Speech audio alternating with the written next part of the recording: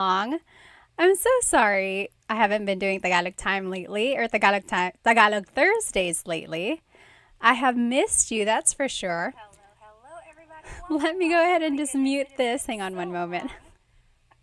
Okay, and then of course, let me go ahead and invite our other friends. Let me know if you can hear me, just because I want to make sure everyone can hear me, okay? And then I'm going to go ahead and grab our Instagram friends as well. Hello, everybody. Welcome. I have missed you so much. Welcome to Tagalog Thursday. Let me know if you can hear me all right. If you can hear me, go ahead and let me know where you are watching from, maybe how old you are, and why you want to learn Tagalog. Hello, everybody. Welcome. I'm so happy to see you. I know it's been a while. I haven't done the last two Tagalog Thursdays. I've been slacking, I know. One of the weeks, I think I was doing something with my kids, and then last week I was in Chicago. Shout out to all of the Chicagoans. I'm sorry if I'm saying that wrong, but you guys totally know all of the iconic places there. I posted that picture of me in the Bean, and I asked you if you knew where it was, and within minutes, like 1 or 2 minutes, people were like, "Oh, that's the Bean. It's the Bean, of course. It's the cloud gate." You guys know exactly what it is. Hello, everyone on Instagram. Remember, this whole lesson will be on my YouTube channel, or it is currently on my YouTube channel as well. I am loud. Because I'm reading a comment here on YouTube. It says loud and clear. That's great. But I am also live on YouTube as well. And on YouTube, you will be able to follow along with the lesson. You'll see everything written out, and you'll see maybe some graphics and everything like that. Okay, let me just catch up and see where everyone is. Go ahead and write where you are currently from, how old you are, or maybe like why you are learning Tagalog. Let me see. Hello, everybody. Let's see. Phil Rosario is from Toronto. Hello. Las Sas is from San Diego. Mr. Celebrity is from India. Abel is from Illinois. JMW from St. Louis. Carl from New Orleans. Hello. Let me see over here on YouTube. Where are you watching from? Saul is from Dallas, Texas. Hello. Andy is from Anaheim, California. Oh, I want to learn because us Mexicans relate so much. Well, hello. Welcome. That's so great. Roland said, love your channel. Salamat. Maraming salamat. Okay, let's go ahead and jump on to our lesson here. Okay. Oh, yes. Brett said, good evening, Ate Bata, watching from North Dakota. I'm 62. I'm going to move over to YouTube so I can answer. Yes, go ahead and jump onto my YouTube channel. I am live on YouTube as well, and you'll be able to see the whole lesson on my YouTube channel. And the recording will be up there as well. Okay, let's go ahead and jump into our lesson. Sorry to interrupt your regular programming of the Olympics. By the way, if you are watching on the East Coast over here, over here it's like 8:51, so it's the Olympics right now. I know it's a big night with like gymnastics and everything. Okay, so tonight this is what we're going to be learning. We're going to be learning some phrases to use while you are telling a story. A lot of people always ask me for casual, useful conversation things like phrases or words that you can say to sound like a native speaker, right? So here are some phrases or things that you can say while you are telling a story. And I'll give you some hints to use like Taglish throughout your conversation as well. So if you don't know how to speak Tagalog fluently, you will be able to still use some of these phrases in a Taglish way. Like you can still incorporate Tagalog here and there. And then as you build more vocabulary, like a bigger vocabulary, then you will be able to say like full phrases, full conversations in Tagalog. Okay, and then we will also be learning some acknowledgement words. These words are fun. You can throw them in anywhere and it'll make you sound like a native speaker. And then at the very end, I will give an example story, and then we'll see if you can kind of understand it. We'll put in everything that we learned in the lesson, and then let's see if you can kind of see the pattern, see how everything is put in place, and then be able to recognize or understand what was being said. Okay, so when I think of a story, like when someone is talking about something that happened to them or, something they anticipate to happen, there are certain parts of a story, right? There's an intro or a hook, and then there's an order of events.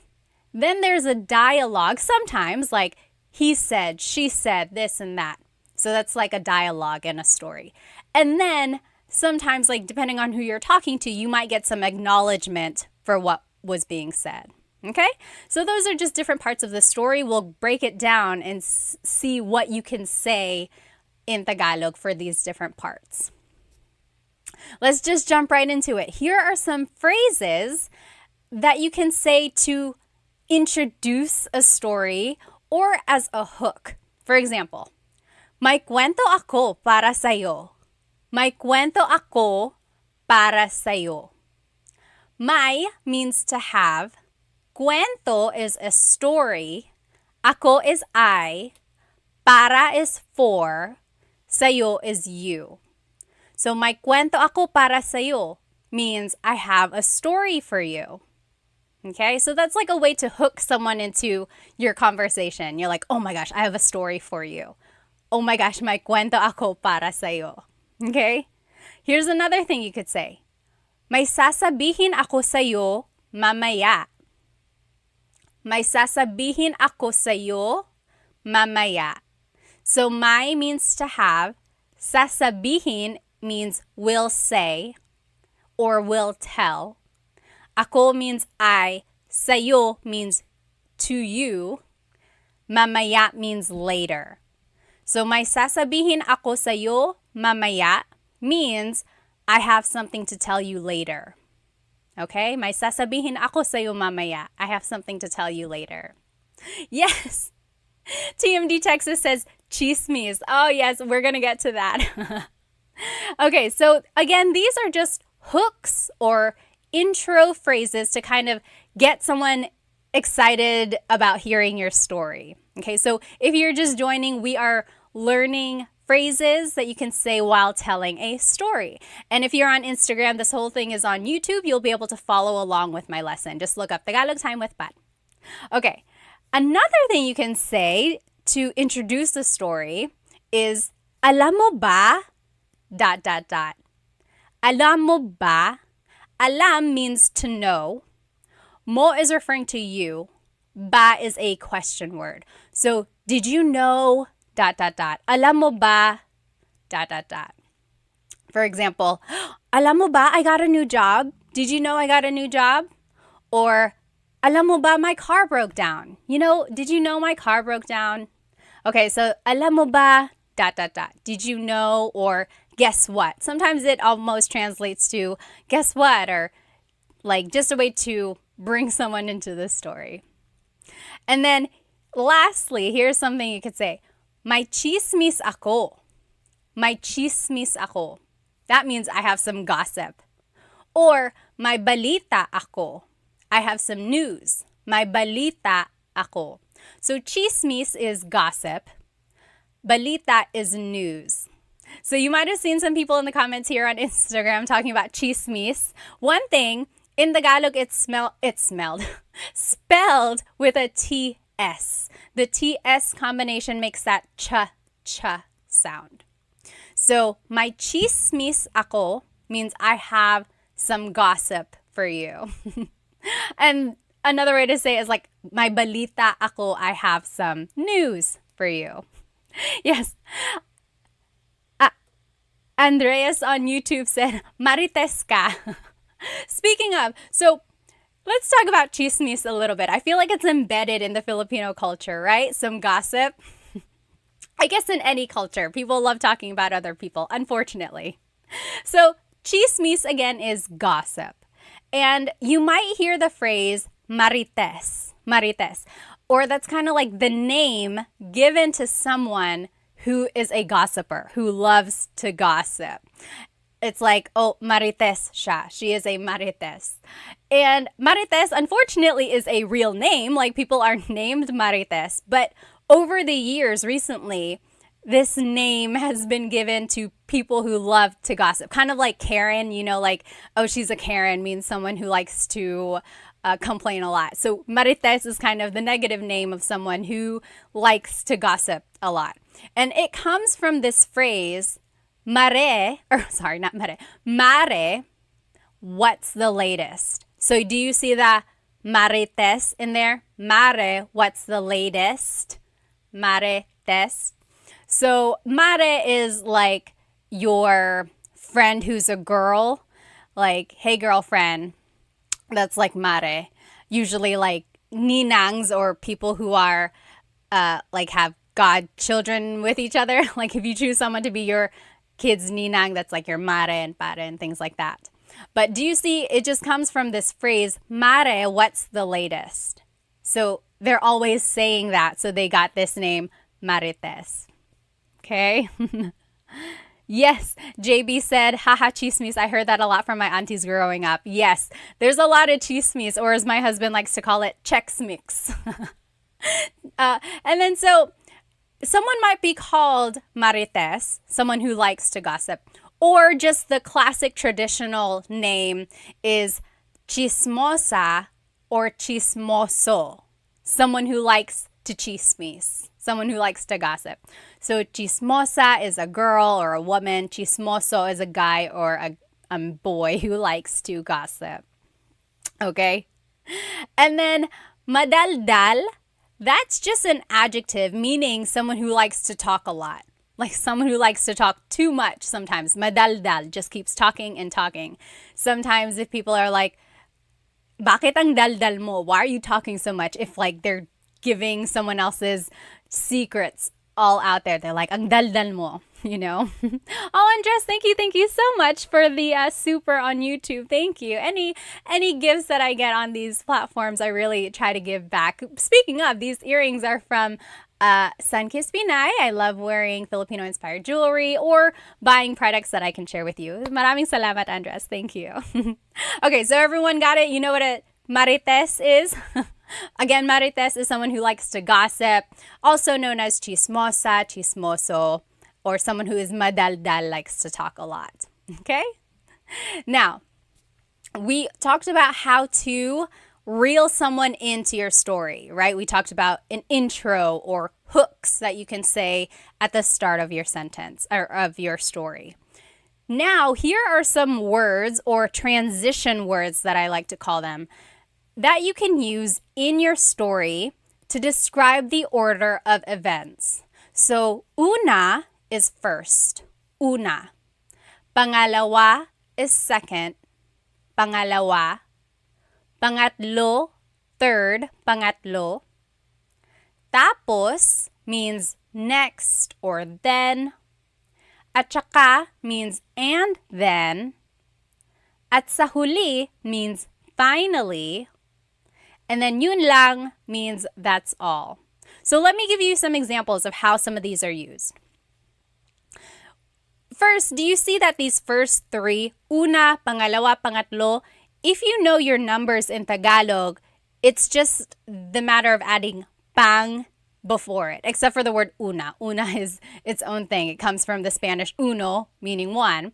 But if you know your numbers like isa, dalawa, tatlo, apat, lima, you can just say like pang-apat, pang-lima if you have a lot of things that you're listing out.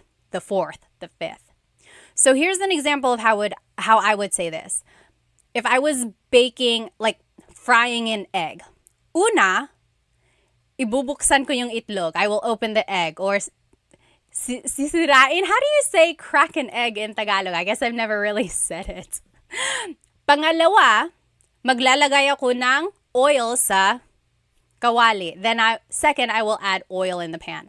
Pangatlo, ilalagay ko na yung itlog. I guess first it should have been the oil. Second, then it's the egg. Whatever. You know what I mean. So you're just adding these phrases at the beginning, and just know that if you know the numbers, you can just add it with the pang prefix. Pangalawa, pangatlo, pang-apat.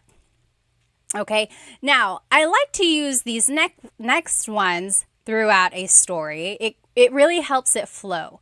So, tapos means then or next. For example, umuwi ako tapos naligo. I came home and then I took a shower. Tapos, naglinis ako ng bahay. Then I cleaned the house. Tapos, nagluto ako ng hapunan. Then I cooked lunch. Dinner. Okay, and then at saka, technically it's spelled at saka, but when it's pronounced, remember the TS combination, it makes that ch sound. At saka. So that means and then blank. So, umalis ako ng bahay at saka sinundo ko yung kaibigan ko. I left the house and then I picked up my friend. So, at saka means and then blank. Same with at sa huli. Even though there's that TS meeting there, you don't really say at sa huli. It's separate. At sa huli, ... Finally, blank. So, at sa huli nakatulog na ako ng maaga. Finally, I got to go to sleep early.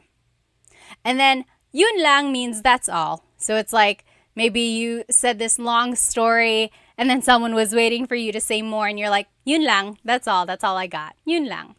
Okay? So those are different vocabulary words you can say as like order of events and transitions throughout a story. Yes, JB said, pang-apat is fourth. Exactly right.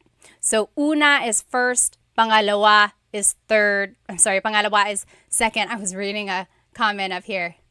And then pangatlo is third. Pang-apat is fourth. Panglima is fifth, and so on. Okay? Now, here's an example, or here are ways to talk about dialogue. So whenever you're talking about like something that's happened in the past, usually it's like, oh, he said, she said, then I said, and then they said, So in order to incorporate dialogue or talk about what someone has said, you would say, sabi niya, ... That means he or she said something. Sabi ko, ... I said this. Sabi nila, they said this. So sabi means to say. And then you just fill in the pronoun. These are all possessive pronouns. It's almost like you are possessing what has been said. So sabi niya, sabi ko, sabi nila. Sabi mo would be you, like you said, ... I will say sabi is a kind of like an abbreviation, or it's like the shortcut. Usually, technically, it should be sinabi niya. Sinabi is the past tense conjugation of sabi. Sinabi. But if you want to sound natural, if you want to sound like a native Tagalog speaker, usually they just say sabi, sabi. Like, sabi niya, he was going to go home today. He said he was going to go home. But it's not wrong if you say, sinabi niya, uuwi na siya. He said he's going to go home. Just know that technically it's sinabi. Okay? Now, here are some acknowledgement words. Okay? I like teaching these because people always want to know like quick and easy words and phrases that you can start using now. So these are really good words to throw in there whenever you are talking to a native Tagalog speaker. It will really help you sound like you know what you're talking about. Okay, so talaga means really, talaga. And then grabe, wow, grabe.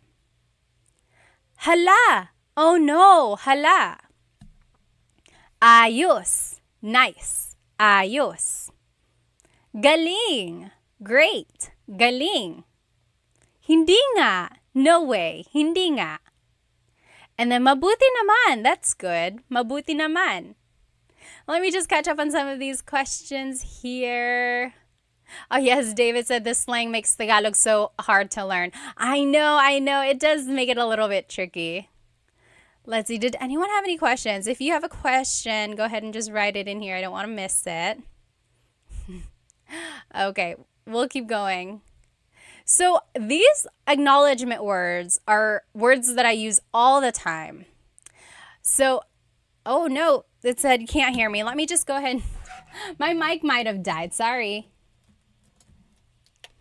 Hello, Instagram. Can you hear me? I think my microphone died a little bit. Any luck? Hello. Still no audio?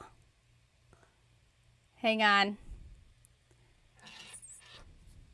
Okay, I think it's working now. Let me know. Yay. Okay. Yes.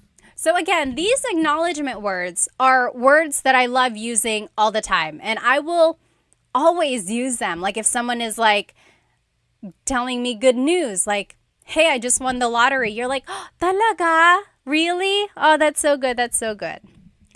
Or one way to use like grabe, wow, it can be good or bad. Like, grabe, she was so mean. Like, wow, she was really mean.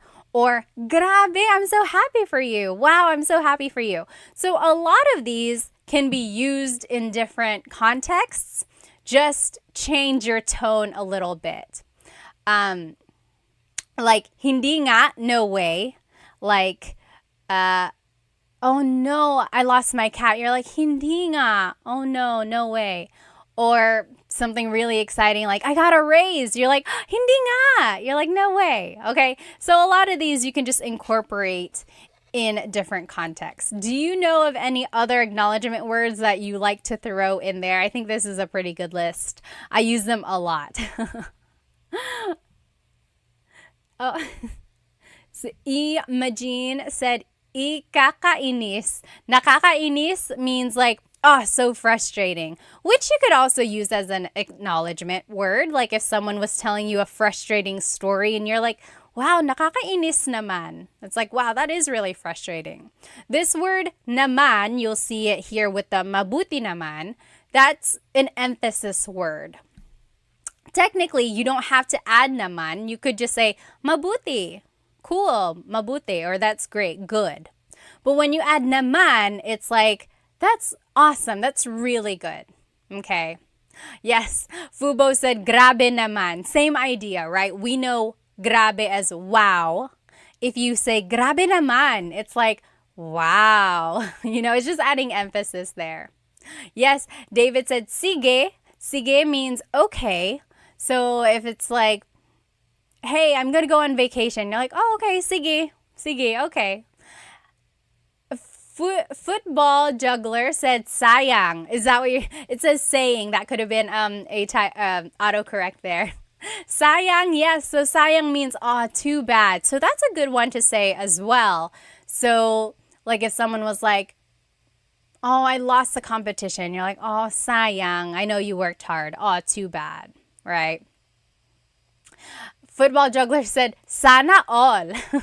Have you heard that phrase, sana all? So sana means hopefully, or I hope, hopefully. All is like all of us. Hopefully all of us can have whatever it is you're talking about. So for example, if someone is like, oh, look, I got a new car. You could be like, oh, sana all. That means like, oh, I wish I could have that too. I wish everyone could have that. Okay. Sana all.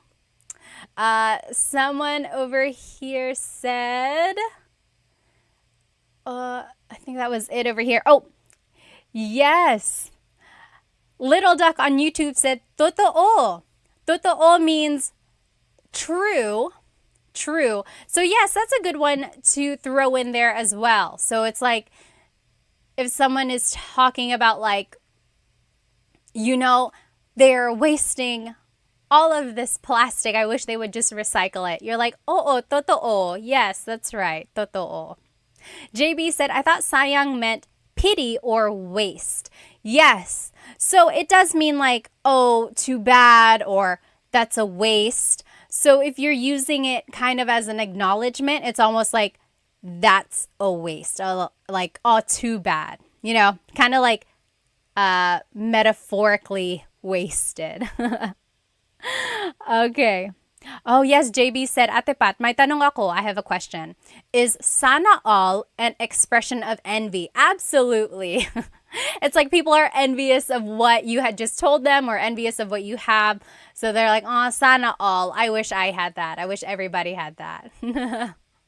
Okay, any others that you can think of? Oh, David on Instagram said, bonga. Bonga. So I'm asking you if you know of any other like acknowledgement words that you can throw into a conversation. Bonga. Bonga means like, wow, like awesome, flashy, or like, really cool. It's like, oh, look at my new hairstyle. I got a new haircut. And you're like, oh, bonga. Or like, look at my new bag. And you're like, bonga. It's like, oh, you're so stylish, or like, nice. Oh, yes. RTFLE said, diba? Diba? So, diba means really. It's like putting together the words hindi ba. Do I have a filter on my face on Instagram? Why is it so weird? Maybe, maybe not. Okay. We'll see. It used to be the dog ears. It would always pop up. I think maybe it's gone. Anyway. So, diba is the words hindi ba put together. So it's like, right? So if you were to say, the play starts at 3 o'clock, diba? You're like, it starts at 3, right? So it's like, diba, right? It could also be like an acknowledgement of like, yeah, like just giving, again, just further emphasizing what's been said. Okay. Oh, over here, Little Duck said, hi nako. Hi nako means like, oh no, or like, I can't believe it. That's a good one too. Like if someone is giving or telling you a story of something crazy or something someone did, you're like, hi nako. It's like, oh wow, oh brother. Very good, very good. Okay, so again, those are just acknowledgement words that you can incorporate. Really, really try to use these when you're learning Tagalog so that you can start incorporating a little bit Tagalog and then build on what you know. Let's go back a slide here. So for the order of events, remember I told you you can start using like Taglish when you can. I personally really like Taglish while you're learning Tagalog because no one's going to expect you to be fluent from the get-go, right? That's very rare for someone to just catch on. Especially in Tagalog, the grammar and the conjugations can be tricky. But what you can do is start incorporating a little bit of Tagalog in your daily conversations. So, for example, take a look at these words from order of events. If you can start incorporating tapos, like then, if you can start incorporating that almost like all the time, then you're like using Tagalog without even thinking about it, right? So it's like if you were just talking about your morning, you're like, oh yeah, I was running late. Tapos I got a flat tire. Tapos I ran out of gas. Tapos when I got to work, my manager was mad at me. So do you see how I'm just incorporating tapos throughout the conversation and, build upon that later on. Building upon that, you'll have to learn verb conjugation, sentence structure, which, by the way, you can see the whole full-length lessons on how to do that on my YouTube channel. But for the meantime, if you can just incorporate Tagalog little by little, that's going to really help, okay? Same with the word or the phrase yun lang. That's really easy to incorporate in everyday conversations. Like if someone was waiting for you to tell more about your story and you're like, yun lang, that's all I have. Okay? So yes.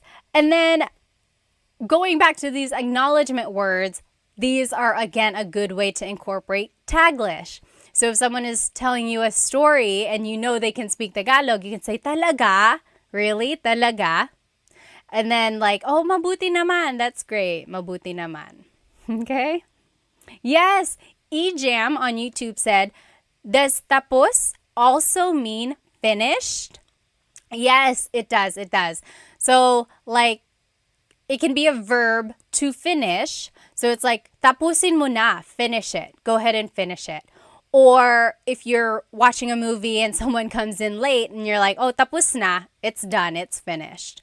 So yes, Tapos, it's a homonym. It's one of those words that has a different meaning depending on the pronunciation or depending on the context of the phrase. So when it's tapos, when the emphasis is at the end, tapos, that means finished. When the emphasis is on the first syllable, tapos, then it means next. Interesting there. Very interesting. Oh, yes. So JB said, ubusin mo ito. Ubusin mo ito means finish this. And then you could also say, tapusin mo na, finish that. So that's kind of like two different finishes, actually. When you say ubusin, that means consume. Like, ubusin mo na yung tubig mo, or ubusin mo na yung kanin mo. Finish your water, finish your rice, right? When you say tapusin mo na, that means finish your activity. So it's kind of a different context there. Yes, EJ, you're welcome. Walang anuman. So very interesting. Yes, JB, that's a very good point. So there are two ways to say finish this. You can say tapusin mo na, or you could say ubusin mo na. Ubusin is the consumption finish. Ubusin mo na ang tubig mo, ubusin mo na ang kanin mo. Finish your water, finish your rice. Or tapusin mo na yung ginagawa mo. Finish what you're doing. Very interesting there. Let's see. There was a question up here.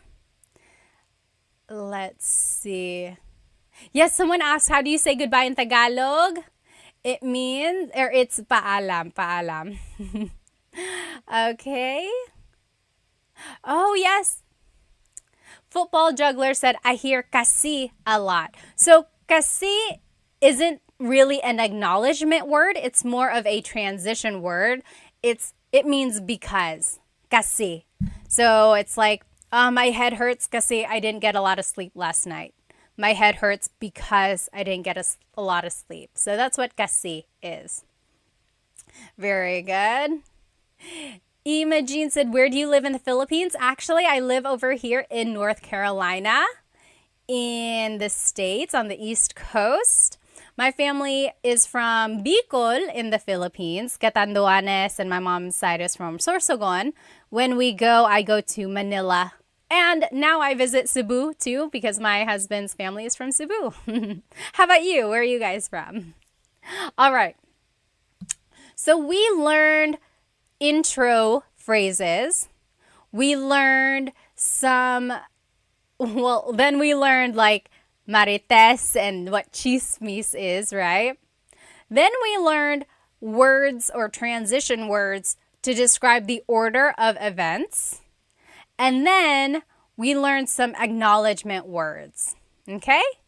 Now, here's an example story. Here's an example. I want you to listen carefully, okay? It's okay if you don't know everything. One thing I want you to get from listening to this is I want you to try and recognize words that you may already know in Tagalog. Maybe it'll help if you close your eyes or something, okay? See if you can recognize any words.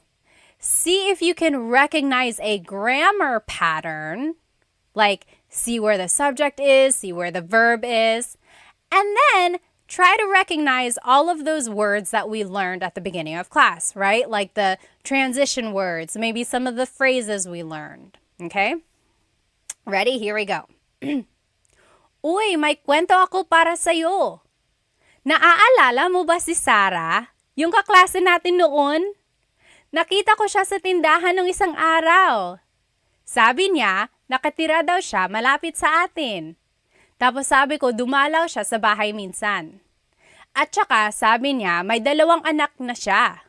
Sabi ko, isama niya yung mga anak niya pagbisita sa atin para makapaglaro sila at ang mga bata. Tapos yun lang, umalis na siya.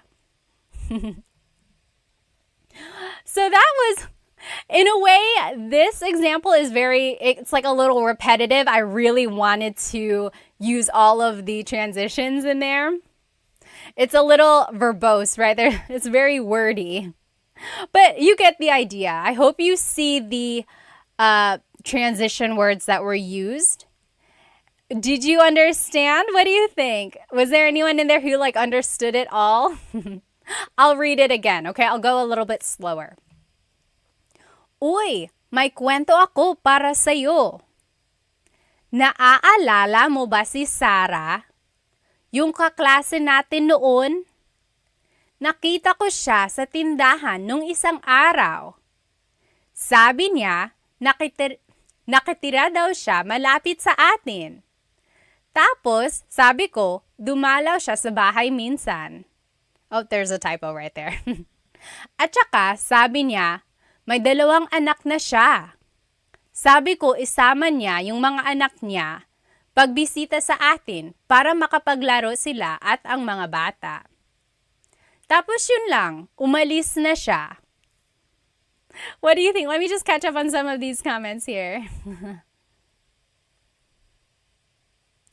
Oh, let me answer your question in just a minute, okay? I'm Terry.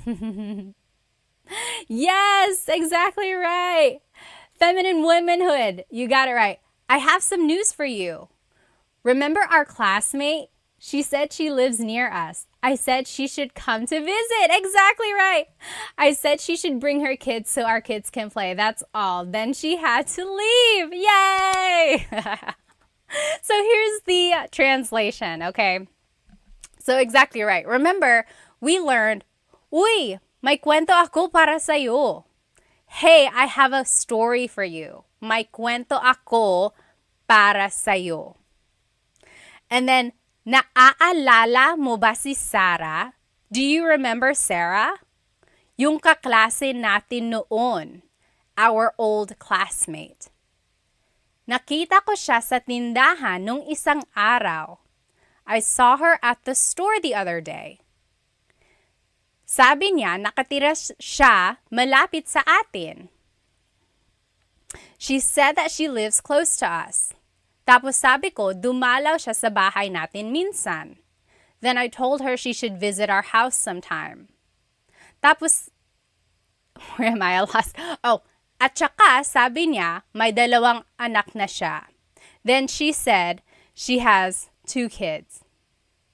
Sabi ko, isama niya yung mga anak niya pagbisita sa atin para makapaglaro sila at ang mga bata. I said that she should bring her kids when she comes to visit so that they can play with our kids. Tapos yun lang, umalis na siya. Then that was it. She left. Exactly right. Let me catch up on some of these comments here. Oh, nice. Feminine Womanhood said, I learned Tagalog at 18 years old. LOL, English is my first language. How did you learn? Were you in like a class? Did you move to the Philippines or what is your secret? People always ask like what is the best way to learn? You know, it's like the best way I think is immersion. But what did you do? My older kids are now following your channel. They are also first language English speakers. Thanks for all you do. Oh, maraming salamat. Maraming salamat. All right. Let's see here. Oh, Feminine Womanhood said, I moved back to the Philippines. I knew it. Alam ko yun. That is the best way to learn. Okay. Now, very good. Ras Vega said, how old are you? Where in Pinas are you from? So how old am I? How old do you think I look? Pop quiz. How old do you think I look? And then, where in the Philippines am I from? I was born in Manila. Pinanganak ako sa Maynila. Tapos, lumipat kami ng pamilya ko dito sa Amerika nung 2 taon lang ako. Actually, hindi pa nga ako 2 taon nun eh. Dito ako nag-2 taon. I moved to America when I was almost 2 years old. I turned 2 here. So I'm over. Oh my goodness, how do you? Imogene and T-Rex said 32. Oh, is it because I said it at the beginning? Or are you just a little creepy? No, I probably said it in the beginning. Alrighty.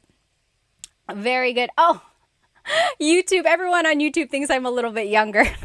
25, 20s, 27, 25, and 26. Okay, let's just say I'm 20. All right, guys. So here's just a review of everything we learned. This was just a little quickie, right? A quick lesson here. So we learned some phrases and words that you can use while telling a story, right? We talked about intro phrases or some hooks that you can say to bring people into your conversation or your story. We also learned some order of events like transition words. Una, pangalawa, pangatlo. So first, this happened. Second and third. And then we learned like tapos, that means next or then, and so on. And then we learned some acknowledgement words. Again, these are really good words to just keep in your pocket and throw them out there in a conversation. When someone is talking to you or telling you something, say, talaga? Really? It will make the other person smile. It will make you look like you know what you're talking about. It's a win-win for everybody, right? Yes. PC Not said, can this be watched somewhere else? Yes, the full recording with everything written out will be on my YouTube channel afterwards. Yes. Oh, Imogene said, I guessed 32 because my wife is 34 and she looks just like you. All right. Okay, and then we practiced with an example story. So the example there was really just to test your comprehension. It's okay if you didn't get it, if you didn't understand it all. But I think those kinds of practices are very helpful for you to understand the flow of a Tagalog story and just to hopefully see some patterns in sentence structure and things like that. Oh, yes. Ray asked on YouTube, how long does it take for most students to learn basic or functional Tagalog? That's a very interesting question. So I'm going to bring it back to like when I was learning French in high school. I feel like when you're learning a new language, it really takes at least like half a year, maybe a year, at least a few months to be able to know like basic functional Tagalog or that functional ways to use a language, right? And one way to really do that is to learn short, useful phrases, keep them in your pocket and then build on them, okay? So that's one way I would do it. So learn small phrases, build on it. Also, really listen to native Tagalog speakers. You'll be able to pick out phrases that are used often, or you'll be able to recognize different ways to use words and phrases. So again, try to take as much information as you can and build on it, okay? But also, one tip that I love giving is using Taglish. Now, don't rely on Taglish forever, right? Like, if your goal is to become fluent, really try to learn more vocabulary so that you can switch out all of the English words for Tagalog. So you can say full sentences in Tagalog. Okay? Alrighty. So anyone have any questions before I let you go tonight? Oh, bye, Imogene. Have a good night. All right. Oh, yes. T-Rex said, once you can hold a conversation, it really takes off exponentially. So maybe leave like a hand raise up there. Are you like a beginner? Or are you like intermediate? Or are you like expert level in Tagalog? Maybe if you're a beginner, leave like a Filipino flag. If you're an expert, leave 2 Filipino flags. Or no, intermediate, leave 2. And if you're an expert, leave 3 Filipino flags. So someone had asked, how long does it take for students to learn basic or functional Tagalog? And then someone on Instagram said, once you really are able to hold a conversation, it really takes off. I think part of that is confidence, right? Like if you know that you can have at least a short conversation that kind of boosts your confidence. You're like, okay, I can do this a little bit. I will say, don't let others bring you down. Okay, there will be a lot of naysayers there, or there will be people who will laugh at you or make fun of your accent. Ignore them. Completely ignore them. Keep going. Maybe if they really make you feel uncomfortable, don't interact with them in Tagalog anymore, right? Go to someone who will support you, and there are people out there who will. So keep going. Don't be discouraged, and I know you can do it. Ejam said, oh, yes, wait, hang on. There are lots of people with one Filipino flag. M is a 2 Filipino flag. Awesome. Again, if you are a true beginner, leave 1 Filipino flag. If you are intermediate, leave 2. Oh, I see. T-Rex said 2.5. That's pretty good. Awesome. Ejam said, is your background in teaching or education, Ate? You're awesome. I'm trying to learn Cebuano at the same time. Yes. So, yes, I was certified to teach high school science. Like, I got a teaching license. I graduated with a biology degree, and then I got a license to teach high school science, which was pretty tough because I look like I'm in high school, right? We already determined that I look very young. But then I became a nurse. Surprise, surprise. Anyone really surprised? No, I don't think so. But yes, my true passion is teaching. It's always been. So yes, thank you. And then you said you are learning Tagalog. What are you using to learn Tagalog? Because I want to learn Tagalog too, actually. My husband's side of the family is from Cebu, and I would love to learn Visaya or Cebuano. Awesome. Let me see. Oh, T-Rex said, I can hold a conversation without any English. My accent is good, but my grammar can be incorrect. Yes, you know, about the accent, everyone has an accent, or like, it's funny because if you are in America or in another country that's not the Philippines, you probably have an accent. But even within the Philippines, there are accents, like people in Cebu or like people who speak Bisaya. They have an accent when they are speaking Tagalog too. So sometimes, you know, it's okay if you have an accent. Just push through it. It's going to be fine. And then about the grammar. Yes, grammar can be very tricky. There's like a ton of different conjugations, but then also, like, depending on what kind of sentence you're making, the pronouns have different placements. So it can be a little tricky.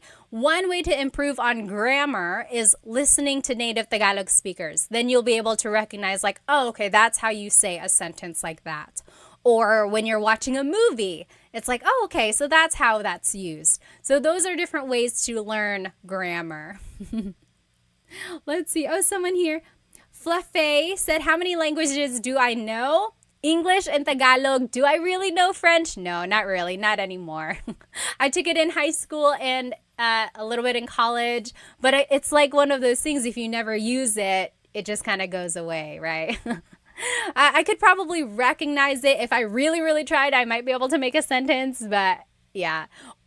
Interestingly, I remember when I was learning a language, like learning French, speaking it was always the hardest part, right? Like oral practice is always the trickiest part when learning a language. Usually, like, you can write things, you can maybe read and recognize things, but when it's time to speak, that can be the tricky part. So I know exactly how hard that can be.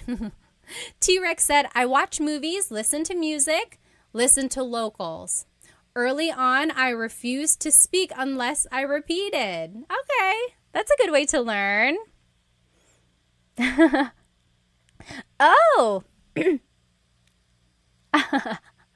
yes. Master Urban World said, oh, yes. They are learning Tagalog by randomly speaking to people.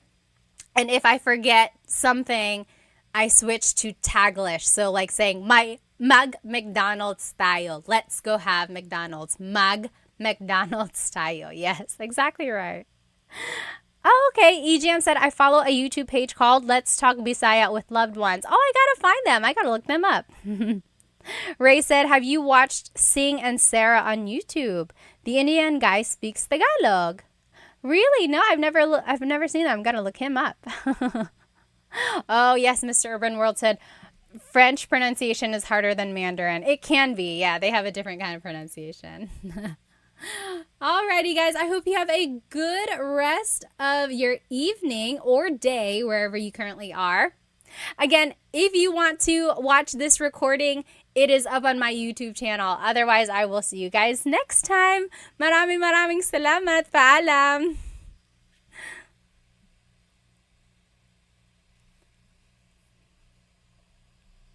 Hello, everybody. Welcome.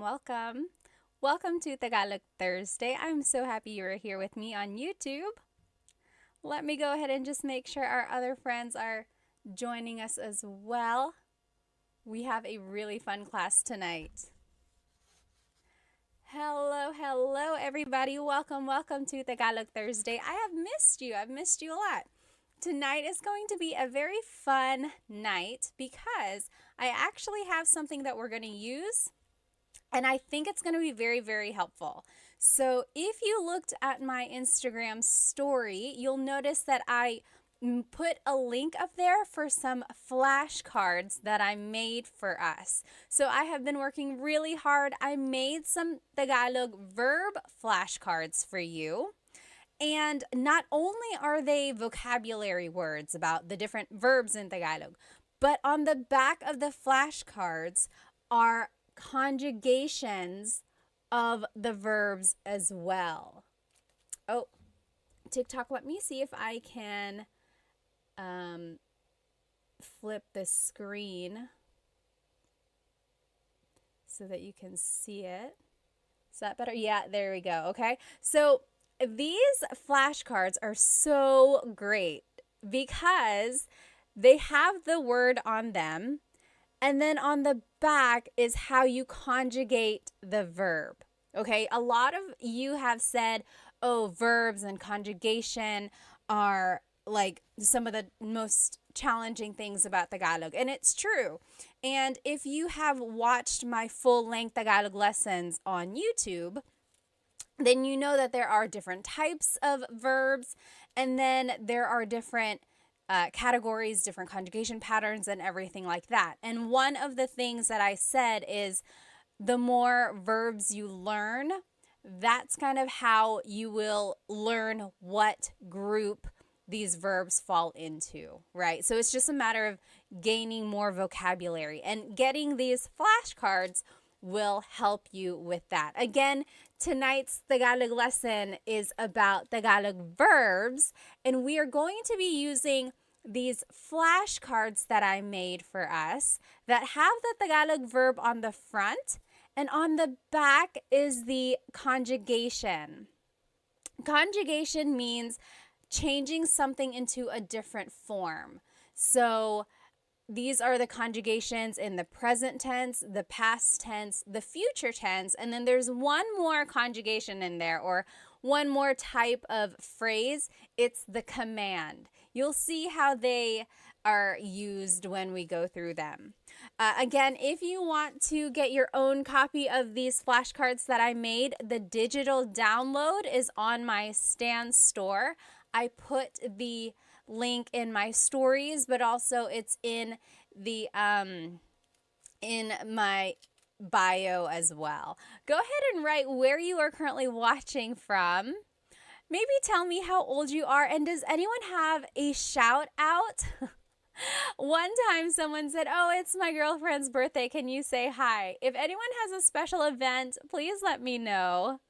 Or is it just a fun night? No special event on your side, but just something to celebrate, just being with me learning Tagalog. Let me go ahead and catch up on some of these comments. Okay, let me catch up on some of these comments on Instagram here. Major said, Ate Pat, gumagawa ako ng mabuti. You're doing something good. Are you trying to say you're doing well? You can say, mabuti ako, mabuti naman. What you said literally means I am doing something good, like you are doing a good deed or something. Oh, Chunkin Deuces said, quick question. Is there a difference between learning Filipino versus Tagalog? Very, very good question. Does anyone know? I know the answer. But does anyone know the difference between Filipino and Tagalog? Think about it, write it in the comments, and let's see what everyone thinks. Hello, magandang araw, Vic said. Let's see. Hi, Ate. Kawabanga said. Miss Anna Adams said, kumusta ka, ate? Mabuti naman. Hi, Love and Lulu. All right, let's see here. Again, we're just waiting for everyone to join. Hello, hello. Oh, so many people. Let's see here. Rose from San Diego. Ronnie from LA. Royston from Singapore. I'm Heme from California. Brandon from Jacksonville, Florida. Hello, hello. Dilshan from New Zealand.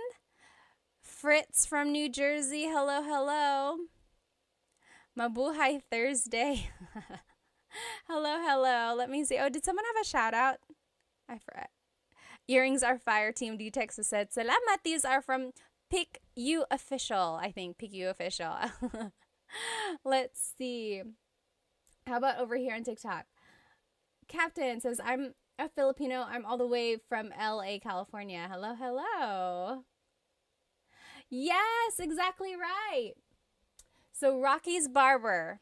So the question was, Chunkin Deuces asked, what is the difference between Filipino and Tagalog? And over here on TikTok, Rockin' Barber said, Filipino incorporates the borrowed phrases and words. Exactly right. So Tagalog is a very old language. In fact, it's one of the oldest ones in the Philippines. There's like written by Bayin that's been found. It's just a very old language. And of course, the Philippines itself has had a lot of influence from so many countries, like Spain, of course, when they occupied it for 300 years. Then there was America and even Japan for a little while. And Chinese, because there were a lot of immigrants from southern China. So along with all of those different cultures, they incorporated a lot of those words into Tagalog. So much so that Tagalog itself kind of got mingled with all these languages. So they had to change it a little bit. And Filipino is the language that incorporates all of those different languages. For example, hikaw, the word hikaw is earring. That is a Chinese word, or it stems from the Chinese culture. But technically, there was at one point a true deep Tagalog word that was used before hikaw. And usually, I love Tagalog, like deep Tagalog, because it's very literal. When you think of the word a chair in Tagalog is upuan. There are lots of different words for chair. Upuan is a word for chair. Like the verb upo means to sit, upuan means a place to sit. But also, a deep Tagalog word for chair is salumpuet. Salumpuet. So that's like true deep Tagalog. And it means, salo means to catch. Puet is your bottom. So salumpuet is something that is catching your bottom, right? Your chair. So that's the difference between Tagalog and Filipino. So yes, Filipino kind of incorporates all of those different borrowed words, as Rockin' Barber said, whereas Tagalog really is like the pure whatever it was before all of those influences. Although nowadays, Filipino, Tagalog, Filipino, they are used interchangeably and people will understand what you mean. But technically, there is a difference. Oh, hello, Tagalog Kurt. Someone is saying hello, Tagalog Kurt. Are they here? Anyway, again, thank you. Let's go ahead and get started. Tonight's lesson is going to be all about Tagalog verbs, okay? So, depending on where you are in your Tagalog learning journey, you might already know how to conjugate verbs and you just want to learn more. Or maybe you are a true beginner, you just want to gain more vocabulary. This is a good way to do it. Or maybe you are kind of a little bit more experienced and you just want to quiz yourself, or you just want to make sure you know the right words. We are going to be using these flashcards that I made for us. I'm so happy that I made these flashcards, you guys, because not only do they have the Tagalog word on the front, so this is a picture of a shower. To shower in Tagalog is maligo. And it says that on the front, okay? On the back of the card has the conjugation of the or of the verb. Okay, so it's like there are different ways you can use these cards. One way is to cover the Tagalog word and then quiz yourself. Be like, okay, what is to shower? What is to shower? Then you're like, okay, it's maligo. Now, what if I want to say, I am taking a shower? What is it again? What is it again? Then you look on the back, you're like, oh, naliligo ako. Naliligo ako. Okay, so you can purchase your own copy of these flashcards on in my Stan store. The link is in my IG stories right now, or the link to my Stan store is in my bio as well. I will note that when you purchase it, it is just a digital copy. So you're going to be purchasing the PDF form, and it's going to look like this, okay? It's just a PDF form, a document, and you will be responsible for cutting them out and putting it back to back if you want. And then I even went farther and put a lamination on them just to make it have that flashcard feel, okay? But if you don't want to do all that, you could just print it out, maybe like put holes in it and put it in a 3-ring binder, or even just put a staple in it and call it a day. You know, this is just a really good way to review, I think. Let me check over here on YouTube. Okay. Oh, Saul said, nakakatawa ka. I learned that yesterday from your Insta. Salamat, salamat. Nakakatawa ka rin. You're funny. All right. So let's just go over some basics about Tagalog verbs, okay? In Tagalog, there are 5 different types of verbs in Tagalog. Okay, let me find these cards here. I had organized them and now I'm just gonna find, here we go. So in Tagalog, there are mag verbs, mag, meaning they start with mag. Mag is their prefix. There's mag verbs, then there's ma verbs, ma. They also start with ma, like matulog. Then there's verbs, Then there's in verbs, in. And then e verbs, John Legacy on YouTube said, are you going to post those flashcards anywhere for us to download or purchase? Yes, they are already up on my Stan store. The link should be in my bio, and you will see it. It says new 100 Tagalog flashcards, so you should be able to purchase them there.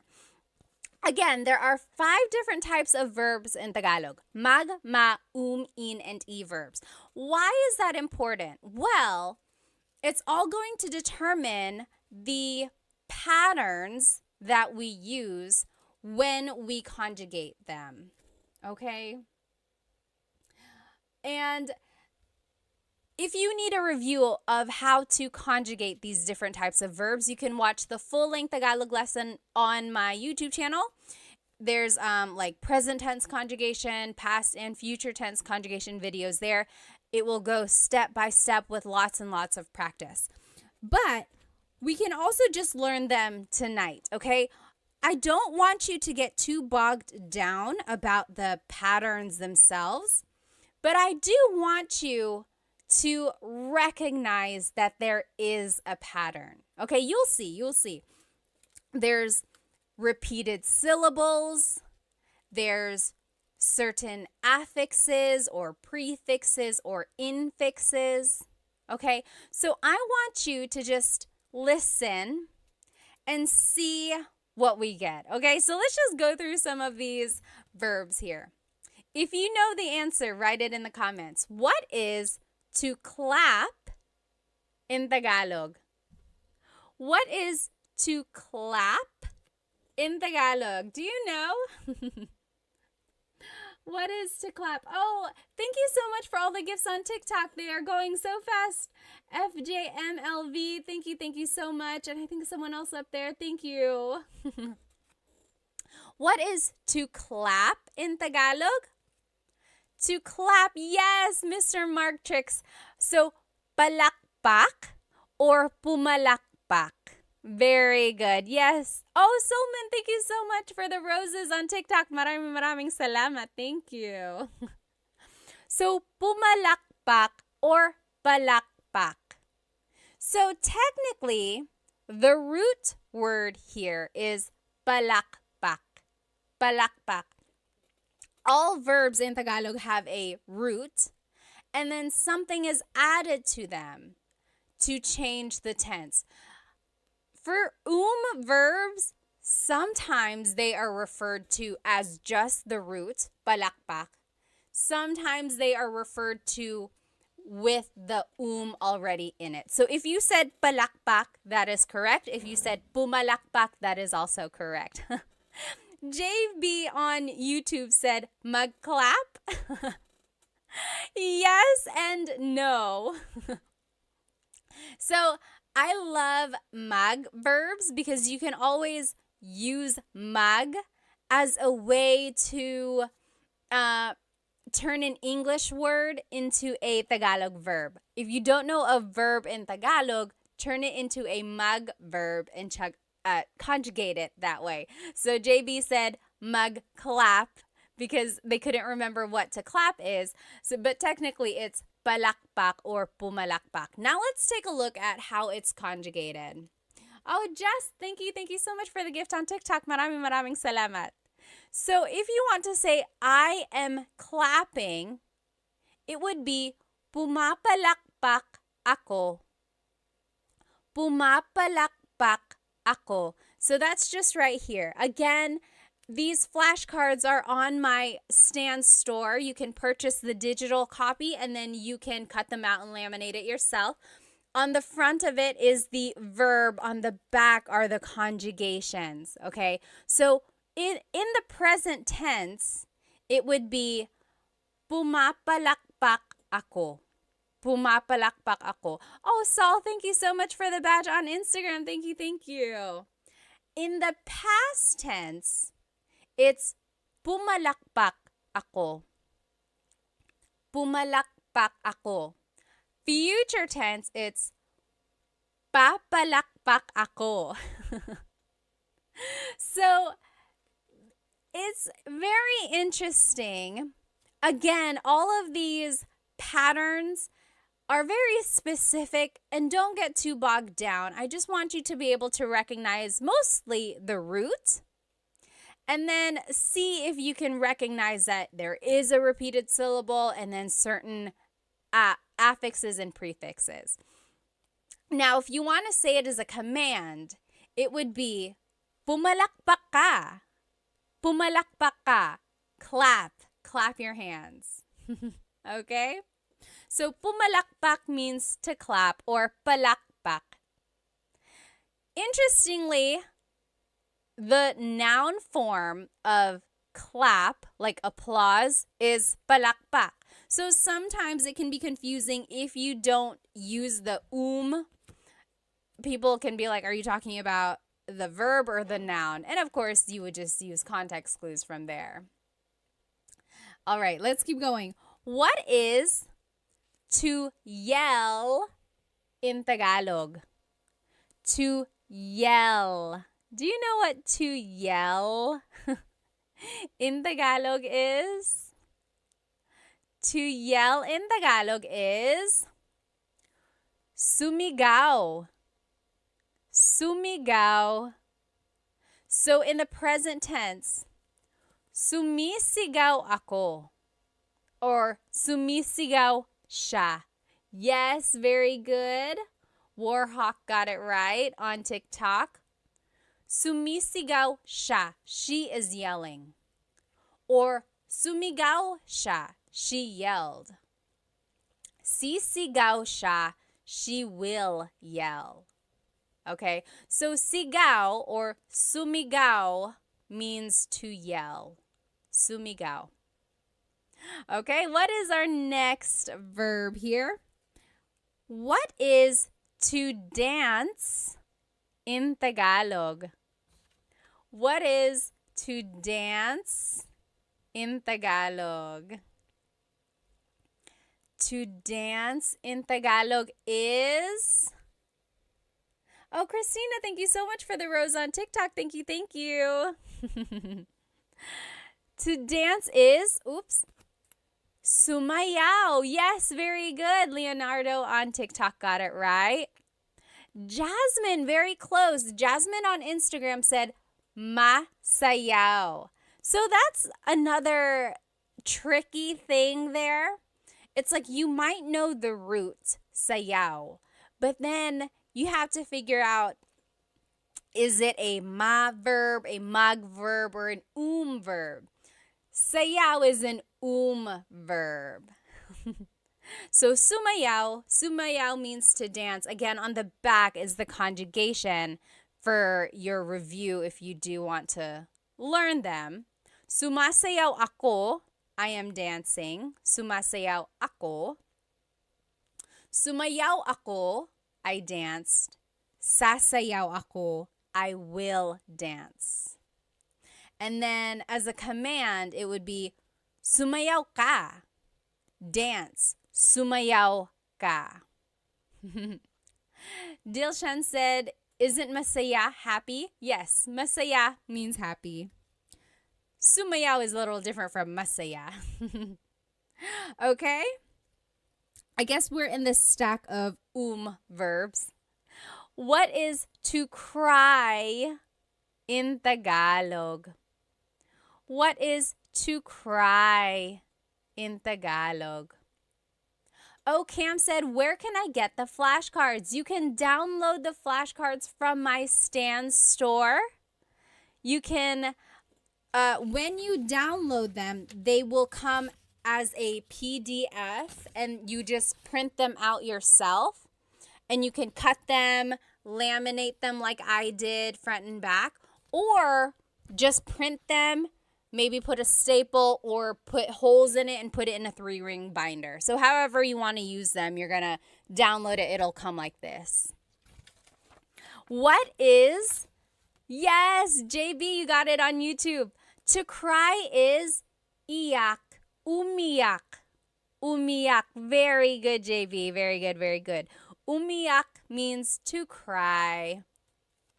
So in the present tense, umiiyak ako. Umiiyak ako. Past tense, umiyak ako. Umiyak ako. Future tense, iiyak ako.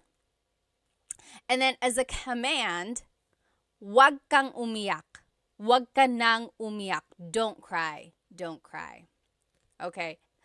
So Dilshan said, diba means isn't it? Yeah. Means like right, correct? Or is it not? Yep, that's exactly right. Okay, next verb here on our list. What is to laugh in Tagalog? What is to laugh in Tagalog? To laugh. Yes, very good, Cam. Tumawa. Very good. So to laugh in Tagalog is tumawa. Tumawa. Very good. So, tumatawa ako. I am laughing. Tumatawa ako. Or tumawa ako. I laughed. Tumawa ako. That's past tense. Tatawa ako. I will laugh. Tatawa ako. Or as a command, tumawa ka. Laugh. Tumawa ka. Okay? Here's another verb. What is to sing in Tagalog? To sing in Tagalog. You might have heard this if your family is into karaoke. People will always make you try to sing. Yes, Cam is exactly right. And Warhawk. Yes. Very good. Kumanta. Kumanta. Yes. Alpoblit. Kumanta. Very good. JB said, once again, where do we download these cards po? It's in my Stan store. So the link should be in my bio, or if you just go to my profile, look for the Stan store link. Again, when you download it, it will be a PDF like this, and then you will print it yourself and turn them into flashcards, or you can just keep it like this, put it in a folder, things like that, okay? So, kumakanta ako, I am singing. Kumakanta ako. Kumanta ako, I sang. Kumanta ako. Kakanta ako, I will sing. Kakanta ako. And as a command, kumanta ka, kumanta ka. If you've ever gone karaokeing or if you've ever karaokeed with Filipinos, they have probably said that to you. Kumanta ka, sing, kumanta ka. They leave no one behind with the singing. What is everyone's go-to karaoke song, by the way? I like Crazy for You by Madonna. I like, what else do I like? I don't know. I'm not like an amazing singer or anything. Oh, what's that one song that I like? I'll have to think about it. Yes. Okay. Oh, you might have already seen it. What is to hug in Tagalog? To hug. Oh, Captain said All of Me by J.M. Guzman. Oh, I don't even know what song that is. I'll have to look that up. Hart said Whitney or Mariah Star Spangled Banner. Number 1, do they even have that version? And number 2, I need some evidence, please. Yes, very good, very good. Oh, Captain said rap songs by Andrew E. Do you know who Andrew E. is? Andrew E. is a popular rapper in the Philippines. I feel like he was a lot more popular in like the 90s or early 2000s, like just really, really fast Tagalog raps. Are you into Glock 9? Glock 9 and like Ruby Ibarra, of course, Phil Am. There are lots of newer. Oh, and Easy Miller, hello. Like a lot of newer rappers out there. Yes, very good, very good. Yakap or yakapin means to hug. Yakapin. So, yakap is the noun, a hug, yakap. Yakapin is the verb to hug. Captain said Sharon Cuneta. You like to sing Sharon Cuneta songs? Oh, Chris McCollin said, I met Andrew E. Really? How? Jez said Dilaw by Maki. I don't think I've heard that one. I'll have to look that up. So yes, yakapin. Now we're in the in. Where am I? In verbs. In. So the first set of verbs we looked at were verbs. These are in verbs. The difference there is that Verbs can be object or actor focused. In verbs are usually object focused. Again, all of that is nitty gritty. If you do want to get into all that, be sure to watch my full length Tagalog lesson videos about present tense conjugation and future and past tense. Oh, Serrano said maybe this time. I love that song. I love that song. Ozzy Mandia said, hi, I just wanted to thank you for the lessons. I plan to visit the Philippines later this year. I'm pretty good at the language. Oh, at language, so I'm absorbing everything. Good, good. JB said, my way. Do you know what happens when you sing my way in the Philippines? It doesn't always happen, but for a while, there was like really bad things happening whenever you sang my way in the Philippines. It used to be like maybe like 10 years ago. For a while, when people sang my way, they would get unalived. They wouldn't, I don't know what would happen. Like it would be so violent. And then, yeah, so for a while there was just that thing where it was like, don't sing my way, or it became a joke where it was like, oh, you're going to sing my way. So be careful with that song. Okay, yeah, so yakap or yakapin means to hug. In the future tense, it's, I'm just trying to think because I don't want to say it wrong. Yinayakap ko siya. I am hugging him. Yinayakap ko siya. Past tense, yinakap ko siya. Future tense, yayakapin ko siya. Okay? So, yakap is an in verb. As a command, maybe you can use this on your sweet, lovey, loved one. Yakapin mo ako. Yakapin mo ako. That means hug me. Yakapin mo ako. I'll put it up here so you can see it. That's the command. Hug me. Yakapin mo ako. Try saying that to your honey tonight. I'm sure it'll make them super kilig. Yakapin mo ako. Okay? Someone wrote a question up here. Someone asked why. Why is it that when you sang my way, you would get like unalived? I don't know. It was just like, maybe it just happened to be that when people were singing that, there were like violent people around them. I don't know. But for a while, you should look it up. It was like singing my way at karaoke was kind of dangerous. Oh, and then someone asked, do you know how to speak Bisaya? No, I do not, but I know someone who does, and I'll be sharing them with you in just a little while, like maybe next week or in a couple weeks. Oh, someone up here asked, Ladorabi said, is Filipino Sign Language the same as American Sign Language? So I feel like either last year or the year before, I posted a video of Filipino Sign Language. And then people commented, oh, it's the same as American Sign Language because American Sign Language actually is universal. So people said it's the same, but I'm sure there might be some nuances. But that is a great question. If anyone knows, like, is there a difference between Filipino Sign Language and American Sign Language? Let us know. Jasmine said, I heard of you sing it badly. So maybe if you sing my way badly, then that's why it was so violent. Patch said, your tutorials really helped me in my tutoring sesh with my US students. Thank you, thank you, thank you. Maraming salamat. Thank you, din.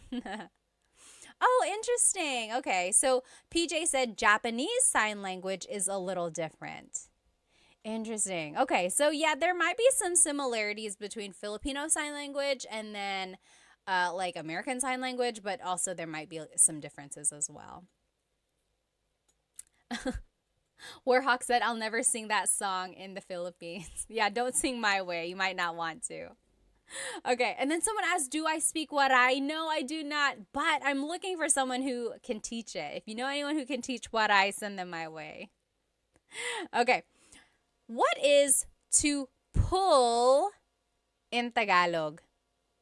What is to pull in Tagalog? Yes, JB, yakapin was an in verb. We're actually in the in verbs now. Tots asked, can you speak Kapampangan? No, I cannot. I wish I knew people who could, though. Yes, Serrano. Hilahin. Very good, Warhawk. Hilahin. Hilahin. Very good. Hilahin means to pull. Hila means to pull. That's the root. Hila. Hilahin is like the conjugated version, or it's just incorporating that in affix there. So hila means to pull. Hilahin is conjugating it as an in verb. In the present tense, it's hinihila ko ang lubid. I am pulling the rope. Hinihila ko ang lubid. In the past tense, hinila ko ang lubid. In the future tense, hihilahin ko ang lubid. As a command, it would be hilahin mo ang lubid. Okay, so again, I just want you to notice the root word. I want you to notice that there is a pattern. You don't have to get into the nitty-gritty of all the exact patterns if you don't know them yet. But see if you can recognize oh, that sounds like it's present tense. That sounds like it's past, or that sounds like it's future. Okay. But more than anything, I do just want you to get the root word to be able to recognize that, oh, hila means to pull. Again, these cards, these flashcards are on my Stan store. You can purchase them. When you buy them, though, remember that it's going to be the digital download, and it will come as a PDF. When you print them out, you can cut them, you can laminate them like I did, or you can just keep it like this in a folder and use it to study, okay? You said, can you send me that card? Someone said on TikTok. Just go ahead and get it from my Stan store. There are 100 verbs. 100! I found 100 verbs for you. But tonight we're only going to do maybe 25 or 30. I went through and got some of the more common ones for us to learn. But there are 100 verbs. You gotta go get it. Oh my goodness, you gotta go get it. Okay. Now, what is to sweep in Tagalog?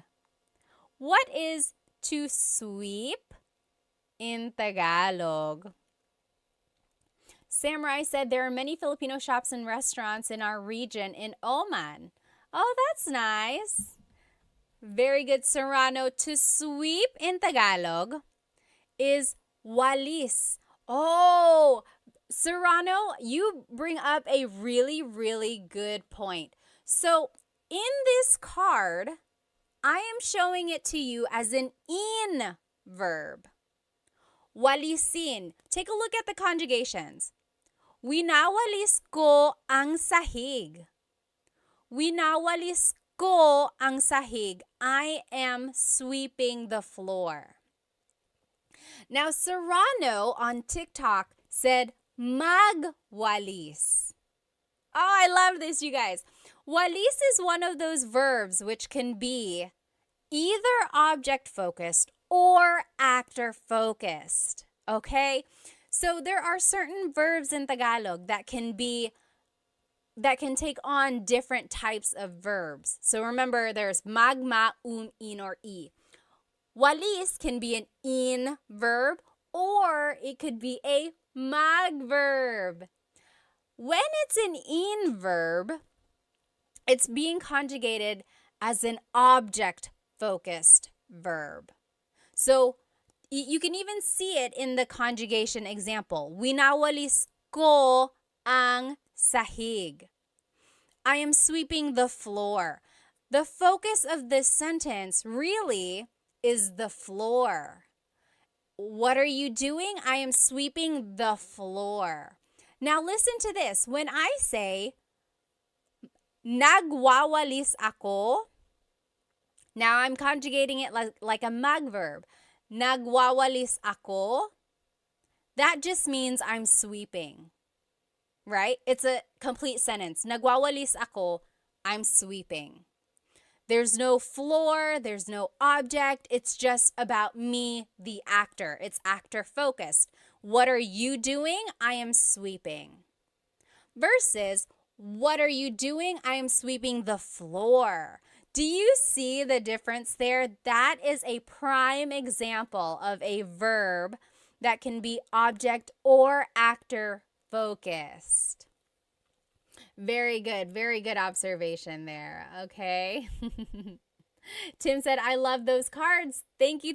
Again, these cards you can get on my Stan store as a digital download. When you purchase them, it's going to come as a PDF form, and you can cut them out and laminate them like I did, like front and back. Or you can just keep it in a folder and use it to study that way. There are 100 verbs in this pack, okay? Okay. Oh no, I have to go, Ryo said. Bye. Salamat. Let's see. This random name said, are you American? Yes, I am. And I'm also Filipino. Okay. What is to tell or to say in Tagalog? What is to tell and to say in Tagalog? Kakak said, how do I get the cards? A link to them is in my bio, the Stan store. Look for the link to my Stan store. Oh, very interesting. String said, magsalita. Very close. Oh, very close, you guys. Yes. Dilshan on Instagram said, nagsasalita. JB said, is the Stan store on your IG page? You can find it in my YouTube channel as well. Just go to the About Me area and then look for the Stan store. Yes, JB actually got it. So it's sabi or sabihin. So very interesting. A lot of you are saying salita. Salita means, it also means to say, but really it means like to talk. Magsalita ka, talk. But also it can mean like say something. So salita and sabi are very similar. It's kind of like saying say, tell, talk, right? They're all kind of similar. Sabihin technically means to tell or to say. Very interesting. Oh, Yahia said, what is the best free app to learn Tagalog? Anyone know what is the best free app? I know of like this one app I made a video for. What is it? Turong Wika. Turong Wika. That means teaching a language. They teach Tagalog. I know other languages or other apps teach Tagalog as well. I just don't think they're free. Oh, Diego said, how do you say I don't know? How do you say I don't know in Tagalog? What do you think? Write it in the comments. That one is easy. There are a couple ways to say it actually. Oh, Mr. Crank said, is there an app that you would recommend to help learn Tagalog? Let's see. So the one I recommended earlier, Turong Wika, that one is a good one. Does Rosetta Stone have an app? I made a video for them. I know they have like an online profile, but I don't know if they have like exactly an app. Does anyone know? And then Ling is an app. I think they have Tagalog as well. Does Duolingo have Tagalog? Does anyone know? Oh, yes, very good. To answer Diego's question, how do you say I don't know? A lot of people on Instagram and TikTok are saying hindi ko alam. Hindi ko alam literally means I do not know. Hindi ko alam. Or an easy way to just say it is ewan, ewan, or ewan ko. Very good, okay? Yes, someone had some questions up here. Oh, Diego said, Hi Pat, ako si Diego. Currently started your first video on Tagalog and I can't wait to learn more. Very good, very good. Okay, let's keep going. So yes, sabi means to say or to tell. So take a look at the conjugations. Maybe that'll help you kind of determine or help you understand the difference between sabi and salita. So, sinasabi ko sa kanya. Sinasabi ko sa kanya. I am telling him. I am saying it to him. You see the difference there? Sinabi ko sa kanya. I told him. Sasabihin ko sa kanya. I will tell him. Okay? And then, as a command, sabihin mo sa kanya. Tell him. Sabihin mo. Oh, okay. Diego said Duolingo does not have Tagalog. Interesting, interesting. What is to find in Tagalog? What is to find in Tagalog? Oh, Warhawk said Bluebird app is decent. Bluebird app. To find in Tagalog is, yes. So, hanap is the root word. Hanapin is the verb. Hanapin, to find something. Hanapin. Like, oh, hanapin mo. Find it. Hanapin. So, here's the conjugation. Hinahanap ko ang susi. Hinahanap ko ang susi. I am looking for the key. Hinahanap. That's the present tense. Past tense, hinanap ko ang susi. Hinanap. I looked for the key. Hahanapin ko ang susi. Hahanapin ko. I will find the key. Okay, so again, hanap means to find. Hanap. Oh, JCast said, where do you buy these flashcards? You can buy them from my Stan store. Link is in the bio. Look for my Stan store. You will get the digital download. You will get the PDF form, and it looks like this. And then you can cut it, laminate it like I did, or you can just keep it like this, maybe put it in a folder or in a binder, and then use it to study like that. But I have 100 verbs for you. 100. Oh my goodness. I'm so happy for you guys that you have this resource. But we're only going over like 25 tonight. Oh, thank you so much. John said, I bought them. Salamat. Maraming salamat. Okay. What is to run in Tagalog? What is to run in Tagalog? Oh, Major said, Ate Pat, can you give me a Tagalog tongue twister? Ooh. Let's see. Let's see. There's so many. I don't want to say it wrong now. There's that one. It's like Mecánico ni Monica. Minicánico ni Monica. Minicánico ang. I don't even know what it is now. Someone write it in the comments. Minicánico ni Monico ang makina ni Monica. Minicánico ni Monico ang makina ni Monica. That means Mokino, the mechanic, fixed Monica's machine. Minikaniko ni Monico ang makina ni Monica. Oh my goodness. And then there's so many more.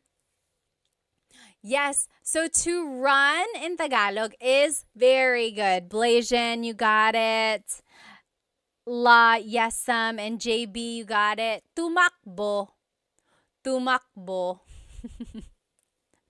Yes, very good. Tumakbo.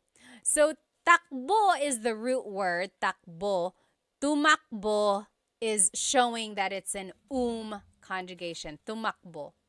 So if you want to conjugate it, tumatakbo ako.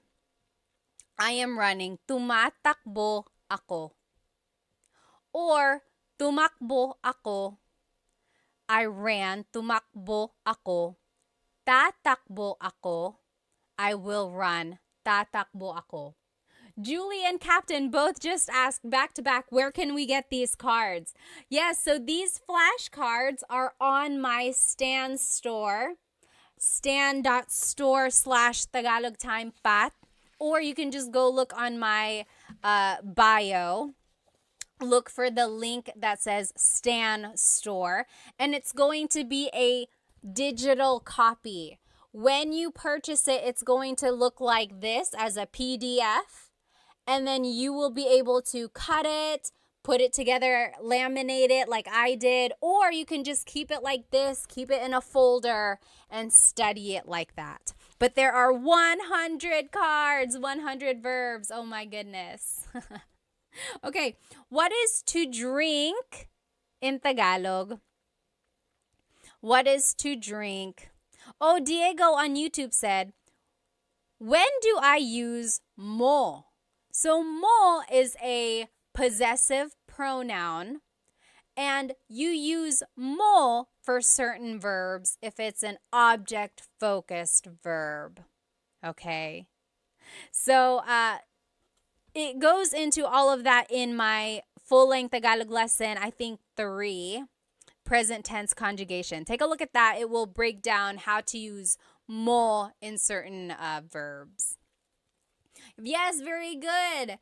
Serrano said, umiinom or uminom. Uminom means to drink. Very good. Blasian, JB, you got it. Yes, Delician. Uminom. To drink, uminom. Very good.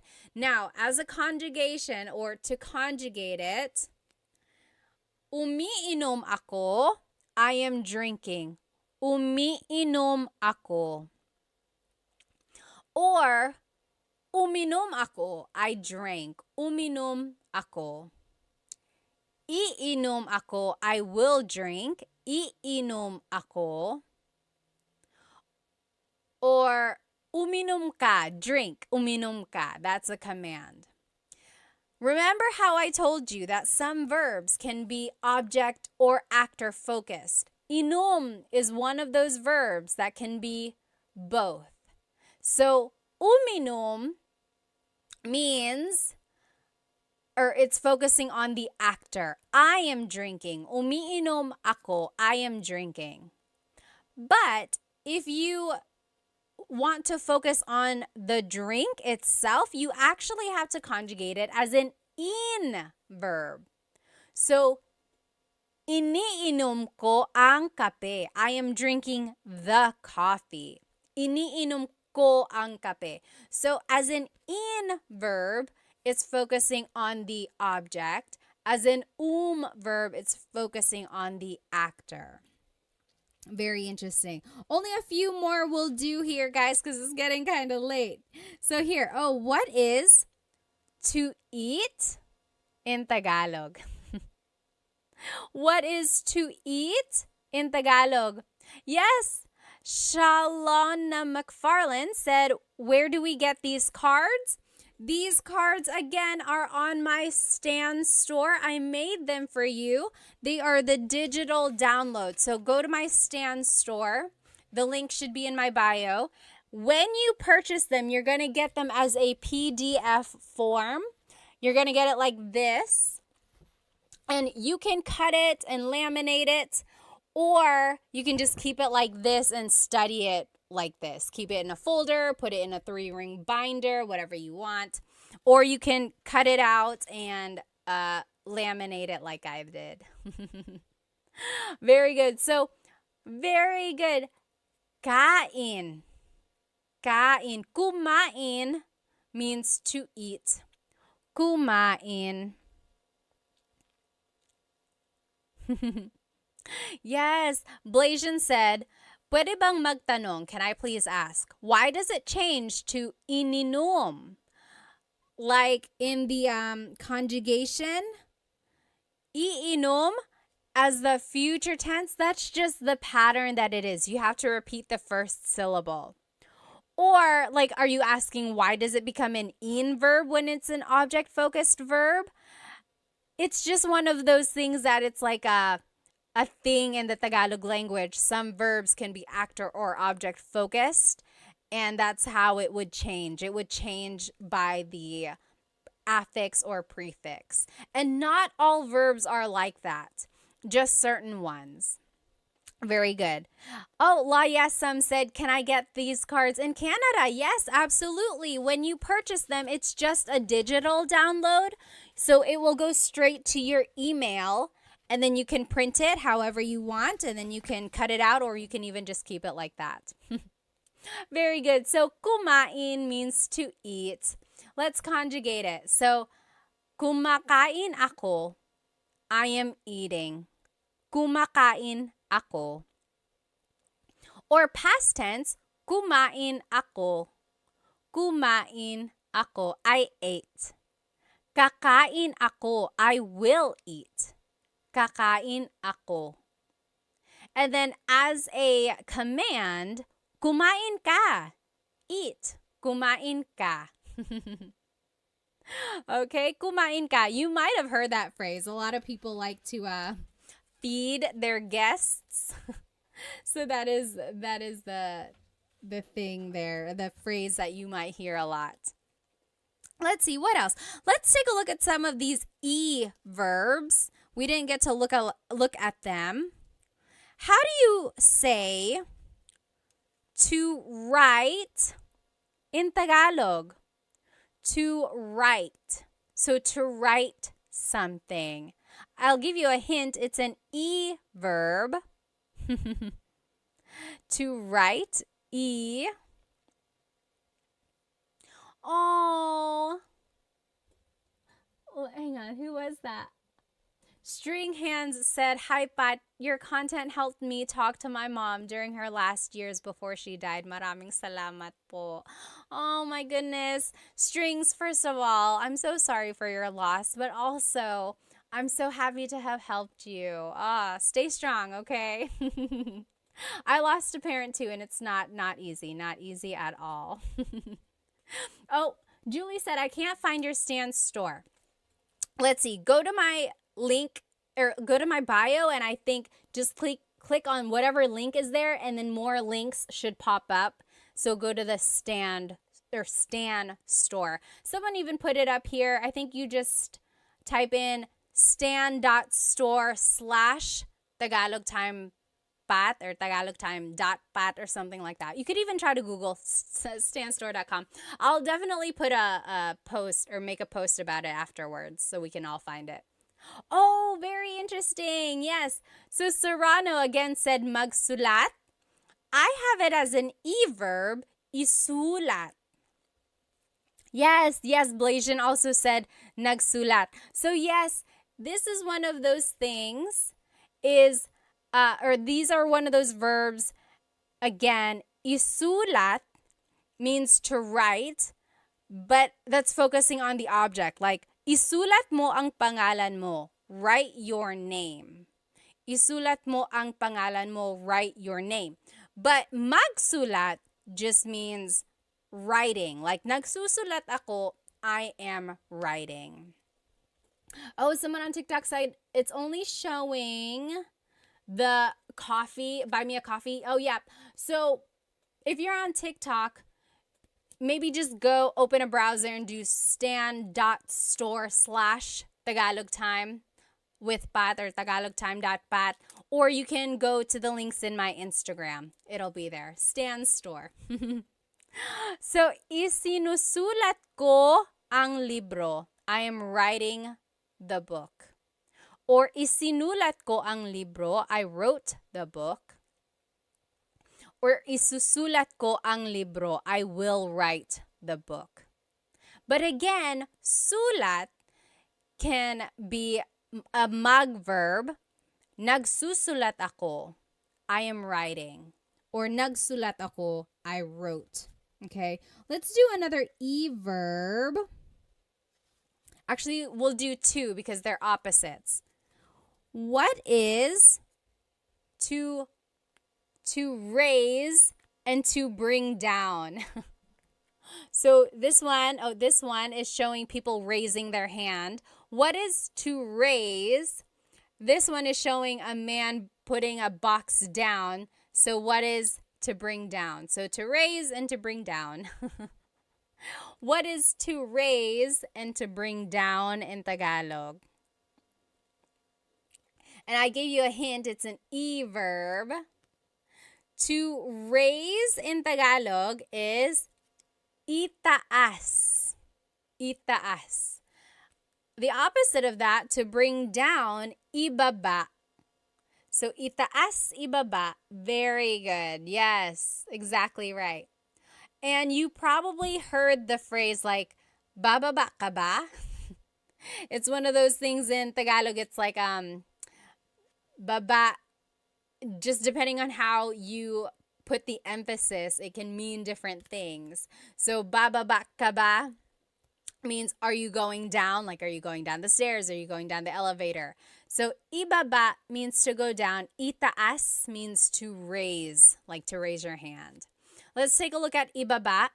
So ibinababa ko ang bagahe. I am bringing down the luggage. Ibinababa ko ang bagahe.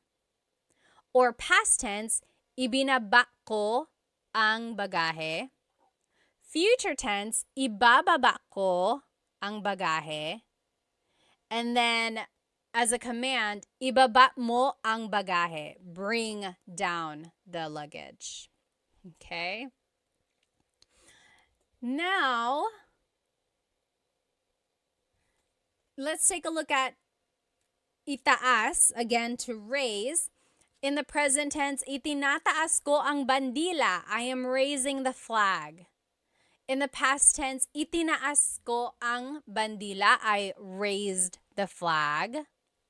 And then in the future tense, itataas ko ang bandila. I will raise the flag. And then as a command, itaas mo ang bandila. Raise the flag. So Love said, spaghetti pababa, pababa ng pababa. Does anyone remember that song? So baba means to go down, and there was this song back in the day, maybe like, was it early 2000s, I think? Spaghetti pababa, pababa ng pababa, Iser said. And then spaghetti pataas, pataas ng pataas. And it was just this silly, silly dance, and you heard it on every variety show on the Filipino channel. You heard it on the radio all the time. People still dance it. I don't know why it's like that. It's like, why is the spaghetti going down? Why is it going up? Oh my gosh. You can't like not dance when you hear that song. Yes, Blasian said, is there another word for flag? Yes, so I said bandila. Bandila means flag. But watawat also means flag. There's another one, bandila, watawat, and does anyone remember what the other word for flag is? Wumagayway.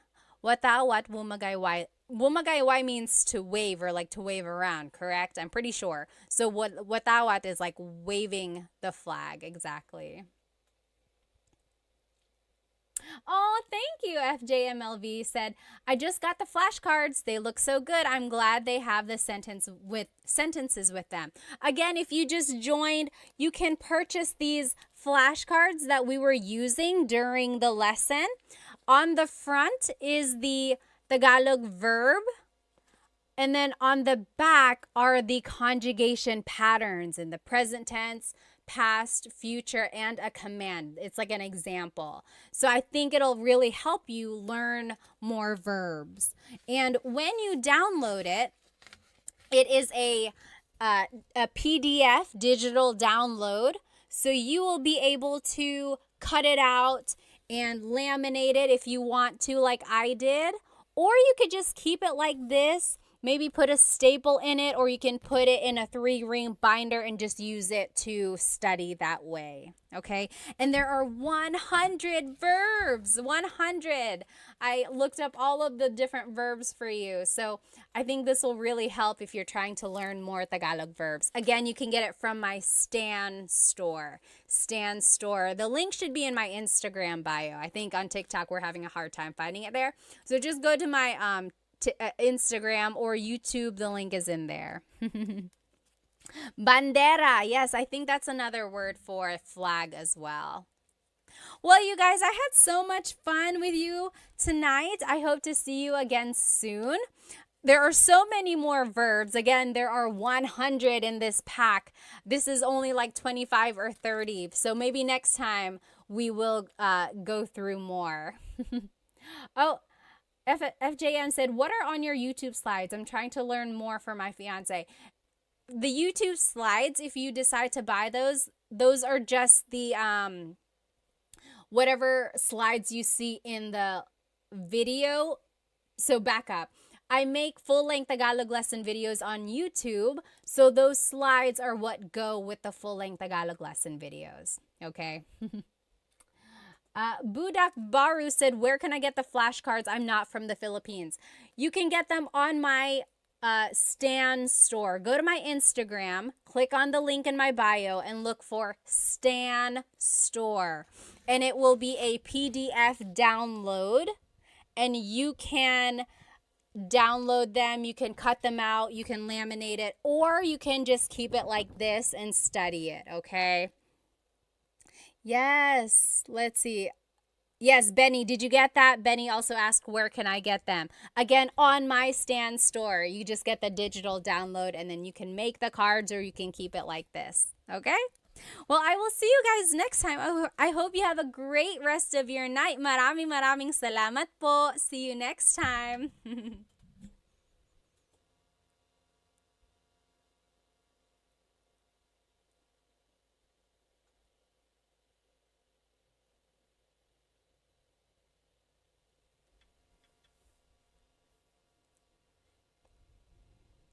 Hello, everybody. Let me know if you can hear me, especially here on YouTube. I want to make sure the microphone is turned on all right. And while you're setting that up, let me go ahead and invite our other friends. Of course, I go live on Instagram and TikTok and YouTube. Hello, everybody. Welcome. I'm so happy you're here. Happy New Year. You might be wondering, why are you still saying Happy New Year? It's like 2 weeks into the new year. Well, because it's our very first live of the year. So I figured it's just appropriate to say hello and Happy New Year to you. Let me know if you can hear me okay on TikTok and Instagram. I do have the microphones set up. If it sounds off or if it's like there's a lot of background noise, let me know. And we can just try to fix that. Hello, everybody. Welcome. Right where you are watching from, I am over here in North Carolina. We did get a little bit of snow the other day. Very, very little. Oh my goodness. I think it was like less than an inch. But I had a lot of fun. I like being able to go outside and not have to worry about shoveling too much. Hello. Let's see here.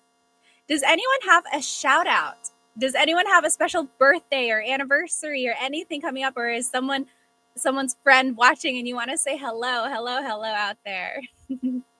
Oh, Zell True Trill said they're from Virginia Beach and they also got some snow. Big Rika says hello from San Diego. Derek, hi from Vancouver. Hello. DJ's dad from Chicago. Hello, everybody. Turtle on YouTube, Happy New Year to you too. Case is from Hawaii. Hello. Bert is from Rochester, Washington. Calperon, hello from the Netherlands. Oh, Dr. Dan, no snow here in Cebu. What part of Cebu are you from? Let's see, 1963. I've been College Park, Maryland, right down the street from the University of Maryland. Okay. Shannon, hello from Charlotte. We're basically neighbors. Rodrigo, hello from Chile. Okay, tonight's going to be a fun night. So we're not doing a full-blown Tagalog lesson. I figured since it is our first live lesson back in the new year. Let's just have some fun, okay? We're going to play some Filipino trivia. I have 25 trivia clues here, and let's see if you can figure them out. They're pretty simple. So I have questions about geography, Philippine geography, some questions about like national symbols, some information about Philippine history, also some Tagalog review, and then Filipino celebrities. So we have a whole mix of things in here. I think it's important to also learn about, the culture and the history of the Philippines along with the language. I'm assuming you follow me because you are interested in learning some Tagalog, right? So I think putting everything together with culture and history and language, all of that together, will really help us appreciate not only like the Filipino culture, but Tagalog as well. Alchemy said, how do I explain the Bubble Gang to people? Are you talking about the show Bubble Gang? That was like a little comedy show where they had like skits on TFC. I remember that show. Walters, hello from Jacksonville, Florida. Jimmy, JP from LA, hello. Oh my goodness, no snow or rain, just the fires going on. I'm so sorry if you have been affected by those fires. I have a couple friends who live in LA, and it sounds like a really, really scary time. So please be safe out there. Always wanted to know the history of Olano. What is Olano? Moni says. Alrighty, let's go ahead and get started. What is the capital of the Philippines? Really easy. Easy question to start with. What is the capital of the Philippines? Whoops, TikTok. Let's see if we can fix this. It is backwards on TikTok. Let me see. I've fixed this before. Let me see. I think I go here. And then, I don't want to flip. Mirror camera. There we go. Haha. So what is the capital of the Philippines? Yes. Jesus said Manila. C on TikTok said Manila, and Mike B on YouTube. Yes. What is the capital of the Philippines?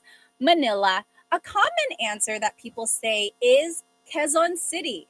Some people say, Quezon City is the capital. It's not. It's very close to Manila, but Manila is the official capital here. Whoops, there it is, Manila. There we go. Alrighty. What's the next question?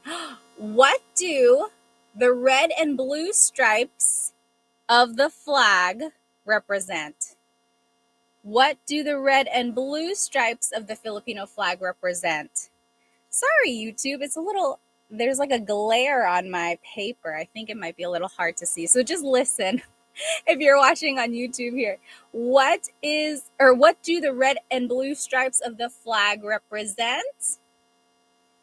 Let's see. Yes. So Tony G on TikTok said peace and war. Yep. Same with Queen J and Pascal. Oh, sky and sea. I've never thought of that.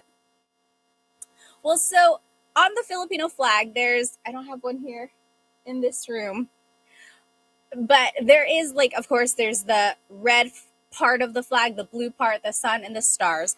When the red is on top, that means it's a time of war. That's usually what they would flip it over during wartime. And then blue, what it's usually on, if the blue stripe is on top, it's a time of peace. So yes, war and peace. A very interesting fact I learned a while ago was that, like the blue on the Filipino flag, it's like a darkish blue, right? That shade of blue came about when the American troops were in the area, were in the Philippines, because they had this blue fabric, and that is what the flags were made of, this blue. And it's the same blue as the American flag because they were using the same fabric. So the original blue for the Filipino flag is a little bit lighter. It's like not as bold, but because that was the only fabric that they had at the time, it is the same blue as the American flag. Interesting, right? Very interesting. Okay, next. Next question here. If you are just joining us, hello, hello. We are playing Filipino trivia. It's just a very low-key live Tagalog lesson today because it is our very first one of the year. We are learning some fun facts about Filipino culture, Filipino history. Also, we'll be reviewing some Tagalog as well. So this is question number 3. Who is, sorry, YouTube, it's just not showing because of the glare there. But who is the Filipino gymnast who won 2 gold medals in the 2024 Olympics? Who is the Filipino gymnast who won 2 gold medals in the 2024 Olympics? Yes, John S. on YouTube, you got it right. Yes, 00 Han on Insta, you got it right. Oh, Bonvik said, dang, I'm a philo. I forgot his name. It's okay. Yes, everyone is getting it. So the gymnast who won 2 gold medals for the Philippines was Carlos Yulo. Carlos Yulo. Oh my goodness. I remember I didn't get to watch it live, but I heard about it after the fact. And then I watched like every video of him. It was just so inspiring. Like imagine being in that audience and hearing the Filipino national anthem. Oh my goodness. Just chills, chills. And I can't believe the Olympics are going to be in LA, like the next one. I hope I can make it. I don't know. I feel like it's impossible, but I would love to cheer on the Philippines. That'd be so fun. So yes, Carlos Yulo is the gymnast who won 2 gold medals in the 2024 Olympics. And he won a lot of good stuff. Like he got, I think, like a really nice penthouse in the Philippines, and he has all these endorsements now. So good for him. I think he earned it. Really, really hard earned good things there. Okay, next one. This is going to be a Tagalog review. Can you translate gutom ka ba? Gutom ka ba? So we learned gutom this week. What does gutom ka ba mean in Tagalog? What is gutom ka ba? You think about it while I catch up on some of these questions here. Oh, Alchemy on TikTok asked, can you explain the significance of the design of the sun on the flag? That's actually one of our trivia questions, so hold that thought. Let's see. Oh, thank you. Thank you so much for the gift. I wish it said the name. Sean on TikTok. Maraming salamat. Thank you. Thank you so much. Okay, so what does gutom ka ba? Yes, exactly. Jay Pavery, you got it right on TikTok. Yes. Chris E. Bravs, Hans Da, Devin Smith, you guys all got it right on Insta. Clean Honda. Yes. So gutom ka ba means are you hungry? Gutom ka ba? So if you wanted to say I am hungry, like if it's a statement, then it would be gutom ako. Gutom ako. But if you want to ask someone else, are you hungry? It would be gutom ka ba? Gutom ka ba? Very good. So gutom means hungry. Ka is you. Ba is a question word. Okay? Alrighty. Next question. What is the national flower of the Philippines? What is the national flower of the Philippines? TZ Burton on YouTube said, "Hi Pat, I don't know any Tagalog." That's okay. you know some now, I think, just a little bit, right? Like we just learned gutom ka ba, that means are you hungry? So there you go. That can be the very first thing you learned. Oh, Todd said, hello, Pat, first time viewer. Maraming salamat. Welcome, welcome. We have a lot of fun here on our lives. So what is the national flower of the Philippines? Yes, Rai said sampaguita. TG Kevin on Insta, sampaguita. Exactly right. Soy Pantera, you guys got it right. Solitaire. Yes, you got it right too. So sampaguita is the national flower of the Philippines? In English, it's sometimes called the jasmine flower. It's a little white flower. It has 5 petals on it, very small, and it usually grows on a bush, like a really small bush.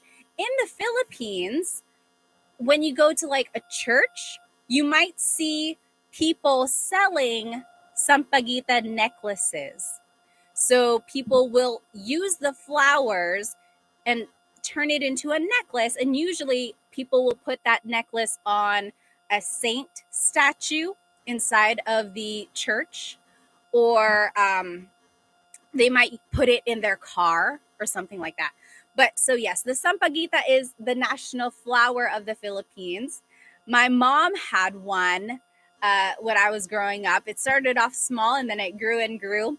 And then as the flowers would bloom, she would have me pick them off, put it on a piece of string, and then I would put it on like our Mama Mary statue on our altar. Everyone has an altar, right? So yes, the sampaguita, that's the national flower of the Philippines. I love the smell of it. Oh my goodness, so it smells so good.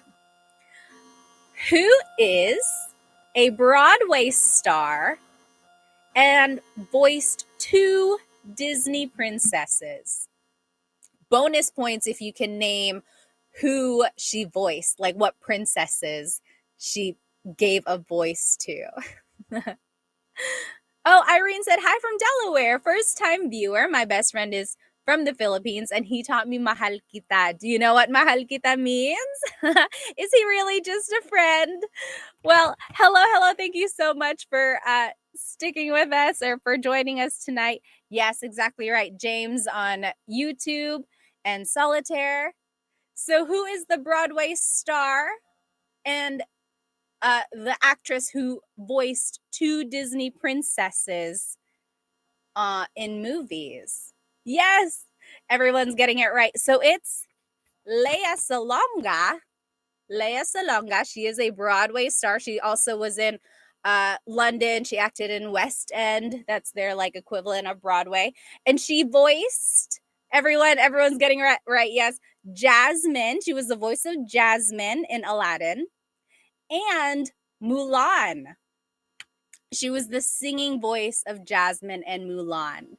Isn't that so awesome? That's so cool. It's like, it's such an achievement to be the voice of a Disney princess at all, but then to get the honor of being 2 princesses, like that's amazing. Oh my goodness. Barbie said, aloha from Hawaii. Salamat po, Ate Pat. Thank you. Thanks for joining us. Yes. Jay Pavery said, also won a Tony Award. That's exactly right. So the Tony is the like highest award you can get in Broadway. Yep, she did win that. Alchemy was like, she was Mulan and Jasmine? Yes. Okay, next question. When is Philippine Independence Day? What is the Independence Day in the Philippines? Does anyone know? Philippine Independence Day. Yes. James Holden, June 12th. June 12th.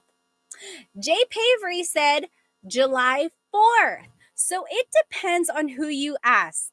When I was in high school, my US history teacher was like, he asked the whole class, he was like, when is the Philippine independence? And he looked at me because he knew I was Filipino. And I proudly said June 12th. And I knew for a fact it was June 12th because my family had been in the Philippines on June 12th before. And there were celebrations. I was like, oh, it's June 12th. And then he looked at me and he was like, actually, it's July 4th.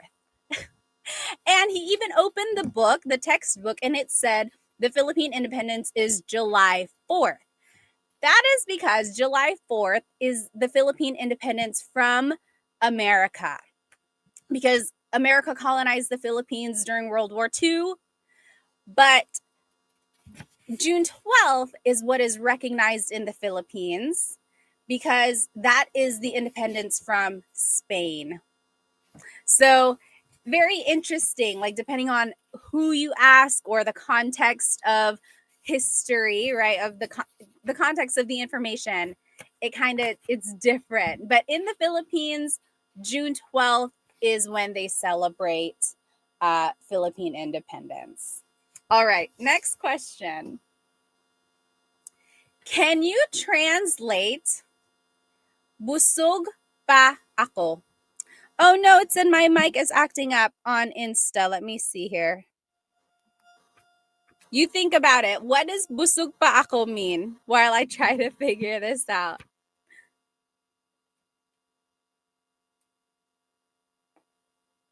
Okay, I just unplugged it on Insta here. Let me know if this is better. It's probably going to sound a little bit distant, but at least it won't be breaking up.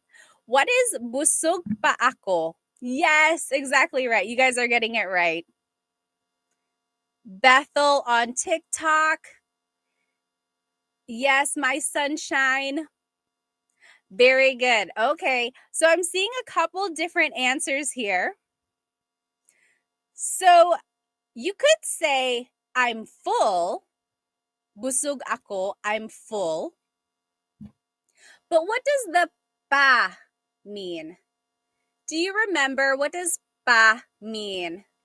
Yes, exactly right. So when the word pa is in the phrase, that means I'm still full. I'm still full. So for example, maybe you had a big lunch and then you went over to your friend's house and they're like, hey, can I get you anything to eat? And you're like, oh, sorry, busog pa ako. I'm still full. I'm still full. Okay, so it's like a minor thing there. It's not too big of a deal if you don't remember what pa means, but just know there's a little difference there. So pa means still. I'm still full. Very good, very good. Yes, Hannah said, what if you say, busog na ako? So when you say na, that means I'm full already. So maybe you're at your aunt's house and she just keeps bringing out more and more food. You could say, oh, sorry, tita, busog na ako, busog na ako. I'm full already. Please stop giving me food. Busog na ako. All right. What is the national animal of the Philippines? What is the national animal of the Philippines? Keon said panda. Not quite. Ooh, Queen J said the Philippine eagle. That is the national bird. I should have made this clear. What is the national animal that has 4 legs? What is the national animal of the Philippines? Yes. Solitaire got it right. Yeah. Oh, I see someone say tarsier. So the tarsier isn't quite a national animal, but it is a special animal in the Philippines. It's the smallest primate, one of the smallest primates in the country.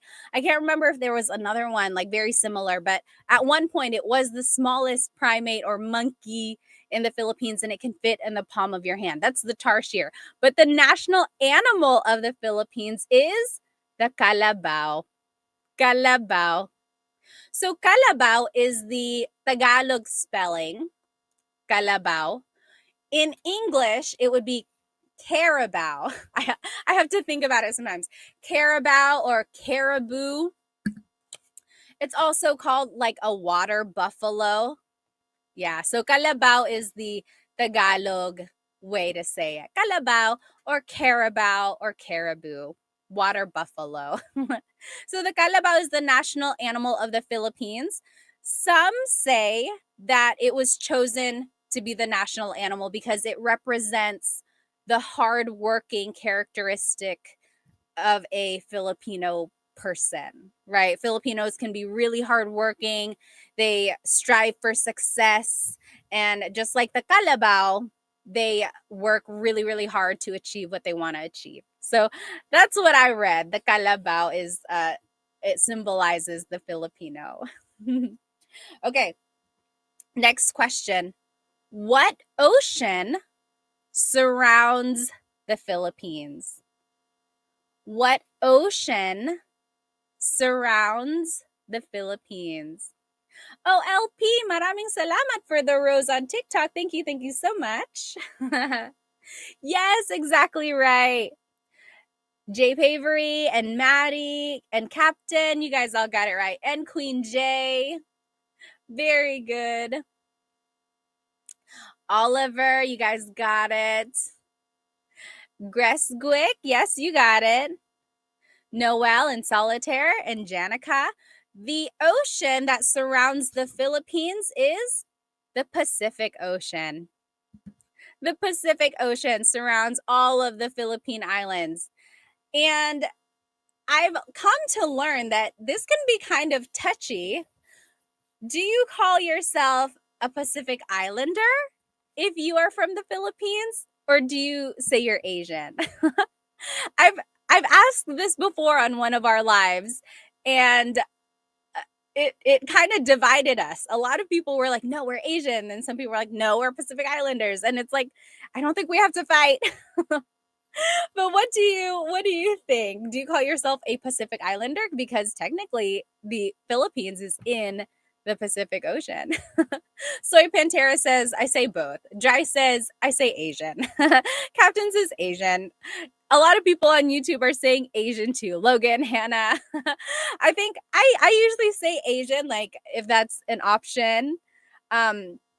Whenever I see Pacific Islander, I see it as well, but I usually just go towards Asian. Very good. Oh, bonus questions or bonus points. What are the seas that surround the Philippines? There's the Philippine Sea on the east side. What's on the west side? Does anyone know? Yes. The South China Sea. There's the Sulu Sea, and there's one more. It starts with the letter C.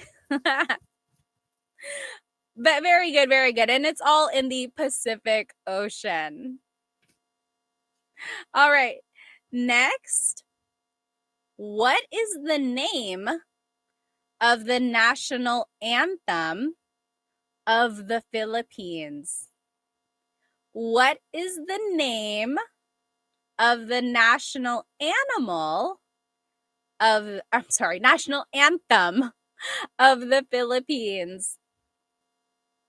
This one is an interesting question. Some people will say one answer and some people will say another answer. It's common to get it mixed up. I don't know the name, but I know the melody, Noel said. Yes, a lot of you are getting it. So the national anthem, Maddie, oh, Maddie is so funny on TikTok. So the national anthem of the Philippines is Lupang Hinirang. Lupang Hinirang. A lot of you got it. Maddie on TikTok said, Bayang Magiliw. And a lot of people say that. A lot of people say it's Bayang Magiliw because that is the first line of the song. Bayang Magiliw, perlas ng silanganan. So since you hear that over and over again, people think that the name is Bayang Magiliw, but technically it's Lupang Hinirang.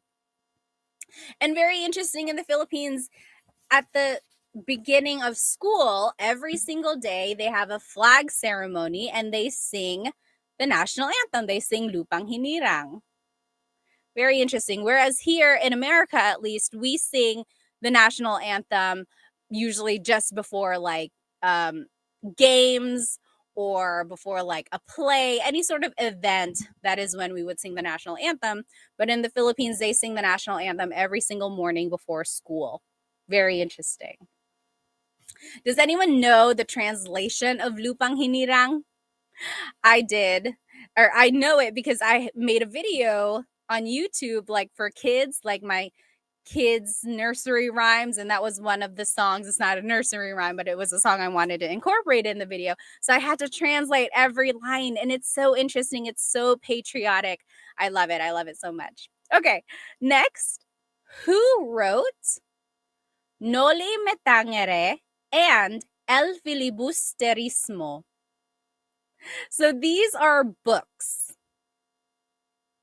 Who wrote Noli Me Tangere and El Filibusterismo?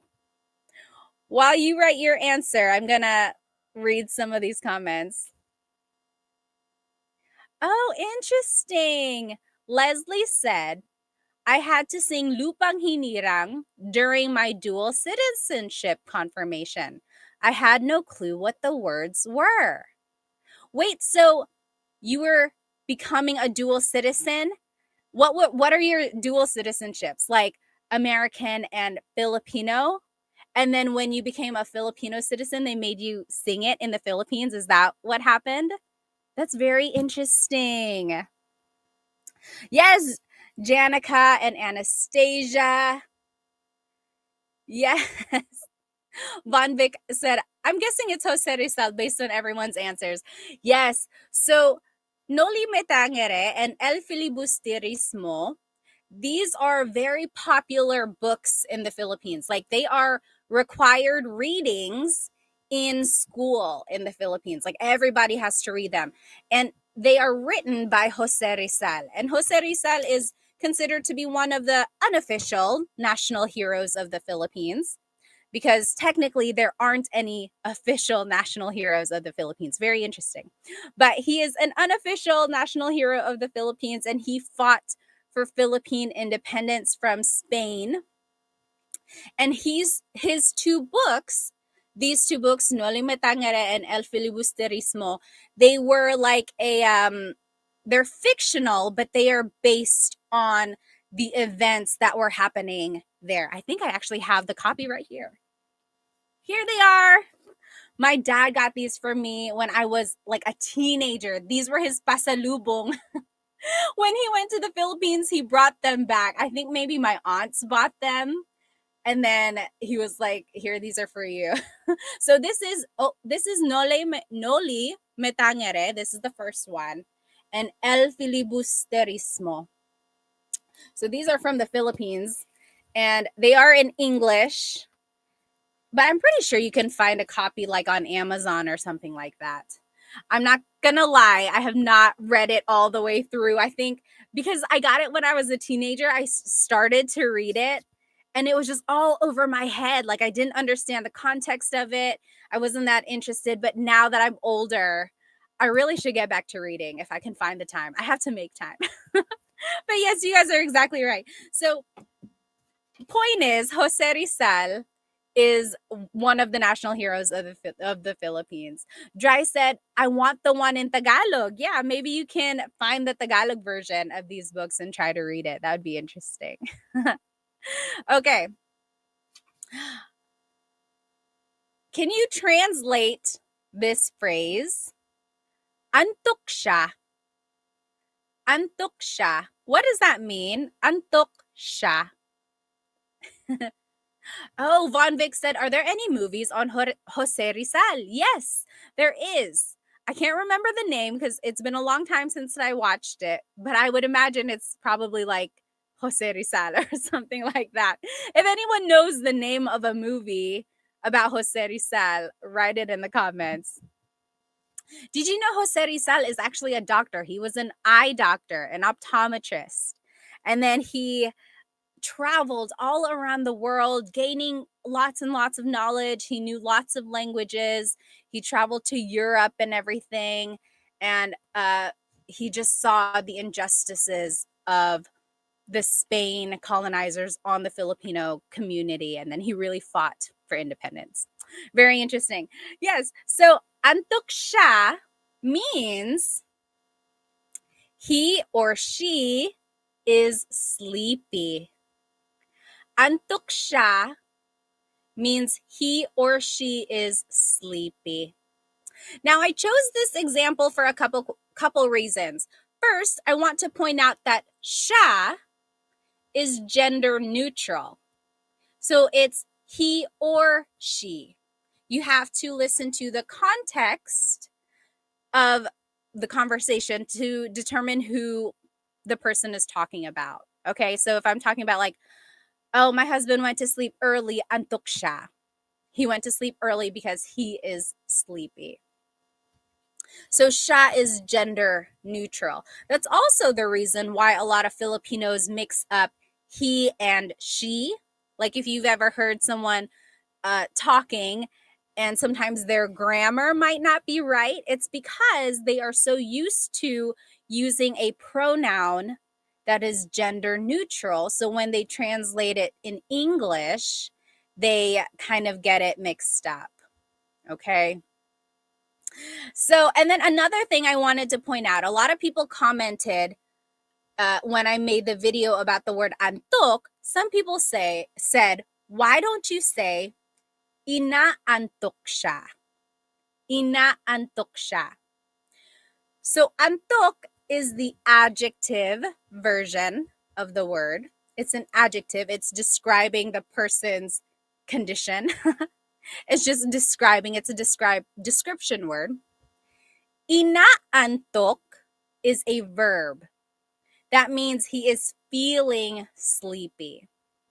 So, antok siya means he is sleepy. Inaantok siya means he is feeling sleepy. Okay? Janica said, okay, so I think Janica is asking about the pronunciation of siya. So it looks like it should be pronounced siya, right? It looks like that's how it's pronounced because that's how it's spelled siya. But the S-I-Y combination, that makes a sh sound. So inaantok siya. So that's where that sound comes from. Okay, next question. Oh, I can't remember who asked this earlier, but here is the question. What do the 8 rays of the Philippine sun represent? What do the 8 rays of the Filipino sun represent? Yes, Von Vic said, in some areas, they do pronounce it siya. That is exactly right. There are some regions in the Philippines where siya is pronounced siya. You are exactly right. There's a lot of nuance in Tagalog depending on where it's spoken. Oh, Dry on Insta said, the 8 regions of the Philippines? Almost. Oh, Queen J said, I'll never speak Tagalog. I can't remember words right or form sentences. Don't be so hard on yourself and try to just do it a little bit at a time, So what I would suggest is just learning vocabulary and inserting the vocab in your English conversations. Like, tinapay is bread. Maybe you're like, oh, I'm making a sandwich. Where's the tinapay? Where's the tinapay? Where is the bread? Okay, and then little by little, add more vocabulary to your everyday conversations. And then kind of learn grammar as you go. But point is, don't get too bogged down by not knowing formulating sentences or knowing enough vocab. Just do a little bit at a time and you'll get Tagalog. Yes. So what do the 8 rays of the Philippine sun represent? Let's see. The 8 provinces, very close. The 8 rays represent the 8 provinces of the Philippines that fought in the Philippine Revolution. Okay, so during the Spanish era, there was a period when the Filipino people just revolted and they fought against them. And the 8 provinces were Batangas, Bulacan, Cavite, Laguna, Manila, Nueva Ecija, Pampanga, and Tarlac. So these were the 8 provinces of the Philippine Revolution. And when you look at the sun on the Filipino flag and my earrings, there are 8 rays and they represent the 8 provinces of the Philippine Revolution. Very interesting, right? Okay, next question. Who is the most popular Filipino boxer of all time? Who is the most popular Filipino boxer of all time? Tess on YouTube said, my boyfriend is Filipino and it does help a lot when he adds a Tagalog word or sentence in our English conversation. Yes. It only takes like a little bit of effort to insert a Tagalog word here and there. Instead of saying keys, just start saying susi. Like, oh, where are my keys? Where are my susi? Where are my susi? Then learn the grammar, like the correct grammar, and you'll be able to eventually say, saan ang susi ko? Where are my keys? Where is my key? Saan ang susi ko? Okay, so just one word at a time. Yes, exactly right. Who is the most popular Filipino boxer of all time? It's Manny Pacquiao. Exactly right. Manny Pacquiao, who is now a politician. Manny Pacquiao is one of the most popular, if not the most popular, Filipino boxer of all time. Okay. What is the oldest city in the Philippines? What is the oldest city in the Philippines? This is interesting. Does anyone know? Oh, Mark on YouTube said Manila. It is not Manila. Oh, yes. 4NCA says, oh, Cebu City. Cebu City. A lot of you are saying Vigan. So have you ever been to Vigan? So Vigan is a city in the Philippines, a city or a town, and it is known for its Spanish architecture. It is so beautiful there. I've never been, but they have like cobblestone roads and they have like Spanish influenced homes that are still standing. Oh, so beautiful. I hope I get to go there sometime. So you would think that is the oldest city. I think they just preserved it really, really well. But the oldest city in the Philippines is Cebu City. That is the very first landing site of Magellan in the 1500s. Yes, Jason Park on YouTube said Cebu has the oldest church. Exactly right. And I've been there and it's very like elaborate. You can see up in the church all of the stonework and then like paintings and stuff. It's like you traveled back in time. I love it. So the oldest city in the Philippines is Cebu City. Yes, exactly right. Let's see. Next, who is this Phil-Am musician who appeared in Usher's Super Bowl halftime show? Who is this Phil-Am musician who appeared in Usher's Super Bowl halftime show? This was so cool when she came out. Oh, people are saying Bruno Mars. Did Bruno Mars come out in Usher's show, though? Like, he's been in the Super Bowl performances, like the halftime shows, but I don't think he was there in Usher's show. Yes, you guys are getting it. Maddie, you guys got it. Eve, B. Philly, Max Daddy. Oh, Max Daddy said she. It's not she. It is her. Does anyone know her's real name? I'm covering it up. Does anyone know her name? So she is a singer, but also a really good guitarist. She's like a really good musician.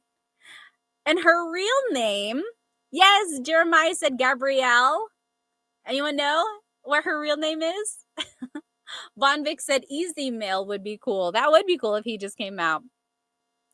So her real name is Gabriela Sarmiento Wilson. Yes, Gabriela Sarmiento Wilson. I think I had this clue on a Jeopardy game for one of our Tagalog lives. And someone was like, that is a very Phil Am name. Gabriela Sarmiento Wilson. It's so Phil Am, right? So yes, her is a Phil Am musician who appeared in Usher's Super Bowl halftime show. My goodness, she is so talented. Okay, next. How many islands make up the Philippines? How many islands make up the Philippines? Someone on TikTok said a lot. Queen said 1,300. Crackers said more than 7 for sure. Oh, yes. Yes. YouTube, you guys are getting it. Hannah and James and Jason and Mike and Phil. Over 7,000. There, someone said 7,106, 7,800, 7,600. B Philly on Insta said 7,400. 4NCA said 7,600. I sound like an auctioneer. Officially, it's 7,641. 7,641 islands make up the Philippines. But it depends on whether or not it's high tide or low tide. And also, I read that of these 7,641 islands, only 2,000 are inhabited. That means there's more than 5,000 islands that are not inhabited. No one lives on them, which makes sense because some of them are just like rocky. And of course, if it's high tide, they might not even be around. So I think that's so interesting. There are over 7,600 islands, but only 2,000 are inhabited. That's still a lot of islands. That's 2,000 islands is still a lot to be inhabited. But the fact that there's even more, that's amazing. Yes.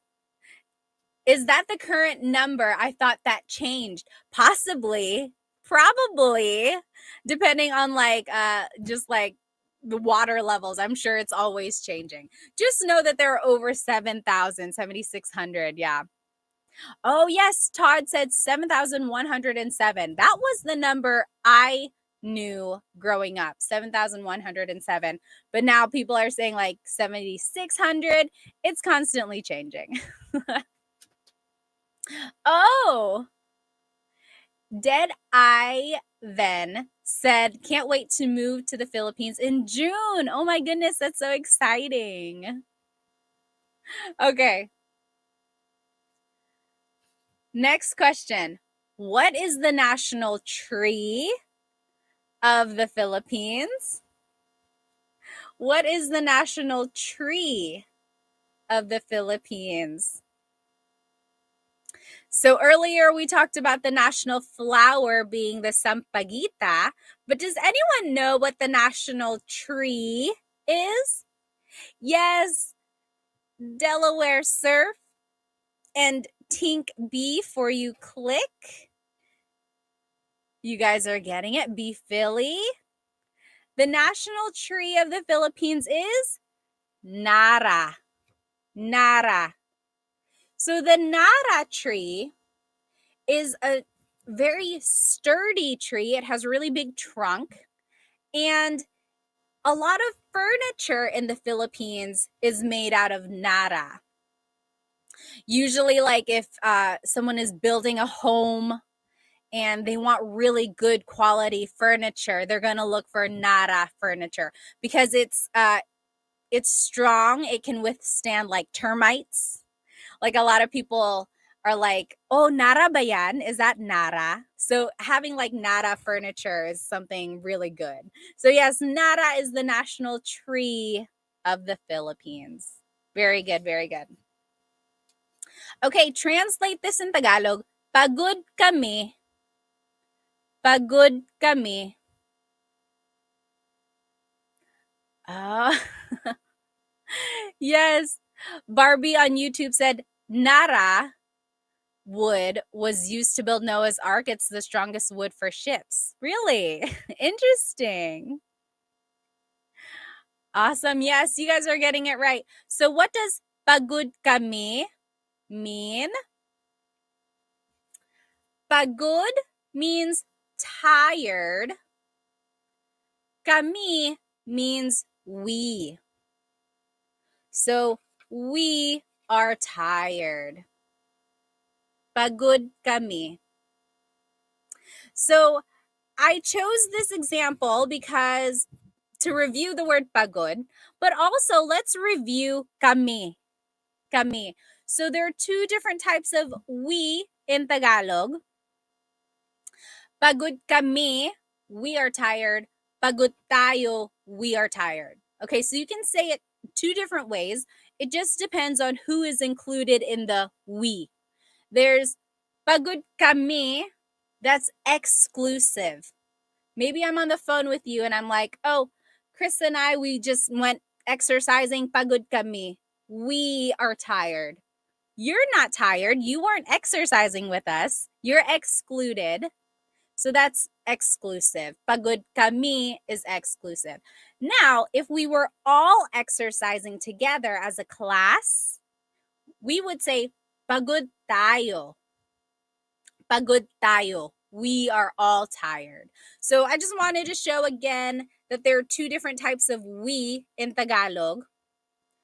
And depending on who is included, you would use a different type of pronoun. Very interesting. Okay, next question.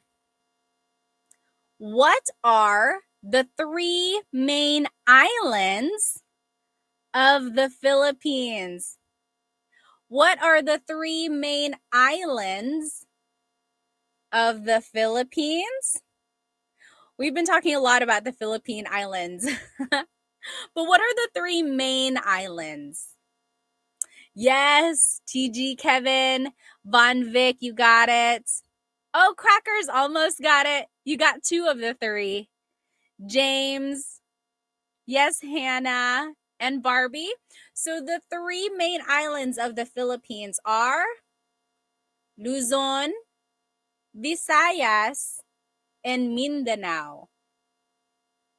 So Luzon is the highest or most like northern island. Then there's the Visayas in the middle region, and then Mindanao is the southernmost island. Luzon, Visayas, and Mindanao. And the three stars on the flag represent the three main islands. Because, you know, on the Filipino flag, there's the three stars and the sun, and then the blue and the red. The three stars represent the three main islands, Luzon, Visayas, and Mindanao. Very good. We're almost done, guys. Thank you so much for joining me during our Filipino trivia night. So this question asks, who was the first president of the Philippines? Does anyone know? Who was the first president of the Philippines? Yes, for NCA. You got it right. The first president of the Philippines was Emilio Aguinaldo. Yes, James, you got it right. Emilio Aguinaldo. He is the first president of the Philippines. And that was after the Philippine Revolution. So when Spain kind of gave up on the Philippines, Emilio Aguinaldo became the first president. However, America kind of colonized the Philippines afterwards, and some even say Emilio Aguinaldo wasn't really recognized as the first president because the Philippines was still kind of America's rule there. But yes, the first president technically is Emilio Aguinaldo. Okay. Oh, this is a fun question. Who is this social media influencer from Hawaii? He's also Filipino. But he is known for his makeup and comedic content. Who is this social media influencer from Hawaii who is known for his makeup and comedic content? Yes! Everyone on TikTok knows him. Everyone is getting it right on TikTok here. Yes. Ben and Luke and Jeremiah. Yes, B. Philly and M. So Bretman Rock. Oh my goodness, he's so funny. Everything he puts out, like all the videos he puts out, like I cannot help but laugh. Every single one. So Bretman Rock, he is a social media influencer known for his makeup videos and just really, really funny content. Alrighty. Next, only a couple more clues. Can you translate nalalamigan ako? Nalalamigan ako.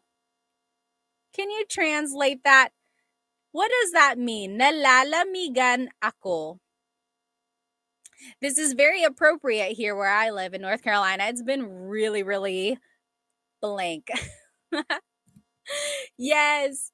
Guami Bear and TJ Kevin or TG Kevin, you guys got it right. Nalalamigan ako means I'm feeling cold.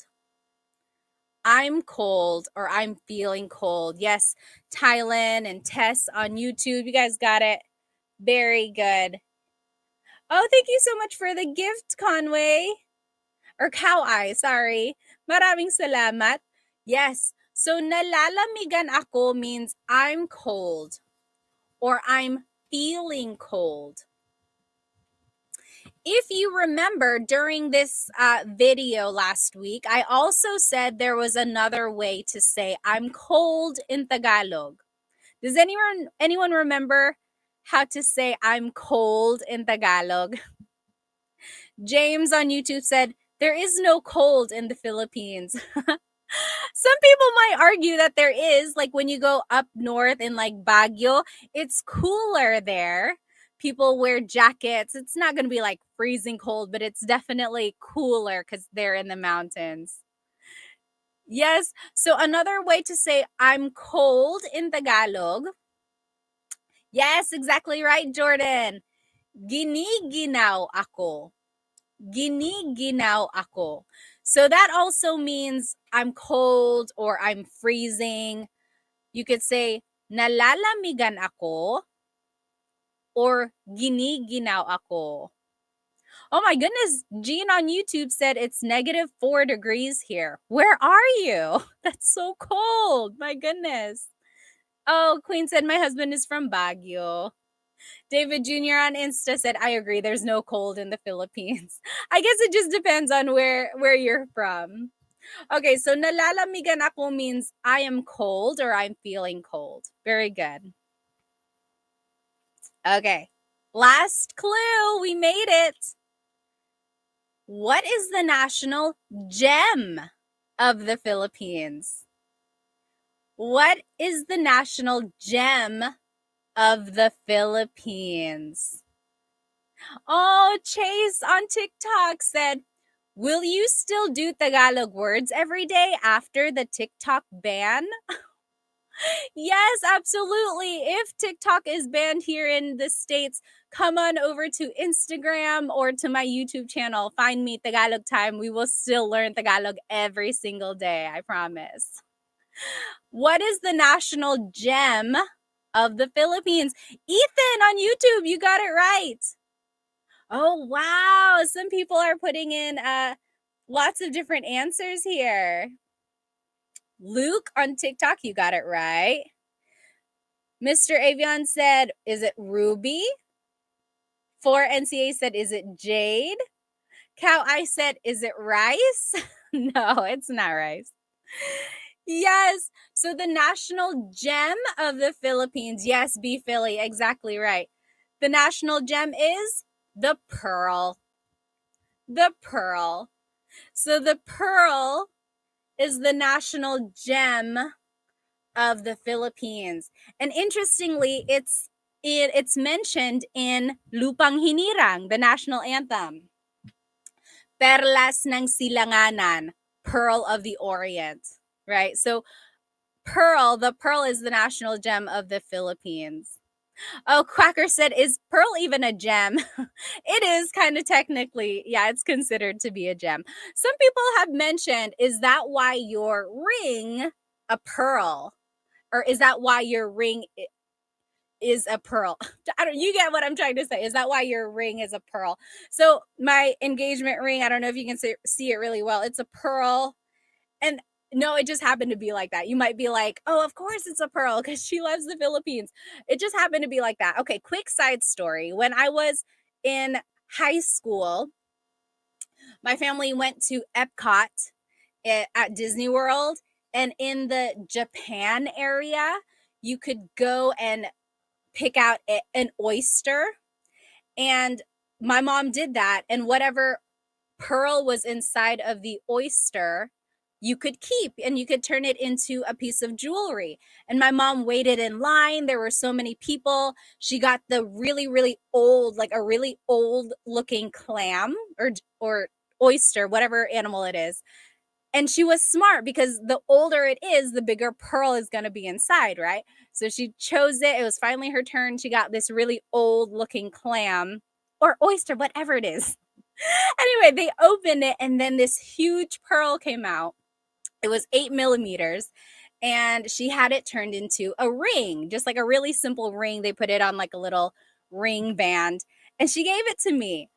And then within like 30 minutes, I lost it. I felt so bad because like she had given it to me to wear and then I had to go use the bathroom and I took it off because they said you're not supposed to put soap or lotion on it because pearls are very sensitive. So I took it off, I put it on the sink, I washed my hands and I just walked out. And then I forgot that I had put the ring down. And when I went to go back to get it, it was gone and I felt awful. So I told my husband, if and when we get engaged, I want my ring to be a pearl to make up for that pearl ring that I lost that my mom had gotten for me. Okay, now that was such a side story that's not related to anything, but there's that. I hope you guys have a good rest of your week. I hope you have a good Monday tomorrow. And otherwise, I will see you on Tagalog Tuesday and Thursday. So on Tagalog Tuesday, we will be learning present tense verb conjugation. And I will be doing the same lesson on Thursday again. So I'm going to teach the same lesson twice, just in case you're not able to join me the first time. Because I know like some people like to join the class to ask their own questions and everything. Oh, Todd, maraming salamat. Thank you so much for your gift on YouTube. Oh, yes, Bree said, same time? Yes. This is about the time when I tried to do the Tagalog Live. So like around 8 o'clock, give or take 15 minutes. Okay. So I will see you. David Jr. said, don't lose your pearl. Oh, don't you worry. I will not. Maraming salamat, everyone. I will see you next time. Paalam.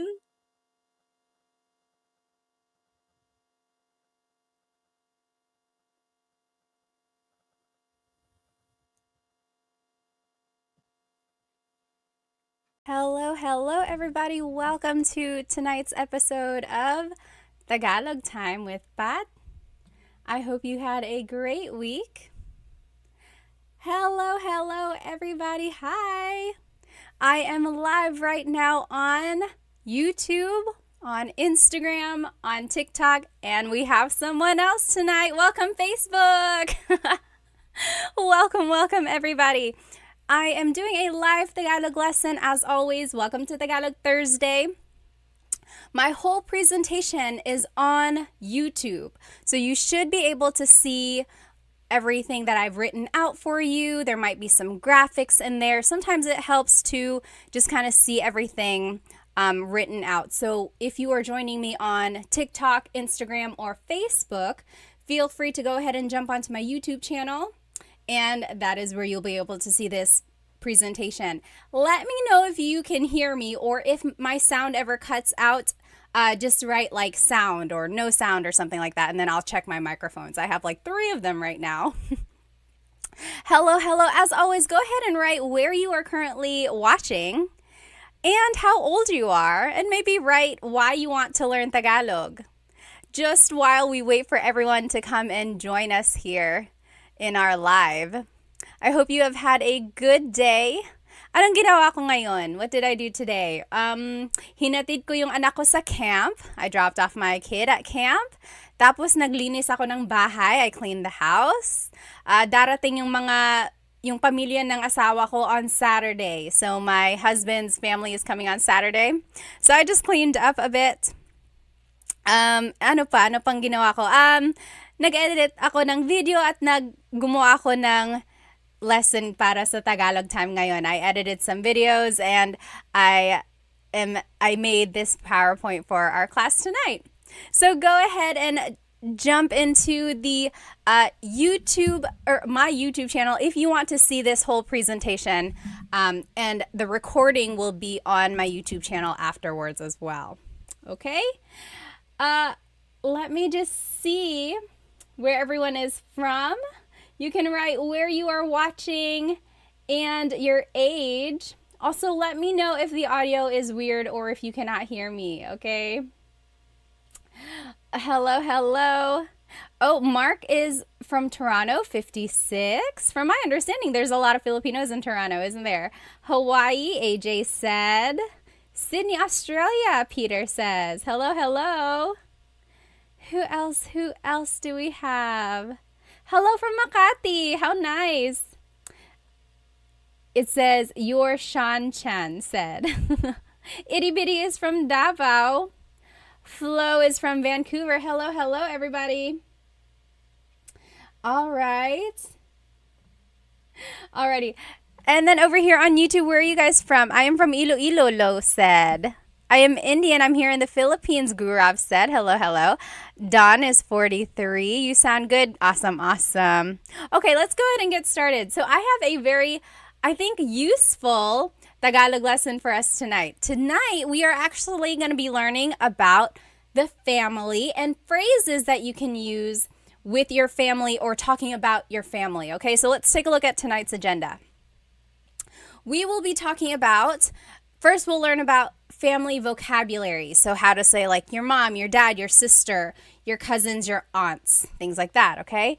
Then we will learn some phrases we can use about our family. For example, if we are introducing our family to someone else or talking about our family with someone else, those are the phrases we're going to learn.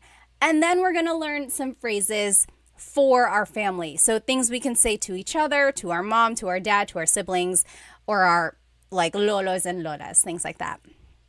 After that, we're going to be doing some vocab review. And then at the very end, we're going to do some translation practice. I love this part at the very end.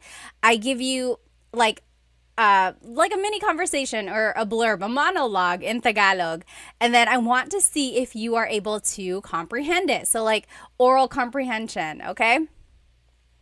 Oh, Gaming Galaxy 9 from California. Hello, hello. Magandang umaga, Almost Polyglot says. David is from Ohio. Hello, hello. All right, let's go ahead and get started. So again, we are going to be learning some phrases and vocabulary about family. So first, if you're looking here on YouTube, I've kind of changed up my slides here. Usually in the past, I did like word, or phrase, but now I'm just putting the whole slide up there because I know there's a little lag on YouTube. So if you want to like look at YouTube but then listen to me on another platform, go right ahead. The whole slide will already be up there. Okay, so in Tagalog, pamilya is family, pamilya. Okay, so let's take a look up here. I have this little family tree. So we'll start with lolo and lola. Lolo and lola, that's your grandparents. So grandfather, grandmother, lolo, and lola, right? And as you can see in my graphics up here, there are 2 sets, 2 lolos, 2 lola, okay? Then there's the tatay and the nanay. Oh, sorry, YouTube. Let me go ahead and turn off my face so that you can see the whole slide here. Hang on one moment. There, that should work. All right. I think there's a lag. It should turn off in just a second. Okay, so nanay is mother, tatay is father. Now, not everyone calls their mom and dad nanay and tatay, although I do know some people who do call them that. Nanay is mother, tatay is father. Usually, people call their mom and dad mama, papa, sometimes daddy, mommy, whatever they prefer, right? But the Tagalog word of mom or mother is nanay. The Tagalog word for father is tatay. Yes, 1123 said ama is father. That is another word for father, ama. Ama and ina. Yes, very good. Ama and ina. And then over here, if you're looking on YouTube, parents in Tagalog is mga magulang. Mga magulang. That's your parents. Magulang. Mga makes it plural. Mga magulang. Oh, 1123 said, I call my lola nanay. I've heard that as well. So usually like lola is your grandmother, but sometimes people call them nanay. Whatever you prefer, really. Very good, very good. All right. Next, anak is child, right? So there's tatay and nanay. The child is anak. Anak. So that's child. Multiple children is mga anak. Mga anak. Okay? Yes, Andy said. So children is mga anak. Yes, exactly right. And then asawa is spouse. So it's gender neutral. It's not wife, it's not husband, it's spouse. Asawa. Asawa, okay? So if you're looking over here on YouTube, you see a little family tree and it says anak is my picture and then asawa is a husband. So we have children. So in this family tree, there are 3 kids. Ate is the oldest sister. Kuya is the oldest or like older brother. Ate is older sister, not necessarily the oldest, but older sister. And then bunso is the youngest child. It could be a boy or a girl. So ate is the older sister, kuya, older brother, bunso is the youngest kid. Now, one thing to note about ate and kuya, it's not only for siblings. You can use ate and kuya for older cousins, older friends, basically anyone in like your same generation, maybe a little bit older than that, but if it's older than that, then it would be tita and tito, okay?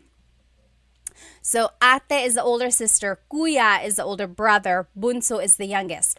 All of them, they are siblings. That would be mga kapatid. Mga kapatid. Kapatid is sibling. Mga kapatid is siblings, so multiple. One thing in Tagalog, there is no word for sister or brother in order to distinguish whether or not we're talking about brother or sister. It's kapatid na babae or kapatid na lalaki. So you see, we had to distinguish it by adding the linking word na, and then babae is woman, lalaki is man. So kapatid na babae is sister. Kapatid na lalaki means brother. Okay? Now, Brian said, does kapatid also mean friend? Is it because someone has called you kapatid? So kapatid is brother. So maybe someone is like, oy kapatid, kamusta ka? Hey brother, how are you? Right? But technically, kapatid means brother or sister. Friend in Tagalog is kaibigan. Kaibigan. Okay? All right. Now, let me just catch up on some of these questions. If you have any questions or anything like that, go ahead and write it in the comments. Let's see. Oh, is there a difference between ang and nang, or is it the same thing? So that kind of is more like grammar. Ang means it's like an article, the thing. Nang means some or a thing. So for example, kinakain ko ang adobo. I am eating the adobo. So you hear the ang, kinakain ko ang adobo. Versus, kumakain ako ng adobo. I am eating some adobo. Okay? The legend said, bakla is the only thing I heard from my friends. Do you know what that means? It's not bad. Bakla is gay. So for those who are in the LGBTQ community, you probably know that word. All right, let's keep going. So try saying these words with me, okay? Lolo, lola. Lolo, lola. That's your grandfather, grandmother. Oh, someone brought up a good question. Tio on Facebook said, what about manong and manang? Have you ever heard that before? So instead of ate and kuya, people refer to their older sibling or like older cousin as manong and manang. So they are similar. That means like older sister or older girl or older boy, but it's from a different region. I think in Ilocano, they use manong and manang. In Bicol, they also use manong and manang as well. And I'm sure in other places, they use that as well. But in Tagalog, like the Central Luzon area, usually it's ate and kuya. Oh, Green, thank you so much for the badge on TikTok. Thank you so much for the gift. Any donation or anything that I earn from these, I really give back to the Filipino businesses that I know of. As you can see, my earrings, I think some people have already mentioned it. I love your earrings. Yes, these are from Sun-Kissed Pinay. So I always love giving back. Shout out to them. Be sure to check them out. Sun-Kissed Pinay. Okay, great questions. Now, let's keep going. Oh, Gurav said, what about Dai instead of bunso? Has anyone ever heard of Dai and Dong? Inday or Dodong?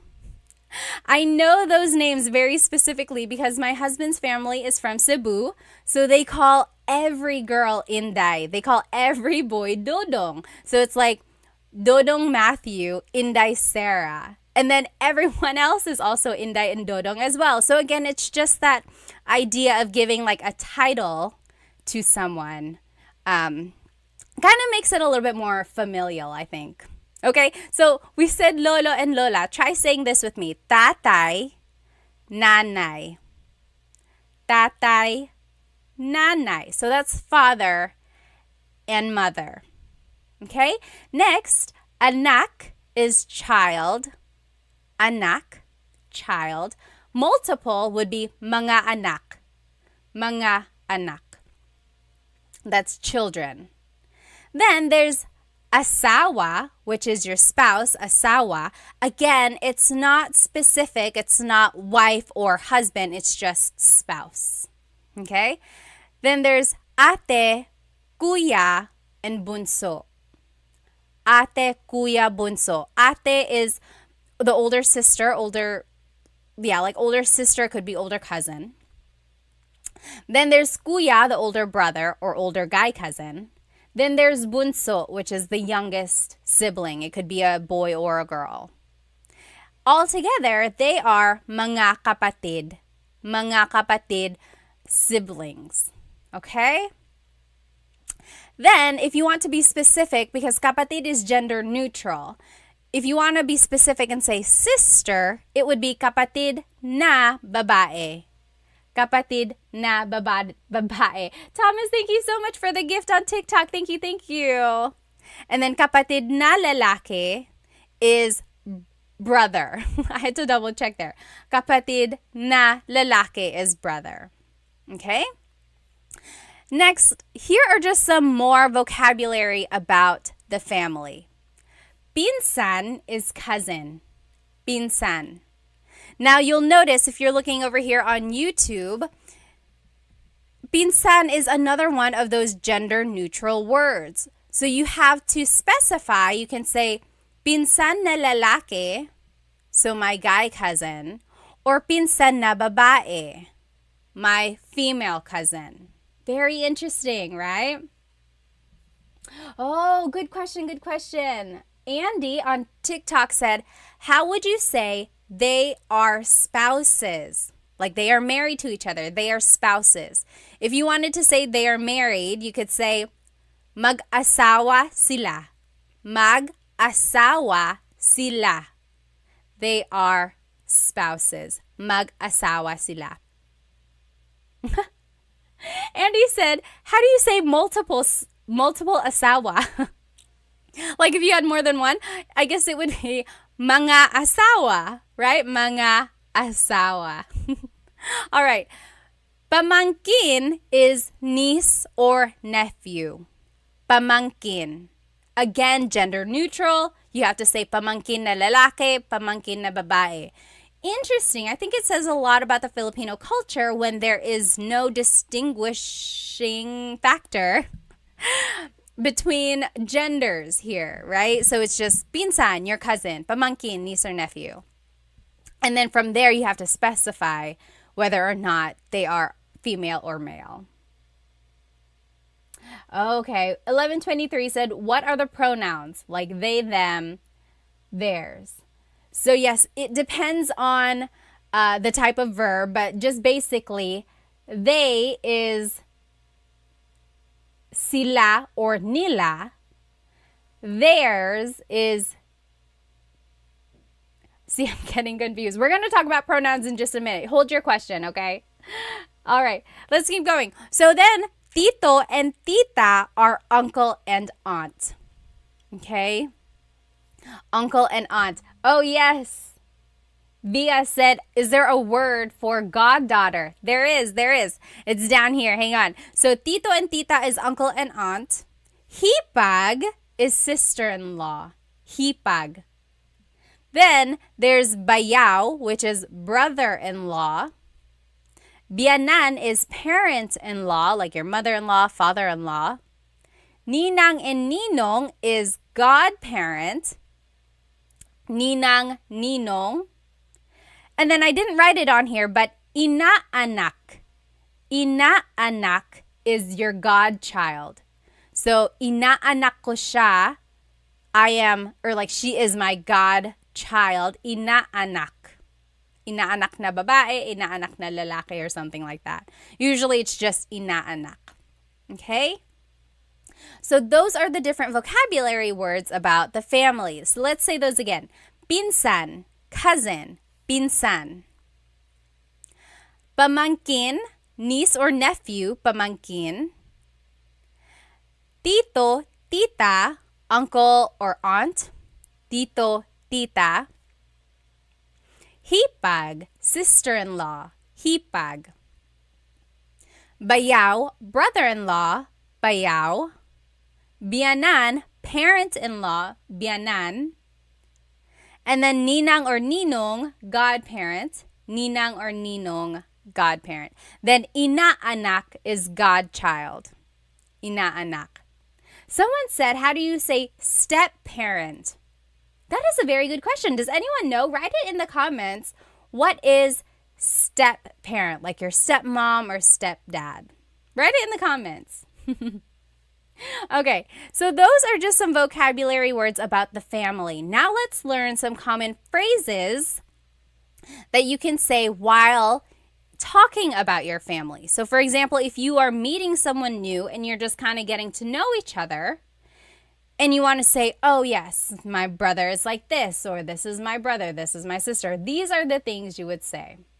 Okay? Let me just check some of these comments here. I'm just curious. My mom has me refer to my cousins as kuya and ate. But why different word for cousins? Yes. So cousin is pinsan, right? But even though they're not our sibling, we still refer to them as ate and kuya. So, and that's just the idea of showing respect to someone older than us. So it could be older brother, older sister, or older cousins, or even just older friends. Okay, so sometimes that's how it is. Up and away, is that correct? Okay, so let's keep going. Phrases about family. So if you were introducing your family, you could say, ito ang blank ko. Ito ang blank ko. This is my blank. For example, ito ang nanay ko. This is my mom. Ito ang nanay ko.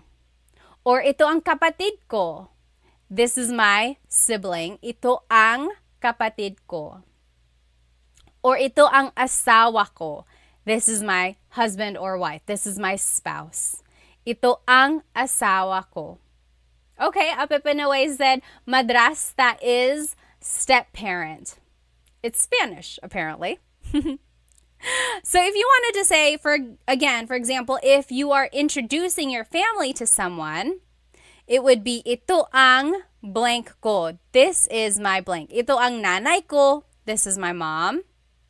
Ito ang kapatid ko. This is my sibling. And so on. Now, if you wanted to be specific and add their name, it would be, ito ang nanay ko, si Samantha. Ito ang nanay ko, si Samantha. Okay, so this is my mom, Samantha. The si is the linking word there to introduce a person's name.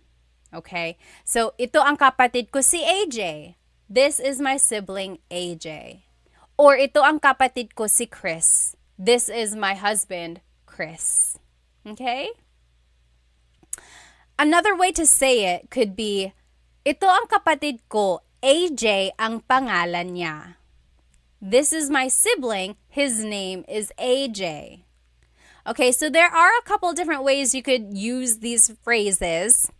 I would probably just say, ito ang nanay ko, si Samantha. Okay? Let me catch up on some of these comments here. A1C Tyler said, what is marites? Marites is someone who likes to chismis. Do you know what chismis is? Chismis means gossiping. So someone who gossips a lot or talks bad about people, that is a marites. Okay. Now, here's another phrase you can use. Blank ko siya. Blank ko siya. He or she is my blank. Anak ko siya. He is my child. Anak ko siya. Siya is gender neutral, so it could be he or she. Okay? So, he is my child or she is my child. Anak ko siya. Next, tatay ko siya. He is my dad. Asawa ko siya. He is my husband or she is my wife. She is my spouse. Okay? Next, you might also hear someone say, anak ko yan. So instead of saying, anak ko siya, he or she is my child, you could hear, anak ko yan, that is my child. Okay, so a little different. Again, tatay ko yan, asawa ko yan. That is my father, that is my husband or wife.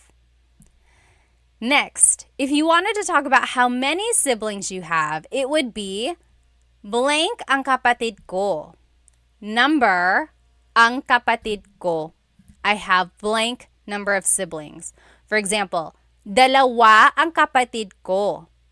Dalawa ang kapatid ko. I have 2 siblings. Or apat ang kapatid ko. I have 4 siblings. Apat ang kapatid ko. So just a review, here are some Tagalog numbers.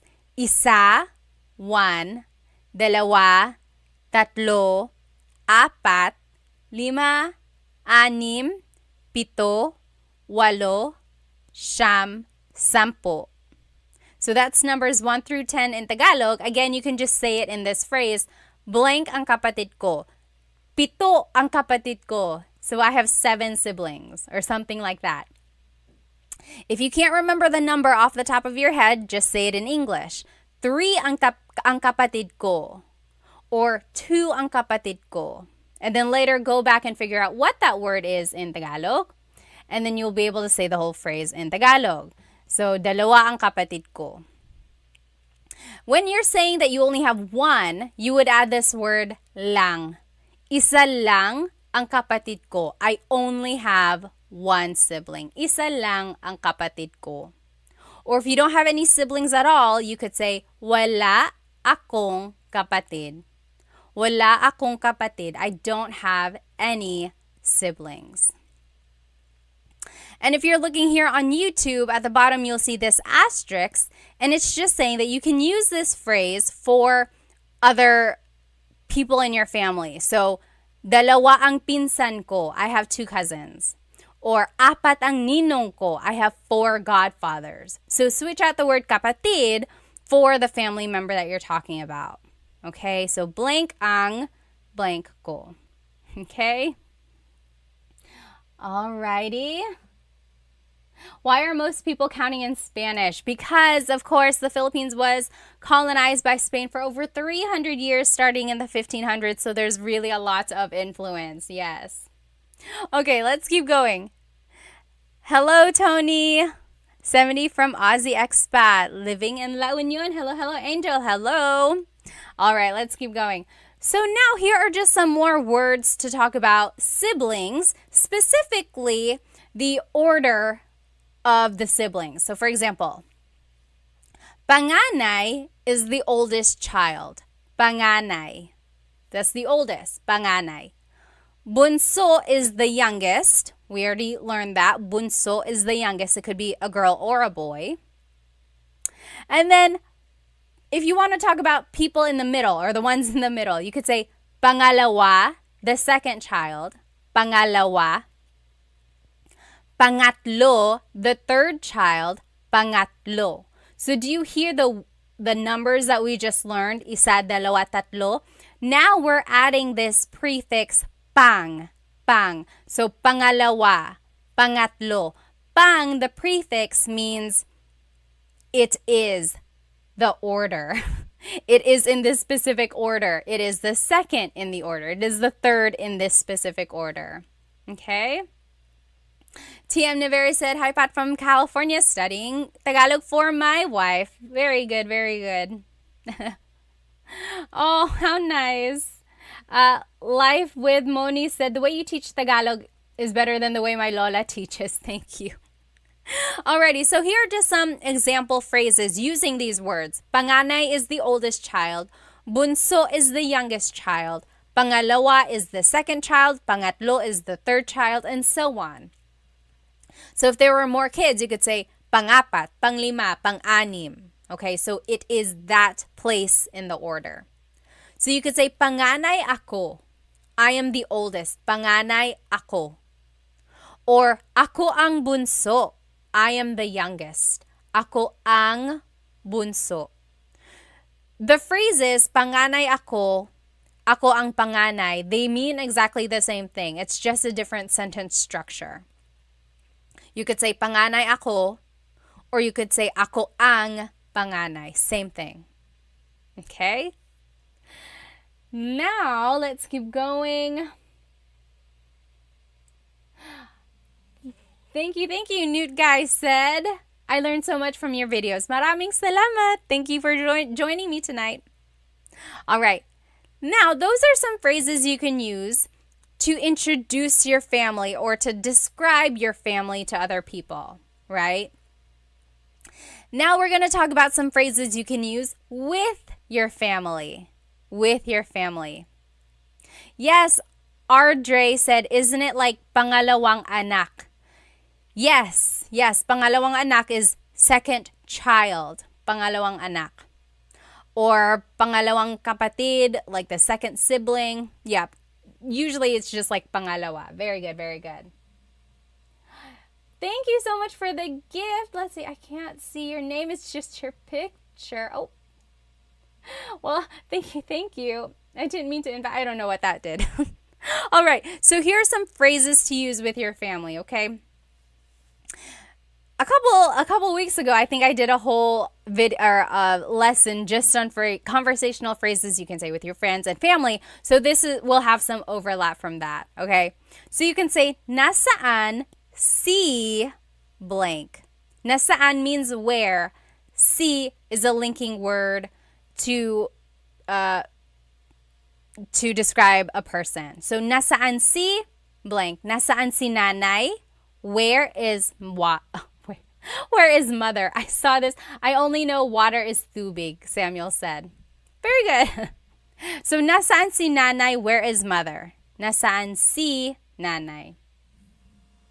Chat, thank you so much for the hearts on TikTok. Maraming salamat. Thank you. Again, you could say, nasaan si ate? Nasaan si tito? Where is mother? Where is ate? Where is uncle? Okay? There is that song. It's like a nursery rhyme. Nasaan si nanay? Nasaan si nanay? Where is mother? I think someone on my YouTube one night commented that that's how they started learning Tagalog. They were an adult, but they started watching my kids' videos to learn some Tagalog, and that was one of the songs they learned. Nasaan si nanay? Okay, so that's how you would say, where is blank? Another way to ask that is, nasaan ang blank mo? Where is your blank? For example, nasaan ang lola mo? Nasaan ang lola mo? Where is your grandmother? Or nasaan ang pinsan mo? Where is your cousin? So now we're just adding this word mo, which means your, and then we have to use ang. Nasaan ang lola mo? And then just to add po, sometimes in our families we're talking to our older, either like lolo and lola, or older aunts and uncles and things like that. You can add po to be respectful. Po is a word that you add to any phrase if you want to be respectful in Tagalog. So, nasaan po si nanay? Nasaan po si ate? Or nasaan po ang lola mo? Or nasaan po ang pinsan mo? Something like that. Okay? Next, to respond, you would say, nasa blank siya. Nasa blank siya. He or she is at a place. Nasa trabaho siya. Nasa tindahan siya. Nasa trabaho siya means they are at work, or he or she is at work. Nasa tindahan siya, she is at the grocery store. She is at the store. Okay? Oh, Fancy on YouTube said, po to make it polite. Po to make it polite. Polite. Very good, very good. That's a fun way to remember it.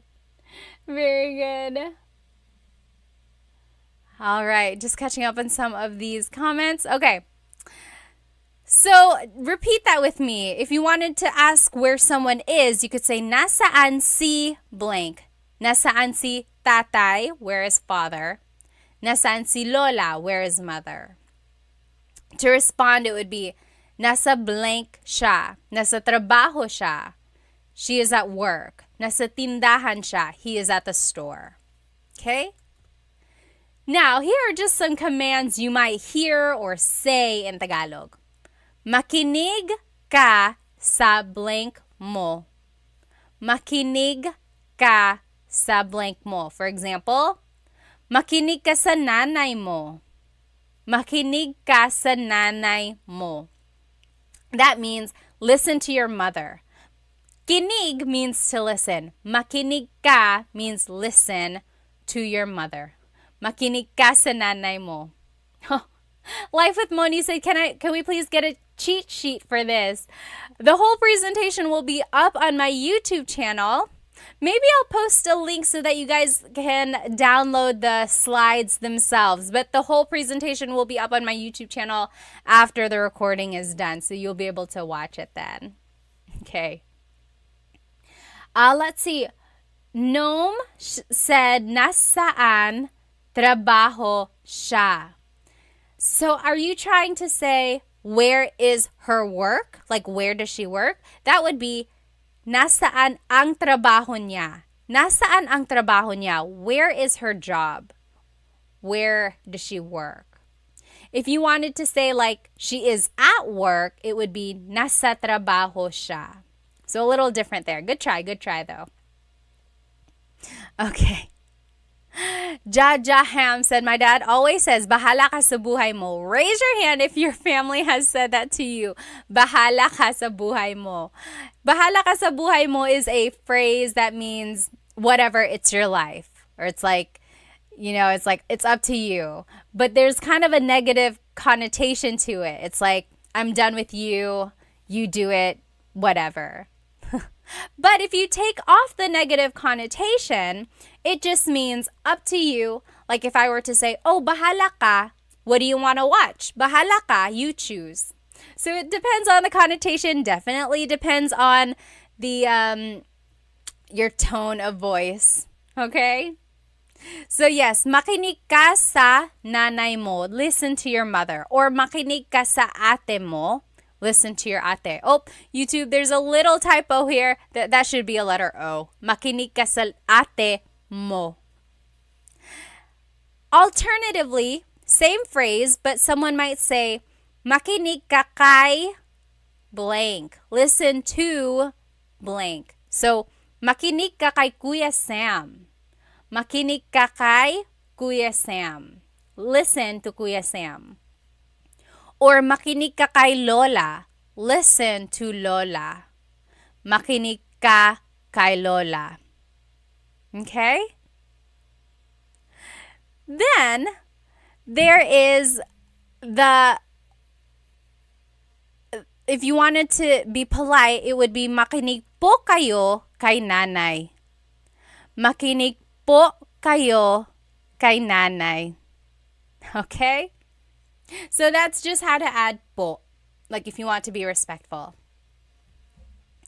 Now, if you wanted to say like go help someone, it would be tulungan mo ang blank mo. Help your blank. Tulungan mo ang Tito Jose mo. Help your Tito Jose. Tulungan mo ang Tito Jose mo. Or, tulungan mo si blank. Help blank.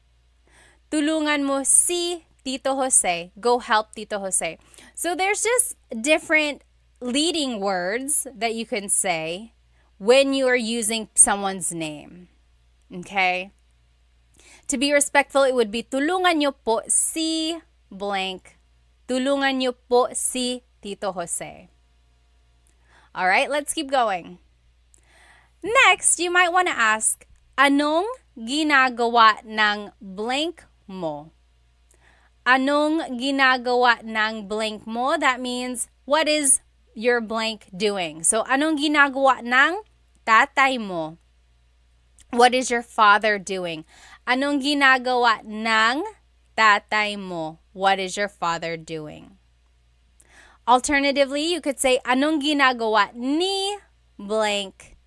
So, anong ginagawa ni tatay? What is father doing? So, it's kind of like direct versus indirect asking a question. So, anong ginagawa ng tatay mo? What is your father doing? Versus, anong ginagawa ni tatay? What is father doing? To be respectful, it would be, ano po ang ginagawa ni tatay? Ano po ang ginagawa ni tatay? Alright? Just a couple more phrases you can use with your family. Again, if you're at home. Saan ka pupunta? Where are you going? Saan ka pupunta?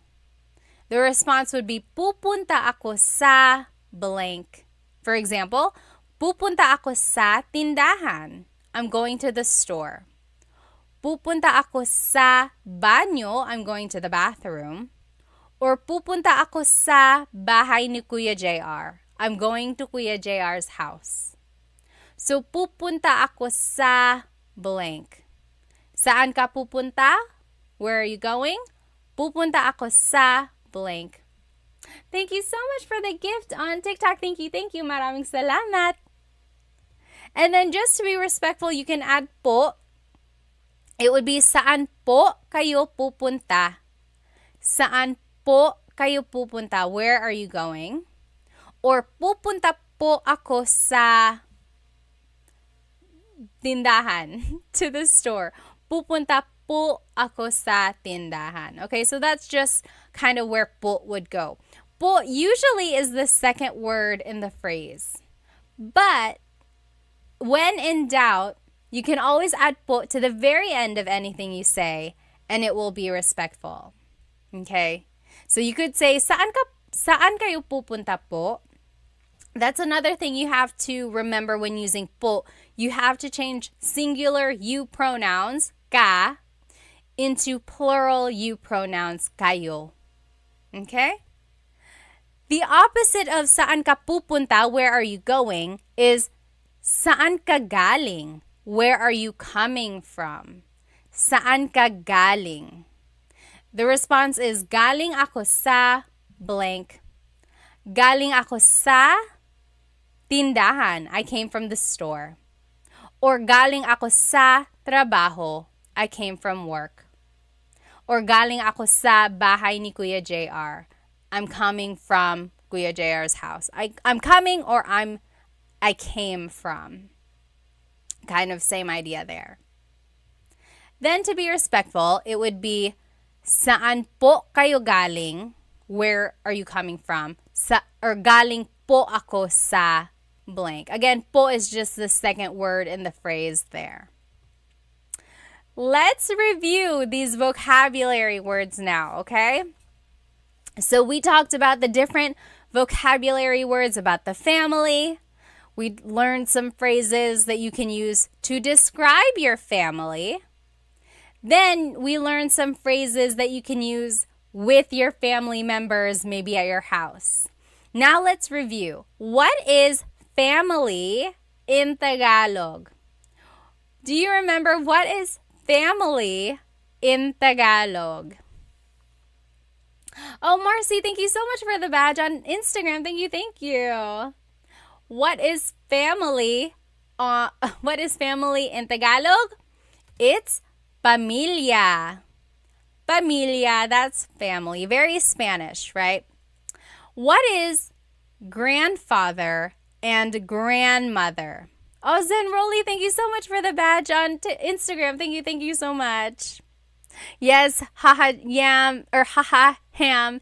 And then Brian, you guys all got pamilya. Very good, very good. What is grandfather and grandmother? Peter said, mga magulay. I think you're putting a couple words together there. Gulay is vegetable. Magulang is parents. But grandmother and grandfather, lolo at lola. Lolo is grandfather, lola, grandmother. And then if you want to just say your grandparents, it's mga lolo, mga lola. It's just multiple of that. Next, what is father in Tagalog? Father in Tagalog. There are multiple ways to say father in Tagalog. Do you remember what is the one that I taught you? Oh, Siri Das said, what is middle child? We'll get to it when we get to the children. So, what is father? Yes, Justin? I couldn't figure out if it was Justin and Justine. Said tatay. Very good. Yes. Tatay is father. Very good. Remember, a lot of people also said ama. Ama. A lot of people that I know say like tatay. Some people say ama. I feel like ama is very like olden, like Shakespearean almost, but it's also used just as much. What is mother? What is mother in Tagalog? Do you remember? Mother in Tagalog is nanay. Nanay. So tatay is father, nanay, mother. Tatay, nanay. And then together, if you just want to say parents, what is parents? Parents is mga magulang. Mga magulang. Very good, everybody. Yes. Awesome. All right. Next, what is child in Tagalog? So there's a nanay, a tatay, and they have a child. What is child in Tagalog? Child is very good. Anak. Anak is child. And remember, if you want to make it plural, it's mga anak. Yes, George, you got it. Anak. Very good, very good. Mga anak is the plural of anak. Mga anak is children. So in English, to make something plural, we add an S, right? Anaks. That's not what we do in Tagalog. You would have to add the word mga anak. Oh, Jerry said, anak means son. Anak is a gender-neutral word. It's not son, it's not daughter, it's just anak, or it's just child. If you want to be specific, if you want to say son or daughter, what do you think you would have to do? Write it in the comments if you have been watching our lesson. If you want to say anak, or daughter or son, it would have to be anak na babae, daughter, anak na lalaki, son. Okay? Anak na babae is daughter, anak na lalaki is son. Oh, very good. Ma Library on YouTube said bata.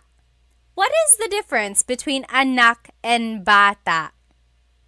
What is the difference? Do you know? If you know, write it in the comments. What is the difference between bata and anak? So in our slides here, again, if you're just joining now, this whole presentation is on YouTube. I'm live on Instagram, Facebook, YouTube, and TikTok. I think I lost TikTok here. But yes, very good, George Davis said. So bata is child, like just a child. Anak also means child, but it's like your child that you gave birth to. It's like a little bit more personal there. Yes, bata is like a kid. Anak is someone's child. Very good, very good. All right, let's keep going. So what is spouse in Tagalog?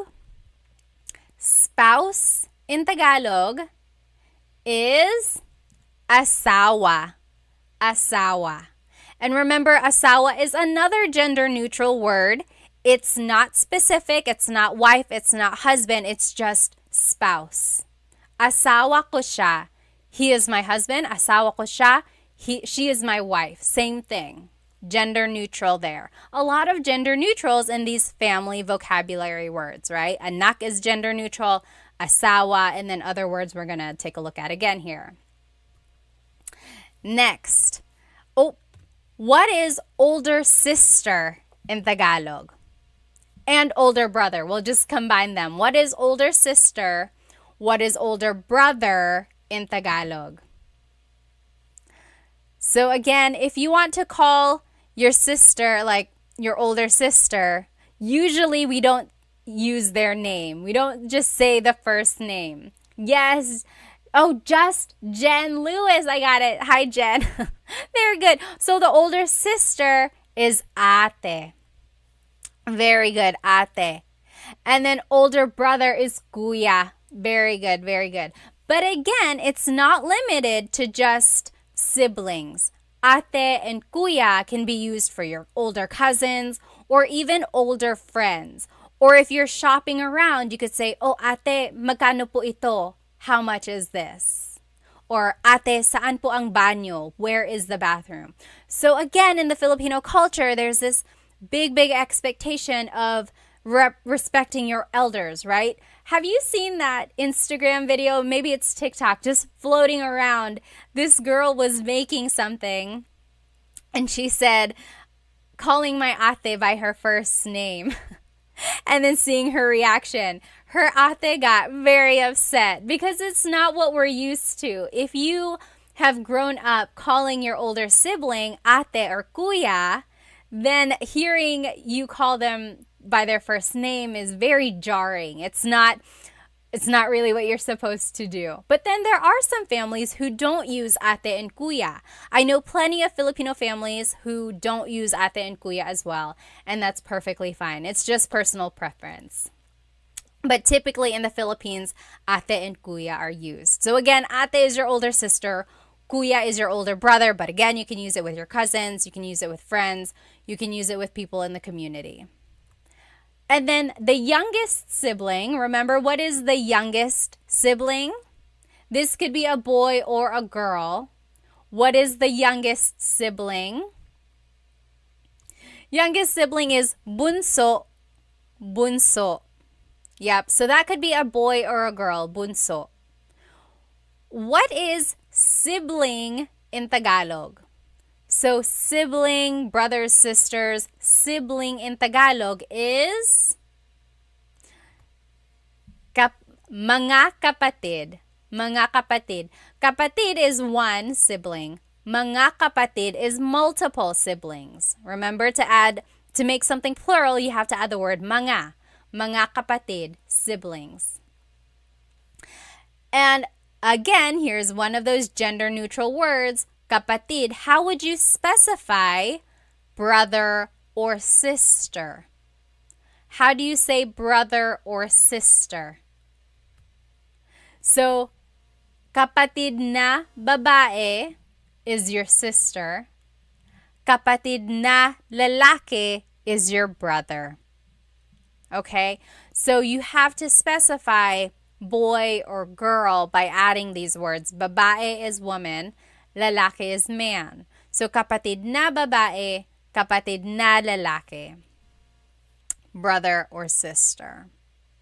And then remember, if you joined us a little late, this whole presentation is on YouTube and we learned some phrases that we can use to introduce our family members. So, kuya ko siya, he is my older brother. Ate ko siya, she is my older sister. Okay, and things like that. Now, this is a fun activity.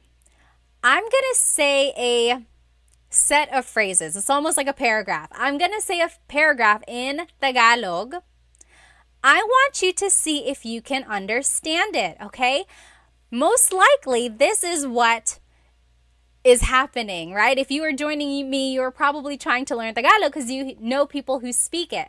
So this is something you might hear. See if you can figure out what I'm saying. Kamusta? Ako si Pat at asawa ko si Chris. Tatlo ang anak namin. 2 babae at 1 lalaki. 4 ang kapatid ko. Ako ang panganay, si JP ang pangalawa, si Marie ang pangatlo, at si Mark ang bunso. Nasa Pilipinas pa ang mga tito, tita, at ang mga pinsan namin. Ikaw, may kapatid ka ba? May mga anak ka ba? Okay, this is fictional. I don't actually, this is not real. Okay, I don't have everything that I said in this phrase. It's just for practicing purposes. Did you get it? What do you think? I'll say it one more time, okay? Again, I am saying a paragraph here, and I want to see if you can understand what I'm saying, okay? Kamusta? Ako si Pat at at asawa ko si Chris. 3 ang anak namin. 2 babae at 1 lalaki. 4 ang kapatid ko. Ako ang panganay, si JP ang pangalawa, si Marie ang pangatlo, at si Mark ang bunso. Nasa Pilipinas pa ang mga tito, tita, at ang mga pinsan namin. Ikaw, may kapatid ka ba? May mga anak ka ba? Yes. Arta said, big family. Again, it's not accurate. It's just for our practice here. Okay, so what do you think? Did you understand? What do you think I said? Write it in the comments if you have an idea. Oh, let's see. Sean said, are those introductions? Basically, yes. That's a good start.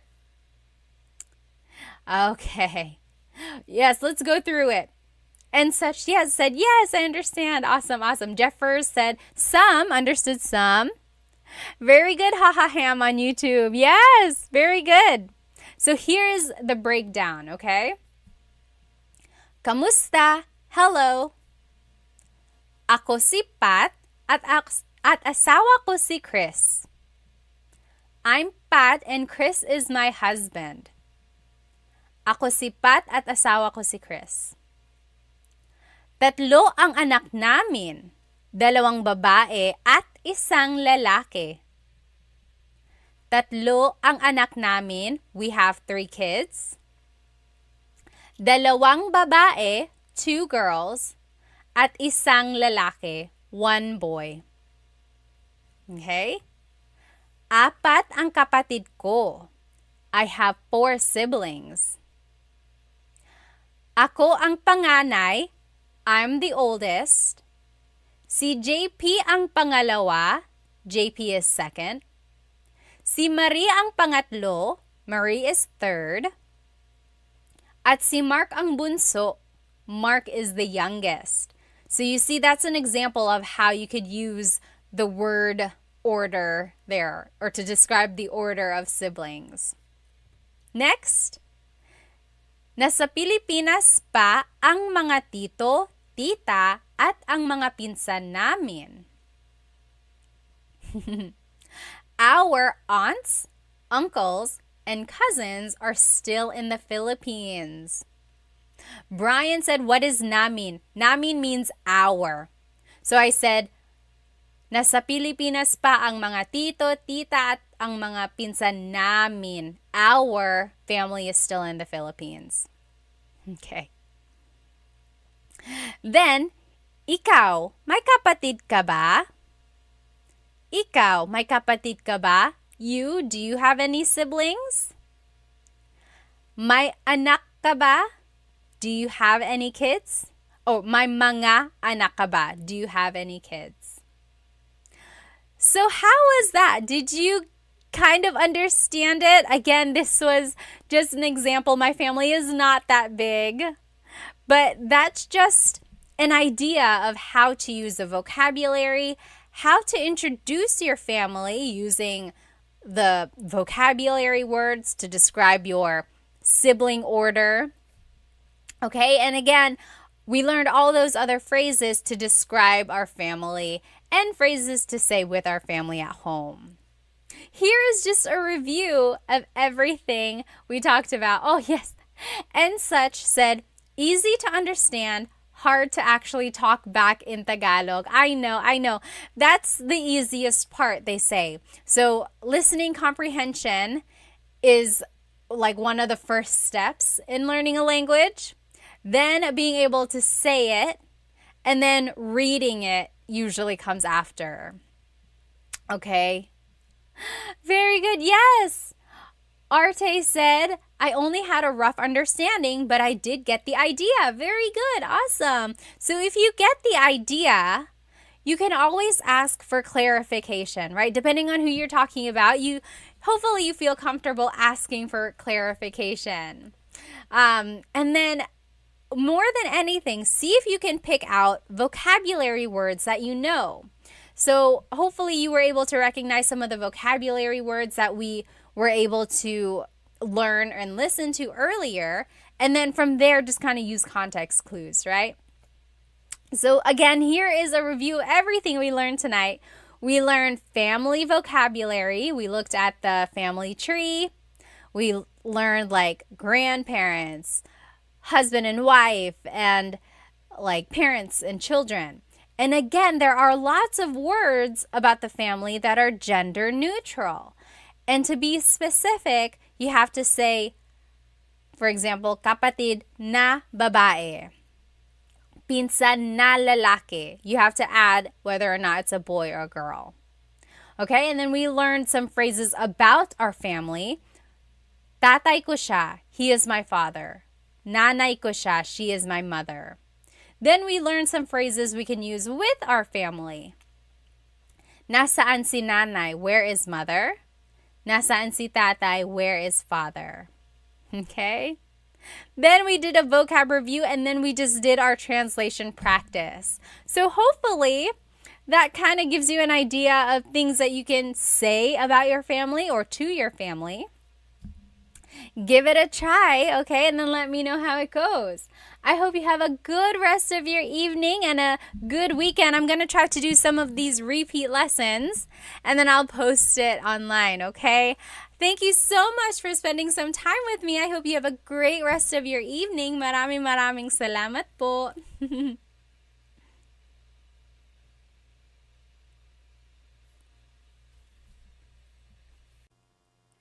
Hello, everybody. Welcome to another Tagalog Time live lesson.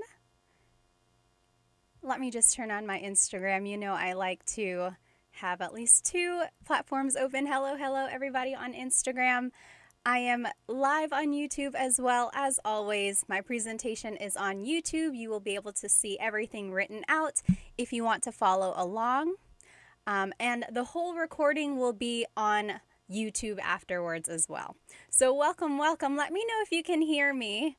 And you can do that by letting me know where you are currently watching from and your age. And maybe tell me a fun fact about yourself. Today is night 3 of these lives. I have never done this many. I must really like you, right? That's what it means. We should just do it every night. Not like I have dishes to wash or laundry to fold or anything like that. Let's just always hang out every night. Tonight's lesson is actually going to be really useful, I think. We will be learning some phrases that you can use every day, all throughout the day, just basically common conversational phrases that you can say with your friends and family. So again, this whole lesson is on my YouTube channel if you want to follow along. Sometimes people are like, can we see it written out? Do you have a whiteboard or something? So go ahead and watch on my YouTube. There is a little lag, so that's the only thing. Let me see where everyone is watching from. Hi Glenn, kamusta po? Mabuti naman ako. Imac is from New Jersey. Hello, hello. Johan, from Houston. Chris is from Brooklyn. Rolling Reflection from San Diego. Erftimus is from Virginia. Hello, hello. Omar is from Yellowknife, Canada. Glenn is from Australia. Boss Goat is from Sweden. Hello, hello. What time is it in Sweden? Camelina is from San Diego. David Jr., hello again from San Diego. Daro Shiraki is from Oregon. Hello, hello. Giselle is from Washington. Let's see. Jelena is from North Dakota. Dustin is from Colorado. Hello, hello. Oh, Yusuf is from Saudi Arabia, but currently in Baguio. Oh, that's so cool. And then Lester's from Chicago. Lady is from Texas. Let me see over here from YouTube. Where are you guys watching from tonight? Let's see. Fidel from Arizona. Hello, hello. Guns is from Granada Hills. David is from Auckland. Awesome. George is from the UK. Oh, nice. Trying to learn Tagalog because his partner is Filipina. UG177 is from Mexico. Hola. Ballroom is from Utah. Vince is from Santa Barbara. Hello, hello. Almost Polyglot is from Bangladesh. James Jim from Connecticut. Hello, hello. Jazzy Jen, hello from New Zealand, living in Australia. Jonathan is from Massachusetts. Snakey is from Texas. Robert is from New York. Let's go ahead and jump right in, okay? So today we're going to be learning some conversational phrases that we can say with our friends, with our family. These are some very useful phrases I think you'll find very helpful. And then we will look at some different verb tense variations of these phrases. You'll see what I mean. And then all throughout we will learn where to put po. So remember, po is what you say whenever you are talking to an elderly person or someone in authority. Anytime you want to be respectful, you add po to a phrase. So we will learn where po goes as we learn these phrases, okay? So very basic, the very first phrase we'll learn tonight is kumusta ka? Kumusta ka? And that means hello, hello, and how are you? Sorry, my mind is working faster than my mouth tonight. So hello, how are you? Kumusta ka? Kumusta ka? If you hear my pronunciation and then other people, when they say it, usually they say kamusta ka? Kamusta ka? So it sounds like it's spelled with a letter A, K-A-M, but technically it's spelled with a K-U-M. That's like the correct spelling of it. But the pronunciation usually is kumusta ka? Kumusta ka? And sometimes it's shortened to just musta, musta. If you're really cool, you can say musta. So some common responses are mabuti naman. I'm doing well. Mabuti naman. Or ayos lang. I'm doing okay. ayos lang. And if you're not doing okay, it would be hindi maayos. Hindi maayos, not doing well. You could also say like, hindi ako okay, I'm not okay. Or like, okay lang, I'm doing okay. But here are just some sample responses. So if someone asks you, kumusta ka? Kumusta ka? Hi, how are you? You can answer with one of these. Try saying these with me. Mabuti naman. Mabuti naman. That means I'm doing well. Mabuti naman.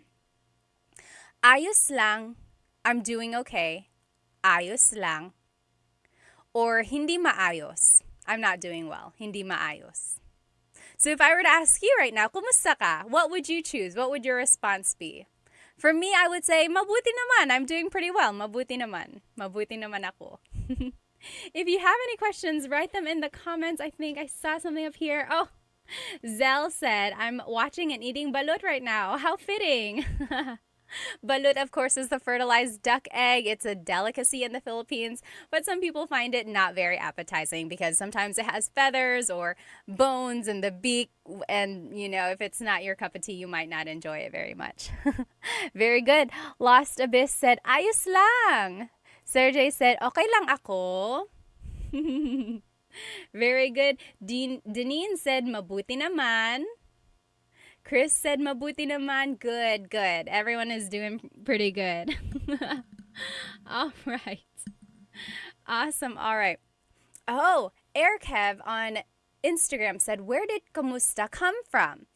I've heard it comes from Spanish, like, ¿cómo estás? So, kumusta ka? Kind of like that, right? All right. Denny said, I'm eating dinuguan. Wow. Dinuguan is a dish. It's kind of like a stew, usually made with pork. There's ginger in it, has vinegar, but the main ingredient is pork blood. If you've never had it, you should give it a shot. Sometimes it's called chocolate meat, but it's not chocolate. But it's so good. It's really, really good. All right. Oh, someone wrote on here, I'm good. How are you? So that's a good thing to practice. So if you say, oh, mabuti naman, if you want to say, how about you, you can say, ikaw. So, kumusta ka? Mabuti naman, ikaw. Okay, so try saying that. Kumusta ka? Mabuti naman, ikaw. How about you? All right, let's keep going. Now, if you want to add po, again, to be respectful, this is how you would do it. You would say, kumusta po kayo? Kumusta po kayo? So we learned, kamusta ka? Kamusta ka? To add po, you have to do two things. First, you have to add po after the word kumusta. Usually, po is the second word in a phrase, so there it is, after the word kumusta. Next, you have to change ka to a plural you. So ka is one person, like you singular is what they call it. So I'm just asking you, kamusta ka? How are you?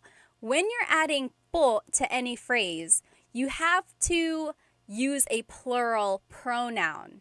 It's almost like you're talking to multiple people, even if you're just talking to one person. And that's a way to show respect. I know other languages do this as well. I took French in high school and college, and they do this in French. When you're trying to be respectful, you refer to someone as multiple people. So that's why we say, kumusta po kayo? Kumusta po kayo? Very good. Sergey and Lost Abyss, you guys got it on YouTube? Yeah, so that's just one of the things you kind of have to remember. But when in doubt, you can always add po to the end. So if you absolutely do not remember the po rules, just say, kumusta ka po? Okay, so it's not technically correct, but you are trying, and that makes a big difference, okay? So you can always add po at the end. All right. Next, you can use kumusta to ask about something else, like not relating to a person. Take a look at this. Kumusta ang blank? So how was blank? Kumusta ang meeting mo kanina? Kumusta ang meeting mo kanina? How was your meeting earlier? Or, kumusta ang araw mo? How is your day going? Kumusta ang araw mo? Last example, kumusta ang biyahe mo? How was your trip? kumusta ang biyahe mo? So do you see we are using kumusta, but we're not asking about like the person. We're not saying like, how are you? Or like, hello. We're asking about like, how was something? How did something go? So that's kind of another use for this word kumusta. So kumusta ang ... So let's take a look at this phrase a little bit more. Kumusta ang araw mo? How is your day? Your responses are actually the same as the responses you would give if someone asked you, kumusta ka? So if someone asked you, kumusta ang araw mo? How is your day going? You could say, mabuti naman, it's going well. Mabuti naman. Or, ayos lang, it's going okay. Ayos lang. Or, hindi maayos, it's not going well. Okay, so it's the same responses, just in a different context. Kind of easy, right? If you can remember the response that you want to give, now you know you can use it in other ways. Kind of makes it a little bit easier that way. Now, if you want to add po in this case, it would be, kumusta po ang araw nyo? Kumusta po ang araw nyo? So we learned, kumusta ang araw mo? Kumusta ang araw mo? So now we have to change mo to nyo. Remember, we have to use a plural you pronoun. So mo is just you. It's the you singular pronoun. Nyo is the plural you pronoun. So again, it's that idea of referring to someone as multiple people as a way to show respect. Okay? If you want more po practice, or if you just need like a more thorough review of po and the po placement, I have a full-length Tagalog lesson. I think it's lesson number 2, how to use po. That should be helpful. It has lots of practice examples as well. All right. Next phrase is kumain ka na ba? Kumain ka na ba? Raise your hand if you've heard this before. It's almost like a greeting, right? A lot of people, like whenever you enter a Filipino household, it's almost like, hey, kumain ka na ba? Have you eaten already? Kumain ka na ba? Food is a big love language for Filipinos, right? We love to cook. We love to share food. I heard somewhere recently that Filipino recipes, like the baseline recipes, are made for sharing. Like there is no single serve recipe for kare-kare or like single serve recipe for adobo or dinuguan. It's like all of the recipes, or most, have been made to be shared. And that's just from the Filipino culture, like sharing food and being around family and things like that. Very interesting. Anyway, back to our phrases. Kumain ka na ba? Have you eaten already? So, kumain is the past tense conjugation of kain. Ka is referring to you. Na means already. Ba is a question word. So, kumain ka na ba? Have you eaten already? Your responses could be, oo, tapos na. Yes, already done. Oo, tapos na. Oo, tapos na. Or, hindi pa. Hindi pa. Sorry, I got distracted by one of the comments here. Yes, hindi pa, not yet. Hindi pa. And then, if you already ate and maybe you want to wait a little bit, you can say, mamaya na lang. Mamaya na lang. Maybe later. Mamaya na lang. So try saying those with me. First, try saying, kumain ka na ba? Kumain ka na ba? So that means, have you eaten already? And then if you have, you can say, oo, tapos na.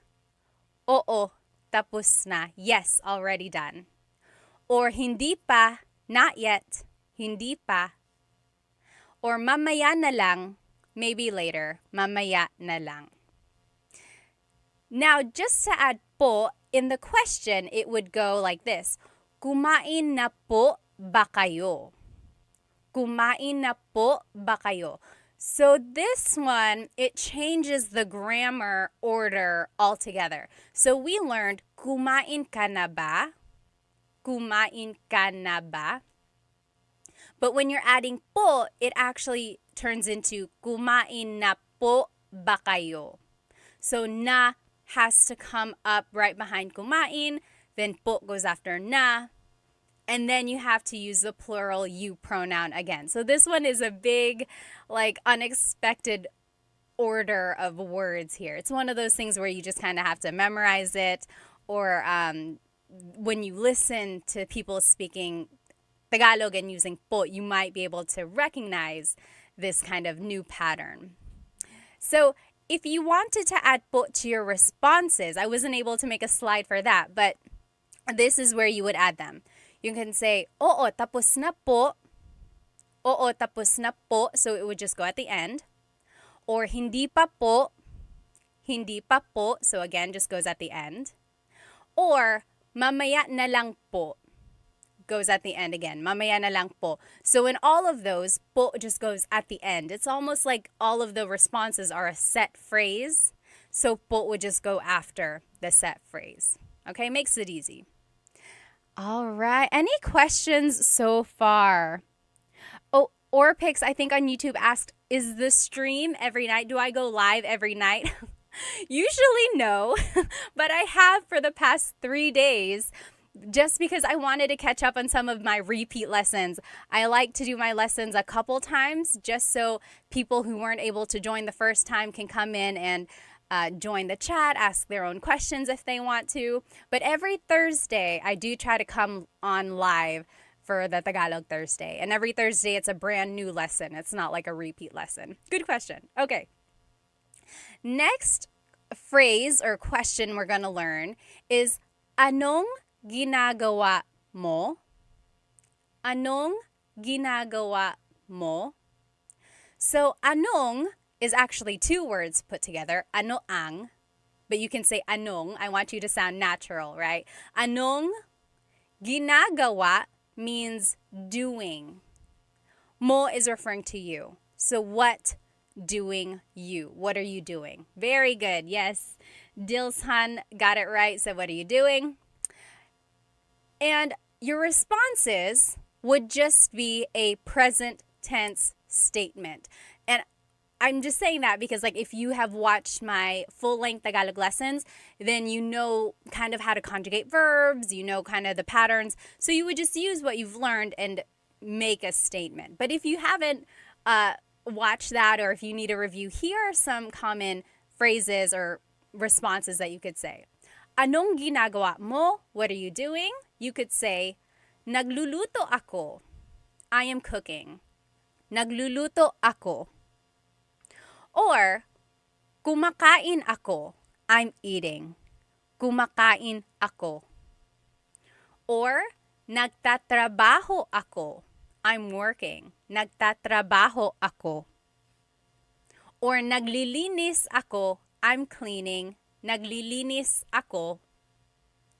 Or lastly, I want to show you this one because you can kind of use it as a trick. Nagda-drive ako. I'm driving. Nagda-drive ako. So this last example kind of shows how you can use Taglish. Taglish is Tagalog and English.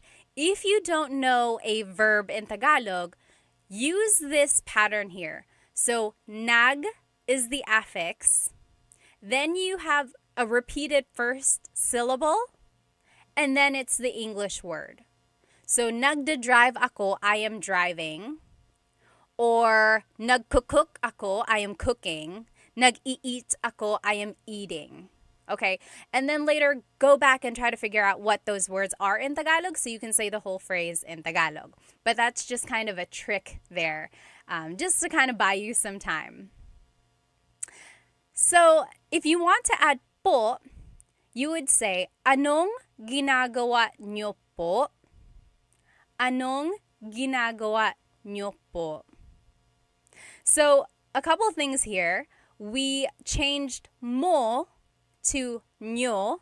Remember, we're changing the singular you pronoun to the plural you pronoun. And then we're adding po at the end. Anong ginagawa nyo po? Okay? Let me just catch up on some of these comments here. Yes, grub down to trabajo, like in Spanish. Yep, that is very much a Spanish influenced word. Very good. Let me see here. Oh, Cool Vibe said, Maraming salamat for doing this. Maraming salamat for watching. Let's see here. Oh, yeah. If in the San Francisco Bay Area, I'm sure local Filipino communities would love workshops like this. I wish I'm over here on the East Coast, very, very far away from San Francisco, but I hope you guys have a lot of fun over there. Oh, very good. Eric Kev said, nanonood ako ng laro ng basketball, watching a basketball game. Okay. Daniel is from Ohio. Oh, Eastern Samar. Okay. If you have any questions, feel free to write them in the comments. Let me just see over here on YouTube. Oh, yes. Jazzy Jen said, it's funny because I think I've heard people say, ano ginagawa mo? Yeah, so sometimes people drop the like NG. But like, yeah, technically it's ano ang ginagawa mo. Sometimes people just like shortcut it. Yes. Orpik said, can you say, ano ba ginagawa mo? Yes. So, ba is a question word, and there actually is no direct English translation for ba. But in Tagalog, if you want to kind of reinforce the question, you could add ba. So that is a very good way to ask it as well. Ano ba ang ginagawa mo? In that way, it's kind of almost like an emphasis. It's like, ano ginagawa mo? What are you doing? Ano ba ang ginagawa mo? What are you doing? It kind of changes the like intonation or the enforcement of it. Very good. All right. Let's see. Oh, yes. J.I. asked about the phrase, oo, tapos na. So remember, oo, tapos na means yes, already done. If you want to add po, you could say, opo, tapos na po. I forgot the first po after the word oo. So, opo, tapos na po. You got to change oo to opo. Very good catch, yes. All right. All right, Lalit said, thank you so much for doing the live stream multiple times so that no one is left behind. Yes. All right. When do you use ka versus mo? James said. So sometimes we have been saying mo, like anong ginagawa mo. But sometimes we say ka, like kumusta ka, right? So both of those pronouns mean you. The difference is the type of verb we are using. When we're using mo, we are using an object-focused verb. When we're using ka, we are using a subject-focused verb. And there's no telling as to why some verbs are subject-focused, why some verbs are object-focused. Sometimes it depends on the context, but other times it was just determined by the Tagalog linguistic gods. I would say, listen to Tagalog, like listen to native speakers, really pick out when they are using certain pronouns, and then use those pronouns in that way in the future. It's just one of those things that you kind of have to learn. I know, I wish there was more of like a rhyme or reason. All right. Okay, yes. Okay. Yes, way more said maybe one day you'll talk about a boodle fight. You know what a boodle fight is? It's when they have like a table with a banana leaf on it and all of these foods just out in the open, and then it's your duty to eat it using your hands, no utensils, no plates or anything like that. And it's just kind of like a bonding experience for you and your family or friends or whoever is eating with you. Okay, yes, so many good questions and comments. All right, let's keep going here. Hang on, sorry, one more second. All right, so those are some things you can say about what you are currently doing. Now, this next slide is asking about what someone else is doing. So we learned, anong ginagawa mo? what are you doing? If you want to ask about someone else, you could say, anong ginagawa ni blank? So what is blank doing? Like, what is someone else doing? For example, anong ginagawa ni tatay? What is father doing? Anong ginagawa ni tatay? Okay, so there's the ni.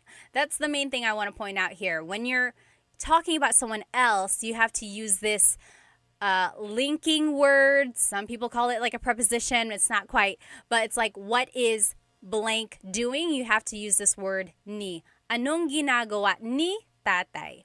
Or, anong ginagawa ni Ate Mary?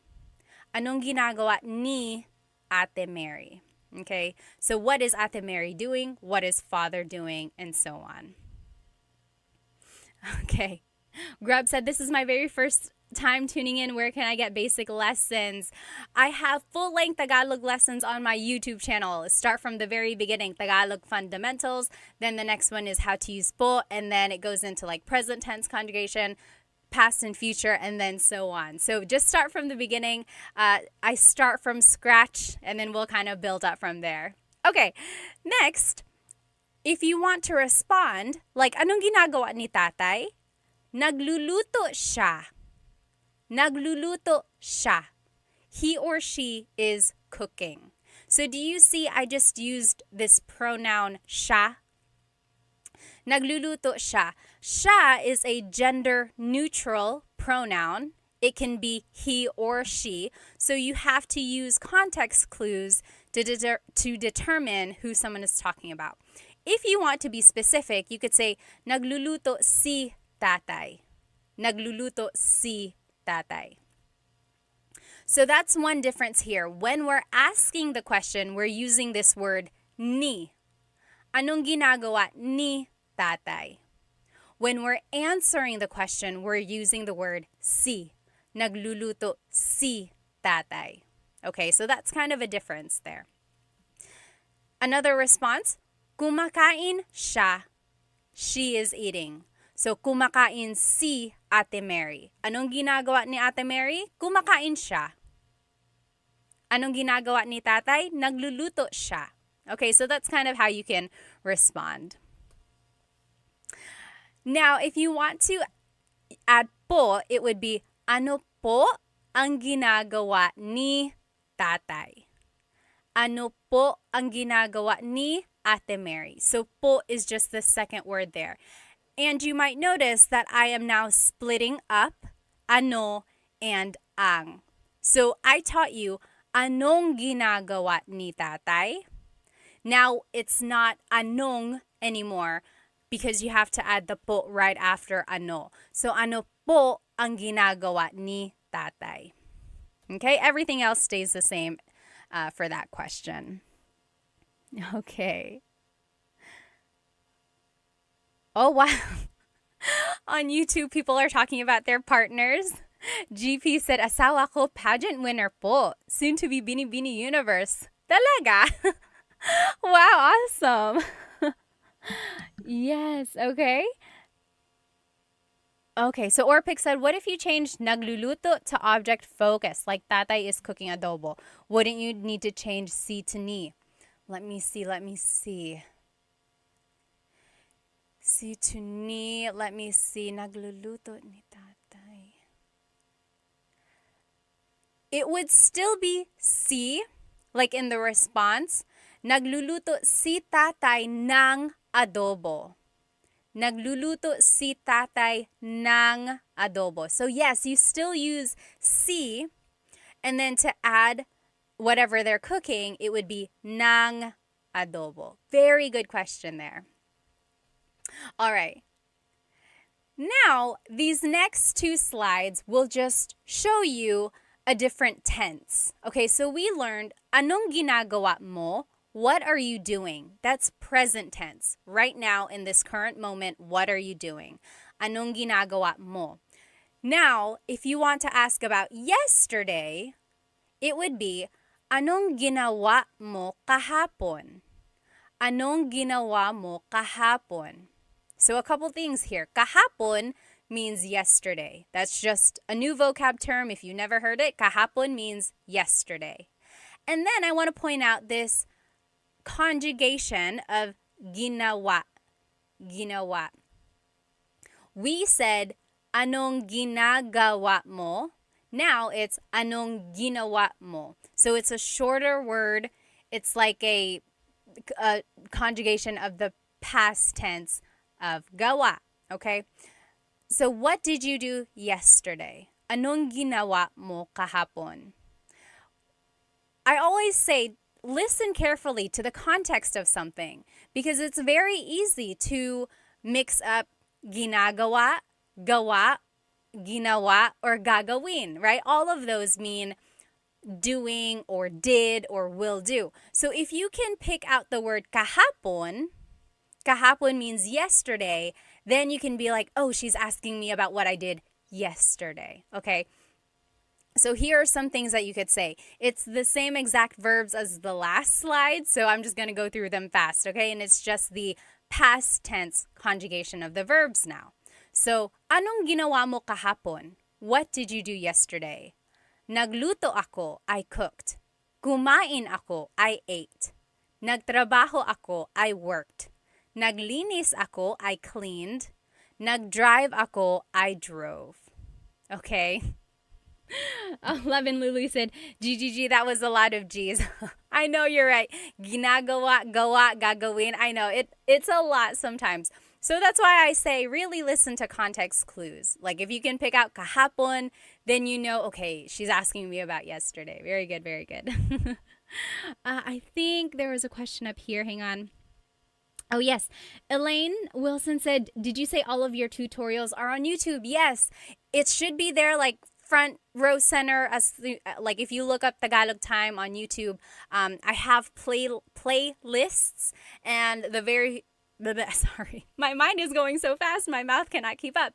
The very first playlist are my full-length Tagalog lessons. So just start from 1 and move on all the way down. Okay, let's keep going. To be respectful, you could say, ano po ang ginagawa? Ano po ang ginawa nyo kahapon? Ano po ang ginawa nyo kahapon? That means, what did you do yesterday, but respectful. Again, we split up anong, so now it's ano po ang ginawa nyo kahapon. And nyo is the plural of mo. Okay? Yes, let me see here. So the difference between kumakain and kumain. Yes, Bal on YouTube said, so the difference between kumakain and kumain is only when the time happens. Yes, I'm thinking because I wonder if there's some sort of exception. There usually is, but in this case, yes, kumakain is the present tense. You are doing that right now. Kumain is the past tense. You already did it. However, kumain can also be used as a command. Like if you say, kumain ka, hey, eat, go eat, kumain ka. That's another time when you would say kumain. But usually kumain also means like past tense. Very good, very good.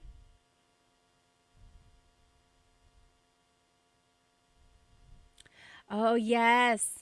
Okay. Diaries of a Kitchen Idiot said, how do you know when to use nag and then the verb? Like nagtrabaho. Versus the first letter plus uma, like in the verb tumatrabaho. So there are 5 different types of verbs in Tagalog: mag, ma, in, and e verbs. All of them have their own pattern. So mag verbs like magtrabaho uses nag as an affix in the present tense. Nagtatrabaho ako. However, there are some verbs that use like kumakain ako. Kumakain ako. The is the infix there. So your question, like how do you know which one to use or how do you know when to use nag? It's one of those things where you have to pick up more vocabulary, listen to Tagalog speakers, and try to recognize the patterns that they use and keep it in your pocket so that you can use it next time.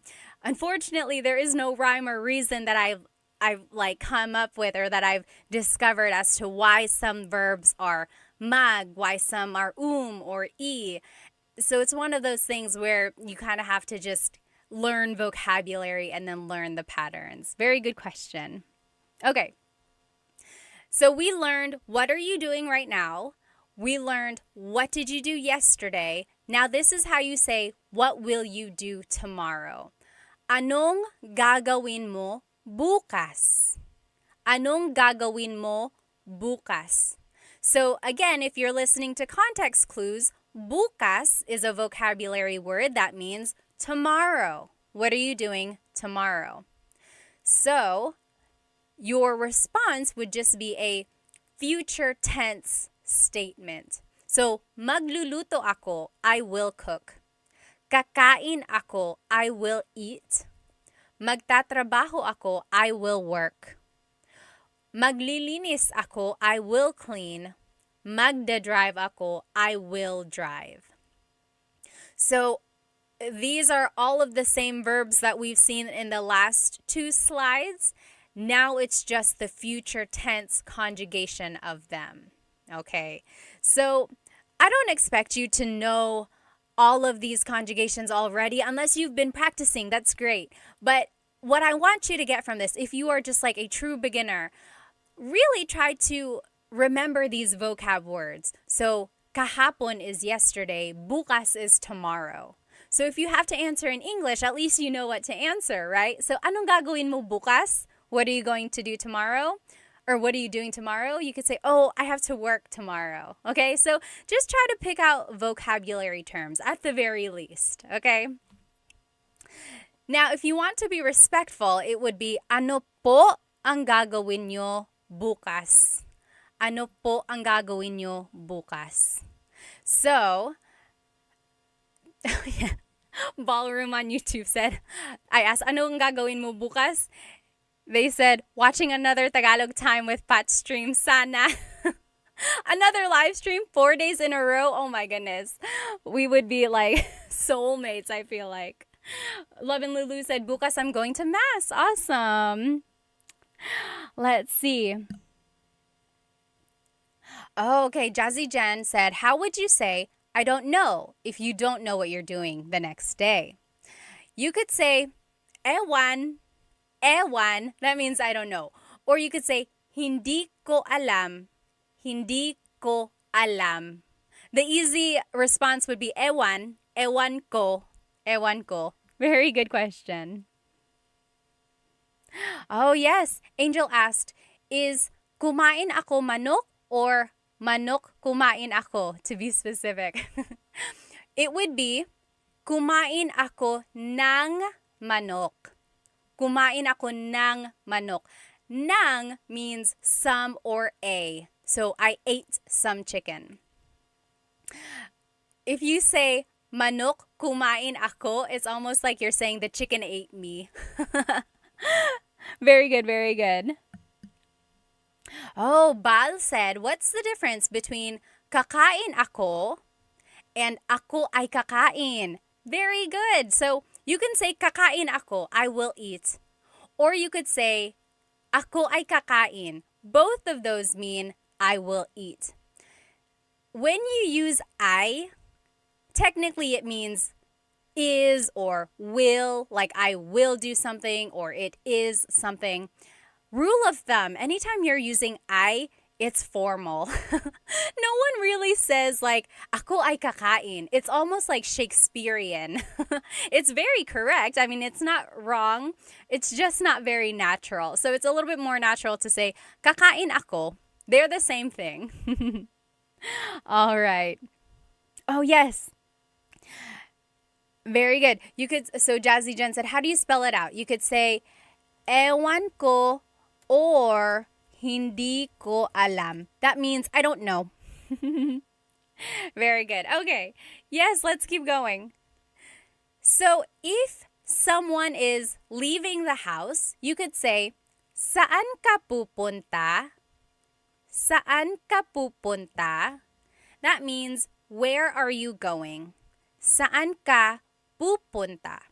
Your response would be, pupunta ako sa blank.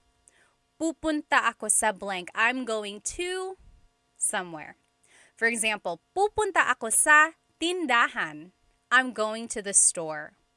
Pupunta ako sa tindahan. Or pupunta ako sa banyo. I'm going to the bathroom. Pupunta ako sa banyo. Maybe if you are watching a movie with your husband or wife or your friend, and someone is getting up, you could be like, saan ka pupunta? Where are you going? You could say, pupunta ako sa banyo. I'm just gonna go to the bathroom. Or you could say, pupunta ako sa bahay ni Kuya JR.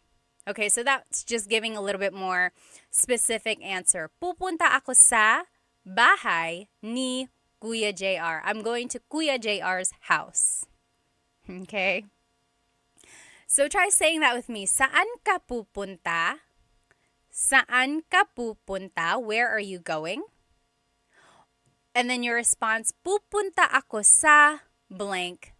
I'm going somewhere. Pupunta ako sa tindahan. Pupunta ako sa blank. Okay? Now, here's just a response if someone says that. You could say, sama ako. I'll come. I want to come with you. Sama ako. So if you want to go somewhere with that person, try saying this and it might make them smile. They'll be like, hey, where'd you get that? How do you know how to say that? So, sama ako. I want to come. I'll come. Sama ako. Oh, Angel said, pupunta ako sa Disneyland. Oh, so lucky. Yes. And then Ballroom Scott said, sama ako. All of us, sama tayo. Let's all go. Swingovic said, pupunta ako sa may bahay. You're gonna go to the house. Pupunta ako. You could just say, pupunta ako sa bahay. I'm going to the house. Very good, very good. Yes, Bal said, so if it's a possessive thing, the C before the name changes to ni. Yes, exactly right. So we learned, pupunta ako sa bahay ni Kuya JR. Yep, it's like the possessive linking word, I would call it. Ni Kuya JR. Very good, yes. Okay, and then another thing you might ask is, oh, hi Sterling Jing, thank you for watching. So another thing you might ask is, anong oras ka uuwi? Anong oras ka uuwi? What do you think that means? What time are you coming home? Right? So if someone is like, oh, saan ka pupunta? Pupunta ako sa bahay ni Kuya JR. Oh, anong oras ka uuwi? Anong oras ka uuwi? What time are you coming home? Okay. Jazzy's Jen said, pupunta ako sa trabaho. I understand. All right. So those are just some things. Now, if you want to be respectful, the po would go as the second word. So, saan po kayo pupunta? Saan po kayo pupunta? Ka turns into kayo. Remember, we learned saan ka pupunta? Saan ka pupunta? Now, if you want to add po, it's saan po kayo pupunta? Saan po kayo pupunta? And then the response, pupunta ako sa blank. Respectfully, you could say, pupunta po ako sa tindahan. Okay, so po is just the second word there. So this is a good question to kind of keep in your back pocket. Like if your mom or dad leaves, or if someone like your in-laws are leaving the house, just ask them, saan po kayo pupunta?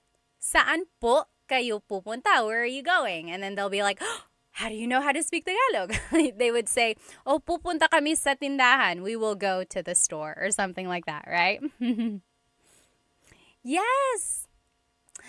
Very good. So Orpik said, wow, there's a single verb for coming home.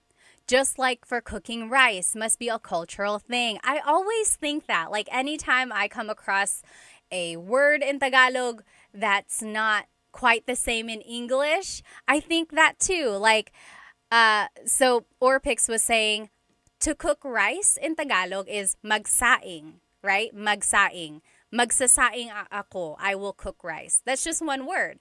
Whereas in English, you have to say, I will cook rice. I will cook rice. So it's not just like a single word. It shows how significant rice is and making rice for your meal. It really shows how important that is. Just like the single word for coming home. Uuwi. Uuwi. I will come home. Very good, very good. All right. Now, the opposite of pupunta is galing. For example, saan ka galing? Saan ka galing? That means where are you coming from or where did you go? Okay, so if someone is coming through the front door, you're like, hey, saan ka galing? Where did you come from? Saan ka galing? The response would just be, galing ako sa blank. I just came from blank. So for example, saan ka galing? Where did you come from? You could say, galing ako sa tindahan. I just came from the store. Galing ako sa tindahan. Or galing ako sa trabaho. I just came from work. Galing ako sa trabaho. And then lastly, galing ako sa bahay ni Kuya JR. I just came from Kuya JR's house. So it's the same examples, just a different context, right? So instead of I'm going to Kuya JR's house, I'm coming from Kuya JR's house. So try saying that with me. Saan ka galing? Where are you coming from? Saan ka galing? And then galing ako sa trabaho. I just came from work. Galing ako sa blank. Let me just catch up on some of these comments here. Oh, yes. Oh, Jazzy Jen said, how would you say that you're just leaving in general? That's the last slide. Just wait for it. Very good, very good. Oh, Swingavic, thank you. Thank you. Said, meron akong magaling na Tagalog teacher. Oh, yes. S on YouTube asked, does galing have different meanings? Yes. So galing, the emphasis is on the first syllable. That means coming from. David Jr. on Instagram just asked the same question too. Galing means good or great. So if the emphasis is on the second syllable, galing, that means good or great or excellent. Yes, as Air Kevin said. So it's like, oh, I just got straight A's. You can say, oh, galing, galing, good, great job, excellent, galing. But saan ka galing means where are you coming from? Yes. Yes, Sergey and Orpigs both got it. So like you could say, ang galing mo. Ang galing mo. You are so good. You're excellent. Versus, galing ako sa tindahan. I just came from the store. Yes, it's a homonym. Homonym, as they say, is like a word that has a couple different meanings depending on the context or depending how it's pronounced. Yes, exactly right. You guys got it. Now, if you want to be respectful, it would be, saan po kayo galing?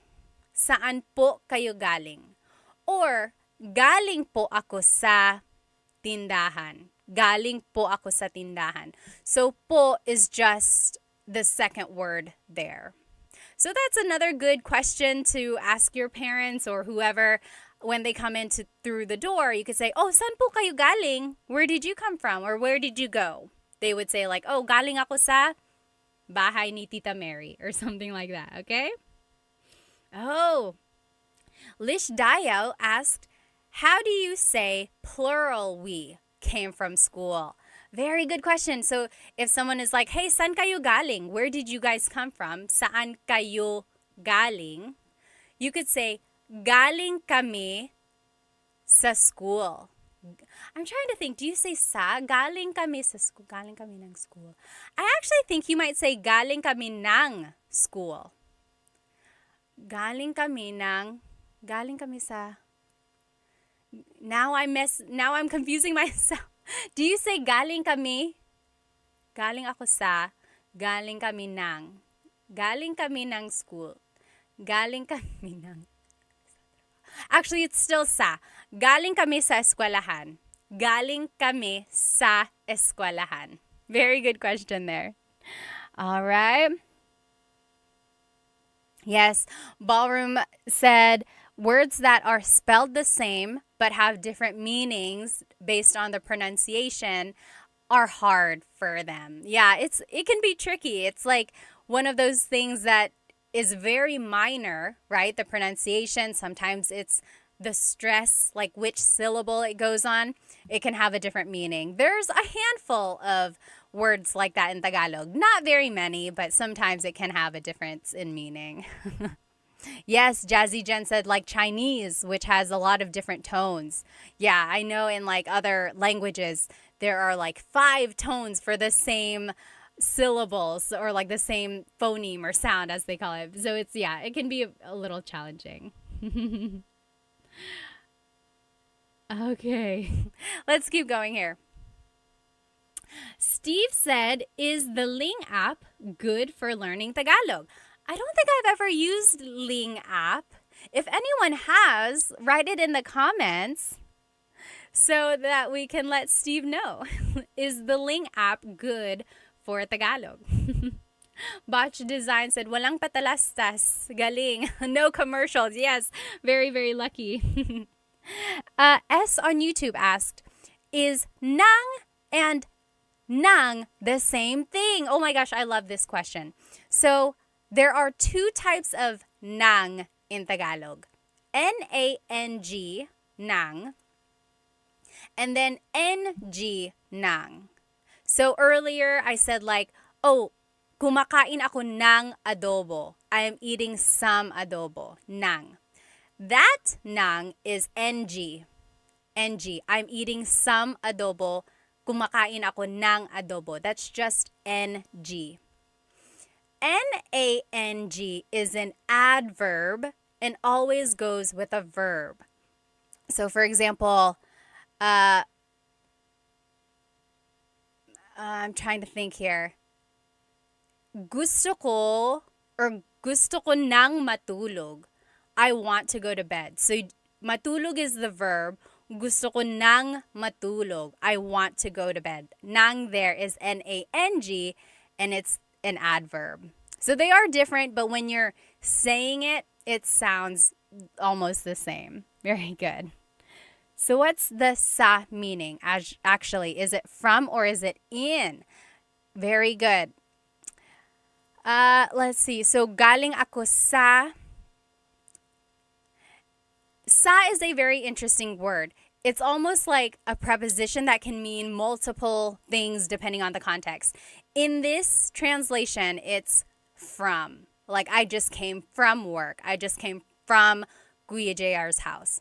Yeah, but you'll hear sa in other contexts meaning different things. Very good question.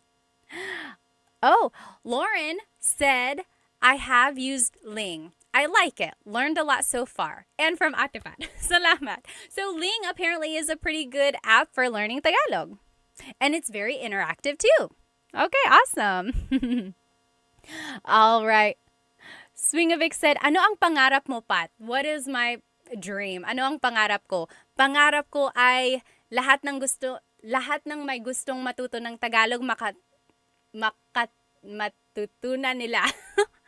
Everyone who wants to learn Tagalog, I hope they are able to learn Tagalog. Or hopefully they're able to get the resources that they need. Oh, Airkev said, Ling is a pretty good app. Also try Turong Wika. I actually did a video for them once. So they have a pretty good app. I have it on my phone as well. Sometimes I use it for resources for my videos. Very good, very good. Okay. I think I only have a couple more phrases here. Next, if you want to ask someone like where someone is, it would be nasaan si blank. So where is blank? Nasaan, oh, that's the response there. So for example, like nasaan si tatay? Where is tatay? Or something like that. Your response would be nasa blank si blank. So here, I'll just give you an example. Nasaan si nanay? Where is mother? Nasaan si nanay? Your response would be, nasa trabaho si nanay. Nasa trabaho si nanay. So the main thing here is this word si. We've seen this one before. It's the linking word before a person. Nasaan si nanay? The response is nasa trabaho si nanay. So here, the response still has si. It's not ni like we've been seeing because there's no like possessive quality. We're not really asking about like where mother, or we are asking where she is, but no like object there. Just asking about nanay. So, nasa trabaho si nanay. Let me see here. Oh, David said, can we get a Tagalog Time Pat app? That would be funny. No, I don't have one in the works or anything. Don't worry. Let's see. Let's keep going here. If you want to be respectful, it would be nasaan po si blank. Nasaan po si nanay. So po is just the second word there. Okay. This awesome world said, how do you ask where the surf spot? Where is the surf spot? It would be nasaan ang surf spot. Nasaan ang surf spot. So you wouldn't use si. Si is only for people. So if you're asking about like a thing, nasaan ang surf spot. Very good, very good. Yes. Okay, so it only applies to names. What about where is he? Oh, very good. So if you want to ask like, where is he? Where is she? It would be nasaan siya. Nasaan siya. You don't need the si. You don't need like a preposition or a linking word. You would just say the pronoun. Nasaan siya? Very good question. Nasaan siya? Where is he or where is she? Now, Jazzy Jen, this is the question you had earlier.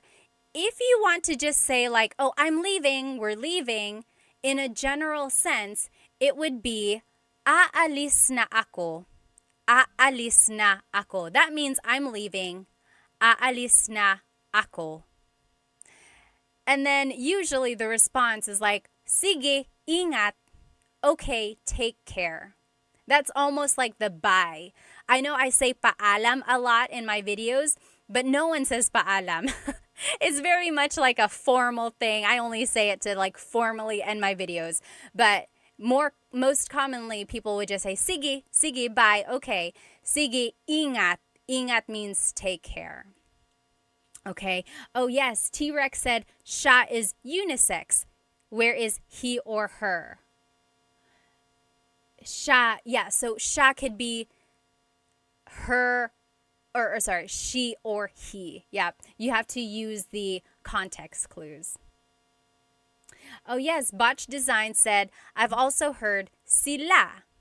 Yes, sila means they. So nasaan sila? Where are they? Nasaan siya means where is he or where is she? Very good, very good. There's a question up here. Kat Kaza said, what is the difference between nasaan and saan? Very good. Nasaan and saan both mean where. Nasaan is where you're asking about a noun or a person. Like, nasaan si nanay? Nasaan ang cellphone? Nasaan ang kotse? Where is the car? So it's asking about like a noun, right? Nasaan, noun. That's kind of how I remember it. When you're asking about like an action of something or someone, you would use saan. For example, saan tayo kakain? Where are we going to eat? Saan tayo kakain? So do you see I'm not asking about a noun, like where is something? I'm asking about our action. Where are we going to eat? Or saan ka matutulog? Where will you sleep?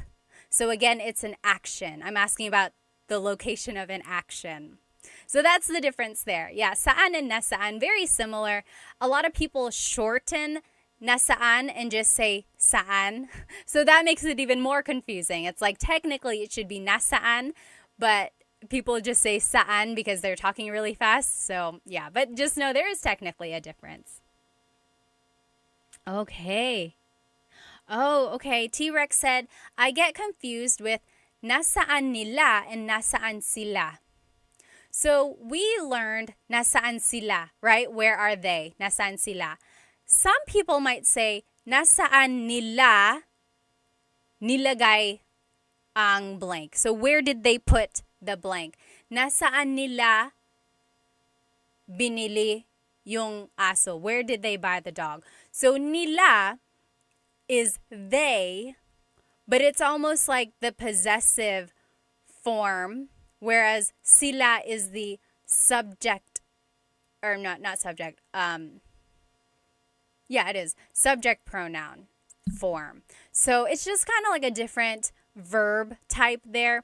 I would stick to nasaan sila whenever you're trying to ask, like, where are they, or where is a certain group of people. Very good, very good. Okay. Oh, Coconut Dream said, I just downloaded Ling. Awesome, good luck. Oh, Bal said, do you have to put na between aalis and ako? So we learned aalis na ako. You could say aalis ako. Aalis ako. You don't need na. Na is, it almost softens the statement. If you say aalis ako, it's almost like I'm leaving. It's like very blunt. It's like I'm leaving. Aalis na ako is like, hey, I'm leaving. Do you kind of get it? It's like, it's just a little bit more polite or something like that. It's just what's more commonly said. Like, hey, aalis na ako, okay? I have an early day tomorrow, aalis na ako. Okay? But it's not wrong if you leave out the na. Okay.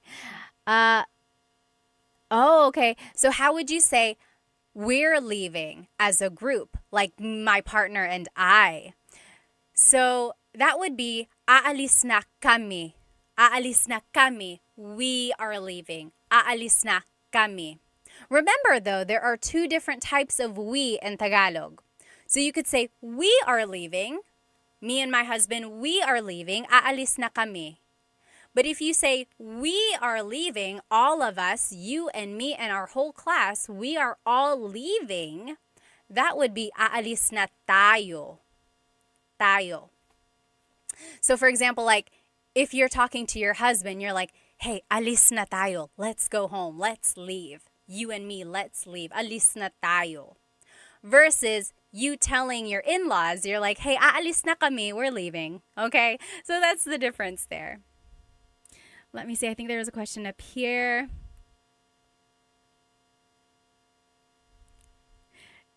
Let's see. Oh, someone said, what is the difference? Oh, CY Pau said, what is the difference between rin and din?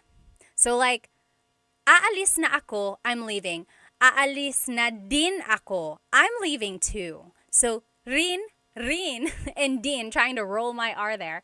Rin and din are words that mean also or too. So, aalis na din ako, I'm leaving too. You could say aalis na din ako, or you could say aalis na rin ako. They are interchangeable. They mean the same thing. In Tagalog, the letter R and the D sound are interchangeable because the R and the D were represented by the same symbol and by bayin. So, ever since it's been that sound has been interchangeable for a lot of words in Tagalog, like nandoon, naroon. See the D and the R, they're interchangeable. Or nandito, narito. So there are a lot of words where the D and the R are interchangeable. Okay, let me see. Drops has Tagalog too, David said. It's free. I don't know what Drops is. George said, oh, Tagalog isn't on Duolingo. I see. Selfish and George said Tagalog isn't on Duolingo, but it is on Rosetta Stone. I did a video for Rosetta Stone. They are pretty good. George said, I don't know how good it is. It's good. They like immerse you in it. So it's like you just start right off learning phrases and words. So it's a good way to learn. Okay. Oh, Selfish said, I've tried Drops. It's not good. But maybe you should try it. Maybe you'll have better luck with it. Okay, let me see. What about tayo na or tara? Oh, yes. Chris said, what about tayo na or what was the other one? Tara. Yes. Tayo na means literally it's like, hey, it's us. Tayo na. Tayo na. And then tayo na just means like, hey, let's go. Tayo na, we're going. Tara means let's go. Tara, tara, let's go. And then aalis or aalis na tayo means we are leaving. So they all mean the same thing. It's like, hey, let's go, we're leaving, we're going, mean the same thing. Okay. Oh, Jessie said, any more phrases to learn? Just to look at the respectful forms of these, aalis na po ako. Aalis na po ako. Or sige, ingat po. So po would just go after the word na, or it goes after the set phrase. Sige, ingat po. I think that's the last of the phrases there. I want to try this one activity with you though. So if I ask you, kumusta ang araw mo ngayon? How was your day today? Kumusta yung araw mo ngayon? Write it in the comments. What would you say? Kumusta yung araw mo ngayon? This is an example of what I would say. Mabuti naman, naglaro kami ng mga bata sa labas. Nanood din kami ng pelikula at kumain ng popcorn. Tapos nagluto ako ng pork chops at sa huli naglinis ako ng bahay. Okay, so that's an example.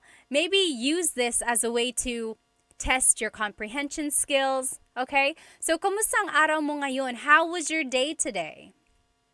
I'll say it one more time. Mabuti naman, naglaro kami ng mga bata sa labas. Nanood din kami ng pelikula at kumain ng popcorn. Tapos, nagluto ako ng pork chops. At sa huli, naglinis ako ng bahay. Okay? So, a couple things I want to point out here. First, notice that I answered the question. Okay? Mabuti naman. Kumusta ang araw mo ngayon? Mabuti naman. Remember, you can answer with the same responses that you would say if someone asked you, kamusta ka? So I said, mabuti naman, it's going well, or it went well. Next, I want to point out these transition words, okay? So, mabuti naman, it went well. Naglaro kami ng mga bata sa labas. The kids and I played outside. Nanood din kami ng pelikula. We also watched a movie. At kumain ng popcorn and ate some popcorn. Tapos, nagluto ako ng pork chops. Then, I cooked some pork chops. At sa huli, naglinis ako ng bahay. Then, at the end, I cleaned the house. Okay? I see some of you guys got some of the translation. Yes, you guys were writing it in the comments. Very good, very good. Yes! Crowfish said, whoa, I got to understand bits to get a general idea of what you said. Cool, learning bit by bit. Awesome, awesome. See, I think you know more than what you think. I know it can be a little hard, like trying to gauge how much you've learned, but I would say listen to native Tagalog speakers and you might surprise yourself with how much you've learned. Okay. Awesome, everybody. Yes, Lauren Jessica TV got it. Wow, I understood. Great job, great job. That's all I have for you tonight. This is just a review of everything. If you have to leave, you are welcome to leave. I'm just going to answer a couple more questions here. Okay, Botch Design said, can you please explain the difference between namin and natin? Yes.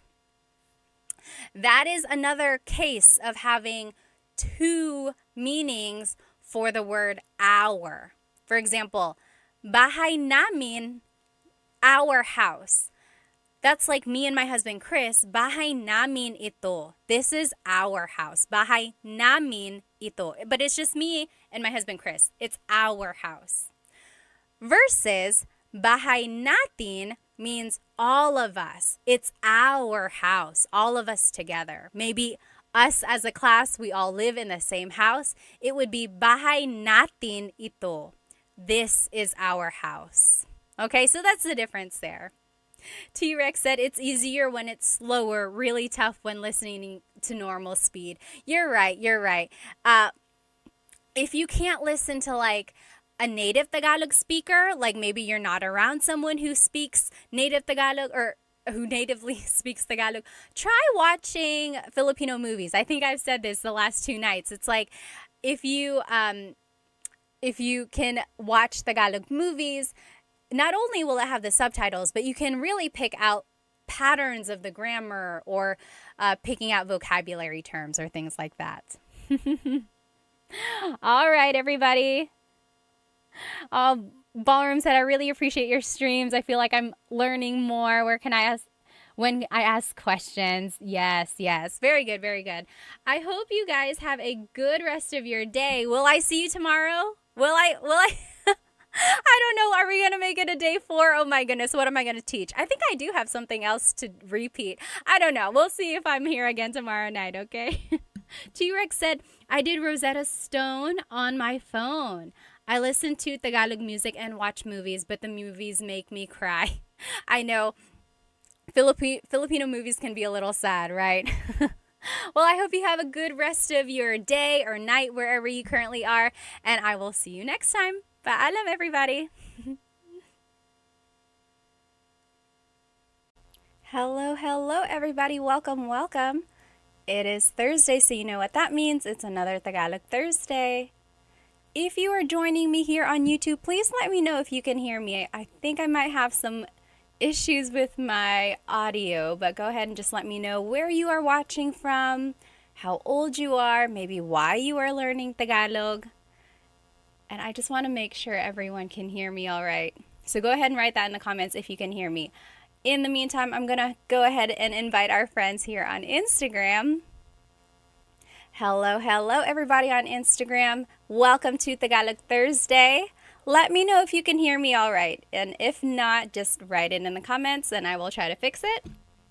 Great. Irvin said sounds good on YouTube. Awesome. Hello. If you are joining me on Instagram, go ahead and write where you are watching from, how old you are, and maybe why you are learning Tagalog. Let me know you can hear me. Hello. Oh, Heather says watching from Alaska. Dennis says watching from New Zealand. Hello. D. Sullivan said hello from San Diego. Hello from Vancouver, Canada. Fox McLeod said hello. Subin said, hello ma'am, how are you? Mabuti naman, ikaw, kamusta ka? For HRD said, hearing you just fine. Awesome. Hello on Instagram. If you are joining me here, remember you can catch this whole presentation on YouTube and you will be able to see the all of the slides written out along with some images that we might go over, okay? You're going to want to follow along. This is a good one. Again, if you have to hop off or if you know anyone who's going to join late, this whole presentation, the recording will be up on my YouTube afterwards. Let's go ahead and get started. If you are joining me here on YouTube, you will see that I have just posted the lesson agenda. Today, we're going to be talking about vocabulary about chores. So things we can be doing around the house. I think these will be some useful phrases. You will be able to say what you are doing, or if someone asks you like, anong ginagawa mo, what are you doing? You'll be able to answer if you are doing something around the house. Then we will learn some verb conjugation. This is going to be really interesting. We'll see some regular patterns, but then we will also see some irregular patterns. Okay, so it might get a little murky there, clear as mud, right? But hang on with me and we'll get through it. Then I will teach you a Taglish tip. And then we will do some practice questions. It's going to be a good lesson here. Let me go ahead and just catch up on where everyone is from. Oh, Mark says, yung asawa ko, Filipina. So that's why he's learning Tagalog. Awesome. Watching from Wilmington, California, Elder said. There's a Wilmington here in North Carolina as well. Chamari says from Sri Lanka, 49 years old. Just interested, just wants to learn Tagalog. Well, that's always nice. Kio says from Dumaguete. Awesome. Learning Tagalog for IT. International tambay, Irvin said. Do you know what a tambay is? A tambay is someone who just kind of sits around, hangs out. Someone who just like tambay sa tindahan. Someone's just hanging around that store. Santa Barbara, Vince is watching from there. Hero is watching from Tokyo. Oh, the Mantis is watching from Greensboro, North Carolina. Awesome, awesome. Southbound is from Las Vegas.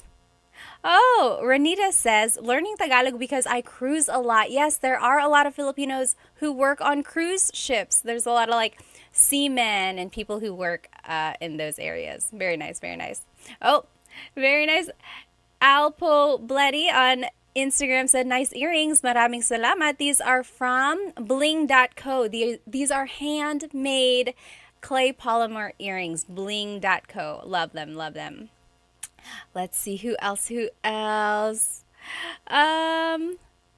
Good day from Australia, Matthew says. All right, let's get started here. Again, if you are just catching me on Instagram, you can catch this whole lesson on my YouTube channel. You'll be able to follow along. Everything will be written out. There are some images on there as well. And the whole recording will be up on my YouTube channel, just Tagalog Time with Pat. Okay, so again, we are learning some vocabulary and phrases about chores. Let's get started. So here are some verbs. Maglaba is to wash. Wash your clothes. Maglaba. Wash your clothes. Maglaba. Maghugas is to wash the dishes. Maghugas. Maglinis is to clean. Maglinis. Magwalis, to sweep. Magwalis. And then magtipig, to fold clothes. Magtipig. Okay? I want you to notice here that all of these verbs are starting with the mag prefix, right? Maglaba, maghugas, maglinis, and so on. We're going to go into how to conjugate them and then how to use them in sentences, okay? Let's see. I just want to catch up. If you have any questions, write them in the comments. Love and Lulu said, I love your outfit, ate. Maraming salamat. Sydney says, hello from Portland, Oregon. Oh, I see. Also said, I'm the only one in my family who doesn't speak Tagalog. I grew up in Guam. Awesome. Okay, well, that's great. That's great that you're learning.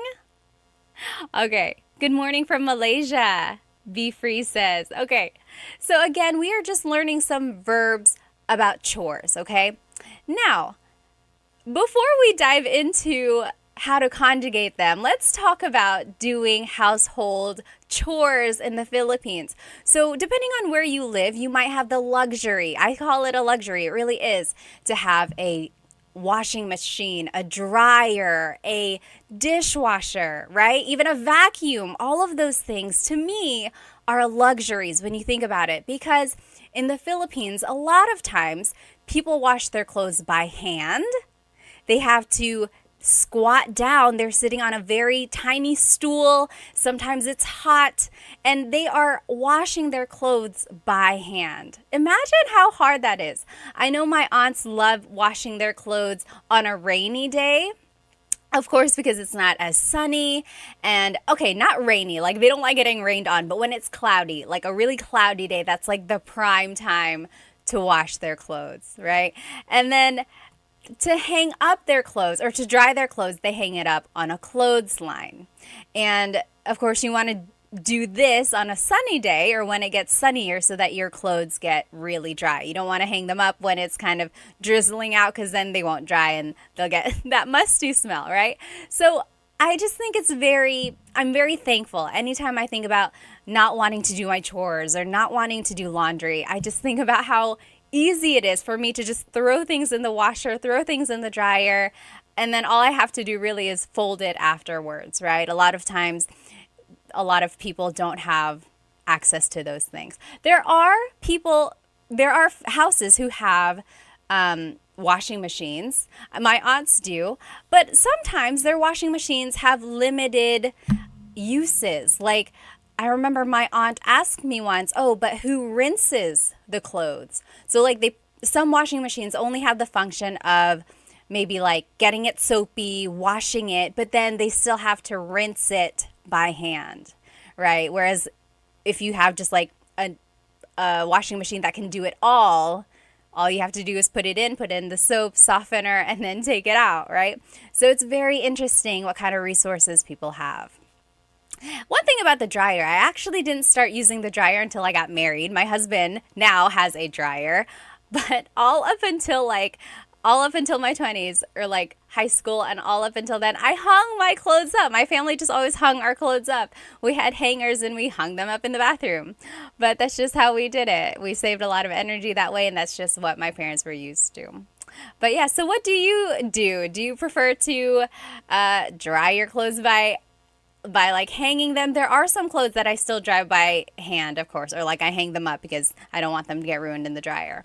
And also let me know if you are familiar with this, if you've ever traveled to the Philippines and you've seen clothes being washed by hand and things like that. Even now, if it's something really delicate, of course, I'm more likely to wash it by hand and things like that. Okay, so that's just an example of a different lifestyle, right? Now, here's a picture. If you're following along on YouTube, we are looking at different styles or different ways to do chores. They might be a little bit different in the Philippines. This is a picture of, anyone know what this is? So it's a type of broom. I made a little video of this on my Instagram a couple weeks ago. This is a walis. So there are different types of walis. This one in this picture is the walis ting ting. It's harder. The bristles are firm, whereas the walis tambo has very flimsy bristles. So the walis ting ting is known for being used outside, like in this picture. This person is sweeping up some leaves or some dirt around their house. The walis ting ting. Then the walis tambo, that one is the one with the bristles that are a little bit more airy and light. That is the one that's used inside the house, and it's just used to sweep up like, dust and things like that. Oh yes, someone on Instagram said, where did it go? Oh, Austin said they also have laundromats that do it all. Yes, of course. They also just have like laundromats like anywhere. You could just drop off your clothes and they'll do it all for you. Yes. I know people who will wash other people's clothes, but it's still by hand. So in a way, it's like a manual laundromat, right? Yes, we also do that as Hispanics, kind of, Julie said. Yes, I'm sure a lot of different cultures do it. Okay, so again, we are just looking at different types of chores around the house. Oh, here's a picture of the walis tambo. So the walis tambo, the bristles are softer, and that's the one that's used inside of the house. The walis ting ting, the bristles are harder, a little bit more firm. That one is used outside to clean like outdoor debris, leaves, dirt, things like that. Okay, and then now here's a picture of washing the dishes. Typically in the Philippines, dishes are washed by hand, whereas in other places, you might just load up your dishwasher. Here's another fun fact. I also did not start using a dishwasher until like last year. Again, I just grew up always washing the dishes by hand, and the dishwasher was considered our drying rack. Anyone else's family like that? I don't know. We were just very manual there. But now that I have 3 kids, my husband was like, just load up the dishwasher. And now it's a lifesaver. Oh my goodness. And then here's a picture of some coconuts. Have you ever seen people, maybe in the Philippines, they use dried coconut husks. They're cut in half and they put them on hard floor. Usually the floor is made of like cement. It's not usually wood. And they stand on these coconut husks and they are walking on the floor. They're like scrubbing the floor with these coconut husks. Anyone know what that does to the floor? Let me just catch up on some of these comments here. Yes. Yes. So my question was what? Yes, exactly, JB. So it's used to polish the floor. So I asked you, why do people put coconut husks on the floor and they just kind of step on it and they rub the floor with it? It's used to polish the floor. The fronds on the coconut kind of help shine the floor. So it's like waxing, like a very natural waxing of the floor. Yes. Levin Lulu said the dishwasher makes life easy. Yes, absolutely. Yes. Lampaso. Yes, GPAC said. Also, sometimes it's called bunot, right? Nagbubunot siya. Yes, also. Also, yes. Very good, very good. Southbound said, I have a dishwasher, but I still wash by hand. Yeah, sometimes if I don't have a lot of dishes, I'll just wash the dishes by hand. Oh, yes, JB said, saw my mom demonstrate that to us once. It's very interesting. Okay, so those are just some different ways like household chores are done in the Philippines. Someone on Instagram asked, what inspired you to teach Tagalog? Well, just briefly, I started because initially it was for my kids. I was looking for Tagalog lessons for kids so that I could just pop it on YouTube, and I didn't find very many, so my husband and I decided, we can make our own. And then someone suggested, hey, why don't you start making short videos on Instagram or TikTok for adults? And then, so that kind of hit, was successful. So now I've just been teaching Tagalog for everyone, all ages. Okay, so now, remember, we were learning some chore verbs, like we learned maglaba, to wash your clothes, maghugas, to wash the dishes, and so on. Now let's talk about conjugating them. Let's just break it down, okay? What is a verb? A verb is an action word. And to conjugate a verb means to change it into a different form. Okay, I'm just breaking it down because one time in class, I was using this word conjugate, and someone was like, sorry, what does conjugate mean? So I want us all to start on the same page. So to conjugate means to change it into a different form. We're going to change these verbs into a different form depending on if it's present tense, past tense, and so on. And just to touch on the different types of verbs here, or verb tenses, there's the present tense, like I am doing something, I am eating, I am cooking. All of that is happening right now. That's present tense. Past tense is I ate, I cooked. Okay, it happened in the past. Future, I will eat, I will cook. Then there's the present perfect tense, like I have been eating. Then there's the pluperfect tense, I had eaten lunch, and so many more. Today, we're going to only focus on the present tense so that you're able to say what you're doing in the moment, okay? So just an overview, there are 5 different types of verbs in Tagalog: mag, ma, in, and e verbs. And I always get asked, how is it determined if a verb is a mag verb or a ma verb or an verb? Like, how do you know what category a verb falls into? Well, the ones we looked at the beginning of class, all of those started with mag, right? So that falls into the mag category, easy. Same with ma verbs. Usually it will have ma, like matulog, to sleep, manood, to watch. So that has the ma. But then these other verbs, in, and e, they don't always have that prefix or infix in them. And it's one of those things you just kind of have to learn. The more vocabulary you learn, the more you listen to Tagalog, you'll start to hear the patterns. Unfortunately, there is no rhyme or reason that I've learned. I've tried looking it up and I still have not figured out why some fall into the in category or the e category. I think it was the linguistic gods back in the day. They were just like, this is where it falls, this is where it's going to be. If I figure it out or if anyone knows, please let me know and I will share. Okay, let's keep going.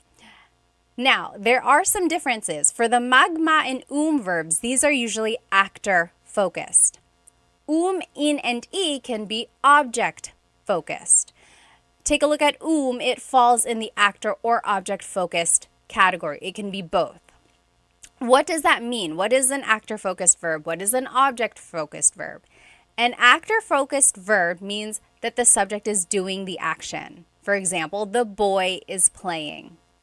The subject here is the boy, and he is doing the action. He is playing. That's actor focused. Then there's an object-focused verb where the action is being done to the subject. For example, wash the dishes. Here, the subject are the dishes, and the action is being done to them. They are being washed. So the object is the focus here.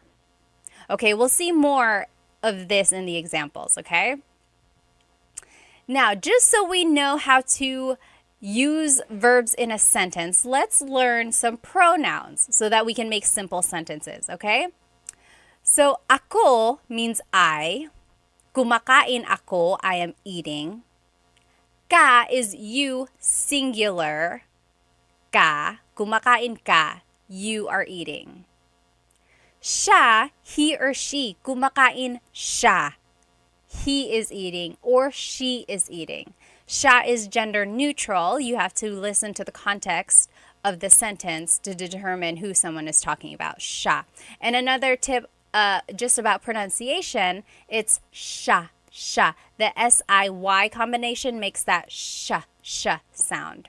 It looks like it should be pronounced siya. There are some regions in the Philippines, I believe, that say siya, but usually in the central Luzon area, it's pronounced sha, sha.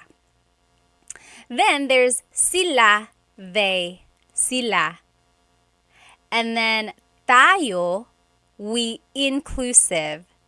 Kami, we exclusive. There are two different types of we in Tagalog. And so tayo is you and me, all of us, our whole class here. We are doing it together. That's inclusive. Kumakain tayo. We are all eating.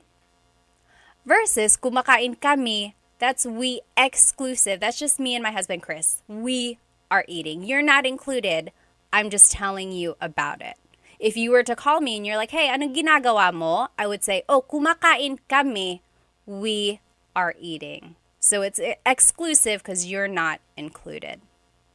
Lastly, there's kayo, which is you plural. So you all as a class, you all are eating, kumakain kayo. Okay? Yes, Tanner said tayo is including the person you're talking to. Yes, someone in a class put it as tayo is together. T and T, tayo together, everyone together is doing the action. Very good, yes. Okay? Now, a simple sentence structure is just verb plus the pronoun. For example, let's take a look at the verb magluto, which is to cook. Magluto. Here is how we would put the verb and the pronoun together. Nagluluto ako, I am cooking. Nagluluto ka, you are cooking. Nagluluto siya, he or she is cooking. Nagluluto sila, they are cooking. Nagluluto tayo, we are all cooking. You and me, this whole class, we are all cooking together. Nagluluto tayo. Nagluluto kami, we, as in me and my husband Chris, we are cooking. You're not included, I'm just telling you. And then nagluluto kayo, you all are cooking. You all as a class, you're cooking. Oh, Mr. That's CJ said, what is ikaw? Very good question. So ikaw also means you. That type of pronoun can stand alone. I guess technically ako can stand alone too. Like if you're like, who is speaking? You can say ako, I am. So ikaw means you, but usually ikaw can start a sentence, whereas ka does not ever start a sentence. So ikaw is like nagluluto ikaw or ikaw ang nagluluto. Usually it's nagluluto ka. So the one main difference there is that ikaw starts a sentence, whereas ka does not start a sentence. But they both mean you. Good question there. Okay, now let's keep going. We learned how to conjugate, we learned the pronouns and we learned a simple sentence structure. Now let's learn how to conjugate these verbs. Before we do that, just remember that all verbs have a root word, and then something is added to them, either a prefix or an infix, and that is going to determine whether or not it's a present tense, past tense, or future tense verb. So take a look at the examples here. Nagluluto ako, I am cooking. That's present tense. Nagluluto ako. Nagluto ako, I cooked. Nagluto ako. Magluluto ako, I will cook. Magluluto ako, that's future tense. So what I want you to get from this is there's the root luto, and then something is added to it. The beginning here, the affix is changed depending on the tense of the verb. So if you can pick out root words when someone is talking to you in Tagalog, then you're halfway there, okay? Try to pick out root words, and that will kind of help with the translation. It will help you understand, okay? Now, let's take a look at the verbs we learned at the beginning of class. All of them, luckily, were mag verbs. So we only have to learn the present tense conjugation of mag verbs. And our example was, or one of them was maglaba, to wash our clothes. Maglaba. In order to make it a present tense verb, like in a present tense sentence, it's the affix nag, then there's a repeated first syllable, and then the root. So maglaba becomes naglalaba. Naglalaba ako. I am washing clothes, or I'm doing the laundry. Naglalaba ako. Okay, so do you see here we're just following a pattern? It's the affix nag, then there's a repeated first syllable, la, and then the root, laba. Let me just catch up on some of these questions here. JB said, is ikaw a nominative case pronoun? Yes, it is. That's exactly what it is. Oh, yes. Ray said, how did magluto turn into nagluluto? This is it. We're conjugating it. So we learned magluto, and now we're conjugating it into the nagluluto example. Okay, so do you see it's affix nag, then the repeated first syllable lu, and then the root luto, nagluluto. That's how we got from magluto luto to nagluluto. Okay, then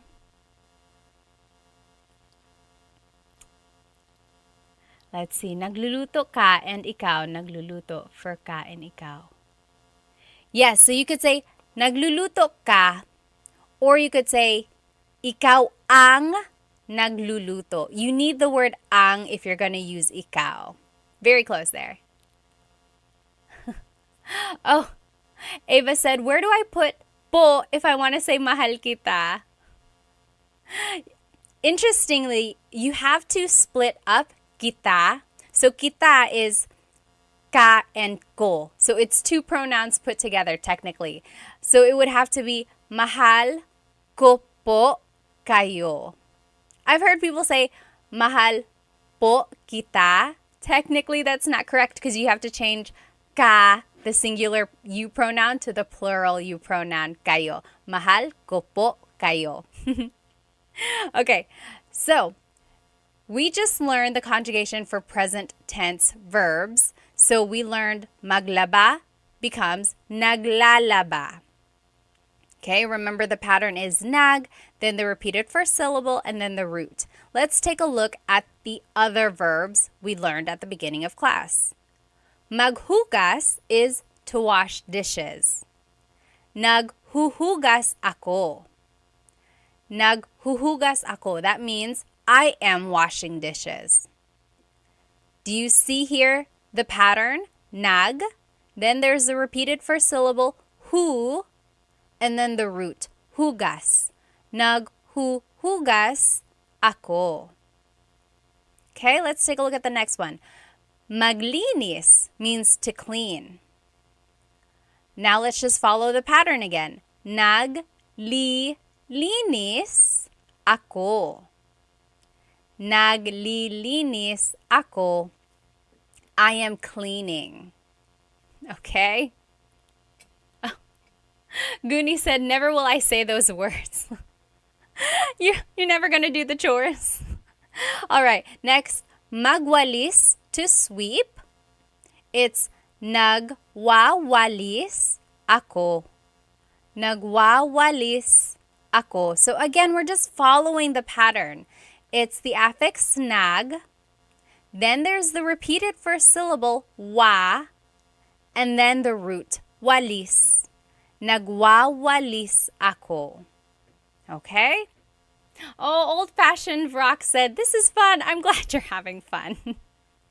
You just wait until we do the practice questions. That's when the real fun comes. And then lastly, magtipig, to fold. It would just be nagtitipig ako. Nagtitipig ako. Goonie said, hindi nagbabalis ako. Okay. So, any questions about the present tense conjugation of these mag verbs? Oh. Travel Tales on YouTube is trying to start some drama with the Instagram people here. They said Instagrammers are lazy. That's why. That's why you'll never say these words. Oh my goodness. Be nice. Okay, so very good, very good. So again, we are just learning how to conjugate these verbs so that we can say, like, oh, I am washing the dishes, I am cleaning, I am doing laundry. So if I were to ask you, anong ginagawa mo? Anong ginagawa mo? What are you doing? You could answer, for example, if you were doing these, you could say, oh, naglilinis ako. I am cleaning. Naghuhugas ako. I am washing the dishes. Okay, so maybe next time if your significant other texts you while you're at home, they're like, hey, what are you doing? Just use one of these. You can say, oh, naglilinis ako. They'll be like, oh, wow, that's great. Okay, now, this is where it gets a little tricky.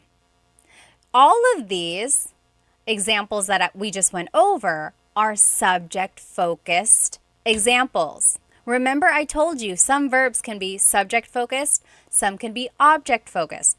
All of these examples that we just learned are subject-focused. They're focusing on us. What are you doing? I am washing the dishes. I am doing laundry. I am cleaning. It's focusing on what I am doing. Now, when it's object-focused, we have to change the conjugation, and it actually becomes an irregular conjugation of these verbs. Take a look at this, okay? Hang on tight. This one's going to be a wild ride.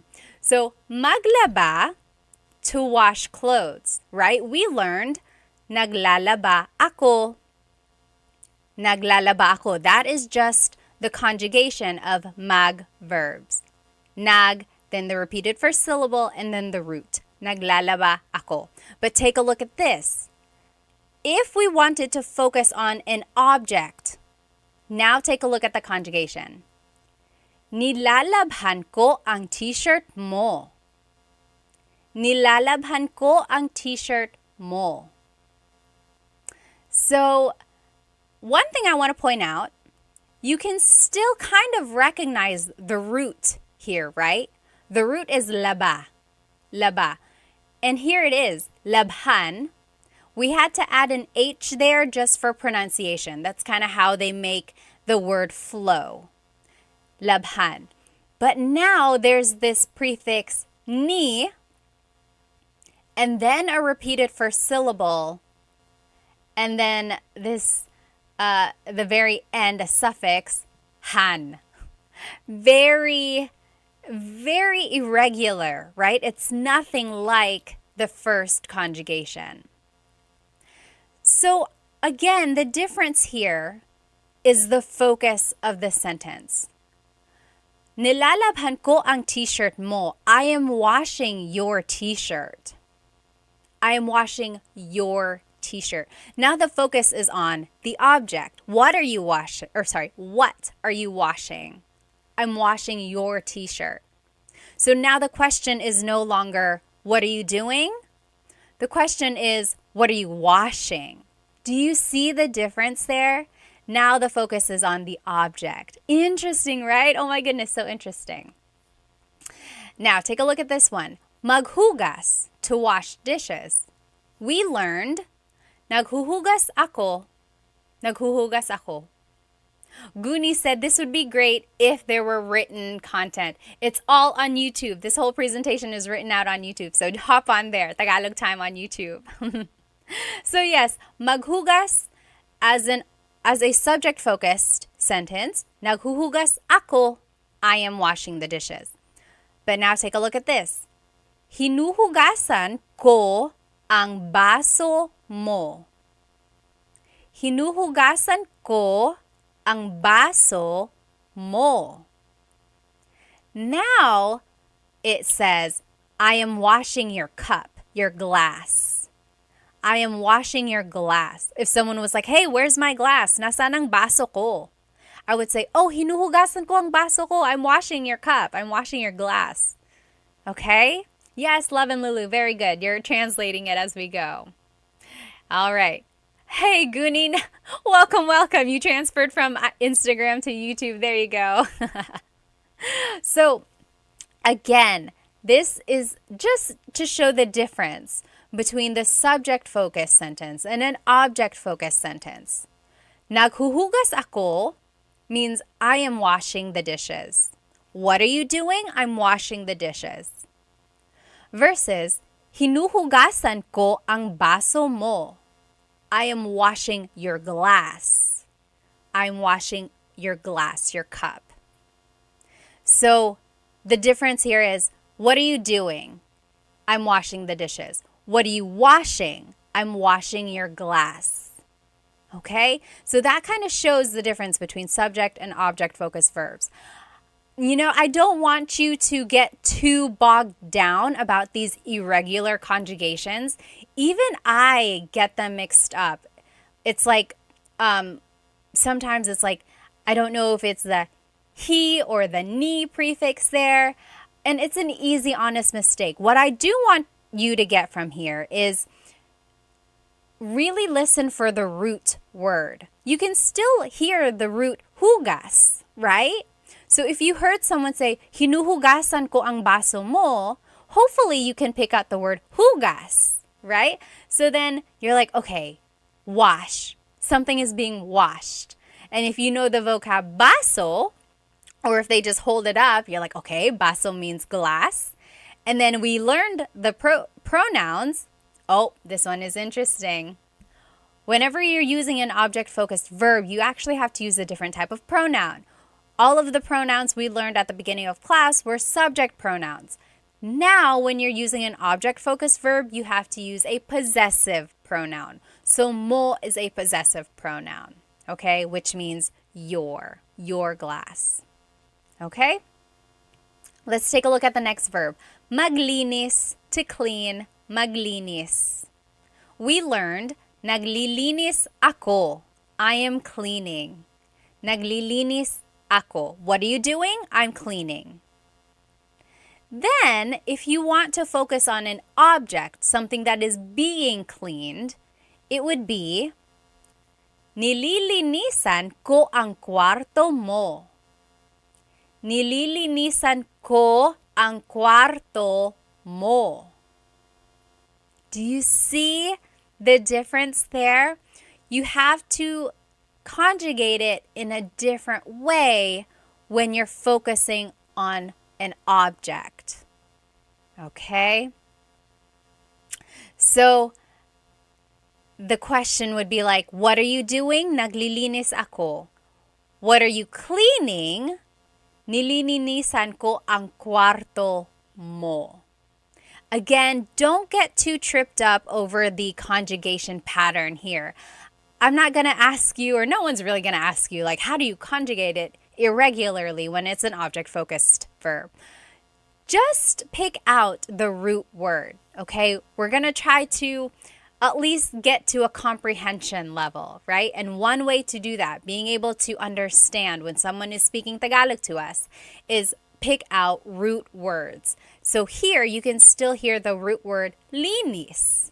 Linis means to clean. So if someone said, nililinisan ko ang kwarto mo, you know linis means clean, kwarto means room, mo means your. So that means I am cleaning your room. Okay? All right, let me just see here.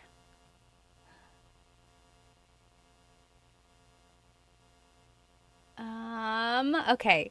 Remember, if you have any questions, feel free to leave a comment. Hang on. Can you say, nilinisan mo ang kwarto na ito? So Han said, can you say, nililinisan mo ang kwarto na ito? Like if you're trying to say,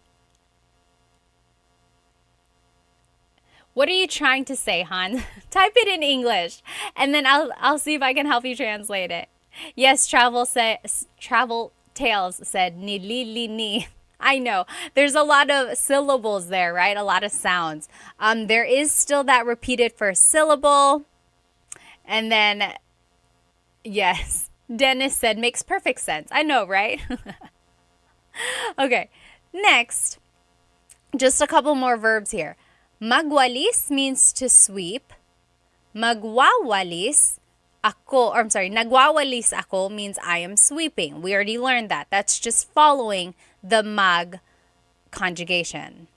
Now, if we want to focus on an object, winawalis ko ang sahig. I am sweeping the floor. So now the focus is on the floor. Winawalis ko ang sahig. Versus, nagwawalis ako, I am sweeping.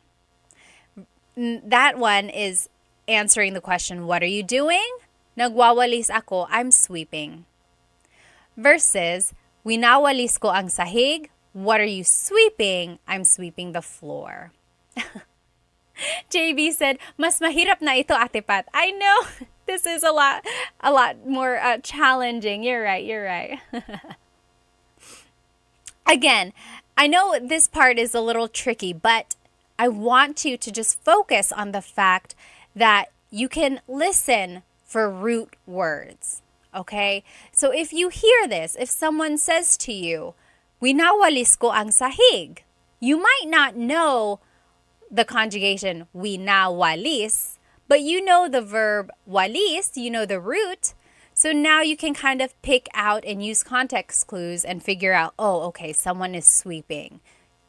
I am sweeping the floor, or they are sweeping the floor. Okay? Okay, so Hans was trying to say, you are cleaning this room. It would be,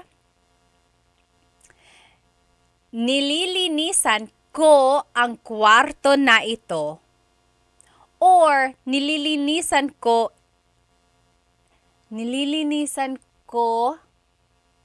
Yeah, I was just trying to think if maybe ito would go before, because I feel like I've heard that too. Nililinisan ko ang kwarto na ito. Or, nililinisan mo ang kwarto na ito. You are cleaning this room. That could work as well. I'm just trying to think if there was a better way to say that. I sound so formal when I say it that way. But that's technically correct. Okay. Stone said, I just transferred here onto YouTube from Instagram. Wow, it's so much better. Yes, again, if you are here on Instagram, jump onto my YouTube channel. You can see everything written out. And the whole thing will be up, the recording will be up afterwards. Okay, let's keep going. There's just one more verb that we had talked about previously. So, magtipig means to fold. Magtipig, so to fold your clothes. Nagtitipig ako, I am folding. Nagtitipig. Although not a lot of people say that. If you're focusing on the clothes themselves, it would be, tinitipig ko ang mga damit mo. Tinitipig ko ang mga damit mo. I am folding your clothes. Okay? So if we just look at the irregular conjugations, like look at all of these light blue statements. None of them, okay, some of them have the same pattern, but they are not all the same. Like it would be easy if I was like, okay, anytime it's an object-focused verb, let's conjugate it this way. But it's not that easy. They all kind of have their own conjugation when it's an object-focused verb. But again, the point of this lesson is not for you to learn the irregular conjugations. It's for you to know that if you can pick out root words, then that will help with your comprehension, your understanding when someone is talking to you. Okay? And just know that sometimes the verbs are used differently depending on if it's a subject-focused sentence or an object-focused sentence. And I think I'm going to use the other half of this slide. So let me turn off my face here. Okay. And again, just some key takeaways if you're following along here on YouTube. So focus and try to recognize the roots, right? Laba, hugas, linis, walis, and tipig. Those were all the roots. And then something is added to them to change it into a different tense. And then also know that sometimes a sentence is a subject-focused sentence, sometimes it's an object-focused sentence. And then you'll have to change the pronouns that are used.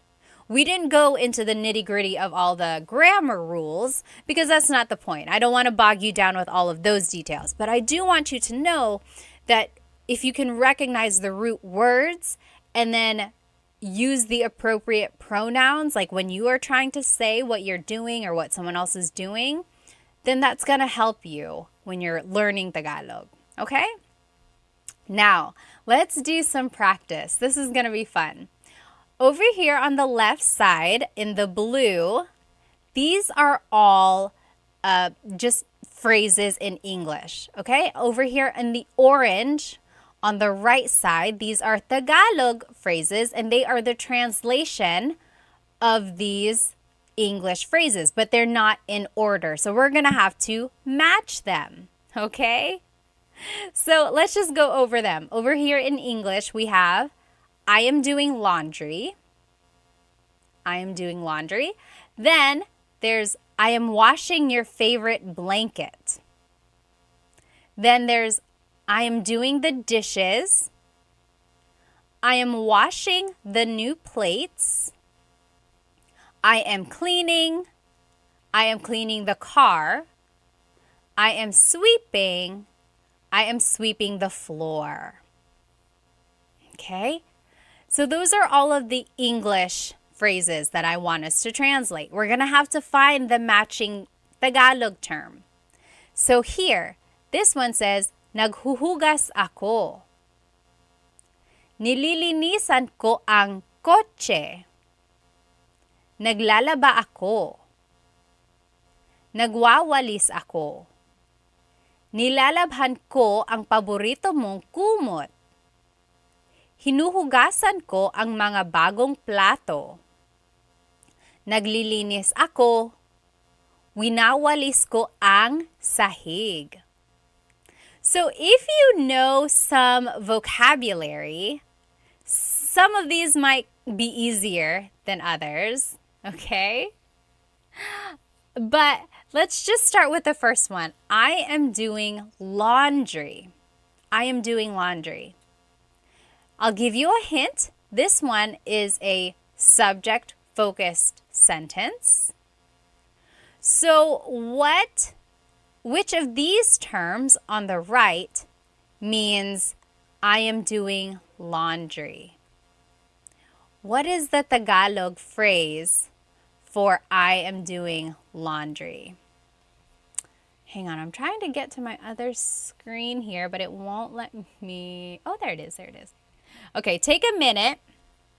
We are doing number 1 here. I guess it's not numbered, but we're doing the very first example. I am doing laundry. Which one is that? Which of these orange phrases is I am doing laundry? Yes, Marilu, very good, very good. I am doing laundry is naglalaba ako. Yes, naglalaba ako. Very good, very good. Oh, Chow said, we never use the word magtipig, but magtiklop. Magtiklop. I don't think I've ever heard that, or maybe I have, but not very often. Very interesting. Yes, very good, JB. You got it. Yes. All right. So I am doing laundry. Naglalaba ako. Naglalaba ako. That is just the subject-focused verb. Okay? Next, I am washing your favorite blanket. Which one do you think that is?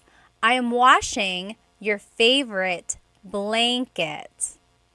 Which of these orange phrases is the Tagalog translation of I am washing your favorite blanket? Anyone have an idea? It is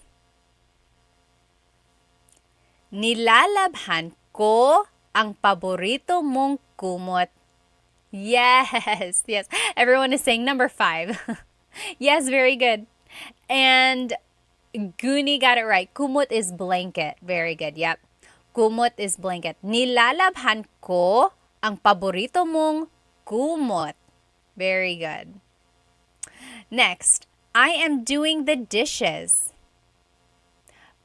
Yes.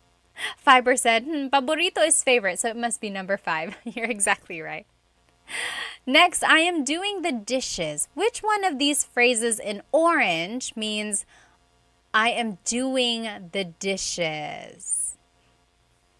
So I am doing the dishes is just subject focused. So that's a hint there.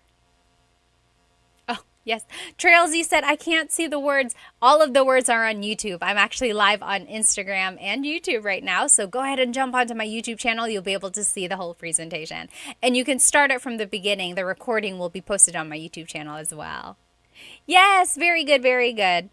Whisker, JB, and Elisa, Goonie, you guys all got it right on YouTube here. So I am doing the dishes. Oh, Fiber, very interesting. Fiber chose number 6. So very good. Number 1 and number 6 in the orange both have the root word hugas, right? Hugas. This one is hinuhugasan. This one is naghuhugas. So which one is I am doing the dishes? Whoopsie. It's naghuhugas ako. Naghuhugas ako. Okay? So when it's I am doing the dishes, that one is just subject focused. It's just the simple sentence, naghuhugas ako. Okay? Goonie said, I'll say that to my wife today. She'll be so surprised. Yes, good luck. I hope it works out. Okay, next one. I am washing the new plates. I am washing the new plates. Which one do you think in orange, which one is I am washing the new plates? So this one is object focused. So we have to use hinuhugasan ko ang mga bagong plato. Hinuhugasan ko ang mga bagong plato. Yes, very good. Whisper got it. Yes. Cosmic got it. Genuine. Polly, you got it. Very good, very good. You guys all got it. Micah, very good. Yes, you're exactly right, Polly. It's an object-focused verb. All right. Next, I am cleaning. Which of these in the orange means I am cleaning? So this one is just subject-focused. I am cleaning. That would be, what do you think? Yes, Genuine said mga mga bagong plato means new plates. Yep, so if you know some vocabulary, some of these will kind of give itself away. How would you say I am cleaning? Yes, JB, Whisker, Genuine, Goonie, Micah, you guys all got it. It's the number 7 phrase. Naglilinis ako. Naglilinis ako. Okay? Next, if you want to be specific and say, I am cleaning the car, I am cleaning the car. Now it's object focused about the car itself. Which one is that? I am cleaning the car. That one would be, any ideas? I think some of you already said it up there. Coche means car. So it would be, nililinisan ko ang coche. Nililinisan ko ang coche. Okay? Very good. Yep, JB, Goonie, Genuine, Cosmic, you got it. Micah, number 2. Nililinisan ko ang coche. Yes, Whisker, you guys all got it. Only a couple more. I am sweeping. How would you say that? Which of these phrases in orange or red, I guess depending on how it looks on your screen, how would you say I am sweeping? I am sweeping. That one is subject focused. So that one would be, very good, number 4. I am sweeping. Nagwawalis ako. Yes, very good. Whisker, JB, Cosmic, very good, very good. Nagwawalis ako. Very good, Genuine, and Goonie, Micah, very good. So that only leaves one left. I am sweeping the floor would be winawalis ko ang sahig. Winawalis ko ang sahig. Again, everyone on Instagram, this whole presentation is on my YouTube channel. The recording will be up on my YouTube, and you can follow along with all of these examples. They are written out, and you'll be able to match them yourselves if you'd like. So again, the point here is that I want you to just be able to recognize the root word. Okay? So sometimes it's conjugated regularly. Naghuhugas ako, naglalaba ako. But then if it's focusing on an object, then it will have an irregular conjugation. Hinuhugasan ko or nilalabhan ko. Okay? But focus on the root word, hugas, laba, walis. And that will help you in understanding Tagalog. Okay? Now here's a Taglish tip. I love teaching Taglish because it kind of buys you some time. If you don't know a verb in Tagalog, use the mag conjugation pattern with an English verb. So take a look at this. Over here on the left side is the pattern that we learned. So affix nag, then the repeated first syllable, and then the root, right? We learned that. Naghuhugas ako. That's just the pattern. Now, if you don't know the verb, for example, I am vacuuming, just conjugate it like a mag verb. You could say, nagva-vacuum ako. Nagva-vacuum ako. Do you see we're just using the pattern nag, then the repeated first syllable va, and then the root, which is just the English verb, vacuum. Nagva-vacuum ako. Interesting, right? Let me catch up on some of these comments. Yes. Chow said, in Tagalog, we can use the word pinggan. Yeah. So pinggan also means plate. You can say plato or pinggan. Very good. Yes. JB said, magva-vacuum ako. Exactly right. Whisker said, very helpful. I wasn't aware of the subject and object focus conjugation. Yes, you're welcome. Oftentimes, the object focused conjugation is tricky. Like even native speakers can get kind of tripped up on it. But again, just try to pick out the root word and it'll kind of help you there. Okay, next, if we're taking a look again at these Taglish tips, if we didn't know how to say cleaning, you could say nagki-clean siya. She is cleaning. Nagki-clean siya. But we do know clean, maglinis, so you could say naglilinis siya. But if you couldn't remember it off the top of your head, you could just say nagki-clean siya. She is cleaning.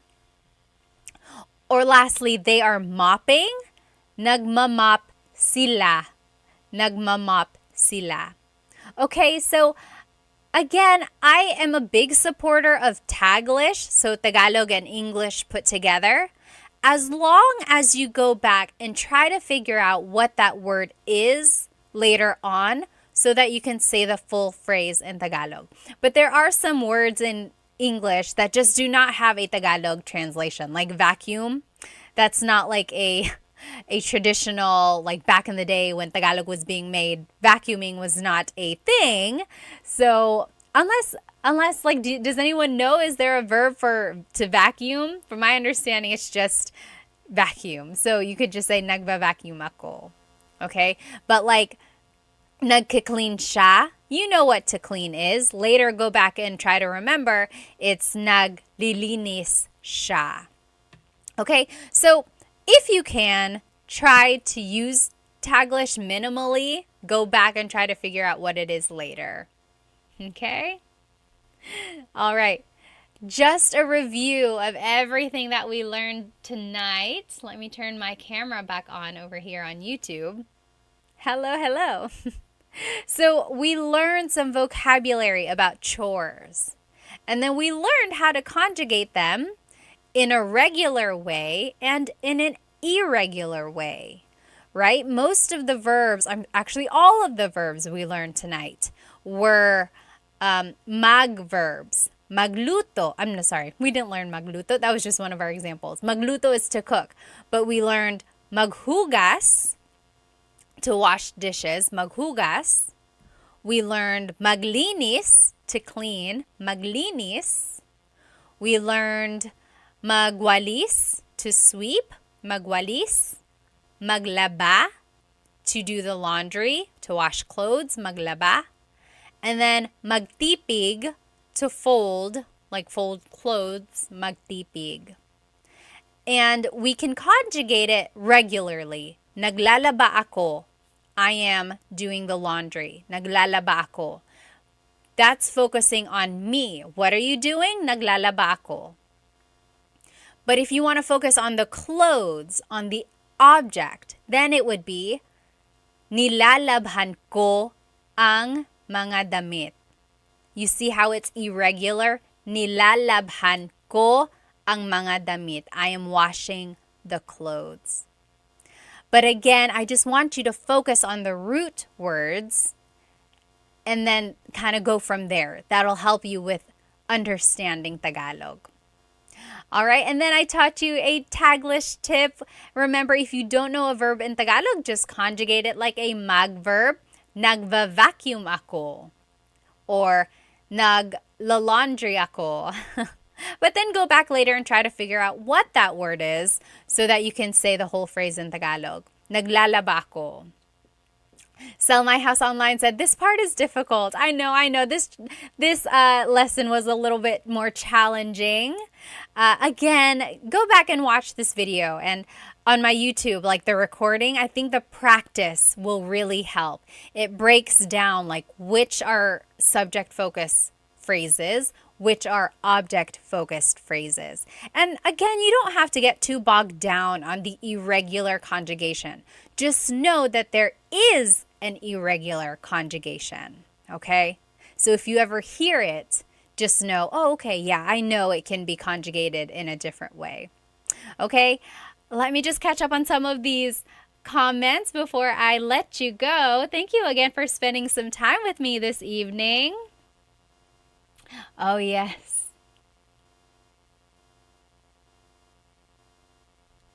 Oh, yeah.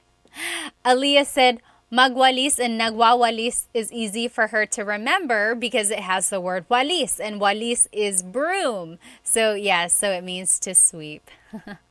Very good. Salamat po, Ate Pat. Cuban po ako, Genuine said. Alrighty. Well, thank you so much for spending some time with me. Oh, Donna said hello from Vegas and appreciate you. Helps a lot. Maraming salamat. Thank you, thank you. I'll catch you next Tagalog Thursday for a new Tagalog lesson. I missed you guys last week. Last week was July 4th, so I wasn't able to be on here. Aloha said, I only know bad words in Tagalog. A lot of people do. For some reason, that's like the first ones they learn, right? Let's see. Oh, Ballroom said, I'm only catching the very end of this, but I'll watch it later. Yes, you should. And take your time. The practice questions should really help. Maraming salamat, Jason. Maraming salamat to you. I hope you have a great rest of your week. I hope you have a good weekend. And I will see you next time. Maraming salamat. Paalam.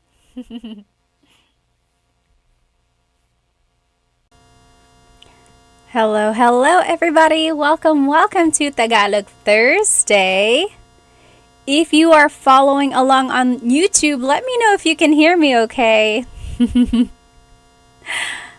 Hello. Welcome. Today's going to be a fun lesson. I think you'll enjoy it. Again, let me know if you can hear me on YouTube. And you can do that by writing in the comment section. Let me know where you are watching from. And give me your name and maybe why you are learning Tagalog. Let me just go ahead and get our other friends here. Hello everybody. Welcome to Tagalog Thursday. I'm so happy to be with you tonight. Let me know if you can hear me okay. I am using a new mic here on Instagram, so let me know if you can hear me. TikTok, let me know if you can hear me as well. This whole presentation is up on my YouTube channel. Actually, it's not even really a presentation. Tonight, we're actually going to be playing Filipino bingo. I'm sorry, not bingo. Jeopardy. Filipino Jeopardy. And the questions are up on YouTube. Oh, I'm on mute. Hang on one sec. I'm just going to take out this mic. Hello. Can you hear me now? Okay. Hopefully that works. Okay, so today we are going to be playing Filipino Jeopardy. We've done this before and it's always so much fun. Go ahead and write where you are watching from. And maybe why you want to learn Tagalog. And your age. I like to know how old everyone is. Oh, you could hear before. Let me see if it works now. Hang on. Okay, I plugged the mic back into Instagram. Let me know if that sounds a little bit better. So again, tonight we are going to be playing Filipino Jeopardy. If you follow along on YouTube, I will be sharing my screen and the questions will be written up on the screen, so it might be easier for you to follow along. Otherwise, I have our board right here, just so you know what question we are on. Okay, let me see where everyone is from here. Paul is from Sydney, Australia on YouTube. Hello. Fireball said, I'm learning so I can say my wedding vows in Tagalog, watching from Florida, and I'm 25. Oh my goodness, how sweet. Andrew is from Canada. For his fiance, he's 39. Oh, that's so nice. Magandang umaga. Kamusta po? Hello, everyone. Let's see. Hot Trad is 50 from Sydney, Australia. Hello. Jordy is in the U.S., lived in the Philippines for 2 years. That's awesome. We're in the Philippines. Hansda is from Houston. Matt is from Texas. Hello, hello. DJP is 7 from Trinidad. Oh my goodness. Hello, hello. Welcome. Omar is in New York, 51. Hello, hello. X Park is from Colorado and is older than dirt. I doubt you're not that old. Well, welcome everyone. How about over here on TikTok? Tommy is 59 from Texas. Ol is from the U.S. from Florida. Hi, Melissa says, I'm 25 from Tennessee. My asawa is Filipino and I want to learn so I can speak with his lola. How sweet. You know, I've been teaching Tagalog online for about 3 years now, and everyone has a common thread, right? A lot of us want to learn Tagalog for 3 main reasons I've learned. First, it's to be more connected to our cultural roots. Maybe our parents didn't teach us Tagalog because they wanted us to not get confused. They wanted us to assimilate into the country we are living in. And so now that we're older, we might want to learn Tagalog and be more connected to our Filipino roots. The second reason why some people are learning Tagalog is actually that they want to relearn it. So oftentimes people leave the Philippines and maybe they don't have anyone to speak Tagalog with, and so they want to relearn it because they lost that skill. So that's the second one. And then the third reason why a lot of people want to learn Tagalog is because they have a significant other who is Filipino and they want to either communicate with them in Tagalog or they want to communicate with their families in Tagalog. So I think that is so sweet. No matter what reason you are learning Tagalog, whatever the reason is for you, I'm so glad you're here. You are in the right spot. Let's all learn together tonight, okay? So tonight we are going to be playing Filipino Jeopardy, okay? And again, on YouTube, you will be able to see all of the questions written out.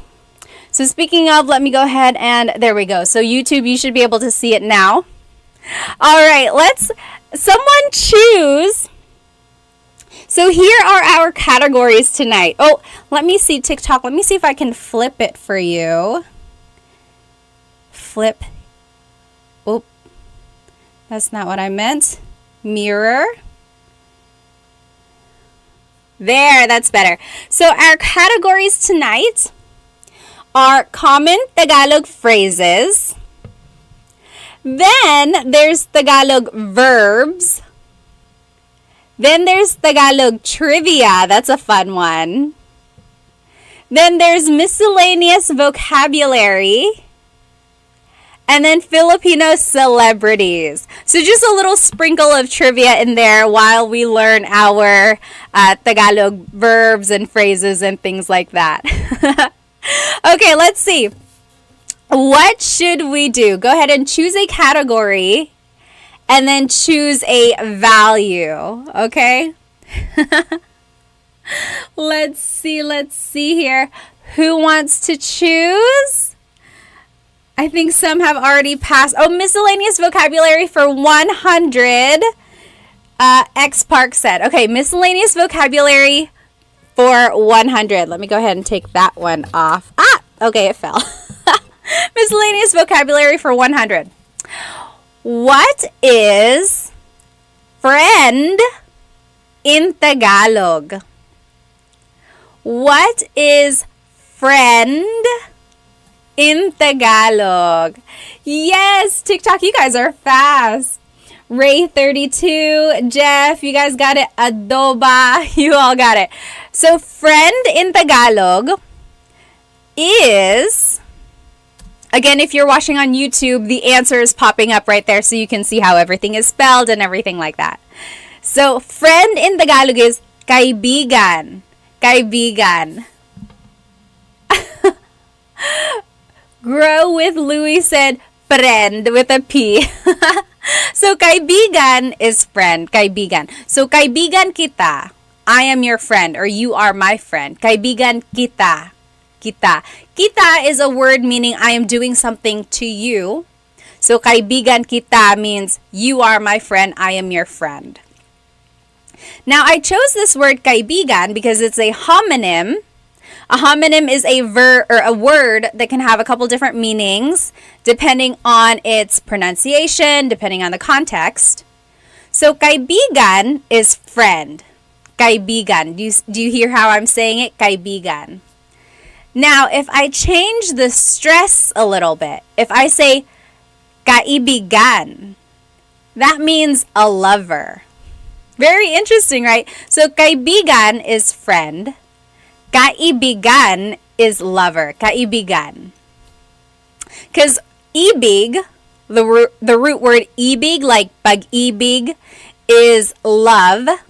So kaibigan means your lover or someone you are in love with. So it's interesting there. Just depending on how you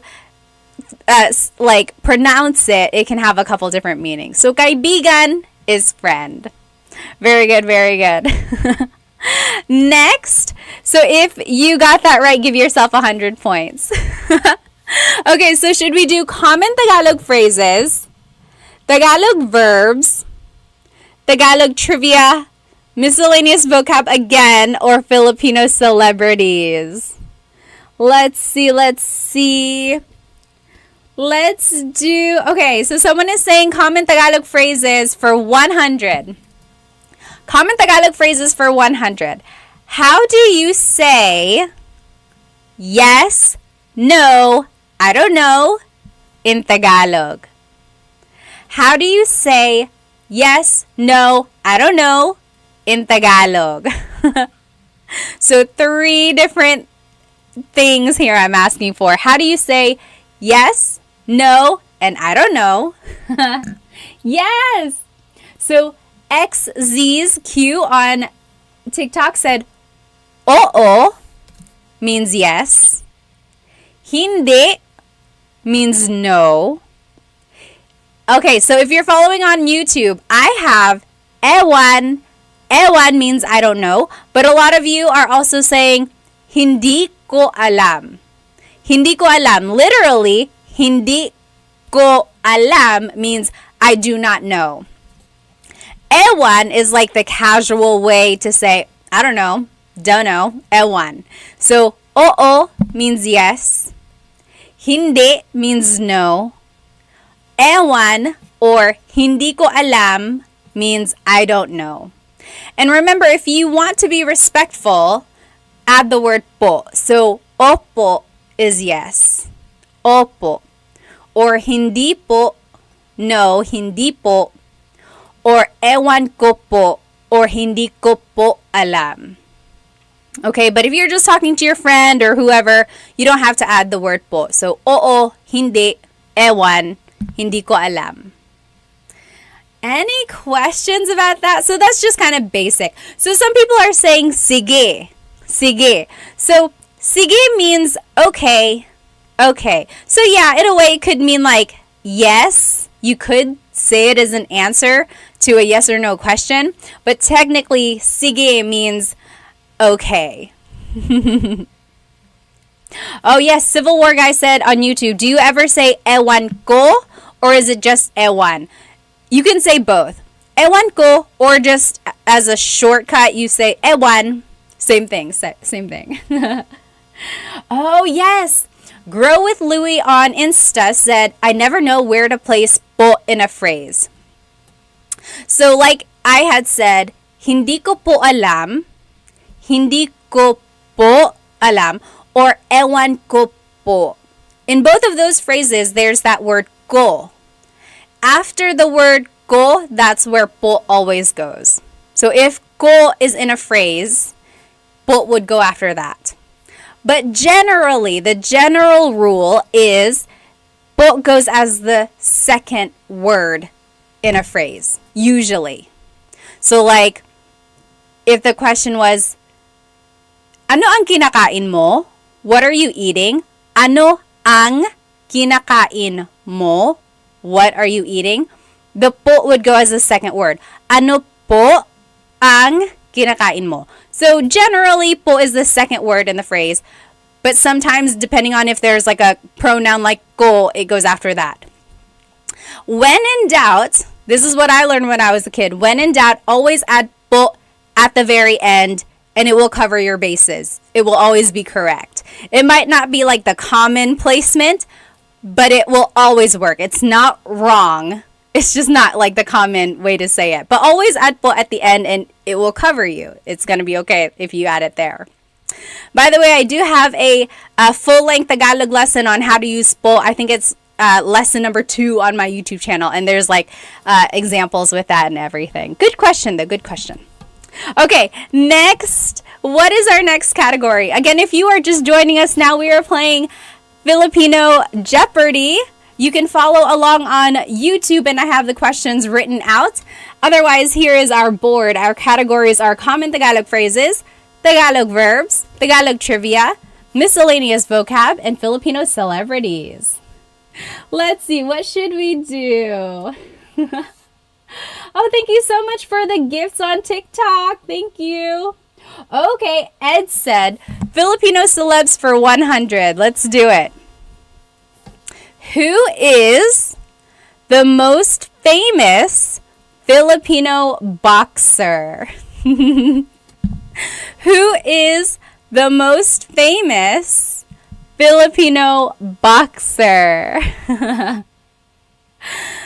It is, yes, Lynn on TikTok, Jockhan, it's Manny Pacquiao.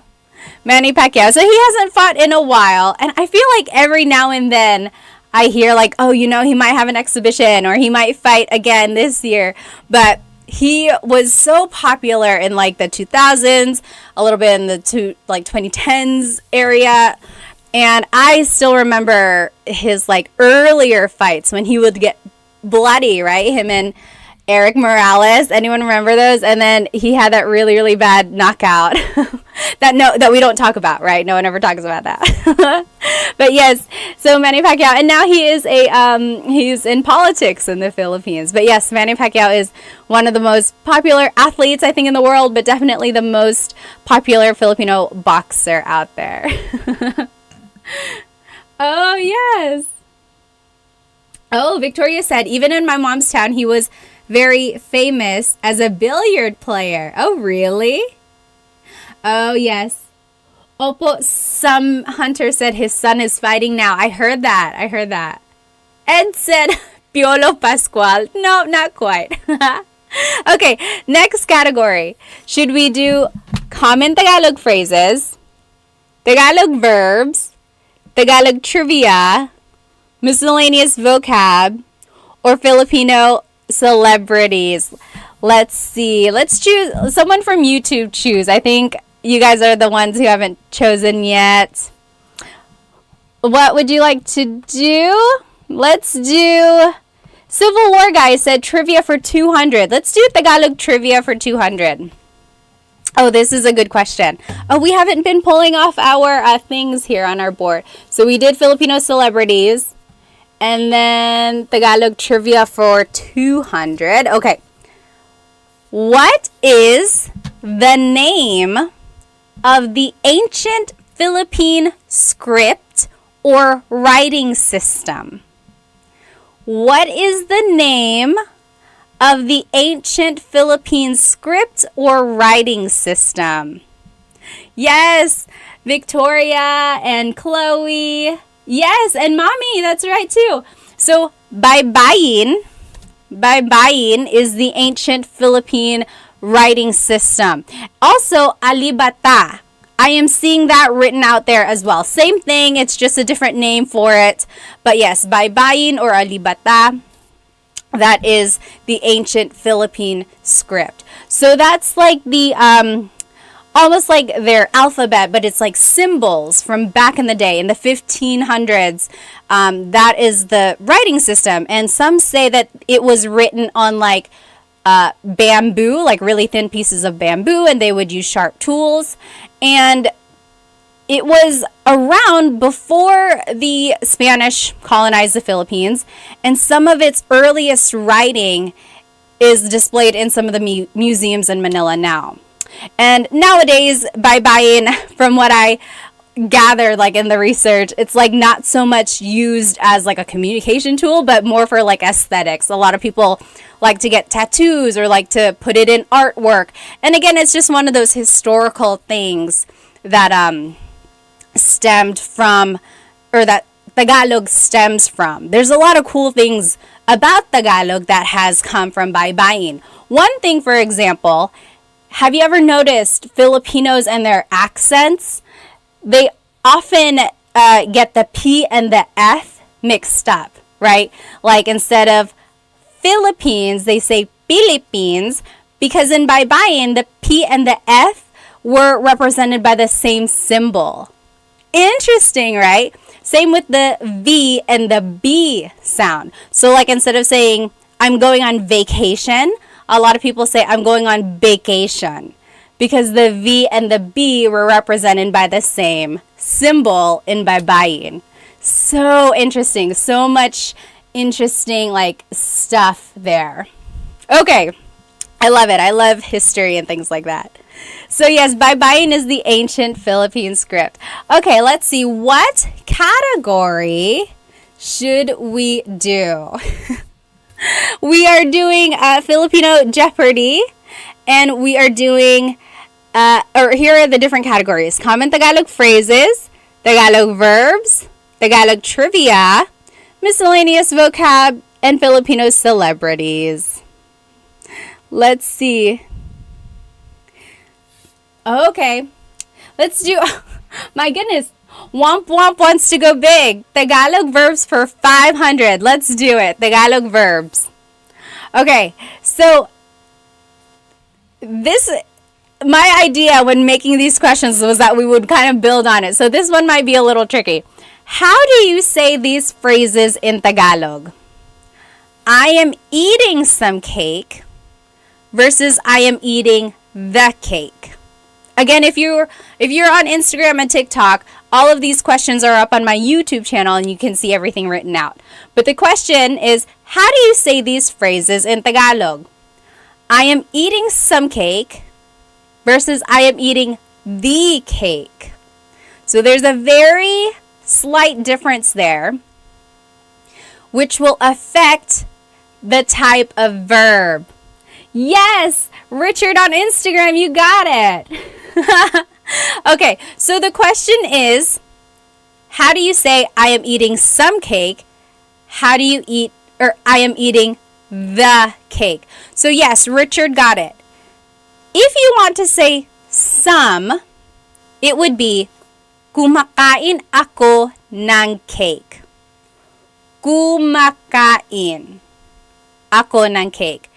If you say I'm eating the cake, it would be kinakain ko ang cake.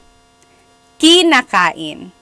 So if you're looking along on YouTube, you can see here that the conjugation of kain is different depending on the specificity of your sentence. So when kain is being conjugated as an verb, kumakain ako ng cake, that means I'm just eating some cake. I am eating some cake. However, when it's conjugated as an verb, now the focus is on the object, the cake. Kinakain ko ang cake. So my point with this question was that sometimes a verb is conjugated differently, depending on if the focus is on the subject, me, kumakain ako ng cake. Anong ginagawa mo? What are you doing? Kumakain ako ng cake. So that's an conjugation. Now, if I was asking, what are you eating? What are you eating? Now you have to conjugate it as an verb. Kinakain ko ang cake. Very interesting, right? You're probably like, what is this question? Why is this a question? Again, it's just to show you that verbs can be conjugated differently depending on the focus of the phrase.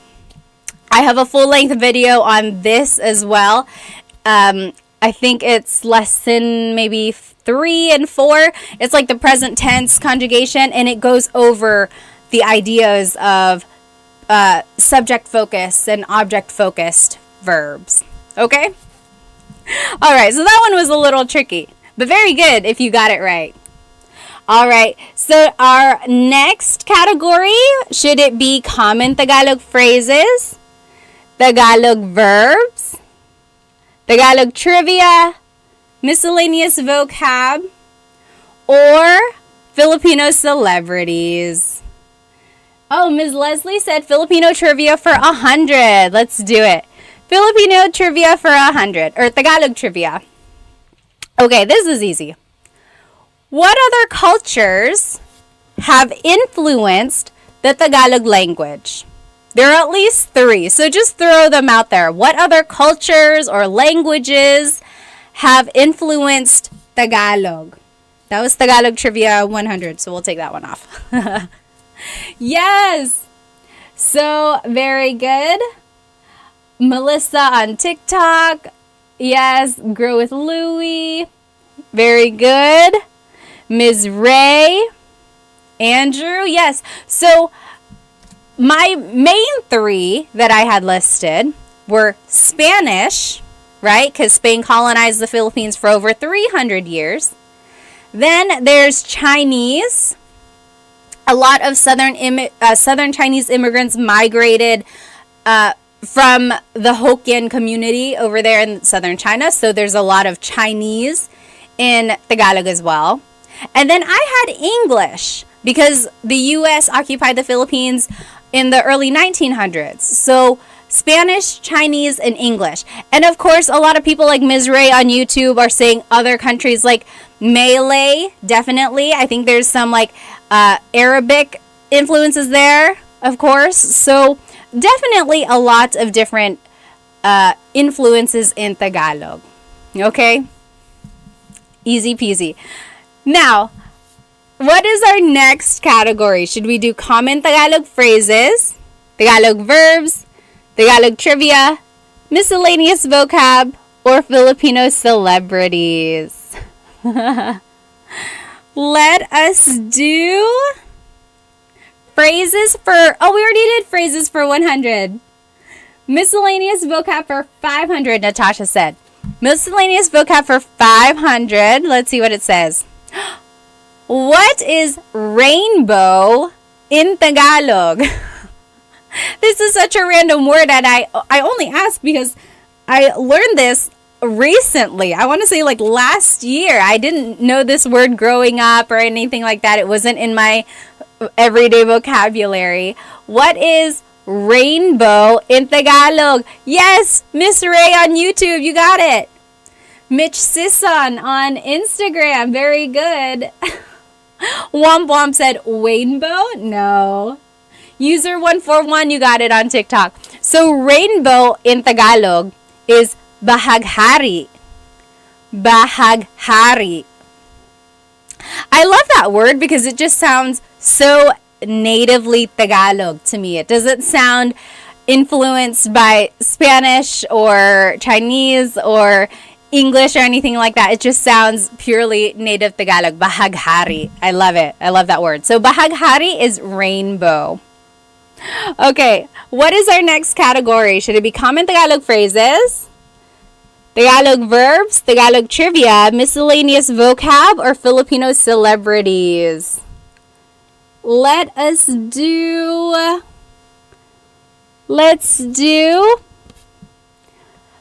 Ms. Ray said common phrases for 500. Let's do it.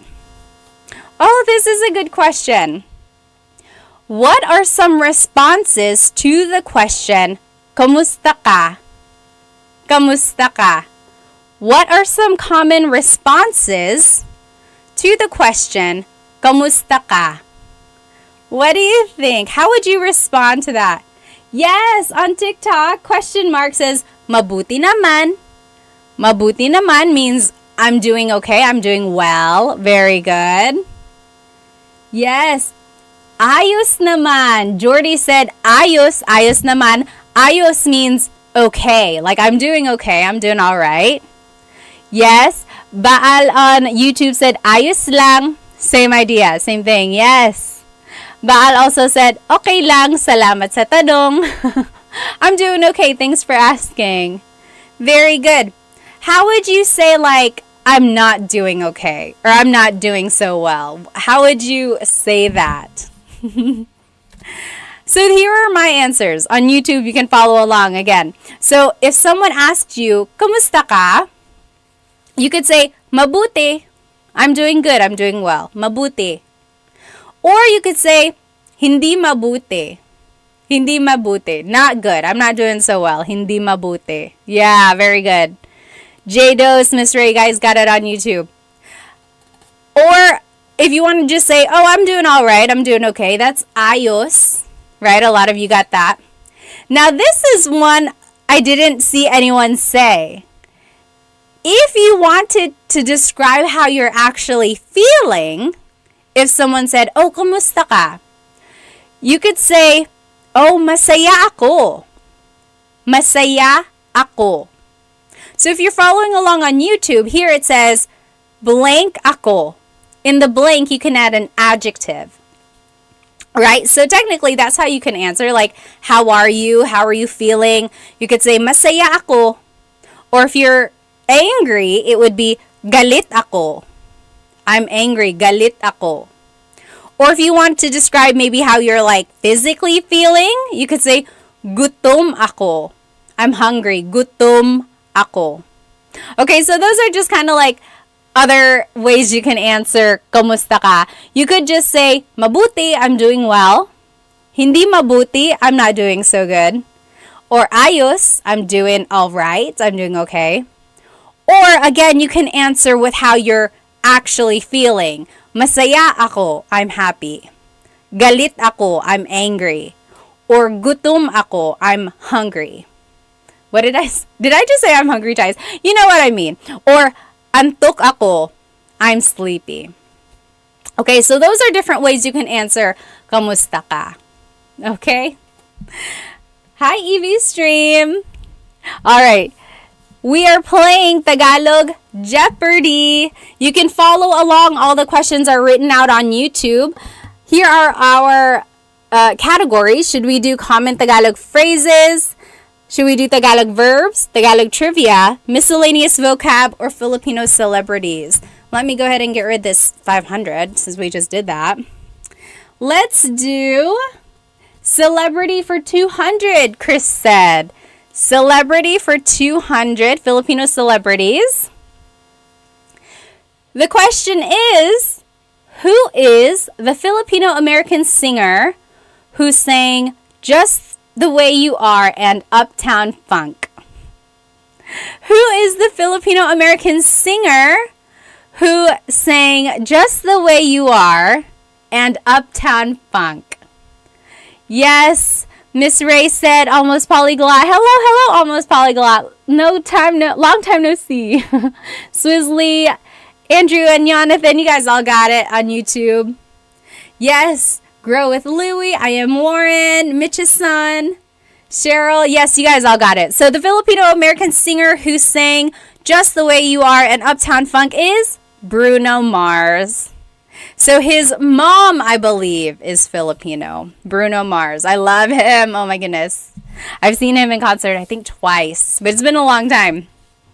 All right, very good, very good. So if you got that right, give yourself 200 points. Let me go ahead and get rid of this one since we just did that. Next category, should we do common Tagalog phrases, Tagalog verbs, Tagalog trivia, miscellaneous vocab, or Filipino celebrities? Okay, Miss Leslie said verbs for 100. Verbs for 100. This is easy. What is the Tagalog word for to eat? What is the Tagalog word for to eat? You might hear it a lot if someone invites you to their house and is like, hey, go eat. Very good. X Sizq says kumain. Yes. Kumain or kain. Yes, so kain is the root word. Kumain is the verb itself. Very good. Yes. Kumain or kain, same idea. Nicole said subo. What is subo, literally? Do you know what subo? Very good, Nicole. So subo means to put something in your mouth. Like if I'm feeding a child, sinusubuan ko siya. I am feeding her. But you could also like subo something in your own mouth. Yeah, so subo is like to feed, whereas kain is to eat. Good question, or good point there. All right, so that was verbs for 100. If you got that, give yourself 100 points. What is our next category? Should we do common Tagalog phrases or Tagalog verbs, Tagalog trivia, miscellaneous vocab, and Filipino celebrities? Josh said, you give me Tagalog lessons and I give you Ilocano lessons. Are you an Ilocano teacher? Because I am looking for one for my tutoring company, actually. Which, by the way, this lesson is brought to you by Filipino Tutors LLC, my very new tutoring company. We have 3 Tagalog tutors.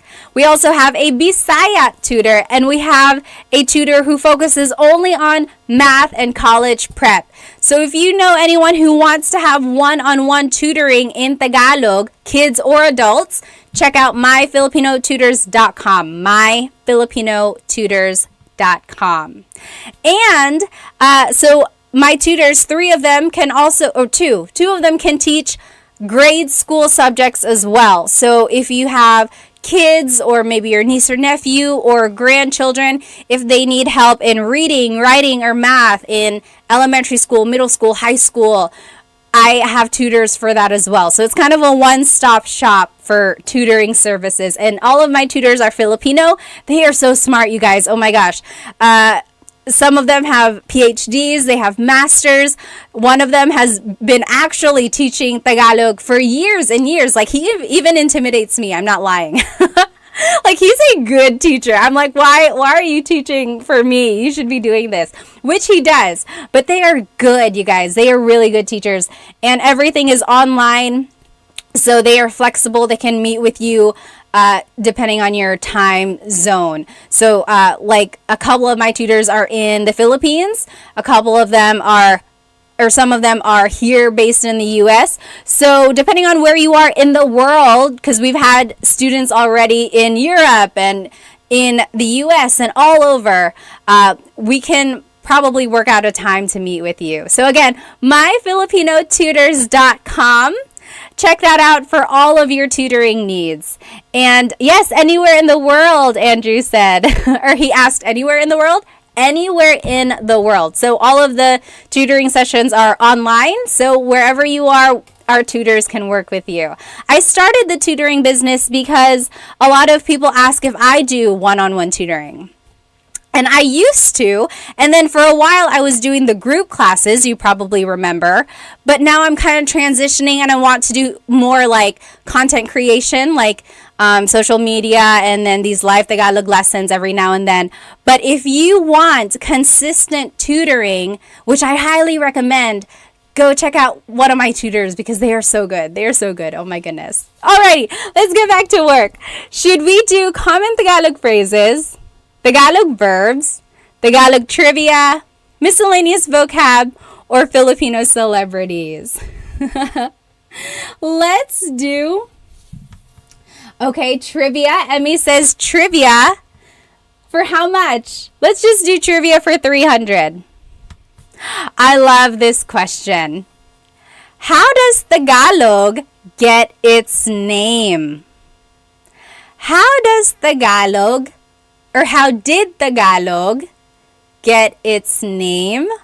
Does anyone know? Oh, Vlad said, can I call a friend? This is a very, yes, Chloe. And just bellissima. Yes, you got it. And Joseph, very good. and Andrew. So Tagalog gets its name from this phrase, taga-ilog. Taga-ilog. Taga means from, ilog means river. Taga-ilog. So taga-ilog means from the river. And that's because Spanish colonizers heard native Tagalog speakers talking. They were living near a river and they heard them speaking this language. And they were like, what is that? Well, let's just call it Tagalog because they're taga-ilog. They are from the river. Interesting, right? So yeah, it's like the name of the language of the people living beside the river.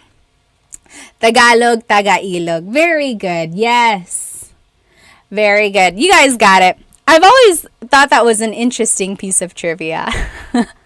Oh, some people are asking about the tutoring. Again, I have a new tutoring business. I have Filipino tutors for you if you want to learn Tagalog, Bisaya, or math, or even for kids if you want to learn grade school subjects like math, reading, writing, things like that. And also SAT and college prep.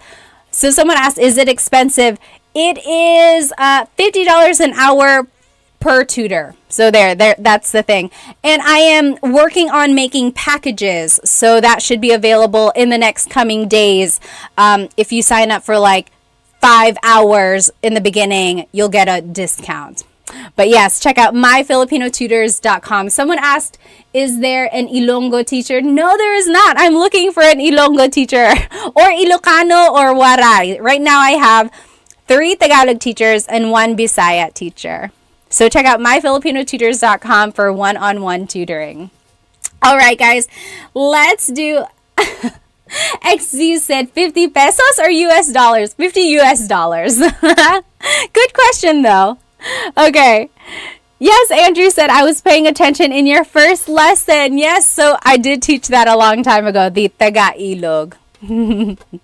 Okay. So, what should we do next? Should we learn or should we do common Tagalog phrases or Tagalog verbs, Tagalog trivia, miscellaneous vocab, or Filipino celebrities? Let's do... Oh, we already did common phrases for 100. Let's do common phrases for 300. Oh, I'm sorry.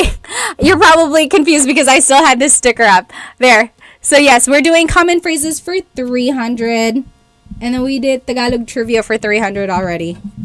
Sorry. There we go. Okay, so common Tagalog phrases for 300. How do you introduce yourself in Tagalog?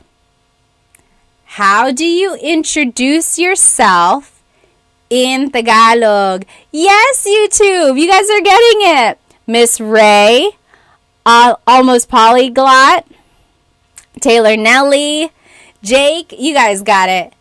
So how do you introduce yourself in Tagalog? There are a couple different ways. Yes, question mark on TikTok, you guys got it. Yes, so here are some different ways you can introduce yourself. You could just say, ako si Pat, ako si blank. Ako si Pat. That means I am Pat. Now, this is a little bit more formal. You could say, ang pangalan ko ay Pat. Ang pangalan ko ay Pat. Literally, that means the name of me is Pat. Right? So that's almost like saying, oh, my name is Pat. My name is Pat. That one is a little bit formal. It's not so commonly used in everyday conversation. I would say, ako si blank. Ako si Pat. And then just as a third example here, if you're following along on YouTube, these are all written out. Another way to introduce yourself is, Pat ang pangalan ko. Pat ang pangalan ko. So, Pat is my name. So, it's almost a variation of that second example. Basically, my name is Pat. So, ako si Pat. I'm Pat. Ako si Pat. That one is the one I would use more often. Or you could say, ang pangalan ko ay Pat, or Pat ang pangalan ko. Okay, so those are just some different ways to introduce yourself in Tagalog. All right? Very good. Should we do common Tagalog phrases, Tagalog verbs, Tagalog trivia, miscellaneous vocab, or Filipino celebrities? Let's see.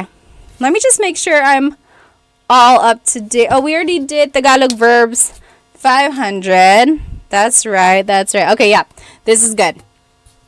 Should we do common Tagalog phrases, Tagalog verbs, trivia, vocab, or celebrities? Okay, YouTube is saying celebrities for 300. Let's do celebrities for 300. Who is the Filipino-American actress who starred in High School Musical? Who is the Filipino-American actress who starred in High School Musical? Yes, so I'll accept two different answers here. Yes, very good. Not Felix, Emmy. Oh, not Alex. Yes. Very good. So, of Lara, you guys got it. Flip Blazer. Yes. Taylor, Jonathan, and Jake on YouTube. So, I will accept Vanessa Hudgens and Olivia Rodrigo. Yes, Jake got it on YouTube. So, Olivia Rodrigo was in High School Musical, the musical. And she is also half Filipino. And then Vanessa Hudgens was in High School Musical, the movie. And she's half Filipino. I think Vanessa Hudgens, her mom is Filipino. Olivia Rodrigo, her dad is Filipino. Which, by the way, she had a concert in the Philippines. And she was so... I could just tell she was so proud of being Filipino. Just from her interviews and the way that she made all the tickets, not overpriced. I just thought that was so nice of her. Yes, very good, everybody. Jake said, oh, I forgot Vanessa Hudgenson's name. It was on the tip of my tongue. Oh, CND said, what is your take on the Shay drama? So Shay Mitchell, she is also half Filipino. She's an actress in Hollywood, right? She was in the show Pretty Little Liars. Did anyone watch that? I was in love with that show, like in high school. Anyway, she's half Filipino, and there was an interview where she kind of dismissed her Filipino culture. I think she was like drinking or something, and then the idea was that she was saying, oh, I can drink a lot because I'm Spanish, like I'm part Spanish. So it was like, instead of saying that she's Filipino, she just kind of like went over that and said she was Spanish instead. But yeah, she got a lot of backlash for that because people were like, how can you just not claim your Filipino roots and go straight to the to like the colonizers there? Yes, Miss Ray said she's a pretty little liar. Well, I mean, I don't know, maybe if she was just caught in the moment or who knows what, but I would hope that maybe she accepts her Filipino-ness in other ways. I don't know. I don't know what happened there. But I did see recently that she was at like a dinner, or she held a dinner where I think it was Filipino American History Month, I think, in October, but she like held a dinner and things like that. But yeah, it's one of those things. I don't know. I guess we don't know. We'll never know what was happening there. Oh no, I lost a category. I'll just tell you what that is. What about you guys? What were your thoughts on that? I know it made some people really upset. Okay, common Tagalog phrases, Tagalog verbs, Tagalog trivia. This is supposed to be Tagalog trivia. Miscellaneous vocab or Filipino celebrities. Let's do... So Taylor said, is she actually part Spanish? I looked it up and I think her mom, maybe her mom's roots have some Spanish in her, like in their ancestry. But from my understanding, her mom is Filipino. Like, she's even related to Lea Salonga. She's a popular like theater actress. But who knows? Yeah, maybe her mom does have Spanish roots, so that's where she got it from. Okay. Yes, Vic said Filipino is a beautiful culture to be proud of. Let's do... Anyone? Let's do common Tagalog phrases for 200. Oh, this one's easy. Common Tagalog phrases for 200. How do you say I love you in Tagalog? How do you say I love you in Tagalog? Yes. Shane's World, you got it. Ms. Ray, Jonathan. Oh, almost Jonathan. Yes. Mahal kita. Mahal kita. Jonathan, you said mahalo kita. I think you're mixing up some words there. Mahal kita. Mahal kita. Chris said, yay, an easy one. So, I love you in Tagalog is mahal kita. Mahal kita. Andrew said, mahal na mahal kita. So if you want to emphasize something, you can repeat it. Mahal na mahal kita. I love you. I love you a lot. I really love you. Mahal na mahal kita. Okay? All right. Next, I found my little category note. So should we do common Tagalog phrases? Oh, I hope it sticks. Common Tagalog phrases, Tagalog verbs, Tagalog trivia, miscellaneous vocab, or Filipino celebrities. Oh, yes. Of Lara said, why is it that the word mahal can mean love or expensive? Yes, so in Tagalog, mahal can mean love, like mahal kita, or it can mean expensive, like, oh, ang mahal, it's too expensive. Magkano yan? How much is that? Oh, ang mahal, it's expensive. And I looked this up. So mahal comes from like, it's almost like an Austronesian word. A lot of other southeastern countries, like in Indonesia, I hear, also use the word mahal. And in other cultures, it means like valuable.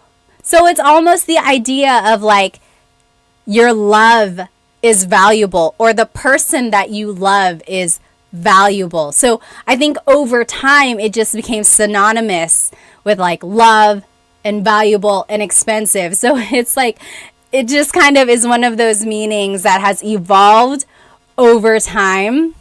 But I think that's the general idea. Very interesting, right? Oh, yeah, what was your name? Stray Lemon said, because love is expensive. Isn't that the truth? Yes. Alrighty. Let's see. Should we do common Tagalog phrases, Tagalog verbs, Tagalog trivia? Just want to make sure I got it all. Yes. I think one popped off. Have we done 200? Because I have it on my board. Okay, anyway. Let's do, Andrew said trivia for 400. Trivia for 400. Oh, okay. I want you to think about Philippine geography. Where is Tagalog mostly spoken? Think about Philippine geography and think about where Tagalog is mostly spoken. Yes!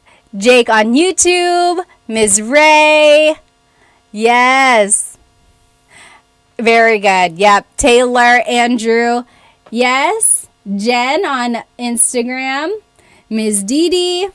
Yes. So if you're thinking about like the Philippine geography, yes, very good. Vic, Chloe. Tagalog is mostly spoken in the Central Luzon area. So that's like Manila, Makati, all of Quezon City. So the central Luzon area, that is where Tagalog is mostly spoken. But interestingly, even within Luzon, there are different variations of Tagalog. Like the more north you go, there might be different words for different things. The more south you go, there might be different words for different things, right? But the general idea is that Tagalog is mostly spoken in the central Luzon area. That's kind of higher, like up north. And now it's not like super north, but it is a little bit more north than the other regions. So like there's Luzon, Visayas, and Mindanao, right? Those are the three main islands. Luzon is the northernmost island. Then Mindanao and Visayas and Mindanao are southern. They're in the south. And they speak more Bisaya. And lots of other languages down there as well. That's where Waray is. Lots of other languages in the southern areas of the Philippines. Interestingly, for a while, there was a battle on whether or not Tagalog was going to be the national language or Bisaya. Because Bisaya is a very widely spoken language as well. Like there are a lot of people who speak Bisaya and then a lot of people who speak Tagalog. And so it was always like a battle. Is Tagalog going to be the national language or is Bisaya? And ultimately, Tagalog was chosen to be the national language because they found baybayin, or the ancient Philippine scripts, that dated to the 1500s. So they considered Tagalog to be like the oldest written language of the country. So they kind of gave it the recognition of being the national language. Very interesting, right? Andrew said, isn't Manny Pacquiao from the Visayas region? Yep, he is. So he speaks Bisaya, or like a type of Bisaya language. I'm sure he speaks like a different dialect of Bisaya, because not all Bisaya is the same. So my husband's family is from Cebu and they speak Bisaya, but they've been to a different part of the Visayas region and they couldn't understand each other just because Bisaya can have different dialects. Okay? Alrighty. Now, that was that trivia for 4? Yeah, I don't know why it's still showing up. Okay, well, we already did that, so I'm going to take that one off. And then that one was already off. Okay, anyway, let's keep going. What should we do next? Let's see. Oh, yes, someone asked, there were other written scripts too. Yes, like from Kulitan Kapampangan language. Yes, there are so many other scripts. I think Baybayin happened to be the oldest one they found. But yes, interestingly, Baybayin was found in Luzon, but also in like Palawan. So Palawan, if you've ever been to like El Nido and those beautiful beaches, that's considered to be a really, really old establishment as well. But yes, and then there are other written forms of a language throughout the Philippines as well. Sorry, TikTok is making me verify that we are still active here. Okay, let's keep going. Let's do, oh my goodness. It's making me like move these puzzle pieces just to make sure I'm still active and not being a robot. Okay. Hang on. Hopefully this is the last puzzle piece I have to do. There we go. Oh, thank you, Green Spartan from Dubai. Thank you. Yes, don't they speak Spanish in some parts of the Philippines? Ms. December asked. Yes, they do. I can't remember what region of the Philippines it is, but they just speak like pure Spanish. I watched something about that. It was just like they must have been like a really big hub for Spain when the Spanish colonized them, and they just speak Spanish. Zamboanga, Ellie said. Is it Zamboanga? Maybe, yeah, I guess so. Yes, Zamboanga City. Interesting. Oh, Cavite, Zamboanga, speak Spanish. Chavacano. That's so interesting, so interesting. Yes. Oh, Chubacano. Is it Chubacano? Everyone is spelling it differently. All right. Yes, okay, very interesting. Let's finish off common Tagalog phrases. So common Tagalog phrases for 400. How do you say thank you and you're welcome in Tagalog? How do you say thank you and you're welcome in Tagalog? Yes, very good, everybody. Yes. So, thank you in Tagalog, you probably know. Salamat. Salamat po if you want to be respectful. Salamat. That means thank you. Salamat. Now, if you want to say you're welcome, it's walang anuman. Walang anuman. Literally, walang anuman means, oh, it's nothing. Or like, oh, that was nothing. Nothing at all. Walang anuman. Yes, very good. Now, again, if you want to be like very thankful, I usually say maraming salamat. Maraming salamat. That means thank you very much. Marami means a lot. So thank you very much. Maraming salamat. Again, to be respectful, maraming salamat po. Maraming salamat po. And then, walang anuman or walang anuman po. Po would just go at the end. Okay? Very good. So we did all of the common Tagalog phrases. That wasn't so bad, right? Should we do Tagalog verbs, Tagalog trivia, miscellaneous vocab, or Filipino celebrities? Let me just check this one. Oh, yes, we already did that. Okay. Let's do, okay, Steven said trivia. Trivia for, let's do trivia for, we already did? Did we do 400? Yes, we did. We'll just do trivia for 500. Trivia for 500. Oh, okay, this is an interesting one. We kind of touched on this. What is the difference between Tagalog, Filipino, and Filipino? What is the difference between Tagalog, Filipino, and Filipino? And I'm talking about the language here. So I'm not talking about like Filipino as the ethnicity. Taylor said the accent. Yes, the way I'm saying it. No, but as languages themselves. P. Constantino said spellings. Has anyone ever called you pilosopo? Mga pilosopo kayo. You guys are being like smart Alex here. Okay, so Trisha said on TikTok, Tagalog is the name of the language, Filipino is the name of the people. That's right. That's not wrong. That is correct. But Filipino itself is also a language. Yes, a lot of you are saying that. A lot of you are saying the same answers. Yes. Let's see, who is this? Nika on TikTok. So Tagalog is the main language for Tagalogs. So Tagalog is the language of the native river dwellers, like we had learned, right? So that's Tagalog.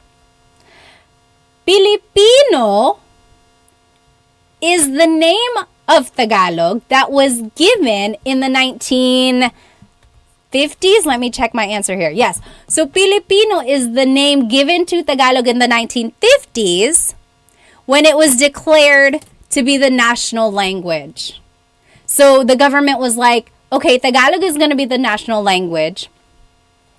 But in schools, let's make everyone learn Filipino. So it was like the name they gave to Tagalog to give it more of an identity, a national identity is what they say in history books. So again, remember how I said Bisaya is spoken in like the southern region? So by giving it this name, Filipino, it's almost like they are encouraging the entire country to learn the national language.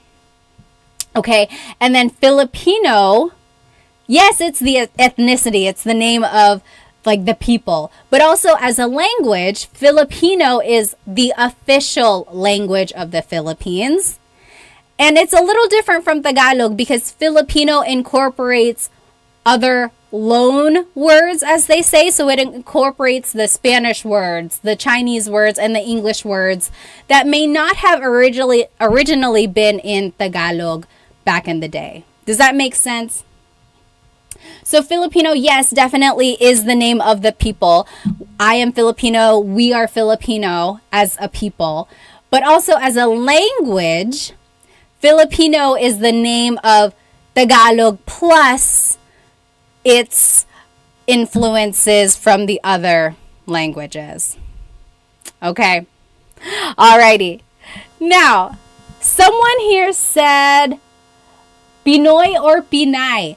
What I heard about the word Pinoy and Pinay, I heard that was actually the name given to like Phil-ams or like Filipinos who had moved outside of the Philippines. Like that's where that stemmed from.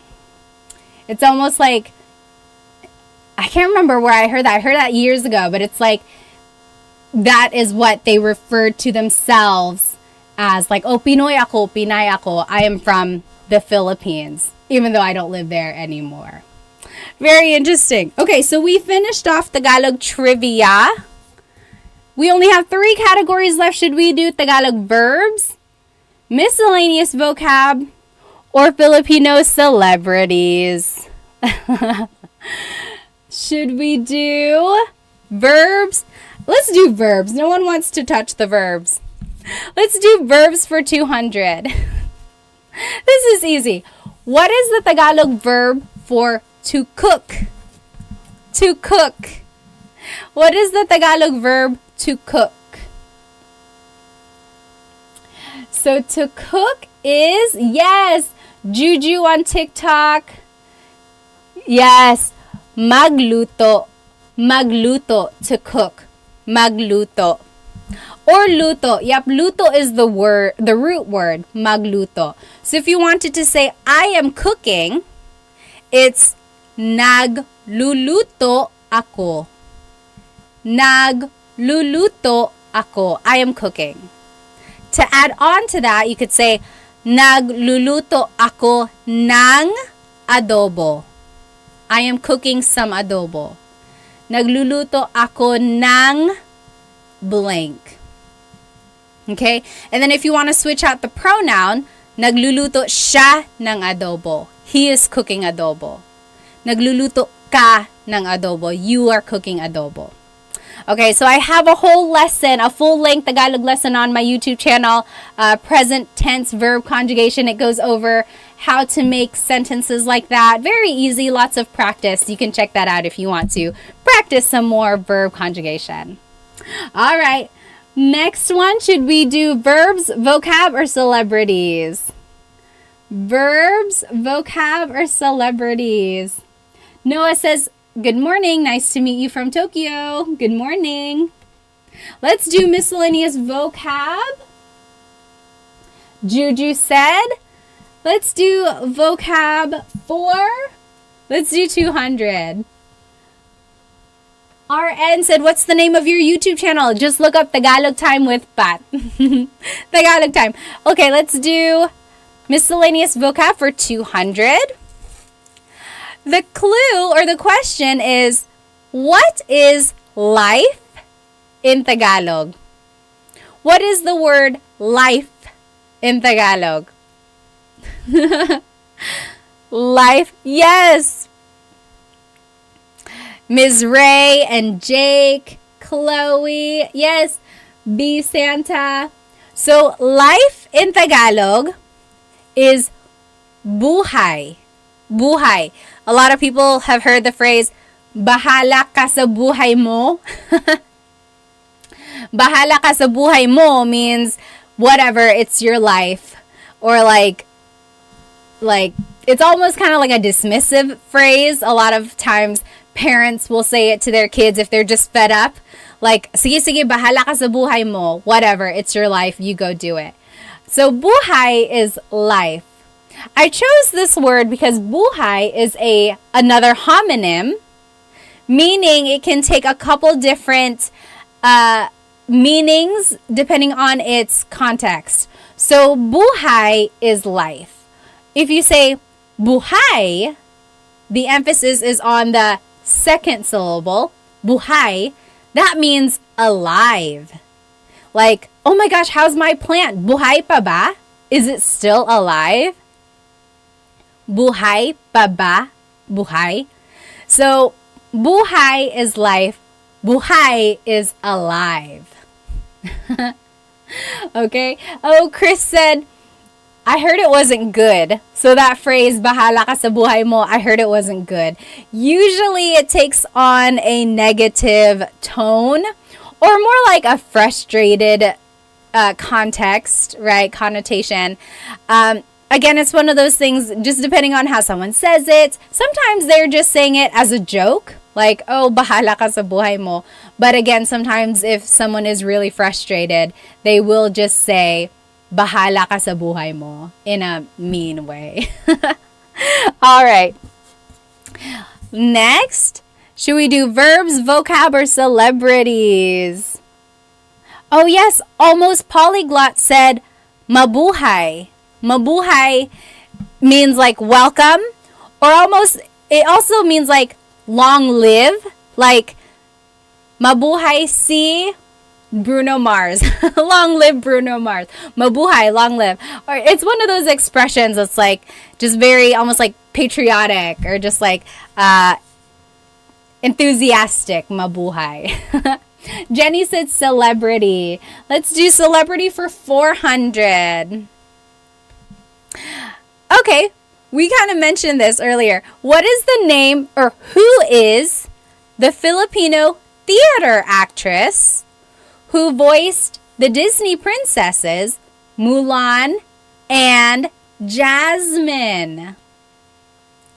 So who is the Filipino theater actress who voiced the Disney princesses Mulan and Jasmine? Yes, you guys all know it.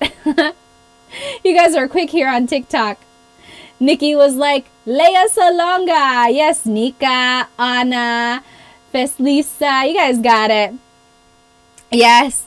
Faithy Faith, brother. You guys got it on Instagram. Jake. Yes, very good.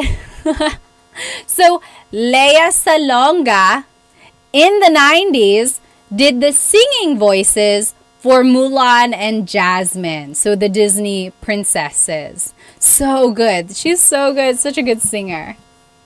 All right. Should we do verbs, vocab, or celebrities? We only have one more celebrity. Verb, vocab, or celebrity. Nikki said, let's go vocab. Okay, let's do vocab. Let's do vocab for 300. Okay. Oh, I love this question.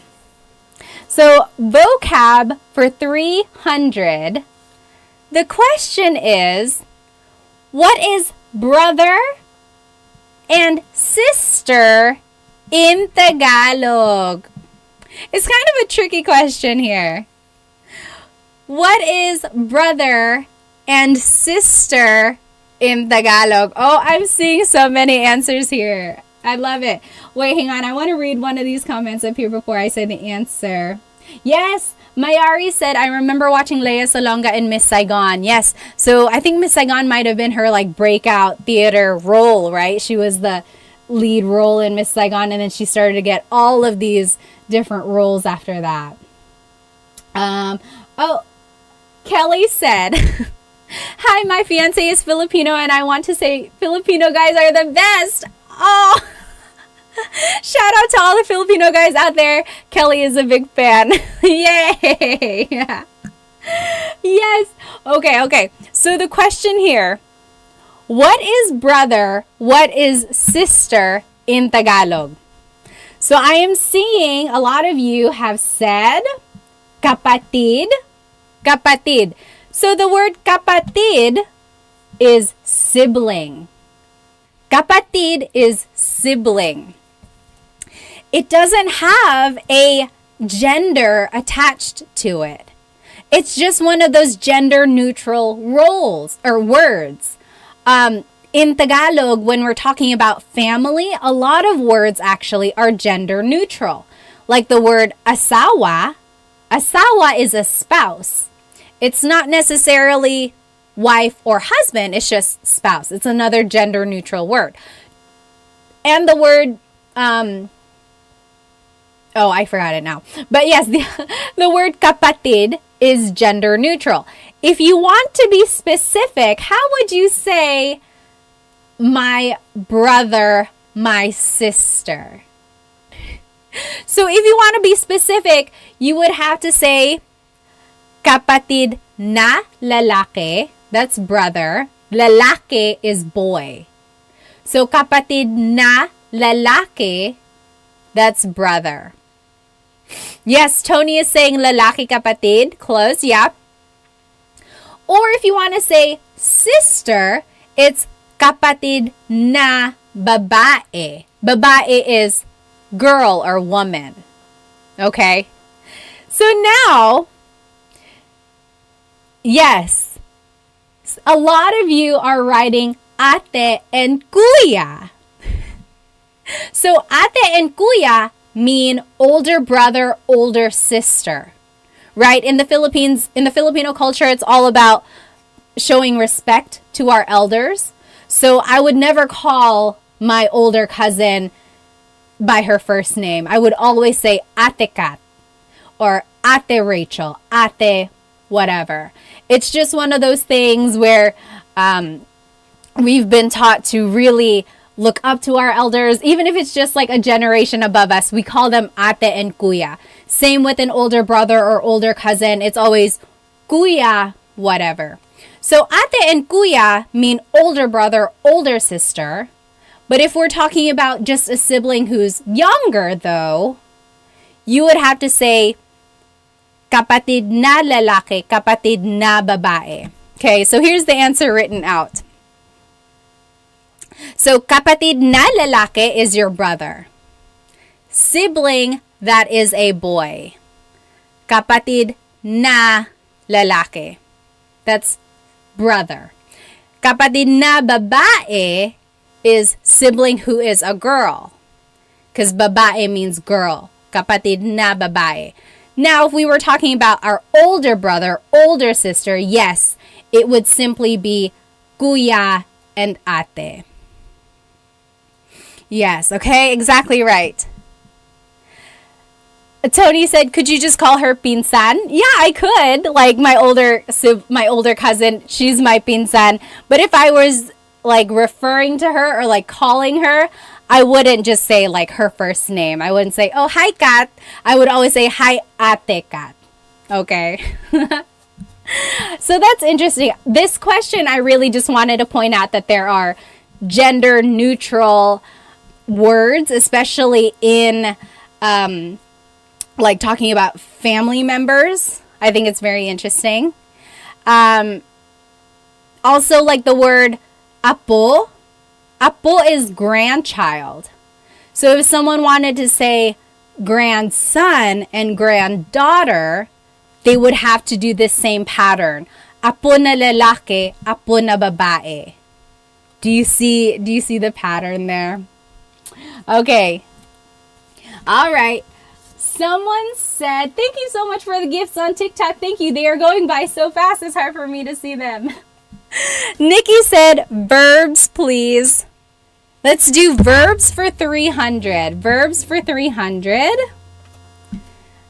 Verbs for 300 is, how many different types of verbs are there in Tagalog?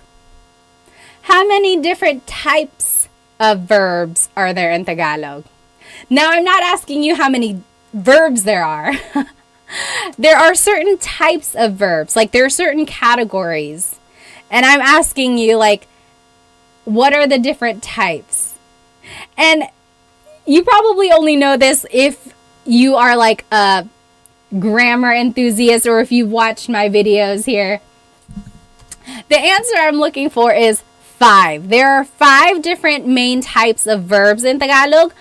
Mag, ma, in, and e verbs. Okay, so like magluto, that's a mag verb. Kumain is an verb, right? So this is a tricky question. Yeah, I was asking about like the types of verb, like conjugation types there. Yes, some of you got it. You got it. Again, if you want to learn how to conjugate verbs in Tagalog, check out my full-length Tagalog lesson. It's called Present Tense Conjugation of Verbs in Tagalog. I think it's lesson 3 or 4 or something like that on my YouTube channel. All right, we are almost done, you guys. Should we do verbs, vocab, or celebrities? Let's see. Let's do celebrities. Skunky said celebrities for 500. Oh, this is a good one. Who is the Filipino-American singer and guitarist who performed at the Super Bowl with Usher? She was so good. Oh my gosh. Who is the Filipino-American singer and guitarist who performed at the Super Bowl with Usher? Oh, Bumbero said Bruno. Bruno did perform at the Super Bowl like a couple times, and he probably did have a guitar. But no, I'm asking about the one who performed recently with Usher. So good. Oh my goodness. Yes, everyone is getting it on TikTok. Stephen James, her, yes. Splickety, yes. Ms. Didi. Yes, Jonathan and Jake, you guys got it. So the Filipino-American singer and guitarist who performed at the Super Bowl with Usher is her. H-E-R, her. Her real name is Gabriela Sarmiento Wilson. And her mom is Filipino. So her. She's such a good guitarist, my goodness. So musical. Okay, 2 more questions, you guys. Should we do verbs or vocab? Should we get the verbs out of the way, or do we want to stick with the vocab? Yes, Nikki said Sarmiento Wilson is so Phil-Am. That's exactly what I thought. Gabriela Sarmiento Wilson. Yep. Let's see. Let's do verbs. Tagalog verbs for 400. What is the Tagalog verb for to clean? To clean. How do you say to clean in Tagalog? Yes, Jake and Deborah on YouTube. Yes. Nikki and Pusong Pinoy. Very good. Kara and Skunky. So to clean in Tagalog is maglinis. Maglinis. If you want to tell someone to go clean up, you could say maglinis ka. Try saying that to someone. Maglinis ka. Go clean up. And then make sure to say, I'm just joking. Let's do it together.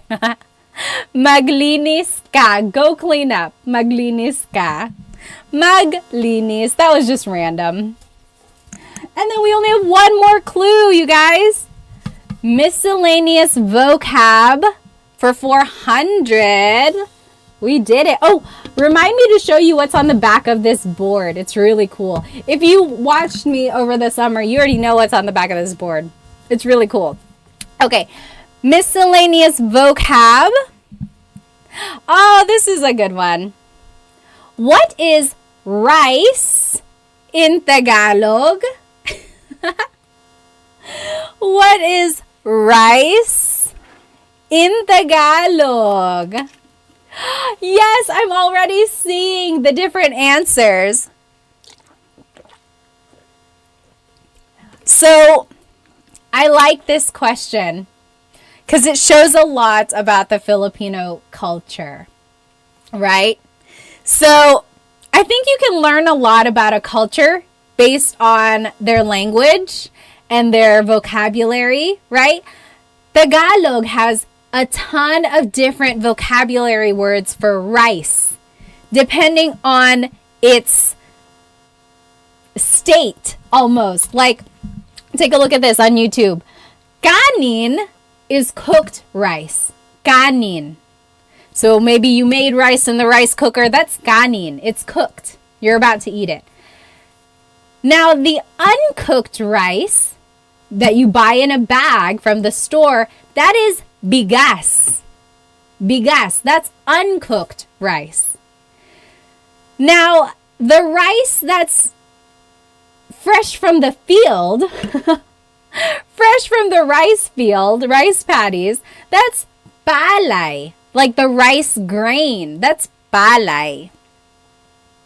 And then sinangag, specifically, that's fried rice. There's a name. Fried rice is sinangag. And then there's just so many more. Yes, Tony on YouTube listed them out. Bahaw. That's like the rice that's the, like, is that the undercooked rice? Bahaw? So there's just so many different types. Some people are saying lugaw. Lugaw is like the rice porridge.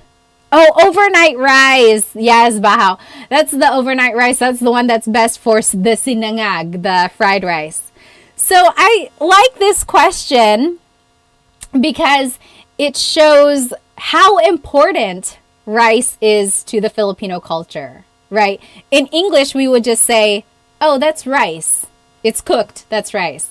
Or I got to go buy some rice from the store. I got to buy a bag of rice.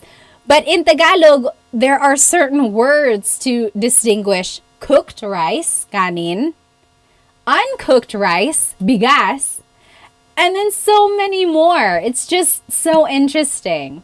Another word like that in Tagalog is coconut. Coconut has a lot of different words as well. So nyug is a hang on, I don't want to tell you the wrong thing.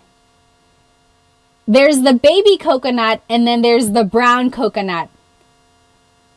Which one is nyog? Which one is buko? Oh, see? Skunky said, wow, I've only heard the word buko. Yes. So buko is the like white coconut meat almost. Like they make buko pie and things like that. But yes, you get the idea. There's a lot of different different words for certain things that are very important to the culture. Taylor said, what's the name of the burnt rice at the bottom of the pan? I think it's tutong, right? Tutong. That's what I've heard it. Anyone else heard something else? Yes. Oh, if you were to say, he is cooking rice right now, do you use the cooked or uncooked form of the word? Oh, I love this question. Civil War on YouTube said, if you were saying he is cooking rice, do you use the cooked or the uncooked version? You would use the cooked version. So, nagluluto siya ng kanin. Although, this is also interesting. To make rice is its own verb. To make rice is magsaing. Magsaing, that means to make rice. It's so crazy, right? It's so crazy. I love it. I love it, you guys. Yes, tutong, Jake said. Tutong is the burnt part of the rice. Oh my goodness. I love it. Okay, guys, we did it. We finished our Tagalog Jeopardy. We went over some common Tagalog phrases. We went over verbs and some trivia and miscellaneous vocab and celebrity. Oh, yes.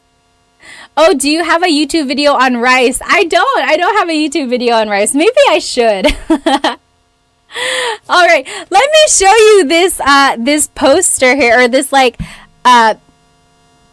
piece of decoration. Hang on, let me make my screen full screen. Here we go on YouTube. This is so cool, you guys. So this was the board that I was using for our game. Look at the other side of it. It's like a piece of wood artwork of tinikling. Isn't it so nice? And I'm not selling this or anything. I'm not promoting it. I just happen to have this. Actually, I got this. You know where I got this from? A yard sale. Years and years ago. Like, I happened to be at a person's yard sale and I was looking at their table and I came across it and I was like, wait, is that tinikling? And then sure enough, it says Philippines and it was like 25 cents. I couldn't believe it. And I don't even know how that person had it or like why she had it, because she wasn't Filipino. She was not. She just wasn't Filipino. But yeah, so it was just meant to be, I guess. I haven't found a place to like hang it up. Oh, maybe I could put it right here. Wouldn't that be nice? That's kind of nice, isn't it? I've had it for years, like even before I started Tagalog Time. I just haven't had a place to put it, but I love it. I love it so much.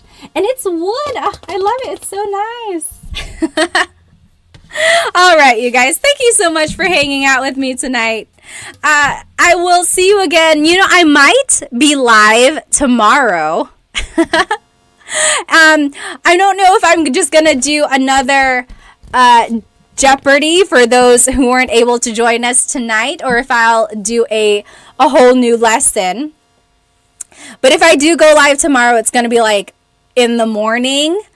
I'm trying to figure out the demographics that I reach at different time zones. So I hope to see you again. I'll definitely see you next Thursday for another Tagalog Time. And then maybe one other time next week as well. I hope you have a great rest of your evening. Thank you so much for spending some time with me. Maraming salamat. Paalam.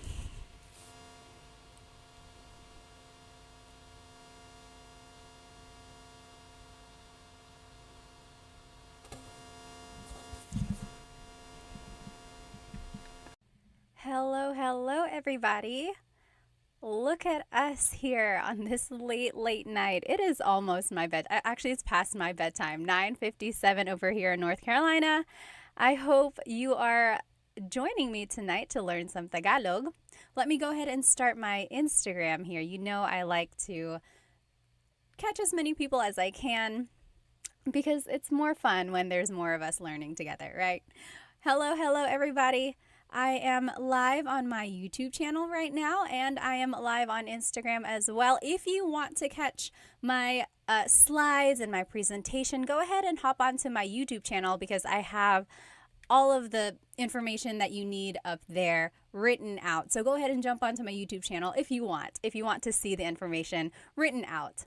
Okay, I will go ahead and get started here. So today, we will actually be learning some verbs and related nouns and objects and vocabulary about eating and food. I think this is going to be a good lesson for you because you'll be able to use some of these phrases and words on a daily basis, I think. But first, go ahead and write in the comments where you are watching from and your age. I always like to know who I am teaching. Sometimes I have some very young people. Sometimes I have older people who are just wanting to learn some Tagalog. So go ahead and write where you are currently watching. I am over here in North Carolina. Again, it is way past my bedtime, you guys. But I like to get I like to try out different times just to see my demographics, see who is watching, and maybe I'll catch people at different times. Hello. Chandra is from India. Hello. Sharon is 22.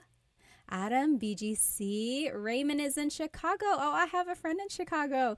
CB and D. Zida is, so it's so beautiful. Salamat, maraming salamat. Let's see, who else? San Jose. I am a sweet potato. Raven is from South Korea.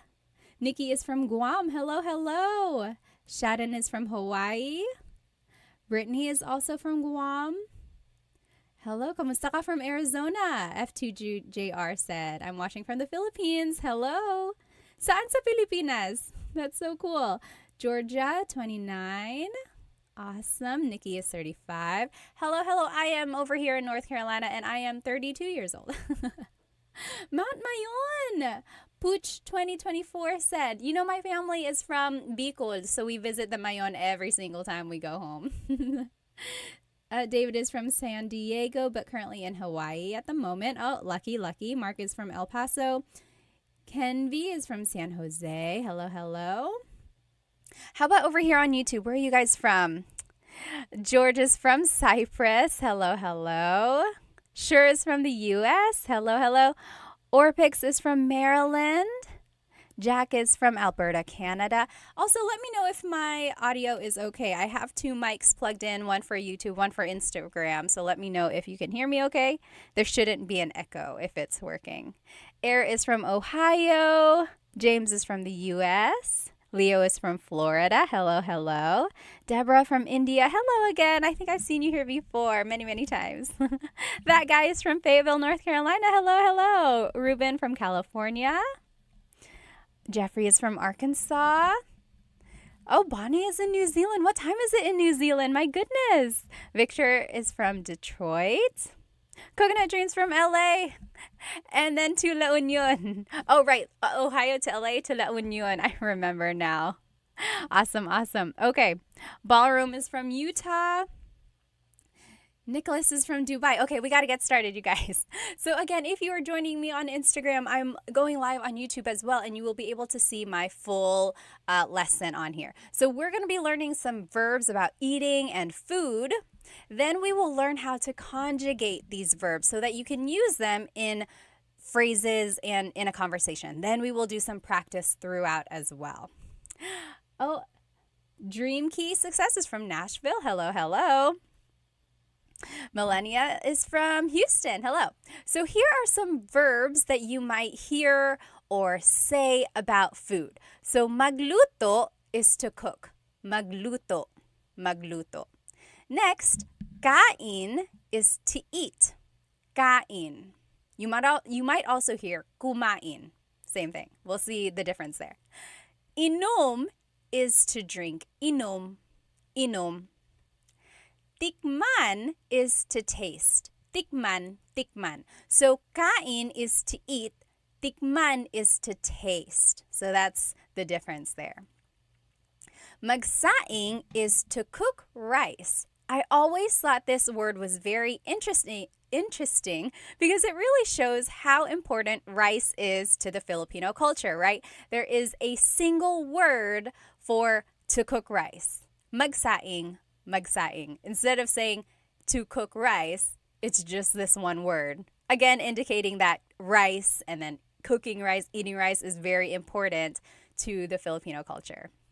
And then lastly, maghain, to set the table. Maghain. So now let's see how all of these verbs will be conjugated or changed so that we can use them in these in certain phrases. So again, let's look at these verbs one more time. Try saying them with me.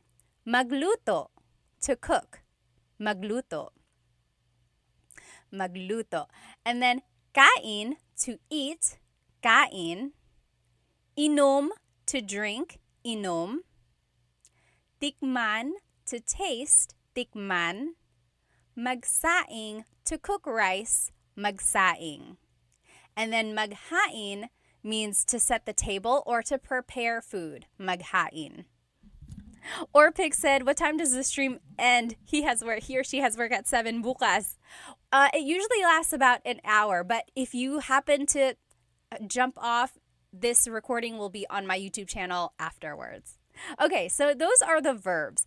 Now, just a note about verb conjugation in Tagalog. So, first of all, a verb is an action word. Sometimes I like to just start from the very basics so we don't lose any information. So a verb is an action word, okay?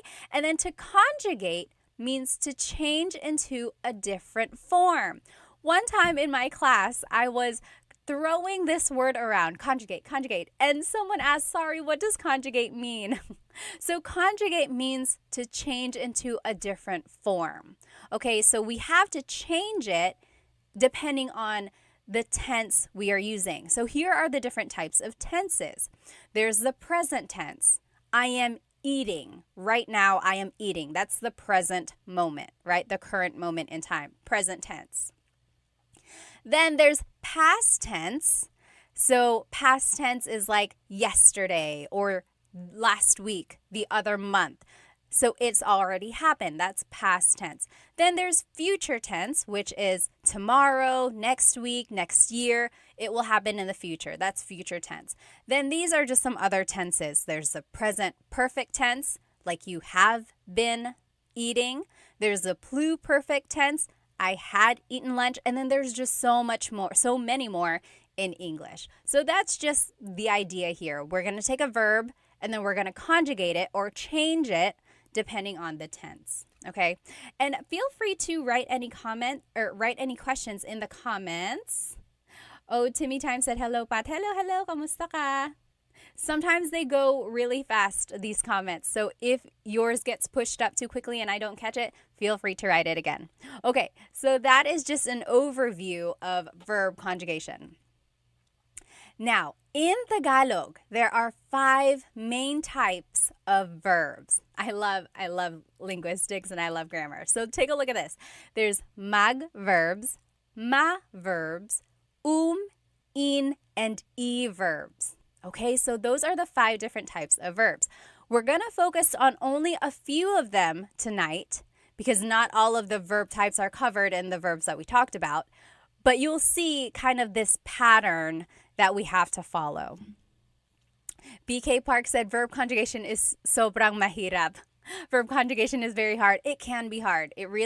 There's like patterns, but then sometimes like there are exceptions. So yeah, it can be tricky, but I would say I'll give you some tips as we learn. Okay, let's keep going.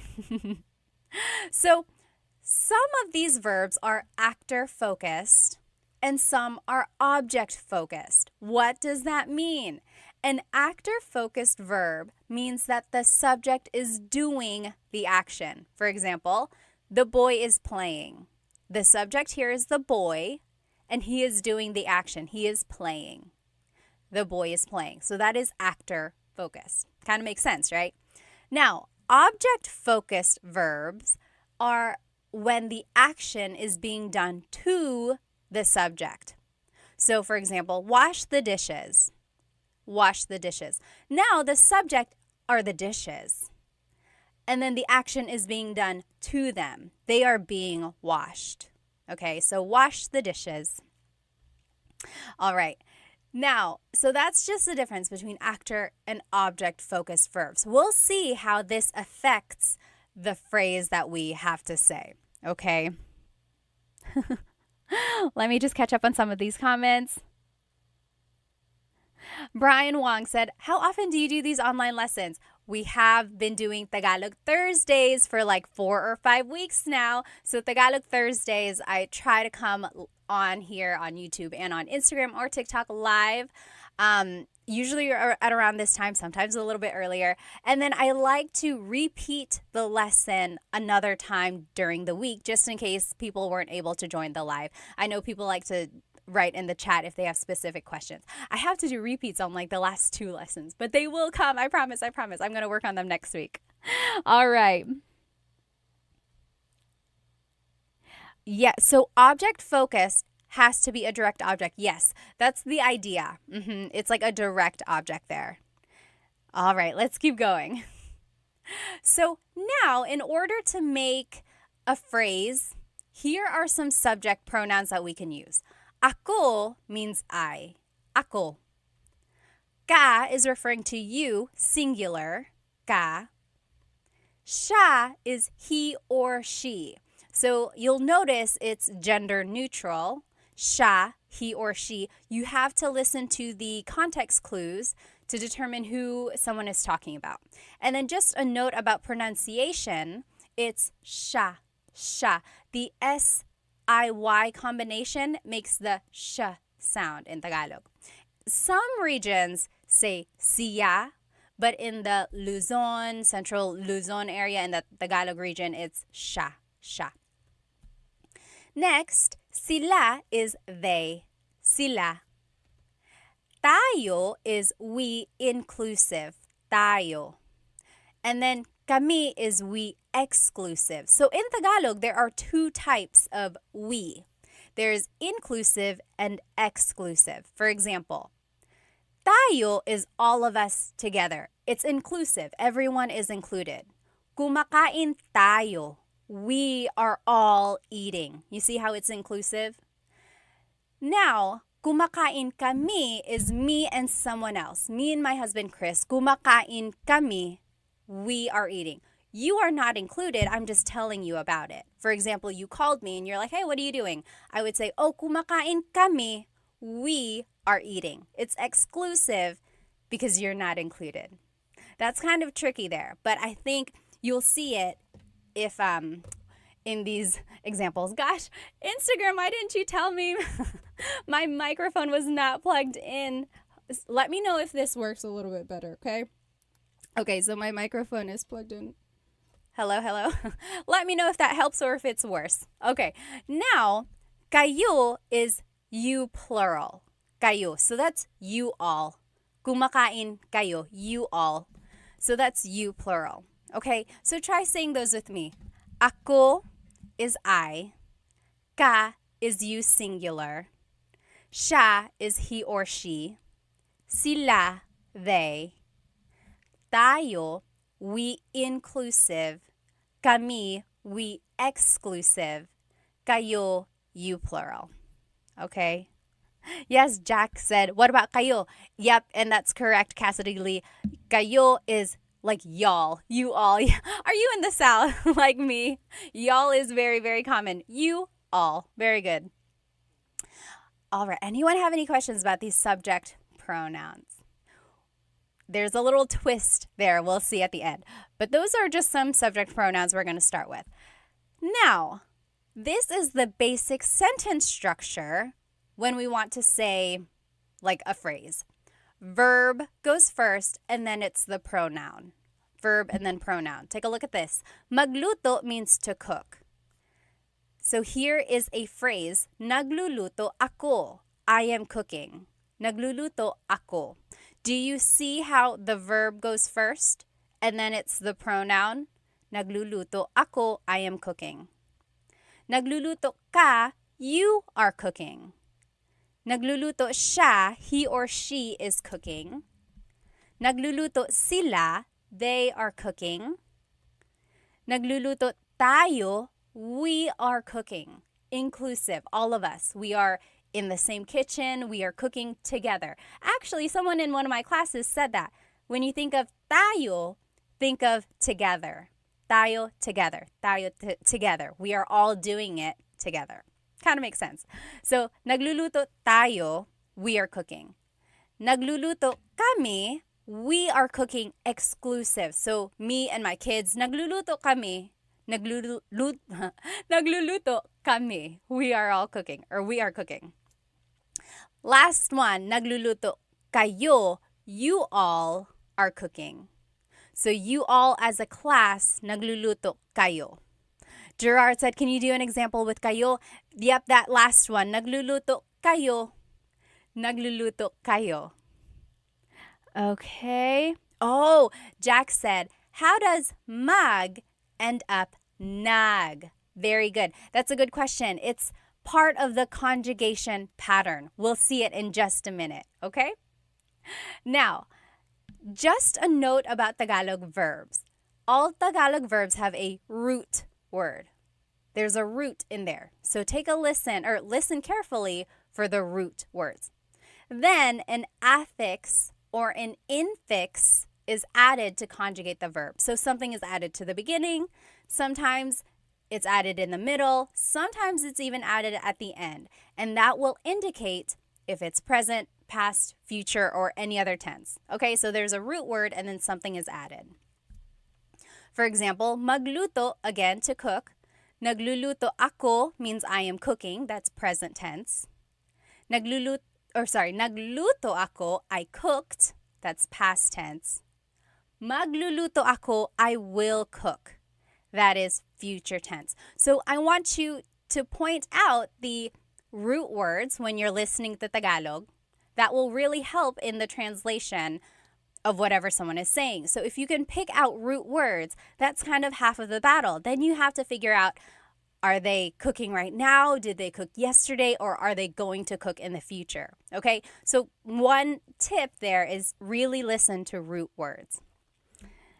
Oh, Air Kev said, nagluluto ako ng kare-kare. Oh, pahingi. Can I have some? Oh, Deborah said, what is the difference between kami and kayo? Let's take a look again. Oh, kami is we exclusive. So me and someone else. Nagluluto kami, we are cooking. Kayo is you all. You all as a class, nagluluto kayo. All right? Good question. Any other questions that I have not seen? Okay, if you have a question and I didn't see it, feel free to write it again. Darius said, how's it going today, Pat? Mabuti naman. It's going good. Ikaw, kumusta ka? All right, so now let's start with these mag verbs. Remember I said there are 5 main types of verbs in Tagalog. Mag, ma, in, and i. We're going to start with mag verbs. Mag verbs are actor-focused. Remember, it's a direct subject, direct object. They are also the most common type of verb in Tagalog. The ones we learned tonight were magluto, to cook, magsaing, to cook rice, maghain, to set the table. So do you see how they all have mag at the beginning? So that tells you, oh, I have to conjugate it like a mag verb. Now, here is the pattern for conjugating mag verbs. So this is the pattern. The affix is nag. Then there's a repeated first syllable, and then the root. So magluto becomes nagluluto. Nagluluto. Then magsaing becomes nagsasaing. Do you see how the affix is nag? Then there's a repeated first syllable, and then it's the root. Nagsasaing ako. I am making rice. Last one, maghain, to set the table or to prepare food. Maghain is naghahain. Naghahain. Naghahain ako ng hapunan. I am preparing dinner, or I'm setting the table for dinner. Okay? So those are the different examples of how you conjugate mag verbs. So again, the pattern is the affix is nag, then there's the repeated first syllable, and then the root. Magluto becomes nagluluto. So I think it was Jack on YouTube asked, how does mag end up as nag? Okay, so that is where that comes from. It's just the conjugation pattern. So let's see some phrases here. So, nagluluto ako ng adobo. Do you see how the pattern is there? Nag is the affix, then there's a repeated first syllable, and then the root. Nagluluto ako ng adobo. Ng, ng, means some or a thing. So, I am cooking adobo. I am cooking some adobo. Someone asked a very good question in one of my classes. Nang, do you have to have nang? Could you just say, nagluluto ako adobo? I am cooking adobo. Yes, you have to have nang in this phrase. Otherwise, it's an incomplete sentence. So, I am cooking some adobo. Nagluluto ako ng adobo. One more thing a lot of people always get mixed up is what is the difference between ang and nang? Ang is an article, meaning the or a thing. Nang is a preposition. Sometimes it's just a sentence marker that goes before a noun. Again, translating to some or a thing. Let me take a look at some of these questions here. Oh, yes. Doesn't the sentence have to be object focused since kare kare is the direct object and subject? Let me take a look at Kev's comment again. Oh, I see what you mean. Oh my goodness, that is such a good question. Orpik, so yes, sometimes a verb can be object or subject focused. In Kev's comment, it was subject focused, but yes, you're correct. It could also be object focused, in which case we would have to change the pronoun. But Kev's comment was correct. Nagluluto ako ng kare-kare, because in his context, it is subject focused. Very good. But yes, in other contexts, it could also be object focused. We'll actually see an example of that at the very end. Okay, another example for mag verbs. Nagsasaing ako ngayon. Nagsasaing ako ngayon. Nagsasaing ka ngayon. You are cooking rice right now. So this is just an example of how you can use like context clues. Ngayon means right now. Ngayon. Ngayon can also mean today. Like, nagsaing ako ngayon. I made rice today. So again, just depending on the context clues, we know it's right now because the conjugation is in the present tense. Nagsasaing ka ngayon. You are making rice right now. Rico on Instagram asked, does yung mean is? Yes. Yes. Yung and ang are interchangeable, and it means like yung sometimes actually means the thing, like yung adobo, the adobo, ang adobo, same thing. However, in different contexts, it means like the thing. Yung can be a little bit more specific. Okay, let's keep going. Last example here is naghahain kami ng hapunan. We are setting out dinner or we are preparing dinner. Naghahain kami ng hapunan. So what I want you to get from this slide and from these examples is, first, you can see the conjugation pattern in use, right? So affix is nag, then there's a repeated first syllable, and then the root. Nagluluto, nagsasaing, naghahain. And then, if you want to add an object, the sentence marker here is nang, N-G, nang. There is another nang in Tagalog, N-A-N-G, nang. That one is an adverb and always goes with a verb. So the only difference is if you're writing it out, you should know the difference. Nang, N-A-N-G, is an adverb, always goes with a verb. N-G is it's like a sentence marker, sometimes a preposition, and it goes with a noun. Okay. Now, I want you to do some examples. Let's take a look at these. He is cooking pansit. Siya is he, and I want you to translate it in Tagalog. He is cooking pansit. What do you think? What do you think? Oh, you're welcome, Jez. Salamat sa lahat ng mga video mo, ate. Maraming salamat din. How would you say he is cooking pansit? Pansit. He is cooking pansit. How would you say he is cooking pansit? And I gave you a hint. Siya is he. Jack said, magkukuking ako. You could do that. You could do Taglish. Absolutely. If you don't know a verb in Tagalog, you could turn it into a mag verb. Magkukuk ako. Very good. Yes, Orpix. Yes, very good. Sure got it. Coconut Dreams, very good, very good. Bonnie, you got it. Deborah, very good, very good. So again, here it is. Nagluluto siya ng pansit. Oh, not again. On Instagram, I did it again where I got the dog ears. I don't know how to undo that, you guys. That's what happened last time. Okay, it's going to have to stay. It's going to have to stay. I'm sorry. Very good. Yes. So, nagluluto siya ng pansit. Very good, you guys. Yes, JM got it. Nagluluto siya ng pansit. So again, I want you to focus on the sentence structure.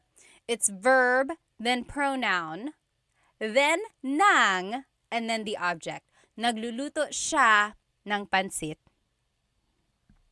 Yes, Orpik said siya and nang can be combined to make siyang. Is this legal? Yes, absolutely. Tagalog is all about making like contractions or putting words together. So nagluluto siyang pansit. It doesn't, you can, technically you can. It's not what is commonly said. Like it's not what is heard, but it is not wrong. All right. They are making rice. Oops, I just showed you the answer. They are making rice. Sila is they. Brian said, what's pansit? Who would like to describe pansit? Yes, Deborah said Filipino noodles. It's just like noodles that are stir-fried. They have veggies, sometimes shrimp, sometimes chicken. And it's definitely influenced by like the Chinese culture.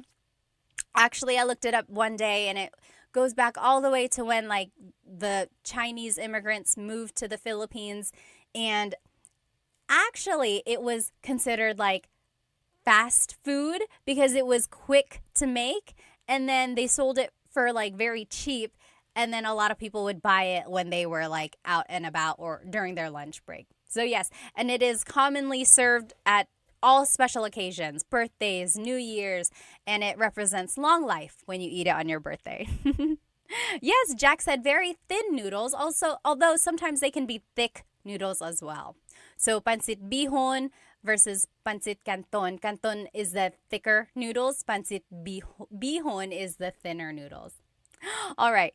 They are making rice. What do you think? They are making rice would be nagsasaing sila.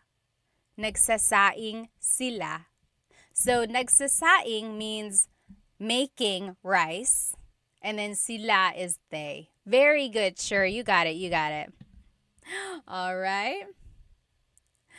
Next, David Jr. said it's one of my favorites. Me too. I love pancit. Very good. All right. Are you preparing lunch? I didn't mean to show you the answer. Are you preparing lunch? Ka means you. Tanghalian is lunch. Ba is a question word.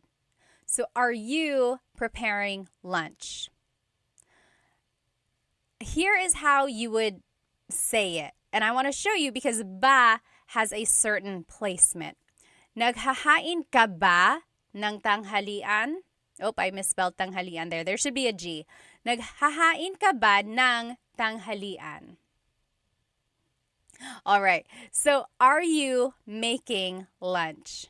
Ba goes after ka. Okay, so naghahain ka ba ng tanghalian? Are you preparing lunch? All right. Now, let's take a look at these verbs. Remember, there are 5 main types of verbs: mag, ma, in, and e verbs.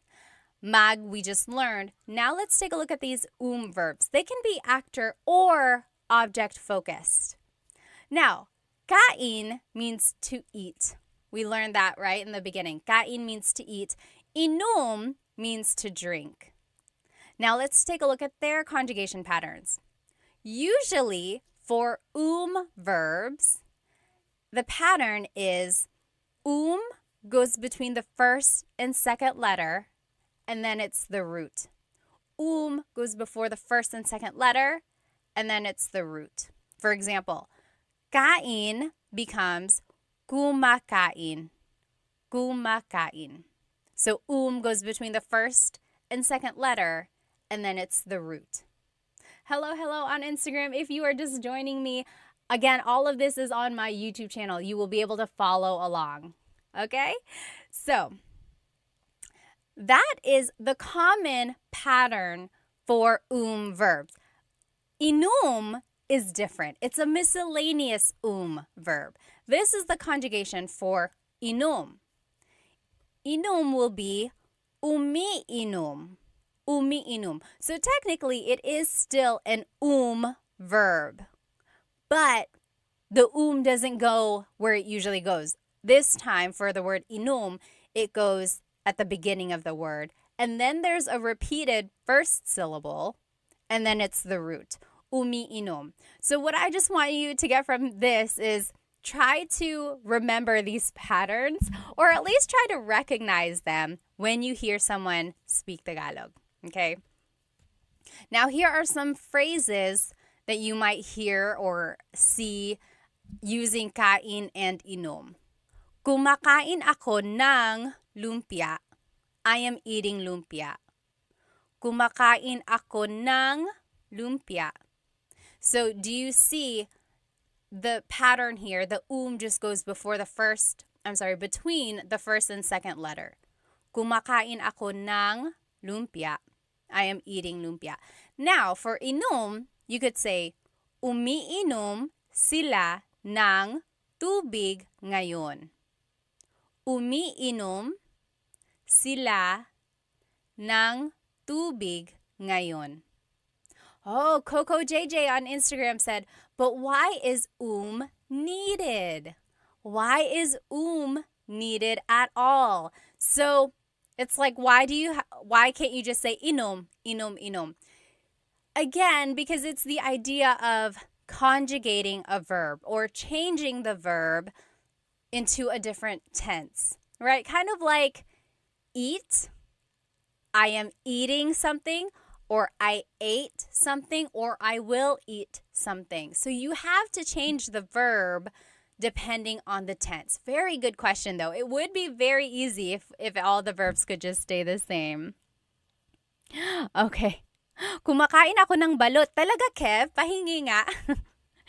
Kev is eating balot, and I said, oh, can I have some?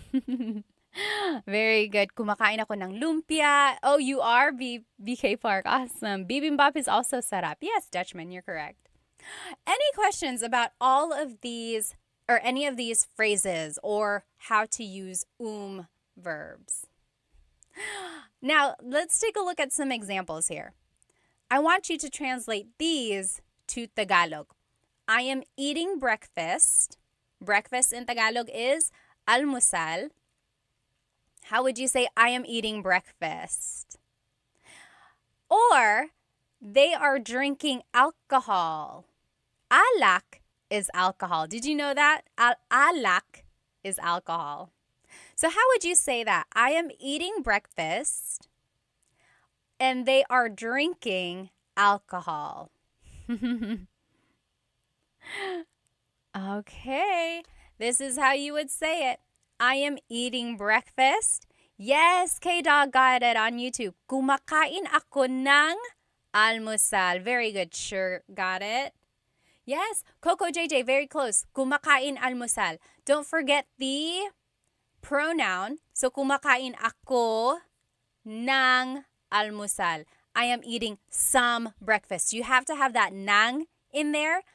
And it just indicates like some or a thing. So you have to have nang. Otherwise, it's an incomplete sentence. Kumakain ako ng almusal. Very good. Brian Wong got it. Umiinom sila ng alak. They are drinking alcohol. Very good. K-Dog got it as well. Umiinom sila ng alak. Very good.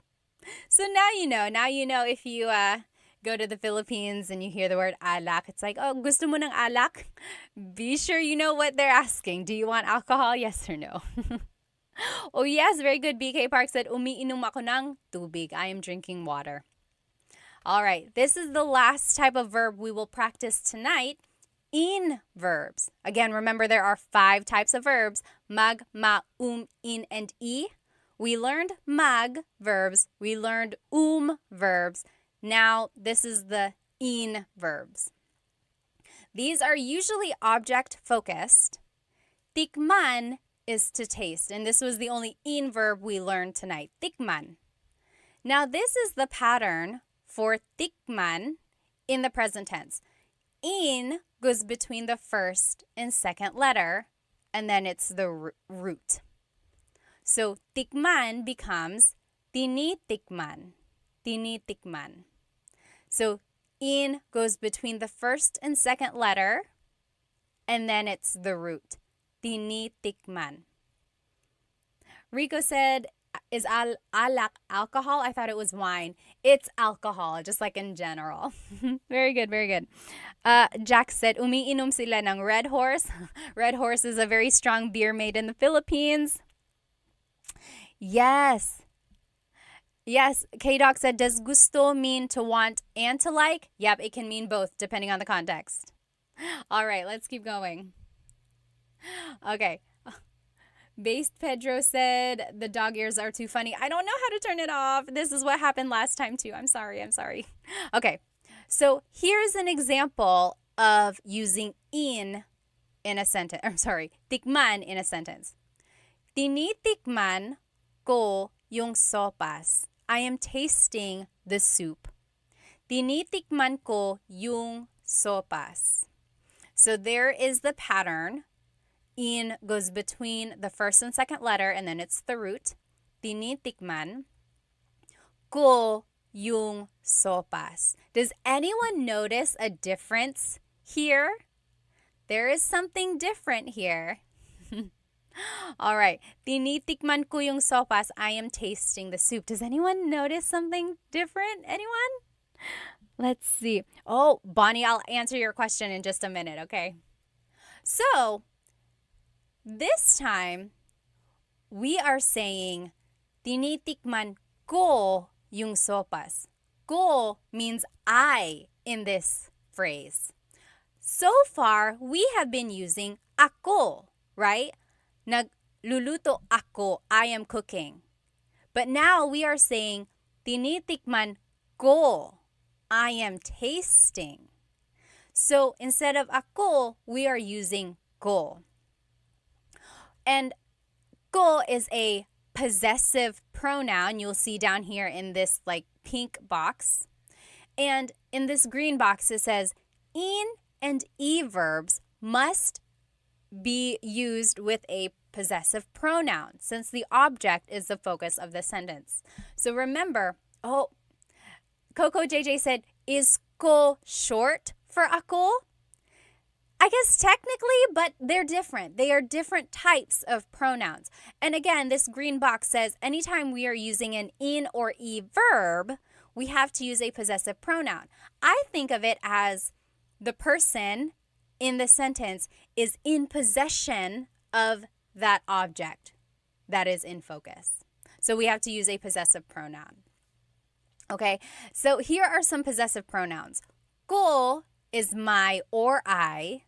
Mo is your or you, singular. Niya, her or his, he or she. Nila, their or they. Natin, our or we inclusive. Namin, our or we exclusive. Ninyo is your or you plural. And then, that's it. Nyo is your or you plural. Sorry, I got distracted by some of these comments. Yes. Okay. So those are the different types of possessive pronouns. And who was it? I think Deborah. Deborah on YouTube asked, how do you know if a verb is an verb?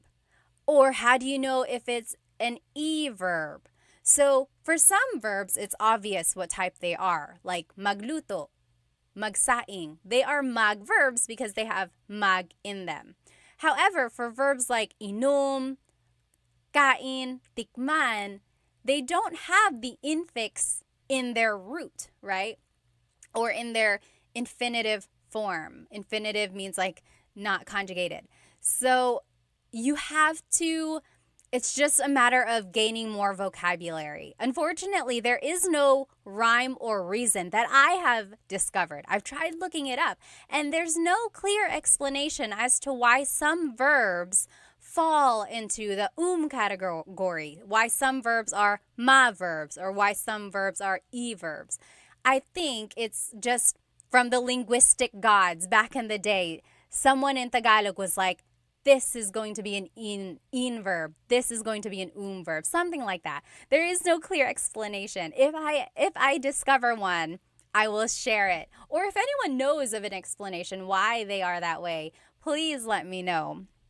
But again, it's just one of those things where you have to listen to Tagalog, kind of make a mental note of how verbs are conjugated, and then conjugate it in that way again next time. Okay, so now let's take a look at tikman. And here are some examples. So, I am tasting the dessert.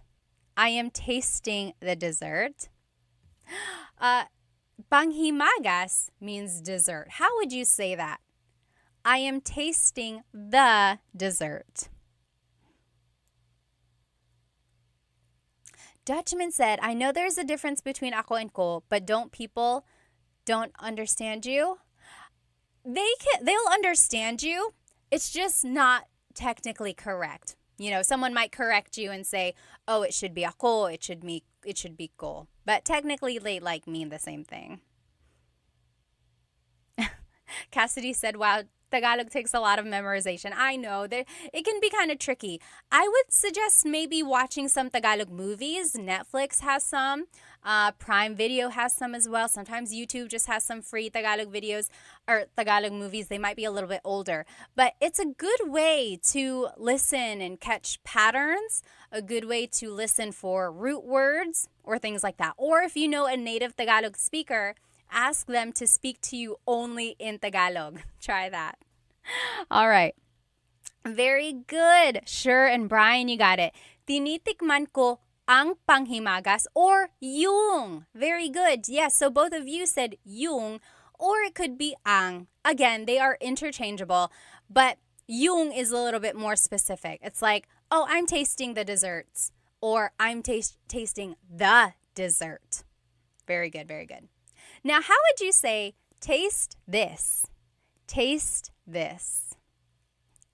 How would you say taste this? Ito means this. Oh, Deborah asked, can you suggest some nice Filipino movies? If you have Netflix, I just recently watched Rewind. Has anyone watched it? So Rewind, I think it was like the biggest blockbuster movie in the Philippines recently. And it has Ding Dong Dantes and Marian Rivera. They are actually married in real life. And they are starring in it together. Oh my goodness, it's happy and sad at the same time. The premise, I won't give you the ending. They are married, but then she dies. That's not a secret. Okay, that's in the preview there. She passes away, and then he is given a chance to spend more time with her. He gets a chance to rewind for a few days, or maybe it's one day. I don't remember. But he has a chance to kind of redo part of his relationship. That's a good one. Oh my goodness, it's so good. Yes. Louis said, yes, it's crazy. It is kind of a crazy movie, but it's so good. Oh my goodness, it's good. Yes, Bonnie said, I cried so much watching Rewind. If you love someone, you might cry. Yes. Oh, Ray said, I saw advice by a linguist that language acquisition is faster and a better way to learn. Where should I start as a total beginner? I would say, as a total beginner, try getting more vocabulary. So vocabulary about things that you see or use every day. And then use those vocabulary terms little by little in your everyday conversation. For example, key in Tagalog is susi. So if you wanted to say, where are my keys? You can say, where are my susi? And then little by little, add more and more terms to that phrase until you can say the whole phrase. So where in Tagalog is saan. So you could say, saan my susi? Where are my keys? Then go back and figure out how to say it. So saan ang susi ko? Or saan ang mga susi ko? Mga is plural. So saan ang mga susi ko? So you see how I kind of started little by little. I think that's the best way from what I've seen to learn a language. It's like you don't have to do it all at once. No one is expecting you to be fluent. And I think that's a lot of pressure if you really strive for that goal from the get-go. So just go little by little. It helps if you have like sticky notes. One of my students, oh my goodness, she was in Spain. She would put sticky notes on all of the things that she has around her just so she could practice those words in Tagalog. Okay, you guys are taking me off track here. How do you say taste this in Tagalog? It is tikman mo ito. Tikman mo ito. Castro Carmela, hi ate. Hi din sa'yo po. Tikman mo ito. Ito means this. Okay. Now, last thing I want, it's not really last, second to last thing. I want to show you how to say like commands or how you could use them in like a statement form. Magluto ka. Cook. Magluto ka. Do you see how magluto stays as magluto? We're not conjugating it, right? It's not nagluluto. It's just the word itself. Magluto. Magluto. Next, you might also hear someone say, magluto ka na. Magluto ka na. Na means already, or it can be like an emphasis. Magluto ka na. Cook already. Like, if you're taking a long time, maybe you're spending a lot of time cleaning the kitchen first, and someone is like, hey, go ahead, magluto ka na. Cook already. So that's what na means. You might hear that as well. Next, magsaing ka. Make rice. Magsaing ka. Or, maghain na. Set the table. Set the table already, or like set the table now. Maghain na. Maghain na. So these are some of the terms you might hear. You might hear ka, meaning you go do it, or na, meaning already. Okay. Okay. Next, kain na, eat already. That's a common phrase that you might hear after someone's been cooking. They're like, oh, kain na, eat already. Go ahead and eat. Kain na. An alternative way to hear this or say this is kumain ka na. Go ahead and eat. They mean the same thing. Kain na or kumain ka na.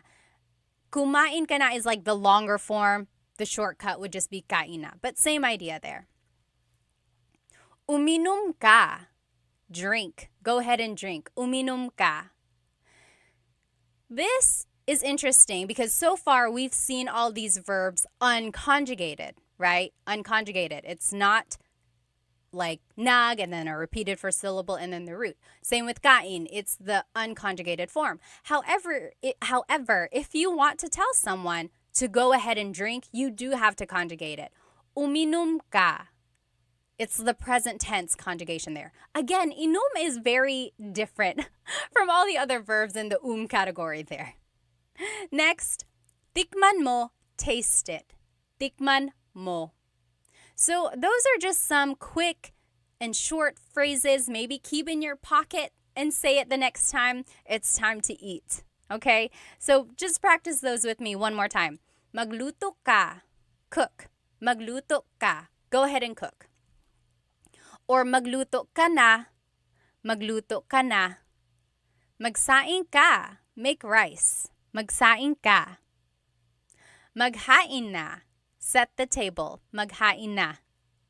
Yes, Cassidy. Maghain na ng lamesa. Set the table. Very good. Kain na. Eat already. Go ahead and eat. Kain na. Or kumain ka na. Kumain ka na. All right. Uminom ka. Drink. Or go ahead and drink. And then, tikman mo. Taste it. All right. Let me just catch up on some of these questions. Hang on one second. Oh, yes. Here are some other movies that people suggested. Let's see. Dollhouse on Netflix. I have not seen that. Bride for Rent with Kim Chiu and Zian Lim. Oh, too bad they're broken up now. How sad. Yes, that is another good one. Okay. Yes. So if you have any other Filipino movie suggestions, you can write it in the comments for people to look at. All right. So those were just some examples. Now, I want to focus or I want to show you this one last thing about actor or object focused verbs. Okay. So we learned kumakain siya. Kumakain siya. We learned kain as in verb, right? She is eating.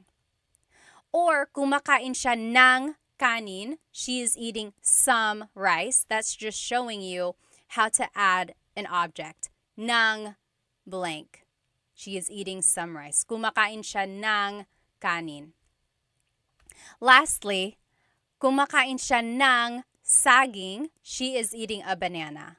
Kumakain siya ng saging. So you see how kain is being conjugated as an verb here. Oops. That is because all of these sentences are actor focused. What is she doing? She is eating. She is eating rice. She is eating a banana. The focus is on the actor and on what she is doing. Take a look at these phrases. Kinakain niya yung cake. She is eating the cake. Or kinakain niya yung pandesal. She is eating the pandesal. Pandesal is a Filipino bread. It has like condensed milk in it, sugar. It has breadcrumbs on the outside, usually eaten in the morning for breakfast. So, kinakain niya yung pandesal. Now, take a look. These are conjugated with in. So, it's not anymore. Now, kain is being conjugated as an in verb. Yes, Cassidy said, kinakain, my jaw dropped. I know, this is an example of where a verb can be actor or object focused. So again, it's object focused. Here, the question is like, what is she eating?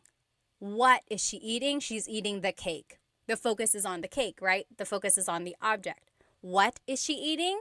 She's eating the cake. Or she's eating the pandesal. Versus in the actor-focused verb, or in the actor-focused sentence, the question is like, what is she doing? She's eating some rice. She's eating a banana. That's the difference there. Very interesting. Rich said, mahal kita Pat, you are the best. Salamat, salamat. Yes, Jack said, kumakain ako. That's correct. I am eating. Okay, now last thing I will ask you. Ano ang paborito mong pagkain? Ano ang paborito mong pagkain? Very good, Sure said. If you recognize the kain, then you can figure it out. Again, that is the idea of listening for root words and then using the context clues. Very good, very good. Can anyone answer this question? Ano ang paborito mong pagkain? Rico, you got it. His favorite is tacos. His or her. Tacos. Very good, very good. Ano ang paborito mong pagkain? Tell me. So yes, that means what is your favorite food? Ano means what. Ang means is. Paborito is favorite. Mong is your. Pagkain is food. What is your favorite food? Very good. Sure said pizza. Yes, Boots got it. What is my favorite thing to eat? Yep. What is my favorite food? Yes. Very good. Yes, Cassidy said, does this mean certain verbs have multiple verb conjugations set already by the Tagalog gods? Only some verbs. Usually, mag and ma verbs are always actor focused. Usually, always, I just kind of contradicted myself. Usually, mag verbs are actor focused. And then in, and e can be either or. Yeah. One of those things, again, that has already been said. This is how you could say this, or your response. Sinigang ang paborito ko. Ano ang paborito mong pagkain? Sinigang ang paborito ko. What is your favorite food? Sinigang is my favorite food. Sinigang is like a stew. It's sour soup because it has tamarind in it, which makes it a little bit sour. Usually it's made with pork, can also be made with fish. It has lots of veggies in it, and it's just so good. I love it. Very good. Crispy pata is the best, Hector said. Very good. Yes. Had a lot of trouble with this, but the key in understanding really is to look at the question. If the question focuses on what someone is doing, it's actor focused. If it focuses on the verb to eat, then it's object. Yep, that's a good way to look at it. Yeah, that's correct. Let's see. Yes, Big Daddy. There is a lot of Spanish influence in it. Kare kare, ang paborito ko. Very good, Jones. You got it. Sinigang, pizza, crispy pata, ube, ice cream, pork adobo ang paborito ko. Very good. I want to show you some alternative ways to respond. So again, this means my favorite is sinigang, but you might also hear the response this way. Ang paborito ko or ang paborito kong pagkain ay sinigang. Ang paborito kong pagkain ay sinigang. So literally, that means the favorite food of me is sinigang. And this sentence structure is formal. It's not usually used in common conversation, but it's not wrong. It's a little too correct almost. Like no one really says that. It's almost like Shakespearean. But that's correct. Ang paborito kong pagkain ay sinigang. Another way to say it is, ang paborito ko ay sinigang. So this one is a little bit less formal. It's perfectly acceptable as well. Sorry, I get distracted by some of these comments. Yes, kare-kare has peanut sauce in it. I think someone was asking, ano ang kare-kare? What is kare-kare? Usually made with beef, and then it has like peanut butter in it. Okay. And then lastly, the quick answer is just sinigang. Ano ang paborito mong pagkain? Sinigang. That's it.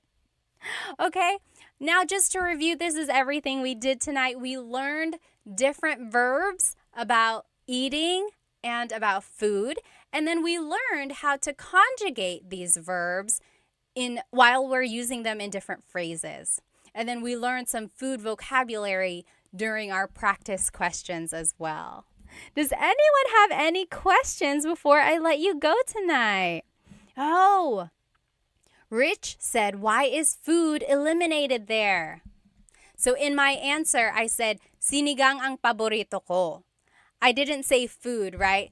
It's almost like asking, what is your favorite food? My favorite is sinigang. My favorite is sinigang. So you can add pagkain, like in this first example, the first alternative phrase, ang paborito kong pagkain ay sinigang. You don't have to say it, but you can. Very good question. Alrighty.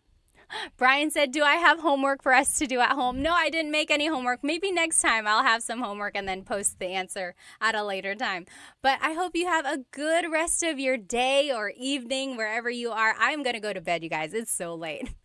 Have a good night again whenever I see you. Try to catch me next Thursday, hopefully a little bit earlier than tonight. But thank you so much for joining me. Maraming salamat.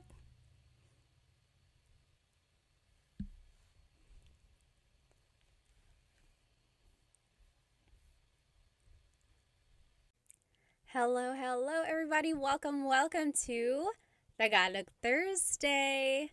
Let me know if you can hear me okay. As always, feel free to write in the comments where you are currently watching, how old you are, and maybe why you want to learn Tagalog. Let me know you can hear me because I'm trying out this new mic stand. So I just want to make sure that it is working okay. I'm going to go ahead and make sure everyone is joining us. So today's lesson, I think you're going to enjoy it. It's going to be Tagalog phrases or things you can use while traveling. Okay, I'll go about it or talk a little bit more about it in detail. Hang on one moment. Alrighty, so go ahead again and write where you are currently watching. Just want to make sure everyone, okay, there we go. Let me go ahead and make sure our other friends are on here as well. Hello, hello, everybody. Hello, everybody. Welcome to Tagalog Thursday. If you can hear me okay, go ahead and write in the comments where you are currently watching from. Maybe tell me how old you are, and then maybe write why you are learning Tagalog. Remember, this whole lesson is on my YouTube channel, Tagalog Time with Pat. You will be able to follow along with everything written out. You will be able to see some images on there and everything like that. So go ahead and hop onto my YouTube channel if you would like. Also, if you happen to jump off or like if you have to leave early or if you're not able to watch the whole thing, you can watch the recording afterwards. It will be on my YouTube channel as well. Let me just make sure everyone is here. Okay. Let me know you can hear me okay. I am trying out a new mic stand. All right, hang on one moment. Okay. So again, today's lesson is going to be interesting. We're actually going to be learning about things or phrases and vocabulary you can say about traveling. Okay? Hang on, everyone on TikTok. Sorry, my phone is going crazy here. There we go.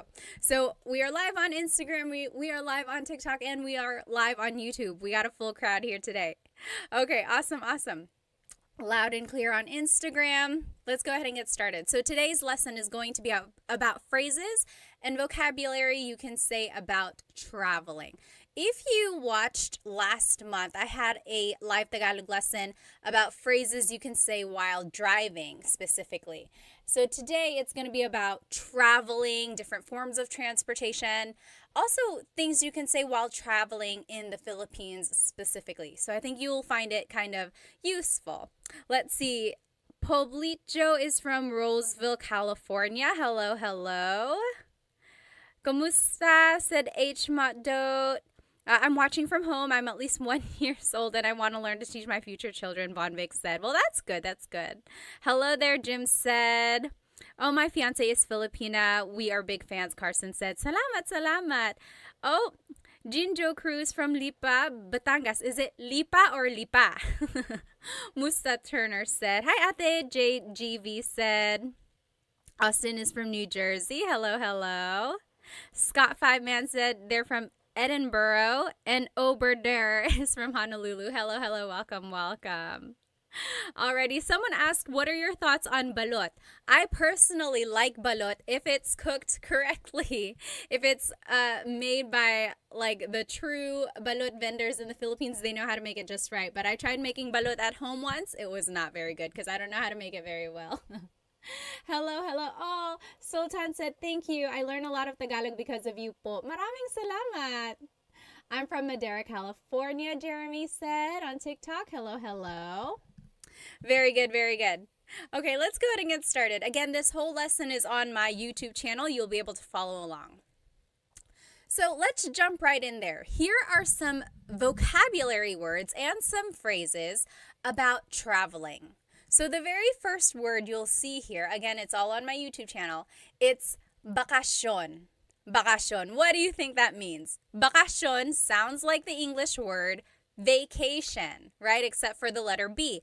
You might have noticed in the Tagalog accent, like when people are trying to speak English with a Tagalog accent, the V and the B sound are interchangeable, right? They say, oh, you're going on vacation? Or that's very good, right? The V and the B are interchangeable in the Tagalog accent. And that's because in baybayin, the B and the V are represented by the same symbol.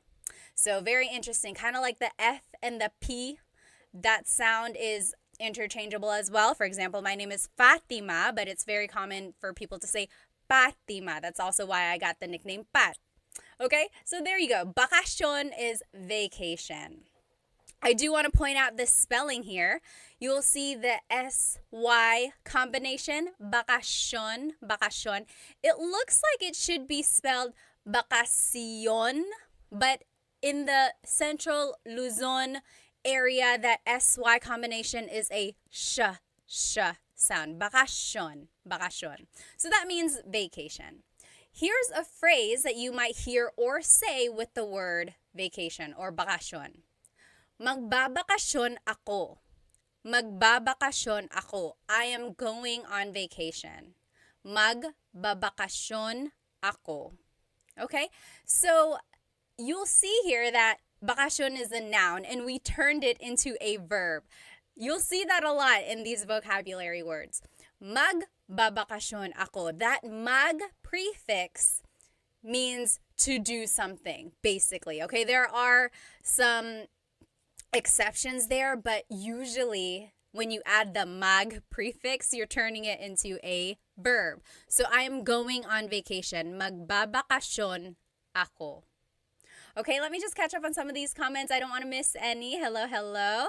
Laya said hello from Virginia. I'm 19. Welcome, welcome. Ken Amaro said, congratulations on your interview. Maraming salamat. Oh my goodness, I was so nervous. I was nervous because I didn't want to mess up my Tagalog, which I often do if I'm speaking really fast or if I'm talking in straight Tagalog. Brooks is 39 from Houston. Hello, hello. Ken said, hey. Mr. Yoki, USA 16. Oh, nice. Okay. Oh, Laya said, learning Tagalog because I like learning languages and I want to learn a third language. Awesome. Ken is in the Philippines right now. Vince is in Santa Barbara. Albert is 71 in the Bronx. Awesome. Magandang umaga. Almost Polyglot said, Wake Forest, North Carolina. Rob said, hello, hello. Coin said, hi. Oh, awesome, awesome. Wei is from Toronto. Okay. Cotton OK said they have a Filipino boyfriend. Awesome. Okay. GSM said, where are the words on the screen? On YouTube, are you able to see the words? Let me know if you can or cannot. I can see it on my screen. Let me know. Okay, so we learned the word bakasyon. Bakasyon means vacation, right? And then magbabakasyon ako. Magbabakasyon ako means I am going on vacation. Oh, Sea-Dog on Instagram said Bronx in the house. Another Bronx person. Bob is from Queensland. Hello, hello. Another word about vacation or traveling or taking a trip is pasyal. Pasyal. So pasyal as a noun is a trip. Like taking a trip. It's the trip. Now you can turn it into a verb. And here's a sample phrase. Mamasyal tayo. Mamasyal tayo. That means let's take a trip. Mamasyal tayo. Let's take a trip. Here's another phrase I heard growing up a lot as a kid. Namamasyal sila sa luneta. Have you ever heard that before? Namamasyal sila sa luneta. So Luneta Park is a park in the Philippines. That's where Jose Rizal's statue is. And like any other park, a lot of people just go over there and, take a stroll. They like to leisurely walk around. They're not going very fast usually. So usually my parents would say this if they are driving behind someone who is very slow. They're like, oh, namamasyal sila sa luneta. It's like they're just taking a stroll. They're going so slow. So that's just another way to use it. So pasyal is a trip. Mamasyal means to take a trip. Just in case you hear these words or these phrases, I want you to be able to understand it. Okay? Oh, Maria Tan on YouTube said, why does the pa change into ma? Very good question. So we learned the word pasyal. That's the noun form, meaning a trip. Now it turns into mamasyal as the verb form. Remember in Tagalog, there are 5 different types of verbs. Mag, ma, in, and e verbs. Pasyal happens to be a ma verb when you want to conjugate it. That's all. And then the next question usually that's asked is, how do you know it's going to become a ma verb? How do you know it's going to be an e or verb? It's one of those things where you just have to learn more vocabulary and then listen to how it's commonly conjugated and then go from there. Unfortunately, there is no rhyme or reason that I've learned as to why some verbs are ma verbs, some verbs are mag, and so on. But that is a very, very good question there, okay? Let's see. Oh, Jeremy said, what is your YouTube page called? I want to see the words. Just Tagalog Time with Pat. You'll be able to find it on YouTube. Remember, this whole lesson is up on my YouTube channel. Alrighty, so let's just go over some of these vocabulary words again. Bakasyon is vacation. Bakasyon. Magbabakasyon ako means I'm going on vacation. Pasyal is trip. Mamasyal means to take a trip. Namamasyal sila sa Luneta means they're taking a stroll at Luneta Park, or like they're going so slowly. GSB or GSM on YouTube said language can be very random. You're right. Sometimes it can be like that. Jamie said, magbabakasi ako sa Mexico. Oh, magbabakasyon ka sa Mexico. They're taking a vacation to Mexico. Awesome. Alrighty. Let's keep going here. Now, let's just go over some of the basics. Here are some vocabulary words about different forms of transportation. So, coche is car. Coche. In Tagalog, coche is car. I've also heard the word sasakyan. Sasakyan. Literally, sasakyan means something to ride in or something that will take you from one place to another. Sasakyan. Specifically, a car is coche. Okay? Now, I want you to take a look here. This italicized word underneath, that is the verb form. So, for example, coche is car, magmaneho is to drive. Okay? So, magmaneho means to drive. Nagmamaneho ako, I am driving. Okay? Now, aeroplano is airplane. Aeroplano, that's airplane. If you want to say you're going to fly somewhere, like I'm going to fly to Chicago, I'm going to fly to Japan, aeroplano, it would be mag-aeroplano ako.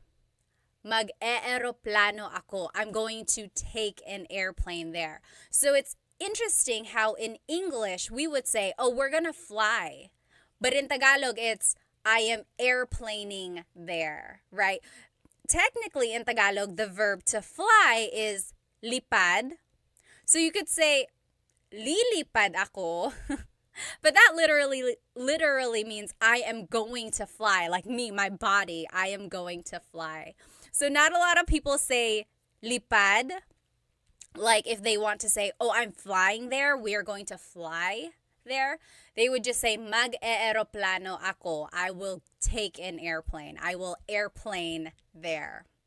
Interesting, right? And we're doing that pattern again where we are turning a noun into a verb form by adding this mag prefix. Very interesting. So do you see the difference there? So in Tagalog, if you want to say we're flying somewhere, we don't actually use the verb lipad. Lipad means to fly. We don't say like we are flying, like lilipad kami. Because again, that means like our bodies are flying there. Almost like someone asked about an aswang there. Aswang, sometimes they can fly, right? So yeah, we're not doing that. So mag-aeroplano ako. We are taking an airplane there. Sure said airplaning there. I love it. Yes, that's exactly what it is. Same with the word barco. So barco means a boat, specifically a large ship. A large ship. It's a boat. It's a ship used for traveling or transporting things. Magbarko means to take a ship or to boat somewhere, to get somewhere using a boat or a ship. Magbabarko kami, we will ride a ship. Magbabarko kami, we are going to boat over there. Now, I want to point out that another word for boat is bangka. Anyone know what a bangka is? Bangka? Well, a boat or barco is a boat or a ship, right? A really large ship. Bangka, anyone know? Bangka are the really, not really small, but they're the smaller boats, usually made of wood, that fishermen use. Okay, so yes, TMD Text had said like a kayak, a little bit bigger than a kayak. They are usually made of wood, and it's just like a simple boat that fishermen use. And it's just like the simplest form of a boat. You know, it's usually like people have to row it. Sure said a raft, not as simple as a raft. So it's a little bit bigger than that. So yeah, it's just like a really small boat. There are no sails on it, although there could be, I guess. Usually not. There's usually like there can be a covering so that there's a little bit of shade. But actually, you know, now that I think about it, maybe there are some with propellers on it just so it could be a little bit faster. Anyway, the idea here is that a barco is really, really big, takes longer and bigger trips. And then a bangka is a smaller boat, usually made of wood. It's just very simple, used for like smaller commutes. Nefim on TikTok said bangka transports you to Boracay. Yes. So it's like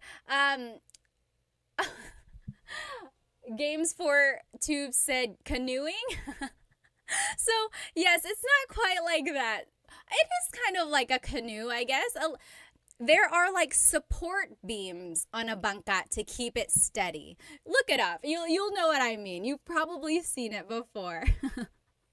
Bangka is a sailing yacht. It's not big. It's not very big. Almost Polyglot said bangka sounds like bank. Almost. Yes, GSM said, I think I've seen the ones you're talking about. Yes, if you've been in the province or any kind of smaller places like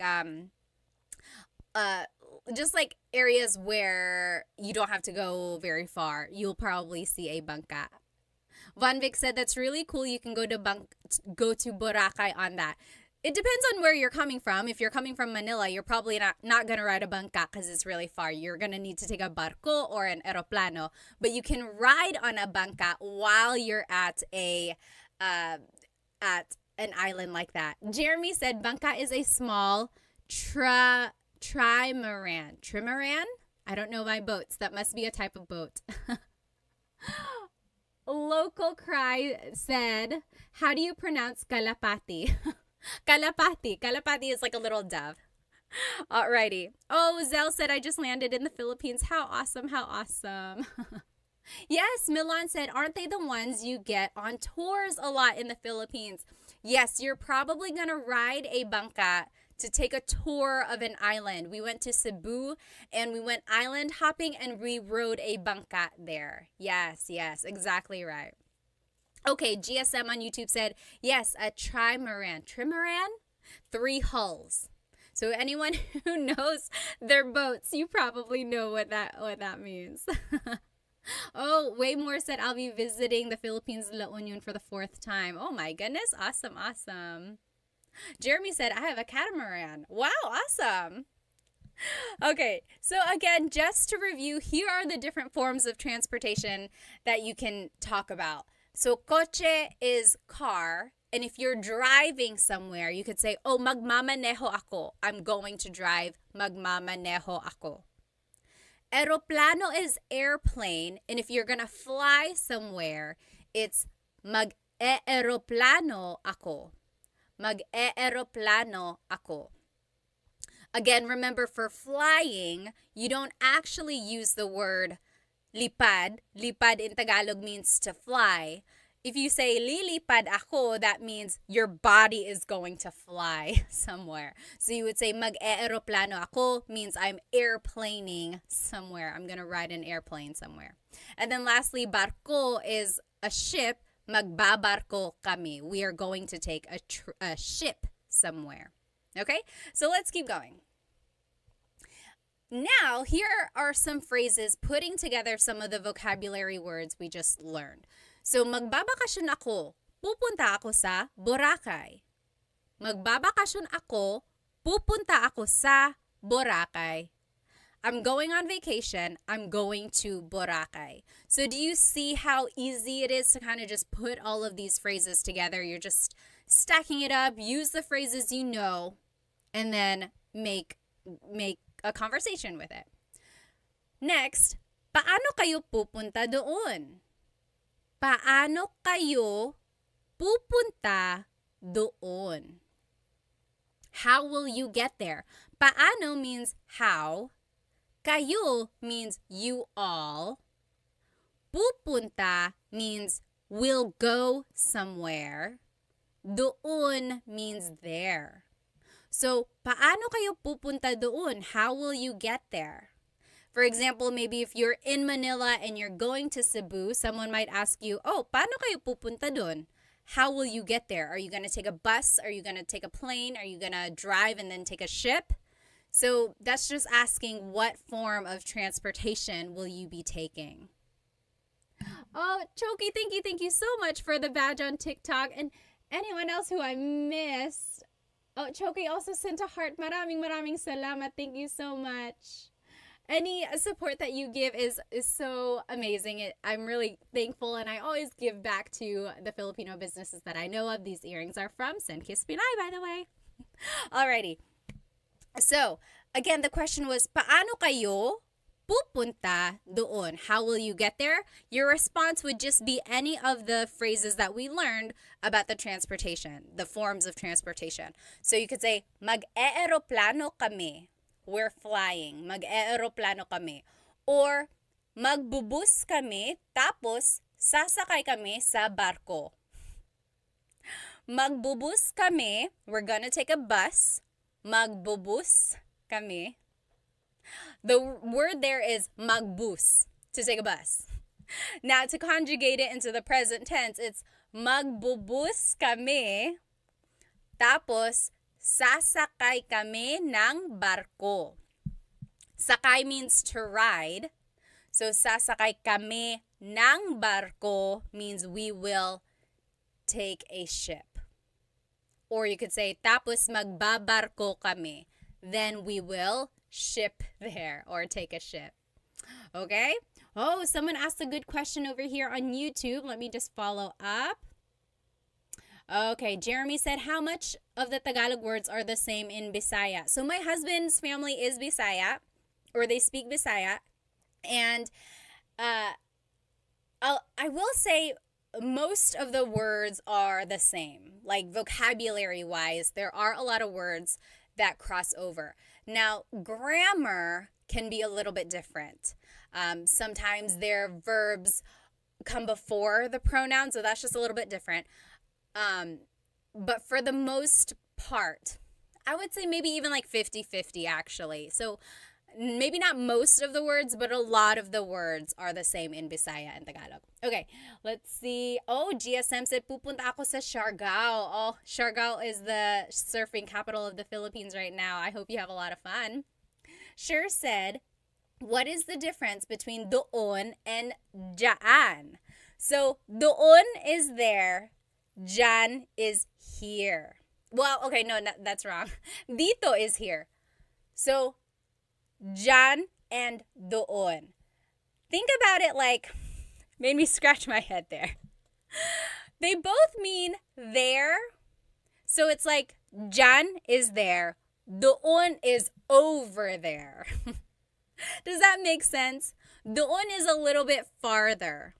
Dyan is there, doon is over there.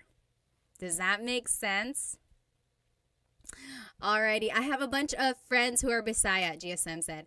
Oh, Jeremy said, can you please say mage slowly so that I can hear it? Mage? What is mage? M-A-G-E, mage. Meg? Let me know like an example of when you've heard it before, and maybe I can figure that out. Oh, Zell said, tara, tara, tara. Let's go, let's go, let's go. Alrighty. So, now, here are some more phrases to show how these words can be used again. So, mamamasyal kami sa Florida. Mamamasyal kami sa Florida. We're taking a trip to Florida. Mamamasyal kami sa Florida. So, do you see this word masyal? Again, the vocabulary word like the noun is pasyal. Pasyal. That means a trip. But mamasyal means to take a trip. So mamamasyal kami sa Florida means we are taking a trip to Florida. Again, the question, paano kayo pupunta doon? How will you get there? Paano kayo pupunta doon? How will you get there? Oh, magmamaneho kami. We're driving. Magmamaneho kami. We are driving. Okay, so those are just some examples of how you can talk about your vacation coming up, or you could talk about a trip that you're going to be having, and then talking about your method of transportation. In case anyone ever asks you about it, or if you hear people talking about it, now you'll know how these phrases are put together. Okay, let me see. Oh, I see. Dan said that so it's like mag-eroplano ako. Mag-eroplano ako. That that you were asking about is just a repeated first syllable. That's what we call a repeated first syllable. When we are conjugating a verb in Tagalog, specifically a mag verb, mag goes first. It's a prefix, mag. Then it's the repeated first syllable. In this case, it's right? Aeroplano, the first syllable is Mag-aeroplano ako. Yes. Dan explained it there. Yep. It's the repeated sound. Very good, very good. Alrighty, Snow Queen said, hi, I love your content. Keep it up. Maraming salamat. Thank you. Octo Rocker said, nice to learn. Very good, very good. Okay, let's see. Can you tell us the order of the words syntax, literally in English, for some examples? Yes. Let's see. Can you tell us the order of the words syntax, literally in English? Okay. So, for example, like, mamamasyal kami sa Florida. So, mamasyal is the verb. Kami is the pronoun we. Sa means to. Florida is the place. Is that kind of what you mean? Let me know.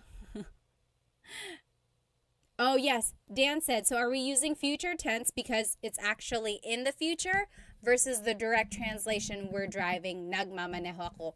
Yes. So it's up to you. If you are actually driving,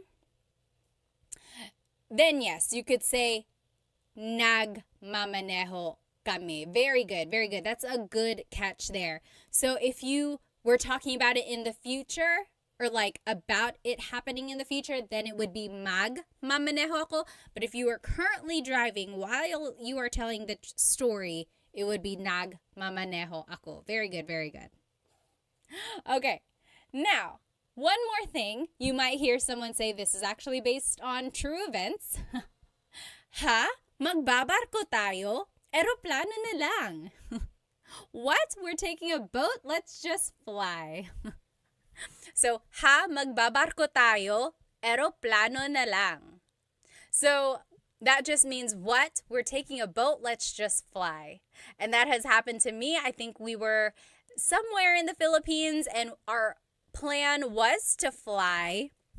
But then for some reason, either I think the flights were overbooked or our scheduling was just off.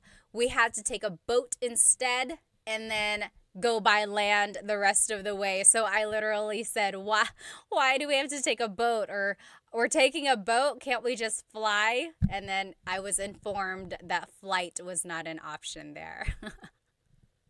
Let me see. All right. Oh, yes. Jerry said, thanks for starting with common words, trying to learn. You're welcome. You're welcome. Going to Pangasinan every year with my wife. Awesome. Awesome. Okay, let's keep going. Now, here's another word to describe a trip. This word is viaje. Viaje. And this is a trip, But also it's like the journey, biyahe. So you might hear someone say, mahaba ang biyahe natin bukas. Mahaba ang biyahe natin bukas. Mahaba means long. Ang biyahe means a trip or the trip. Natin means our. Bukas means tomorrow. Mahaba ang biyahe natin bukas means we have a long trip tomorrow. For example, if you are driving from New York to California, your mom or dad might say, hey, go to sleep, mahaba ang biyahe natin bukas. Go to sleep, get some rest because we have a long trip tomorrow. Do you see how biyahe is being used here? So it is a trip, but this time it's kind of talking about the journey, not so much about the destination, not your vacation, not the trip location, but more about the journey. Interesting, right? How there's a different type of word for that.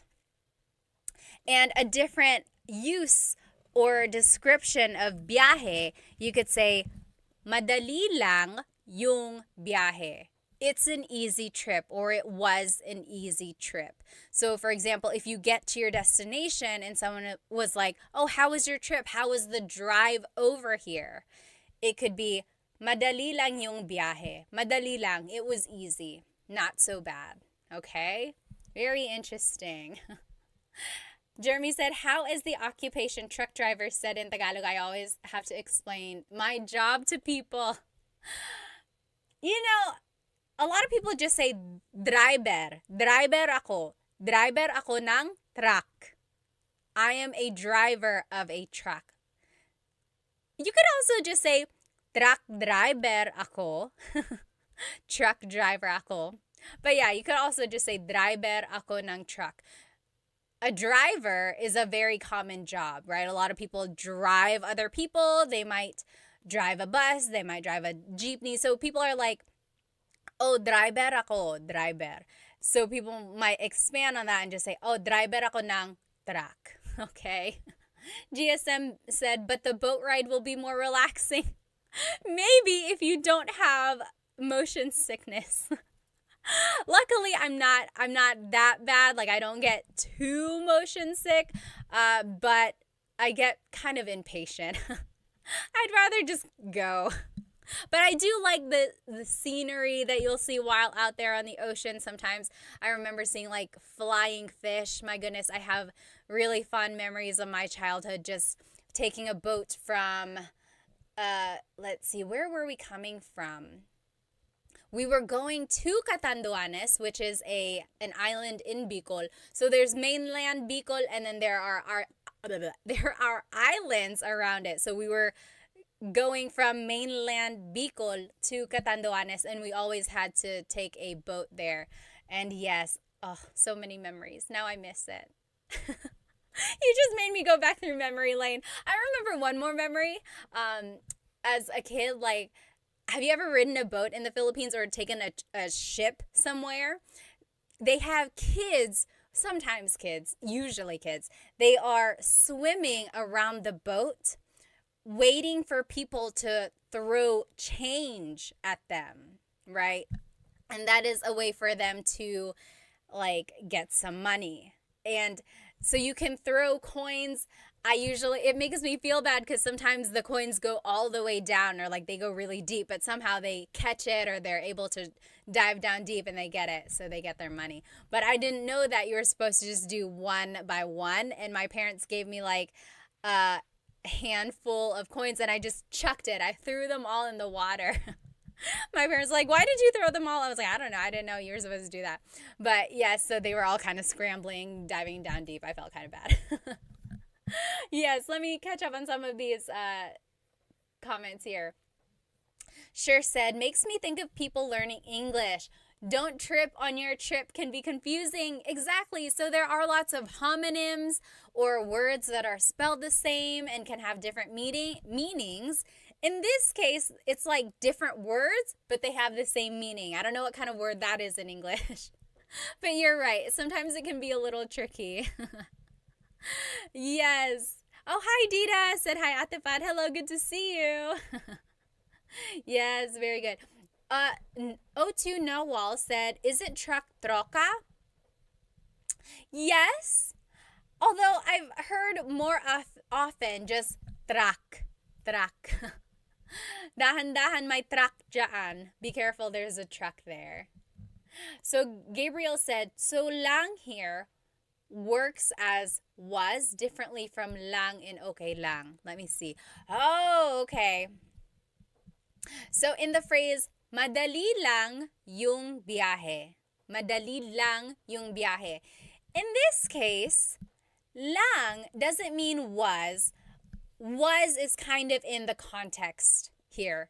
Because technically, yung means, or it implies past tense.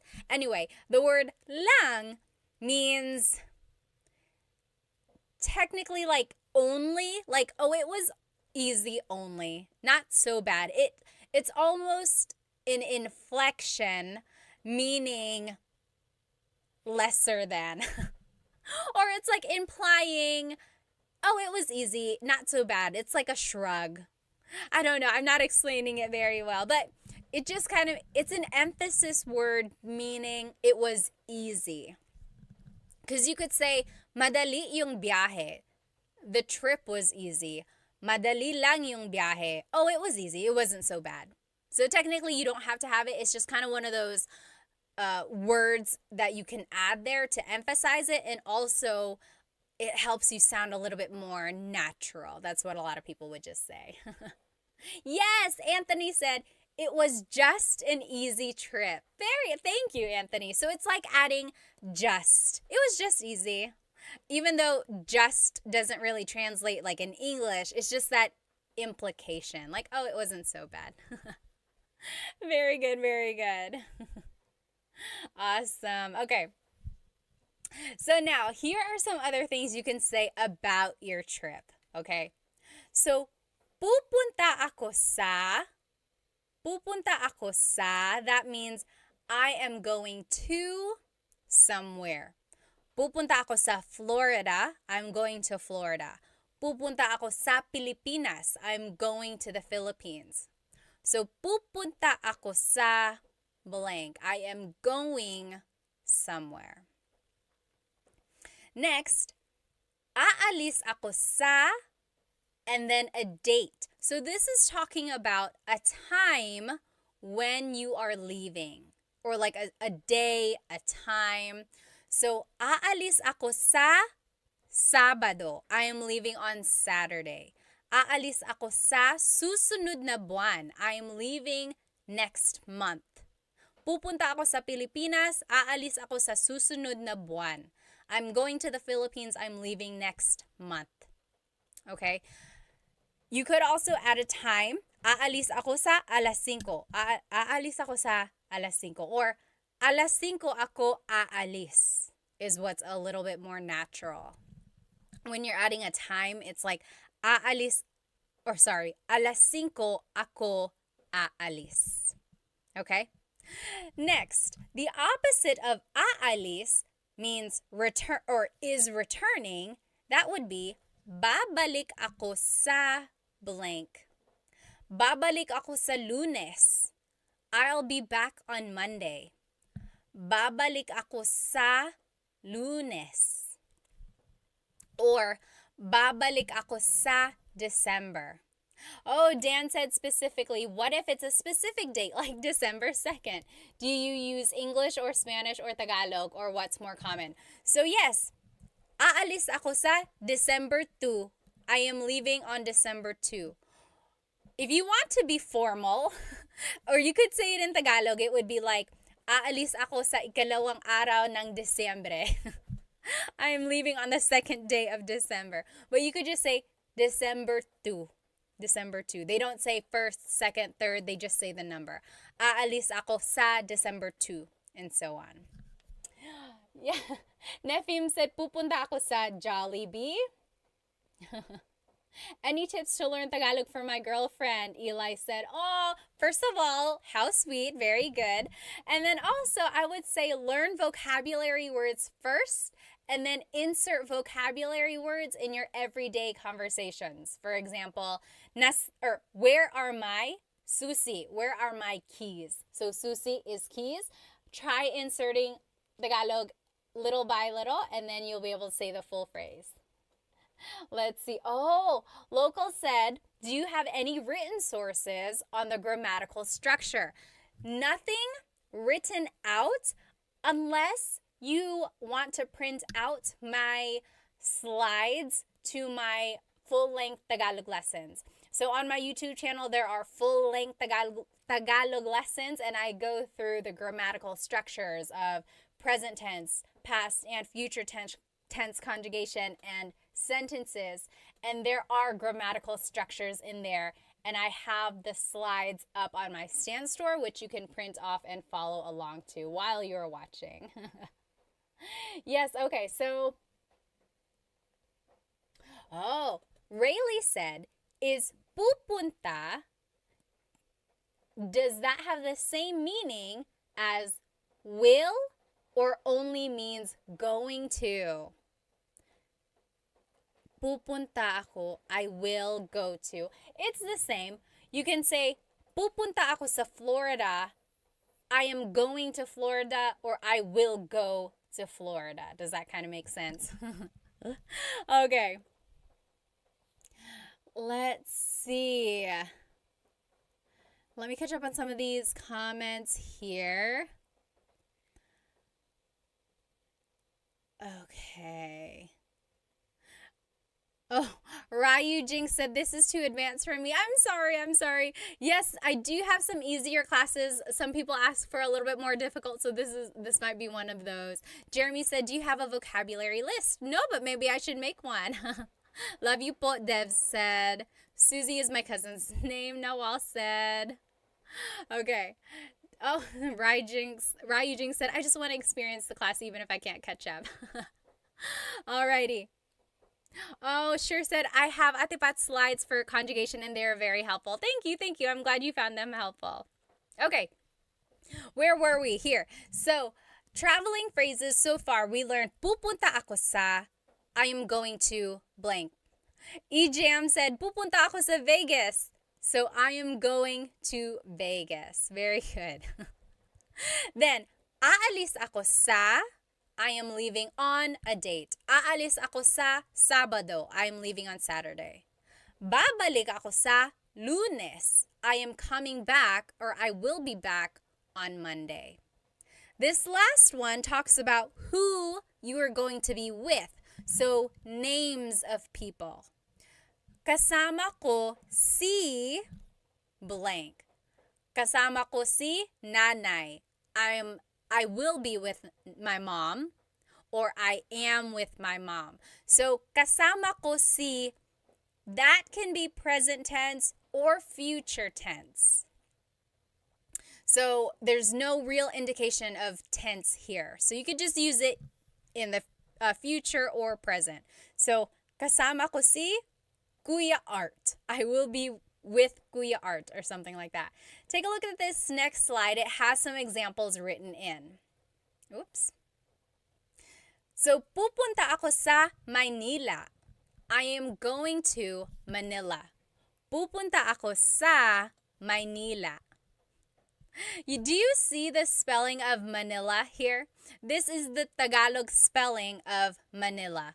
Pupunta ako sa Maynila. Maynila. I am going to Manila. Now, you don't have to only use this phrase with a specific place, like a city or anything like that. You can use this phrase with like a location that's generally speaking. For example, pupunta ako sa tindahan. I am going to the store. Pupunta ako sa eskwelahan. I'm going to school. Or it could be specific like this. Pupunta ako sa Maynila. I'm going to Manila. Or pupunta ako sa bahay ni nanay. I'm going to mother's house. I just want you to learn this phrase. Pupunta ako sa means I'm going somewhere. Okay? Jay said, just joining Ate Pat. Sorry, late po. No worries. Next. Aalis ako sa Sabado. I am leaving on Saturday. Babalik ako sa isang linggo. Babalik ako sa isang linggo. I will be back in 1 week. Babalik ako sa isang linggo. Dex said aloha from Hawaii. Hello, hello. Oh, Jason said, Pat, pupunta ako ng Pinas para maghanap ng mapapang-asawa. Of course. Did you see my eye roll? He's going to the Philippines to find a wife. Well, I hope you find other things there. There's more over there than just women. Okay. Kasama ko si Ate Pat. Ate Sara. Now I'm all confused. Kasama ko si Ate Sara. I will be with Ate Sara. Okay. Let me see. Let me catch up here. Milan said, does sa have a fixed meaning? Is it used for to and on? Okay, I'm just trying to read up on the other comments here. Yes, Dan later on answered, no, sa is a particle. It changes depending on the context of the sentence. Exactly right. So sa is actually one of those words that can have many, many, many different meanings in Tagalog. It can mean to, like pupunta ako sa Manila. I'm going to Manila. It could also mean from. It could mean on. It could mean in. Again, it just depends on the context. And for all of those words, like on, in, from, those also have other Tagalog words. But this word sa can have different meanings, again, depending on the context. You're exactly right.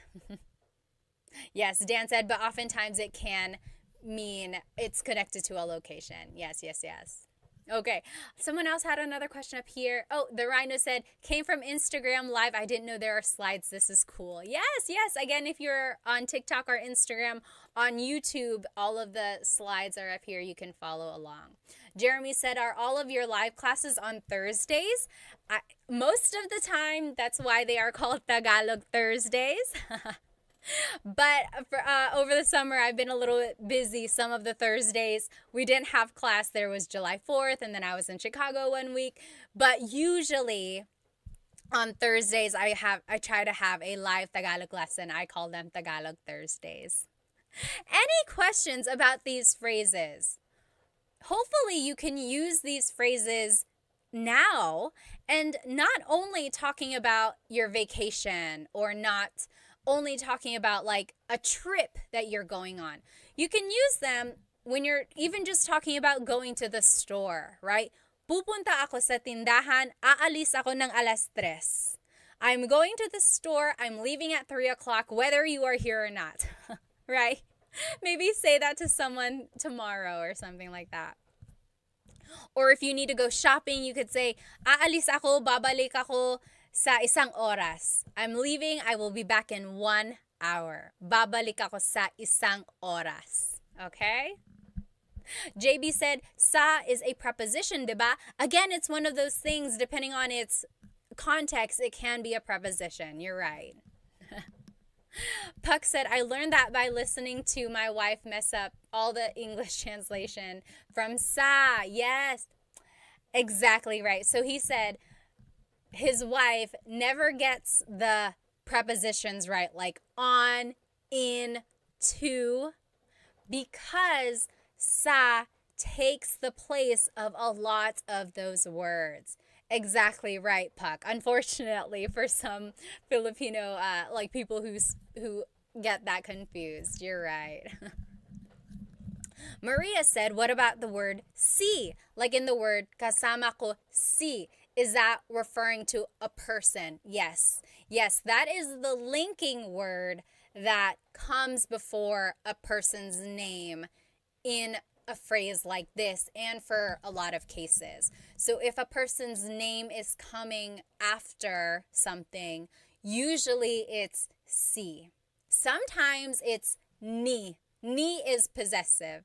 Like, bahay ni Ate Sara. Bahay ni Ate Sara, that means Ate Sara's house. But if you say kasama ko si Ate Sara, that means you are with Ate Sara. Okay? Let's keep going here. Now, here are some phrases you can say in the Philippines while you are traveling, okay? So this might be useful for you, but you could also say it if you're just around the house or if you're traveling to somewhere new. Nasaan ang CR? Nasaan ang CR? What is CR? Does anyone know what CR stands for? Take a minute, write it in the comments while I catch up on some of these comments here. Oh, thank you. Let me see. Someone sent a gift here.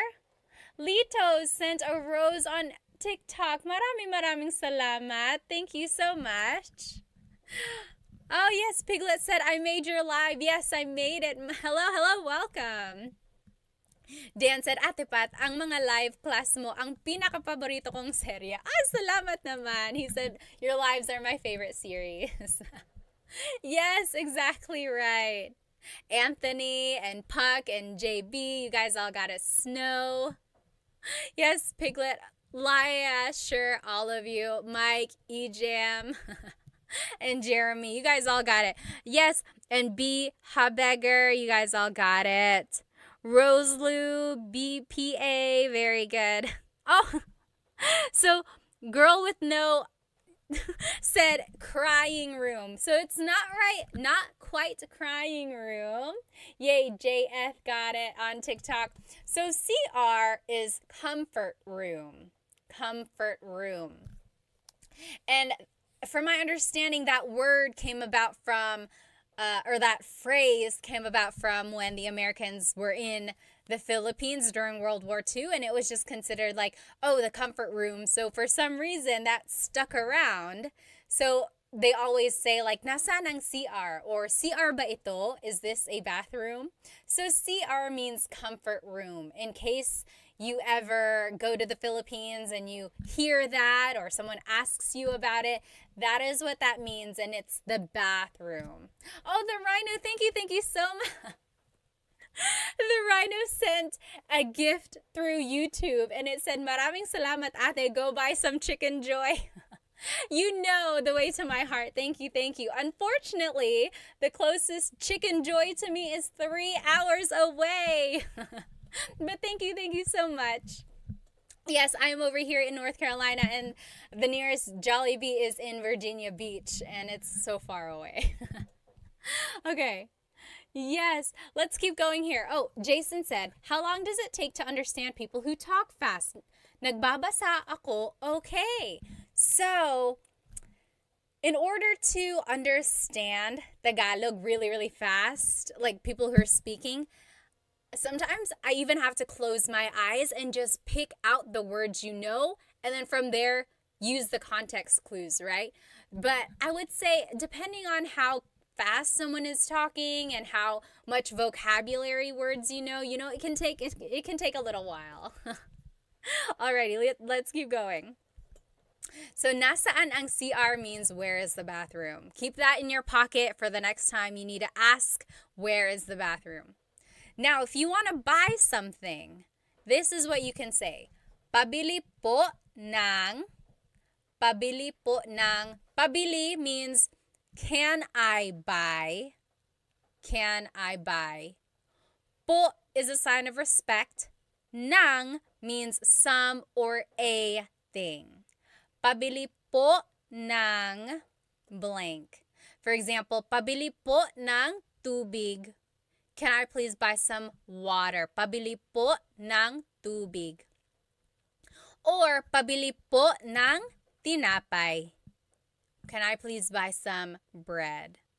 If you don't know a word in Tagalog, you can always fill in the blank with an English word. I love using Taglish, especially if you don't know a lot of vocabulary words. Taglish is a good way to learn words. Pabili po ng water. Pabili po ng water. Then later go back and try to figure out what water is. And then you'll be able to learn, oh, pabili po ng tubig. Okay? Next, magkano po ito? Magkano po ito?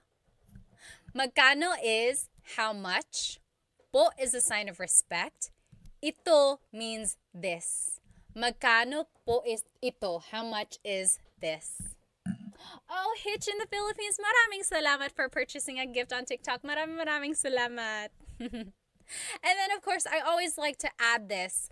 Salamat po means thank you. Salamat po.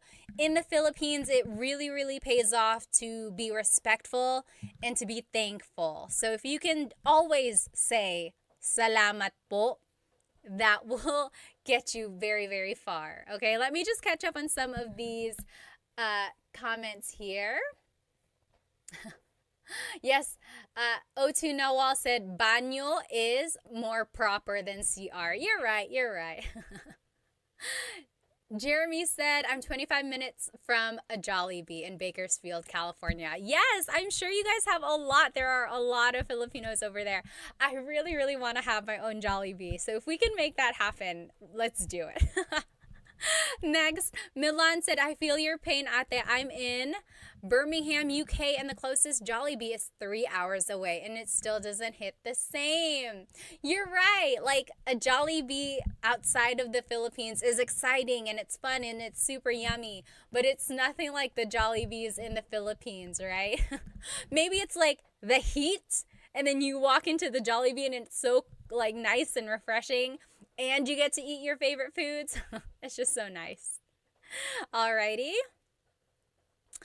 Let's see. Yes, the Rhino said that's how I am when learning a new accent for English speakers. I was born and raised in Chicago.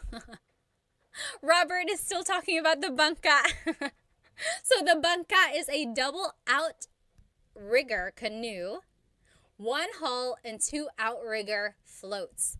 This is the technology that enabled Austronesian peoples to spread across the Pacific and Indian Oceans. Thank you, Robert, for enlightening us. For anyone who just joined, we talked about the bangka way in the beginning of class when we were talking about the different forms of transportation. We talked about how barco is like a big ship and a bangka is a smaller wooden ship, and I was trying to describe it. And a lot of people were saying, like a canoe? I was like, kind of. And they're like a kayak, like a raft? I was like, not quite. But this is it. So it's kind of like a canoe, but it has supports on the side. And apparently it's been used by the Austronesian peoples to spread across the oceans. Wow, that's amazing. Okay, let's keep going. Okay. Jason said, when do we say, salamat po naman? I don't usually put those words together. Sometimes I might say, salamat naman, but not a lot. I don't add naman to salamat, usually. Naman is one of those words that's an emphasis word, right? Like, I understand what you're trying to do here, and you might hear people say that. Personally, I don't usually say it. People might say, ay salamat, oh, thank you. Or to emphasize it, I usually say, maraming salamat. Thank you a lot. Thank you very much. Maraming salamat. Okay, very good. Let's see. Oh, Piglet said, yeah, I heard Jollibee in the U.S. is different than in the Philippines. I wonder why. That's a good question. I think it is just like a little bit different. Oh, yes, maybe it's where they source the food, but also the palates of the area. It could be. Oh, okay, Jason said, is saan ang CR incorrect? It always should be saan or nasaan. So there are 2 different types of saan in Tagalog. Nasaan and saan. Technically, saan is when you're asking about a verb or a person's actions. For example, saan matutulog si Chris? Chris is my husband. Saan matutulog si Chris? Where is Chris going to sleep? So do you see I'm asking about an action? So I'm using the word saan. Saan matutulog si Chris? Versus, nasaan ang cellphone ko? Nasaan is asking about a noun. Does that make sense? Nasaan ang cellphone ko? So it's asking about the location of a specific thing. Nasaan ang CR? Nasaan ang cellphone ko? Whereas saan is used for a verb. Saan matutulog si Chris? Now going back to your question, Jason, you said, can you say saan ang CR? Yes, absolutely. And a lot of people will say that. So that is because they are shortening the word nasaan. So technically, when people say, saan ang CR? Where is the bathroom? Saan ang CR? Technically, the grammatically correct way to say it is nasaan ang CR. Same thing, same idea, just so you know. I always say saan ang CR too, just if I'm trying to be quick. Very good. Oh, Tony said, is magkano from the root of ano in the way gaano is? And then someone asked, or Dan said, yes. Well, first, Dan answered the question about saan and nasaan and said, you can still say it. People will understand. No one will call it out. Exactly right. Yes. And then also Dan said the root is kano, meaning like the quantity of something. Yes. So it's not quite the same, but very similar as the word gaano. It's a little bit different. Very good. Very good, though. Still talking about the quantity of something. This is about the quantity of value, like the cost of something. Alrighty, let's keep going. So again, just to go over some of these phrases that you can say while traveling in the Philippines. Nasaan ang CR? Where is the bathroom? Nasaan ang CR? Or pabili po ng, can I please buy? Pabili po ng tubig, can I please buy water? Pabili ng tinapay, can I please buy bread? Or magkano po ito? How much is this? Magkano po ito? And then salamat po. Salamat po. Oh, AJ, yes. AJ on TikTok said, what does nang mean? And then S replied, I think it's to connect like words together. So nang can be used a couple different ways. Here in this phrase, pabili po ng tubig, the nang means some or a thing. Can I please buy some water? Pabili po ng tubig. Can I please buy some water? But yes, S, you're right. Sometimes it can be used to link words, again, depending on the context. But in this phrase, it means some or a thing. Very good question. Okay, this is the last thing we're going to do tonight. So throughout this lesson, we learned some phrases, some vocabulary words about traveling. I want you to listen to what I am about to say. It's going to be a little dialogue. And I'm going to say it in Tagalog, and I want you to see how much you can understand. Okay? This is going to test your oral comprehension skills. So imagine you are listening to people talk about a trip. This is what you might hear. So let's see how much you can understand. You might know more than you think, okay? Okay, here we go. Magbabakasyon ako sa susunod na linggo. Kasama ko ang asawa ko, ang mga anak ko, at ang pinsan ko. Pupunta kami sa Disney World. Mag-eeroplano kami. Aalis kami sa linggo at babalik kami sa susunod na Sabado. Ikaw, kailan ka magbabakasyon? What do you think? I'll say it one more time, okay? So again, if you're just joining us, I am saying a little dialogue here. And then I want you to see how much you can understand. Okay, so it's a little oral comprehension. Okay? Oh, Well, thank you so much for the gift on YouTube. Maraming salamat. EJM said, thanks for my lesson before I start my shift. Have a good shift, EJM. I hope it goes well. Alrighty, here it goes again.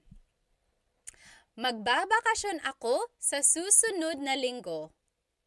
Kasama ko ang asawa ko, ang mga anak ko, at ang pinsan ko.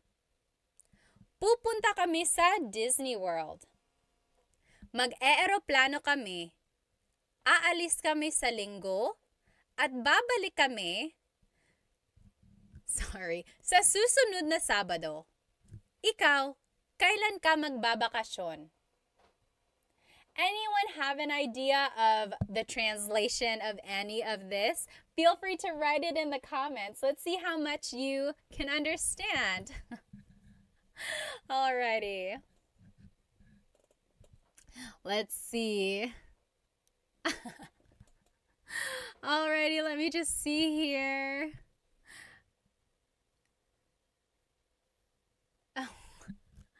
Okay. Yes, JB said, I will be on vacation in 1 week. I'm with my spouse, my child, and my cousin. We're going to Disney World. We're flying. We're leaving in a week and coming back early on Saturday. You, when are you going? Alrighty, let's double check here.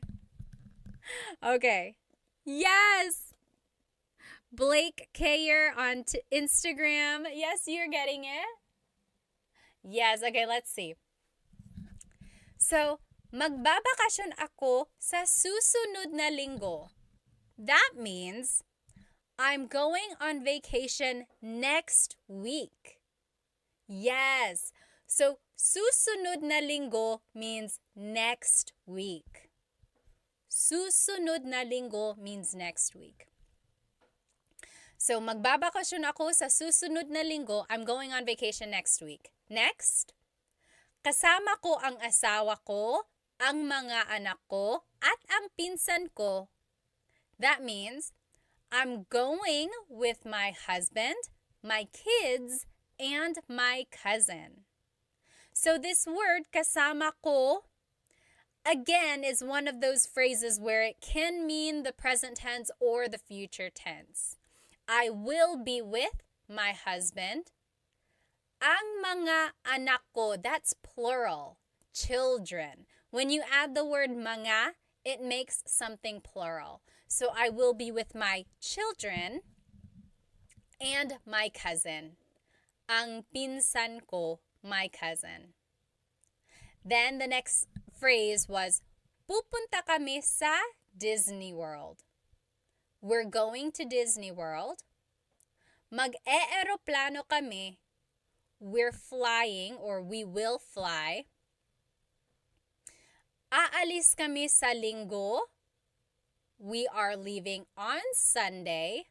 So linggo can mean week or Sunday. Tricky, right? That's why I added it there. So aalis kami sa linggo. We're leaving on Sunday at babalik kami sa susunod na Sabado. Babalik kami, we are coming back, sa susunod. Susunod means next.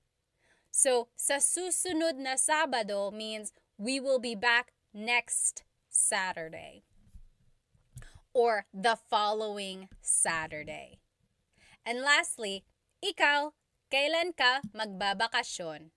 What about you? When are you going on vacation? Okay? Yes, so that is just an example. I'm not actually going to Disney World. That's just an example there. Do you see how we put together all of the vocabulary we learned, all of the phrases, and we are just kind of putting it in like the correct order to explain what we want to say, right? So hopefully you can recognize some of these words and phrases now when someone talks about a trip or a vacation they're going to go on. Okay? Now, here's just a review of everything we learned tonight. We talked about the vocabulary of different forms of transportation, right? It just makes me laugh. We finally figured out what a bangka is. We learned aeroplano is airplane, coche is car, barco is boat, a ship, and bangka is like a smaller boat, right? And then we learned some phrases, lots and lots of phrases about traveling. We learned bakasyon is vacation, pasyal is a trip, viaje is also a trip, but also more like a journey, right? It's more like the act of taking a trip. And then we learned some phrases that you can say while traveling in the Philippines. And then we practiced with this example dialogue. Okay, does anyone have any questions or comments? Let me just go through some of these comments, especially on Instagram. I want to make sure I saw them. If you have a question and I didn't get to it, feel free to write it again. Blake Care said, I'm taking vacation and we're going to Disney World. Oh, I think you were just translating what I was saying, right? Okay. Oh, Jeremy said, babalik is Sunday. Babalik means to come back. Sunday is linggo. Linggo. Yes. Okay, awesome.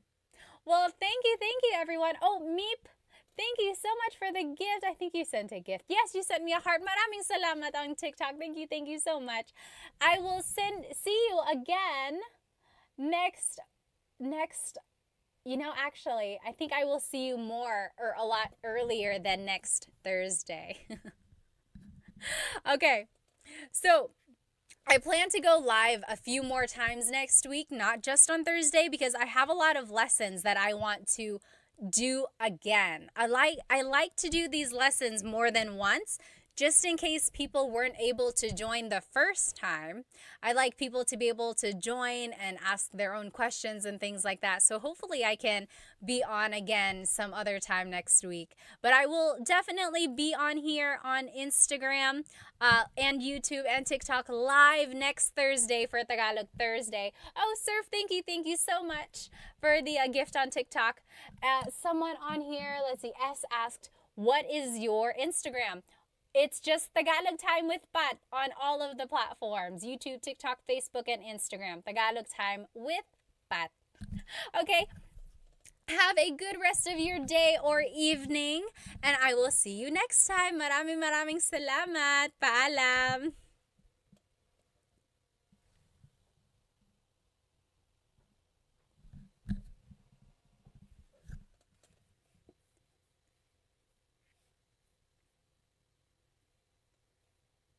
Hello, everybody. Welcome.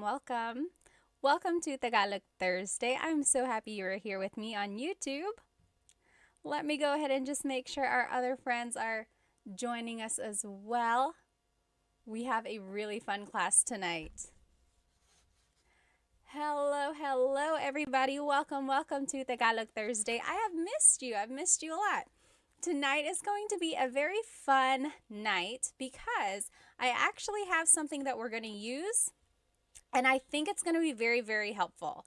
So if you looked at my Instagram story, you'll notice that I put a link up there for some flashcards that I made for us. So I have been working really hard. I made some Tagalog verb flashcards for you.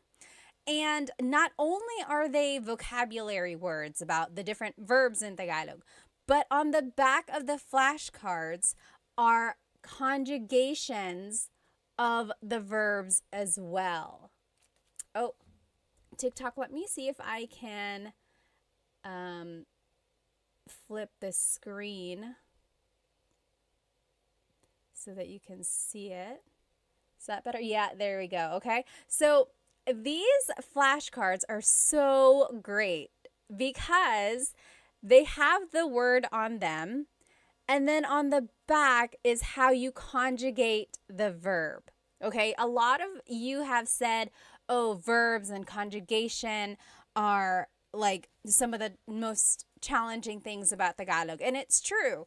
And if you have watched my full-length Tagalog lessons on YouTube, then you know that there are different types of verbs, and then there are different categories, different conjugation patterns, and everything like that. And one of the things that I said is the more verbs you learn, that's kind of how you will learn what group these verbs fall into, right? So it's just a matter of gaining more vocabulary, and getting these flashcards will help you with that. Again, tonight's Tagalog lesson is about Tagalog verbs, and we are going to be using these flashcards that I made for us that have the Tagalog verb on the front, and on the back is the conjugation.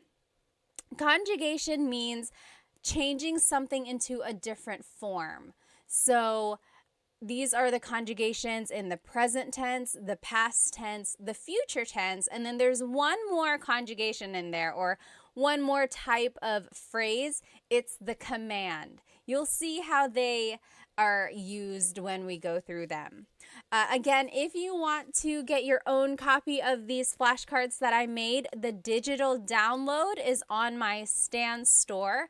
I put the link in my stories, but also it's in the in my bio as well. Go ahead and write where you are currently watching from. Maybe tell me how old you are, and does anyone have a shout out?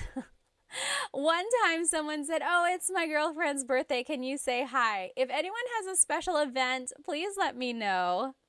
Or is it just a fun night? No special event on your side, but just something to celebrate just being with me learning Tagalog. Let me go ahead and catch up on some of these comments. Okay, let me catch up on some of these comments on Instagram here. Major said, "Ate Pat, gumagawa ako ng mabuti." You're doing something good. Are you trying to say you're doing well? You can say, "Mabuti ako, mabuti naman." What you said literally means I am doing something good, like you are doing a good deed or something. Oh, Chunkin Deuces said, "Quick question. Is there a difference between learning Filipino versus Tagalog?" Very, very good question. Does anyone know? I know the answer, but does anyone know the difference between Filipino and Tagalog? Think about it, write it in the comments, and let's see what everyone thinks. Hello, magandang araw, Vic said. Let's see. Hi, Ate. Kawabanga said. Miss Anna Adams said, "Kumusta ka, ate? Mabuti naman." Hi, Love and Lulu. All right, let's see here. Again, we're just waiting for everyone to join. Hello, hello. Oh, so many people. Let's see here. Rose from San Diego. Ronnie from LA. Royston from Singapore. I'm Heme from California. Brandon from Jacksonville, Florida. Hello, hello. Dilshan from New Zealand. Fritz from New Jersey. Hello, hello. Mabuhay Thursday. Hello, hello. Let me see. Oh, did someone have a shout out? I forgot. Earrings are fire. Team D Texas said, "Salamat." These are from Pick You Official. I think Pick You Official. Let's see. How about over here on TikTok? Captain says, "I'm a Filipino. I'm all the way from LA, California." Hello, hello. Yes, exactly right. So Rocky's Barber. So the question was, Chunkin Deuces asked, what is the difference between Filipino and Tagalog? And over here on TikTok, Rockin' Barber said, "Filipino incorporates the borrowed phrases and words." Exactly right. So Tagalog is a very old language. In fact, it's one of the oldest ones in the Philippines. There's like written by Bayin that's been found. It's just a very old language. And of course, the Philippines itself has had a lot of influence from so many countries, like Spain, of course, when they occupied it for 300 years. Then there was America and even Japan for a little while. And Chinese, because there were a lot of immigrants from southern China. So, along with all of those different cultures, they incorporated a lot of those words into Tagalog. So much so that Tagalog itself kind of got mingled with all these languages. So they had to change it a little bit. And Filipino is the language that incorporates all of those different languages. For example, hikaw, the word hikaw is earring. That is a Chinese word, or it stems from the Chinese culture. But technically, there was at one point a true deep Tagalog word that was used before hikaw. And usually I love Tagalog, like deep, deep Tagalog, because it's very literal. When you think of the word a chair in Tagalog is upuan. There are lots of different words for chair. Upuan is a word for chair. Like the verb upo means to sit, upuan means a place to sit. But also, a deep Tagalog word for chair is salumpuet. Salumpuet. So that's like true deep Tagalog. And it means, salo means to catch. Puet is your bottom. So salumpuet is something that is catching your bottom, right? Your chair. So that's the difference between Tagalog and Filipino. So yes, Filipino kind of incorporates all of those different borrowed words, as Rockin' Barber said, whereas Tagalog really is like the pure whatever it was before all of those influences. Although nowadays, Filipino, Tagalog, Filipino, they are used interchangeably and people will understand what you mean. But technically, there is a difference. Oh, hello, Tagalog Kurt. Someone is saying hello, Tagalog Kurt. Are they here?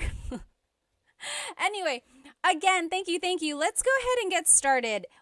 Tonight's lesson is going to be all about Tagalog verbs. Okay? So depending on where you are in your Tagalog learning journey, you might already know how to conjugate verbs and you just want to learn more. Or maybe you are a true beginner, you just want to gain more vocabulary. This is a good way to do it. Or maybe you are kind of a little bit more experienced and you just want to quiz yourself, or you just want to make sure you know the right words.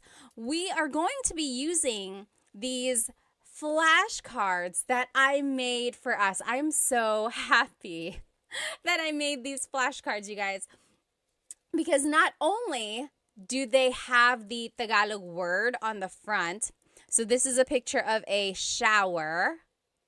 To shower in Tagalog is maligo, and it says that on the front, okay? On the back of the card has the conjugation of the or of the verb. Okay, so it's like there are different ways you can use these cards. One way is to cover the Tagalog word and then quiz yourself. Be like, okay, what is to shower? What is to shower? Then you're like, okay, it's maligo.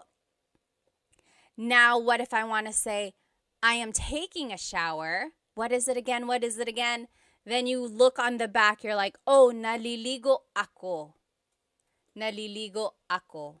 Okay, so you can purchase your own copy of these flashcards in my Stan store. The link is in my IG stories right now, or the link to my Stan store is in my bio as well. I will note that when you purchase it, it is just a digital copy. So you're going to be purchasing the PDF form, and it's going to look like this, okay? It's just a PDF form, a document, and you will be responsible for cutting them out and putting it back to back if you want. And then I even went farther and put a lamination on them just to make it have that flashcard feel, okay? But if you don't want to do all that, you could just print it out, maybe like put holes in it and put it in a 3-ring binder, or even just put a staple in it and call it a day. This is just a really good way to review, I think. Let me check over here on YouTube. Okay. Oh, Saul said, nakakatawa ka. I learned that yesterday from your Insta. Salamat. Nakakatawa ka rin. You're funny. All right. So let's just go over some basics about Tagalog verbs, okay? In Tagalog, there are 5 different types of verbs in Tagalog. Okay, let me find these cards here. I had organized them and now I'm just gonna find, here we go. So in Tagalog, there are mag verbs, meaning they start with mag. Mag is their prefix. There's mag verbs, then there's ma verbs, ma. They also start with ma, like matulog. Then there's verbs, Then there's in verbs, in. And then verbs, verbs. John Legacy on YouTube said, are you going to post those flashcards anywhere for us to download or purchase? Yes, they are already up on my Stan store. The link should be in my bio, and you will see it. It says new 100 Tagalog flashcards, so you should be able to purchase them there. Again, there are 5 different types of verbs in Tagalog. Mag, ma, in, and e verbs. Why is that important? Well, it's all going to determine the patterns that we use when we conjugate them, okay? And if you need a review of how to conjugate these different types of verbs, you can watch the full-length Tagalog lesson on my YouTube channel. There's like present tense conjugation, past and future tense conjugation videos there. It will go step by step with lots and lots of practice. But we can also just learn them tonight, okay? I don't want you to get too bogged down about the patterns themselves, but I do want you to recognize that there is a pattern. Okay, you'll see. There's repeated syllables. There's certain affixes or prefixes or infixes. Okay, so I want you to just listen and see what we get. Okay, so let's just go through some of these verbs here.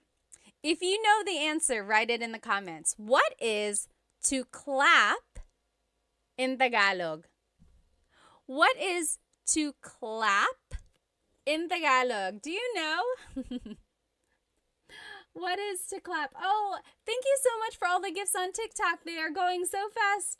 FJMLV, thank you so much. And I think someone else up there, thank you. What is to clap in Tagalog? To clap, yes, Mr. Mark Tricks. So, palakpak or pumalakpak. Very good. Yes. Oh, Solman, thank you so much for the roses on TikTok. Maraming salamat. Thank you. So, pumalakpak or palakpak. So, technically, the root word here is palakpak. Palakpak. All verbs in Tagalog have a root, and then something is added to them to change the tense. For verbs, sometimes they are referred to as just the root, palakpak. Sometimes they are referred to with the already in it. So if you said palakpak, that is correct. If you said pumalakpak, that is also correct. JB on YouTube said magclap. Yes and no. So I love mag verbs because you can always use mag as a way to turn an English word into a Tagalog verb. If you don't know a verb in Tagalog, turn it into a mag verb and conjugate it that way. So JB said magclap because they couldn't remember what to clap is. But technically it's palakpak or pumalakpak. Now let's take a look at how it's conjugated. Oh, Jess, thank you so much for the gift on TikTok. Maraming salamat. So if you want to say I am clapping, it would be pumapalakpak ako. Pumapalakpak ako. So that's just right here. Again, these flashcards are on my Stan store. You can purchase the digital copy and then you can cut them out and laminate it yourself. On the front of it is the verb. On the back are the conjugations. Okay, so in the present tense, it would be pumapalakpak ako. Pumapalakpak ako. Oh, Saul, thank you so much for the badge on Instagram. Thank you. In the past tense, it's pumalakpak ako. Pumalakpak ako.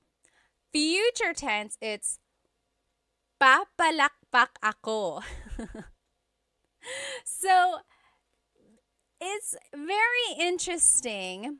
Again, all of these patterns are very specific and don't get too bogged down. I just want you to be able to recognize mostly the root and then see if you can recognize that there is a repeated syllable and then certain affixes and prefixes. Now, if you want to say it as a command, it would be pumalakpak ka. Pumalakpak ka. Clap your hands. Okay? So pumalakpak means to clap or palakpak. Interestingly, the noun form of clap, like applause, is palakpak. So sometimes it can be confusing if you don't use the People can be like, are you talking about the verb or the noun? And of course, you would just use context clues from there. All right, let's keep going. What is to yell in Tagalog? To yell. Do you know what to yell in Tagalog is? To yell in Tagalog is sumigaw. Sumigaw. So in the present tense, sumisigaw ako or sumisigaw siya. Yes, very good. Warhawk got it right on TikTok. Sumisigaw siya. She is yelling. Or sumigaw siya. She yelled. Sisigaw siya. She will yell. Okay, so sigaw or sumigaw means to yell. Sumigaw. Okay, what is our next verb here? What is to dance in Tagalog? What is to dance in Tagalog? To dance in Tagalog is... Oh, Christina, thank you so much for the rose on TikTok. Thank you. To dance is, sumayaw. Yes, very good. Leonardo on TikTok got it right. Jasmine, very close. Jasmine on Instagram said masayaw. So that's another tricky thing there. It's like you might know the root, sayaw, but then you have to figure out, is it a ma verb, a mag verb, or an verb? Sayaw is an verb. So sumayaw means to dance. Again, on the back is the conjugation for your review if you do want to learn them. Sumasayaw ako, I am dancing. Sumasayaw ako. Sumayaw ako, I danced. Sasayaw ako, I will dance.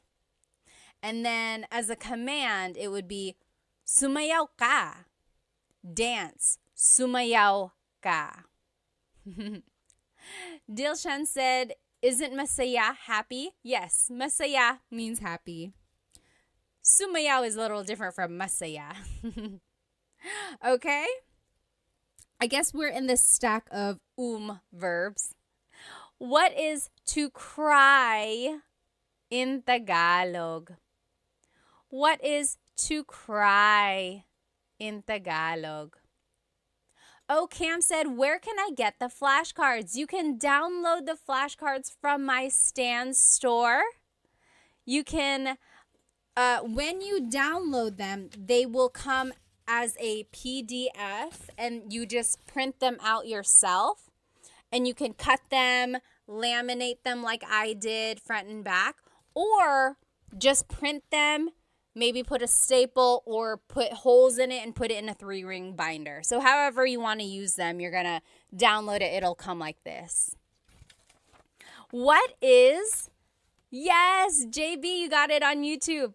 To cry is iyak, umiyak, umiyak. Very good, JB. Very good, very good. Umiyak means to cry. So in the present tense, umiiyak ako. Umiiyak ako. Past tense, umiyak ako. Umiyak ako. Future tense, iiyak ako. And then as a command, wag kang umiyak. Wag ka nang umiyak. Don't cry. Don't cry. Okay. So Dilshan said, diba means isn't it? Yeah.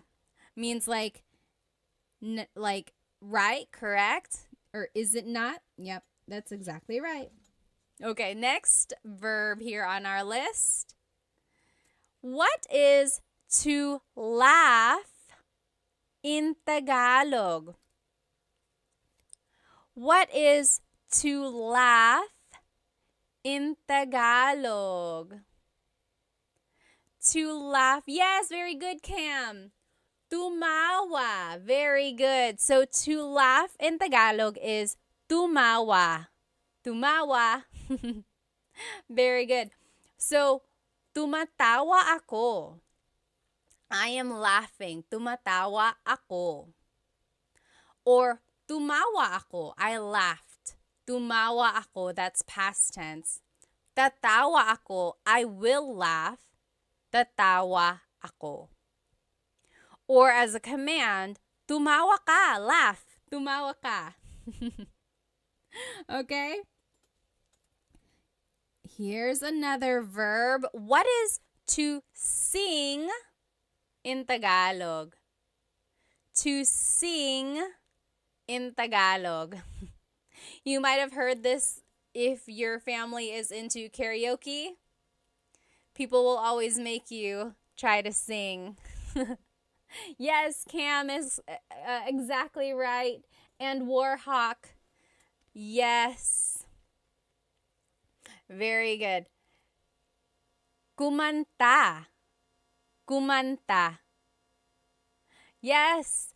Alpo Bleat. Kumanta. Very good. JB said, once again, where do we download these cards po? It's in my Stan store. So the link should be in my bio, or if you just go to my profile, look for the Stan store link. Again, when you download it, it will be a PDF like this, and then you will print it yourself and turn them into flashcards, or you can just keep it like this, put it in a folder, things like that, okay? So, kumakanta ako, I am singing. Kumakanta ako. Kumanta ako, I sang. Kumanta ako. Kakanta ako, I will sing. Kakanta ako. And as a command, kumanta ka, kumanta ka. If you've ever gone karaokeing or if you've ever karaokeed with Filipinos, they have probably said that to you. Kumanta ka, sing, kumanta ka. They leave no one behind with the singing. What is everyone's go-to karaoke song, by the way? I like Crazy for You by Madonna. I like, what else do I like? I don't know. I'm not like an amazing singer or anything. Oh, what's that one song that I like? I'll have to think about it. Yes. Okay. Oh, you might have already seen it. What is to hug in Tagalog? To hug. Oh, Captain said All of Me by J.M. Guzman. Oh, I don't even know what song that is. I'll have to look that up. Hart said Whitney or Mariah Star Spangled Banner. Number 1, do they even have that version? And number 2, I need some evidence, please. Yes, very good, very good. Oh, Captain said rap songs by Andrew E. Do you know who Andrew E. is? Andrew E. is a popular rapper in the Philippines. I feel like he was a lot more popular in like the 90s or early 2000s, like just really, really fast Tagalog raps. Are you into Glock 9? Glock 9 and like Ruby Ibarra, of course, Phil Am. There are lots of newer. Oh, and Easy Miller, hello. Like a lot of newer rappers out there. Yes, very good, very good. Yakap or yakapin means to hug. Yakapin. So, yakap is the noun, a hug, yakap. Yakapin is the verb to hug. Captain said Sharon Cuneta. You like to sing Sharon Cuneta songs? Oh, Chris McCollin said, I met Andrew E. Really? How? Jez said Dilaw by Maki. I don't think I've heard that one. I'll have to look that up. So yes, yakapin. Now we're in the in. Where am I? In verbs. In. So the first set of verbs we looked at were verbs. These are in verbs. The difference there is that verbs can be object or actor focused. In verbs are usually object focused. Again, all of that is nitty gritty. If you do want to get into all that, be sure to watch my full length Tagalog lesson videos about present tense conjugation and future and past tense. Oh, Serrano said maybe this time. I love that song. I love that song. Ozzy Mandia said, hi, I just wanted to thank you for the lessons. I plan to visit the Philippines later this year. I'm pretty good at the language. Oh, at language, so I'm absorbing everything. Good, good. JB said, my way. Do you know what happens when you sing My Way in the Philippines? It doesn't always happen, but for a while, there was like really bad things happening whenever you sang My Way in the Philippines. It used to be like maybe like 10 years ago, for a while, when people sang My Way, they would get unalived. They wouldn't, I don't know what would happen. Like it would be so violent, and then yeah, so for a while there was just that thing where it was like, don't sing My Way, or it became a joke where it was like, oh, you're gonna sing My Way. So be careful with that song. Okay, yeah, so yakap or yakapin means to hug. In the future tense, it's, I'm just trying to think because I don't want to say it wrong. Yinayakap ko siya. I am hugging him. Yinayakap ko siya. Past tense, yinakap ko siya. Future tense, yayakapin ko siya. Okay? So, yakap is an in verb.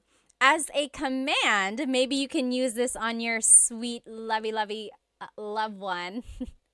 Yakapin mo ako. Yakapin mo ako. That means hug me. yakapin mo ako. I'll put it up here so you can see it. That's the command. Hug me. Yakapin mo ako. Try saying that to your honey tonight. I'm sure it'll make them super kilig. Yakapin mo ako. Okay? Someone wrote a question up here. Someone asked why. Why is it that when you sang My Way, you would get like unalived? I don't know. It was just like, maybe it just happened to be that when people were singing that, there were like violent people around them. I don't know. But for a while, you should look it up. It was like singing My Way at karaoke was kind of dangerous. Oh, and then someone asked, do you know how to speak Bisaya? No, I do not, but I know someone who does, and I'll be sharing them with you in just a little while, like maybe next week or in a couple weeks.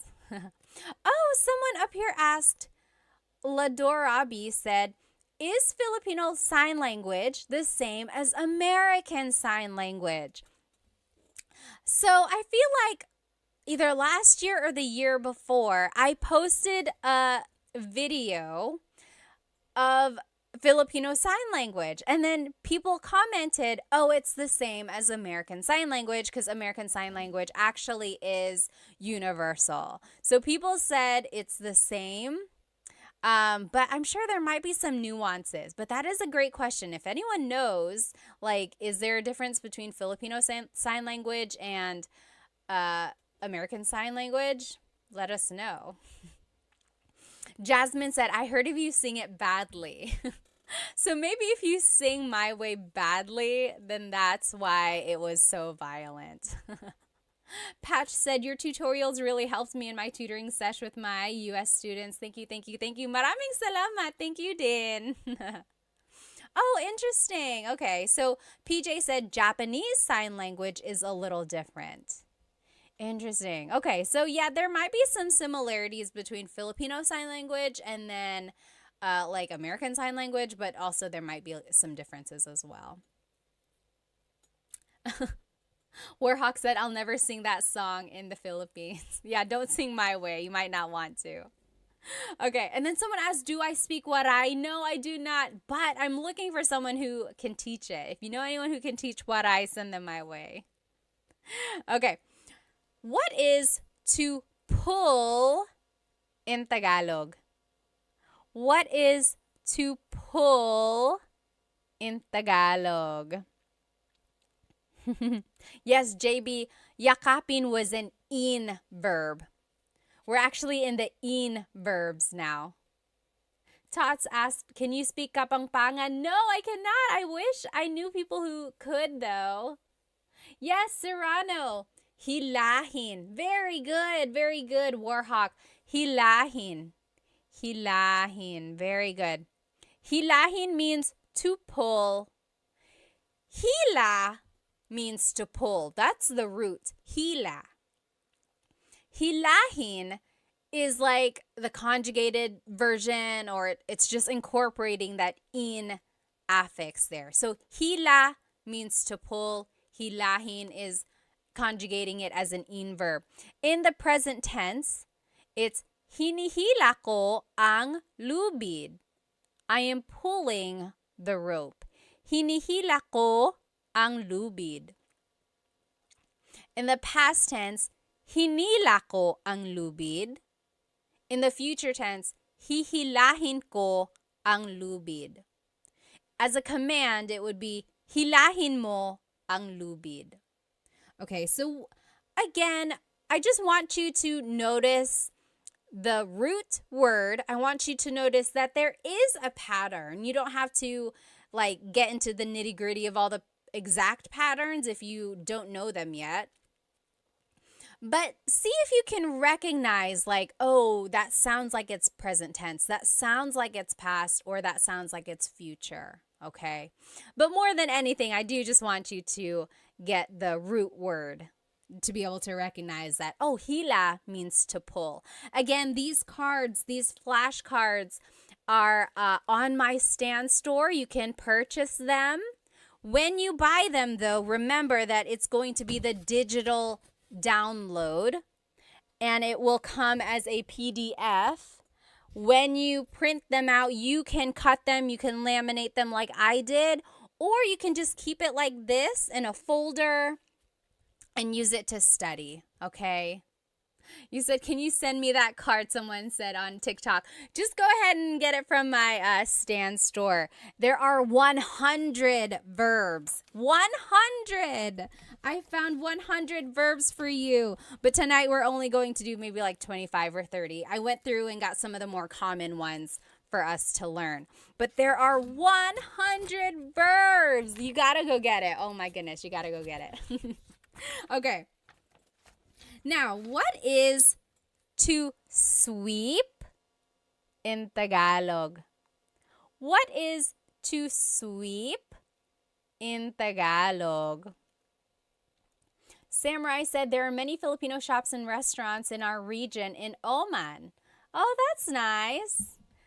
Very good, Serrano. To sweep in Tagalog is walis. Oh, Serrano, you bring up a really, really good point. So in this card, I am showing it to you as an in verb. Walisin. Take a look at the conjugations. Winawalis ko ang sahig. Winawalis ko ang sahig. I am sweeping the floor.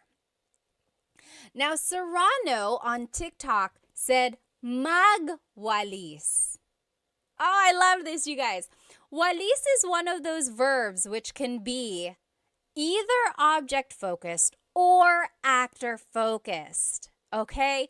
So there are certain verbs in Tagalog that can take on different types of verbs. So remember, there's magma, in, or i.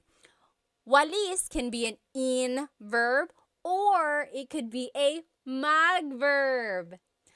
When it's an in verb, it's being conjugated as an object-focused verb. So you can even see it in the conjugation example. Winawalis ko ang sahig. I am sweeping the floor. The focus of this sentence really is the floor. What are you doing? I am sweeping the floor. Now listen to this. When I say, nagwawalis ako, now I'm conjugating it like a mag verb. Nagwawalis ako, that just means I'm sweeping, right? It's a complete sentence. Nagwawalis ako, I'm sweeping. There's no floor, there's no object. It's just about me, the actor. It's actor focused. What are you doing? I am sweeping. Versus, what are you doing? I am sweeping the floor.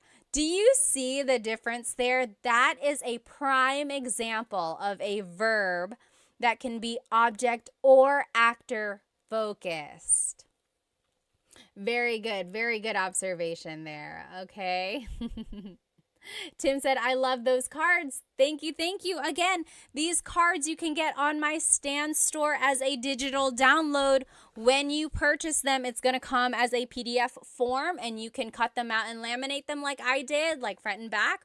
Or you can just keep it in a folder and use it to study that way. There are 100 verbs in this pack, okay? Okay. Oh no, I have to go, Ryo said. Bye. Salamat. Let's see. This random name said, are you American? Yes, I am. And I'm also Filipino. Okay. What is to tell or to say in Tagalog? What is to tell and to say in Tagalog? Kakak said, how do I get the cards? A link to them is in my bio, the Stan store. Look for the link to my Stan store. Oh, very interesting. String said, magsalita. Very close. Oh, very close, you guys. Yes. Dilshan on Instagram said, nagsasalita. JB said, is the stand store on your IG page? You can find it in my YouTube channel as well. Just go to the About Me area and then look for the stand store. Yes, JB actually got it. So it's sabi or sabihin. So very interesting. A lot of you are saying salita. Salita means, it also means to say, but really it means like to talk. Magsalita ka, talk.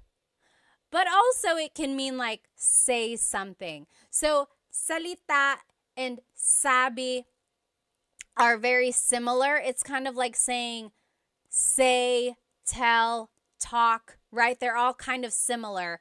Sabihin technically means to tell or to say.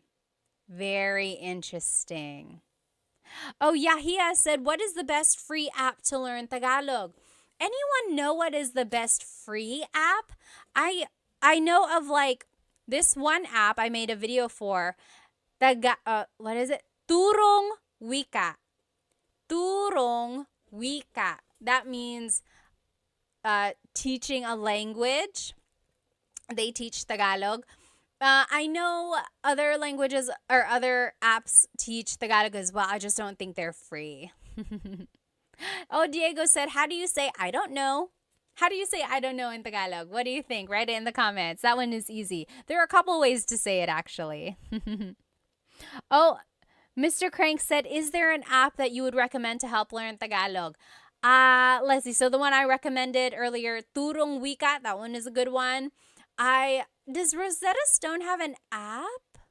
I made a video for them. I know they have like an online profile, but I don't know if they have like exactly an app. Does anyone know?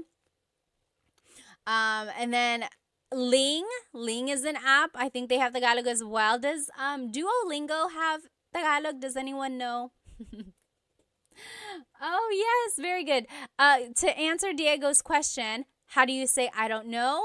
A lot of people on Instagram and TikTok are saying hindi ko alam. Hindi ko alam literally means I do not know. Hindi ko alam. Or an easy way to just say it is ewan, ewan, or ewan ko. Very good, okay? Yes, someone had some questions up here. Oh, Diego said, hi Pat, ako si Diego. Currently started your first video on Tagalog and I can't wait to learn more. Very good, very good. Okay. Let's keep going. So yes, sabi means to say or to tell. So take a look at the conjugations. Maybe that'll help you kind of determine or help you understand the difference between sabi and salita.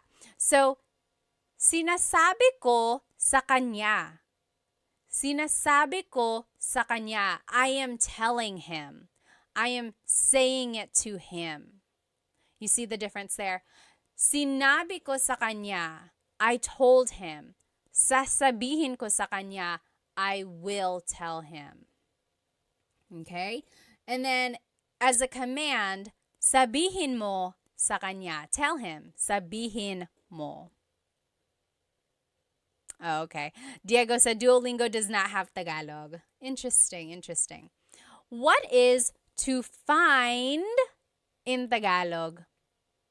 What is to find in Tagalog?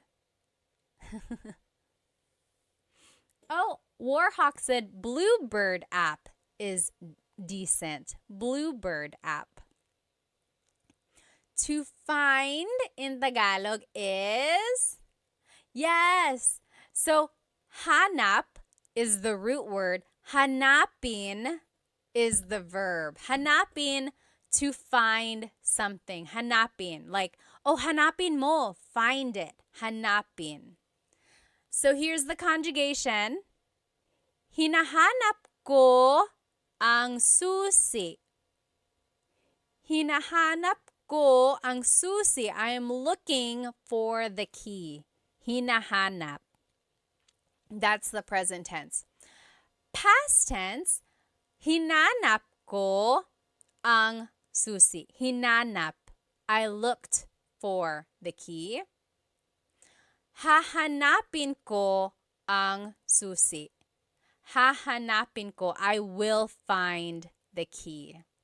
Okay, so again, hanap means to find. Hanap. Oh, JCast said, where do you buy these flashcards? You can buy them from my Stan store. Link is in the bio. Look for my Stan store.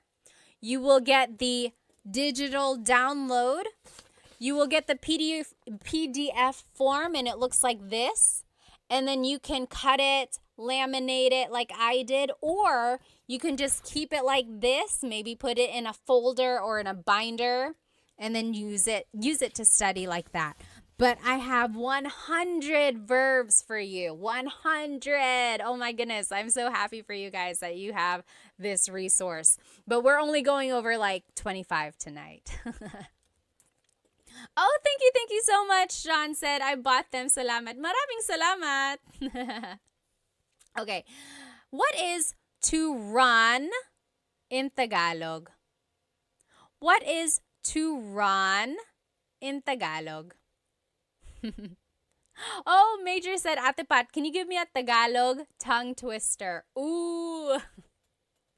Let's see. Well, let's see. There's so many. I don't want to say it wrong now. There's that one. It's like Mecánico ni Monica. Minicánico ni Monica. Minicánico ang... I don't even know what it is now. Someone write it in the comments. Minicánico ni Monico ang makina ni Monica. Minicánico ni Monico ang makina ni Monica. That means Mokino, the mechanic, fixed Monica's machine. Minicánico ni Monico ang makina ni Monica. Oh my goodness. And then there's so many more. Yes, so to run in Tagalog is very good. Blasian, you got it. La, Yesam, and JB, you got it. Tumakbo. Yes, very good. Tumakbo. So takbo is the root word, takbo. Tumakbo is showing that it's an conjugation. Tumakbo. So if you want to conjugate it, tumatakbo ako. I am running. Tumatakbo ako. Or tumakbo ako. I ran. Tumakbo ako. Tatakbo ako. I will run. Tatakbo ako. Julie and Captain both just asked back to back, where can we get these cards? Yes, so these flashcards are on my Stan store, stan.store/Tagalog Time Pat, or you can just go look on my bio. Look for the link that says Stan Store, and it's going to be a digital copy. When you purchase it, it's going to look like this as a PDF, and then you will be able to cut it, put it together, laminate it like I did, or you can just keep it like this, keep it in a folder, and study it like that. But there are 100 cards, 100 verbs. Oh my goodness. Okay, what is to drink in Tagalog? What is to drink? Oh, Diego on YouTube said, when do I use mo? So mo is a possessive pronoun, and you use mo for certain verbs if it's an object-focused verb. Okay? So, it goes into all of that in my full-length Tagalog lesson, I think 3, present tense conjugation. Take a look at that. It will break down how to use mo in certain verbs. Yes, very good.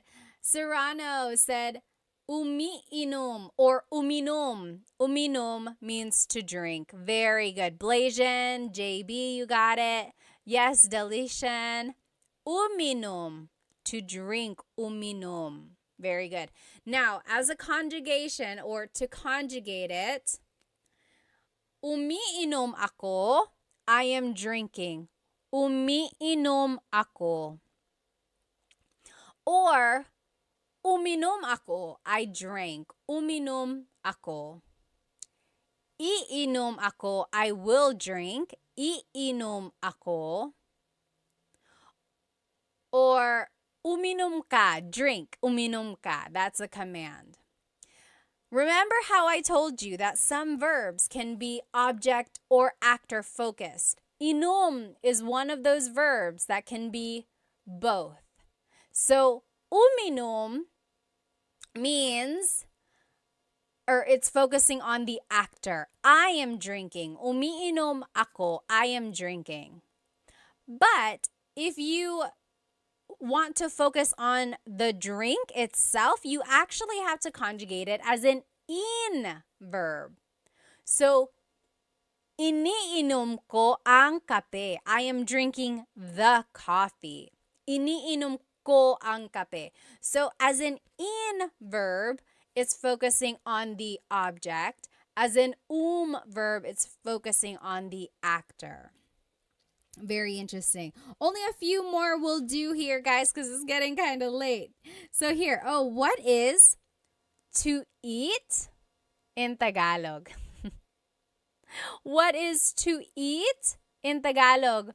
Yes, Shalona McFarland said, where do we get these cards? These cards, again, are on my Stan store. I made them for you. They are the digital download. So go to my Stan store. The link should be in my bio. When you purchase them, you're going to get them as a PDF form.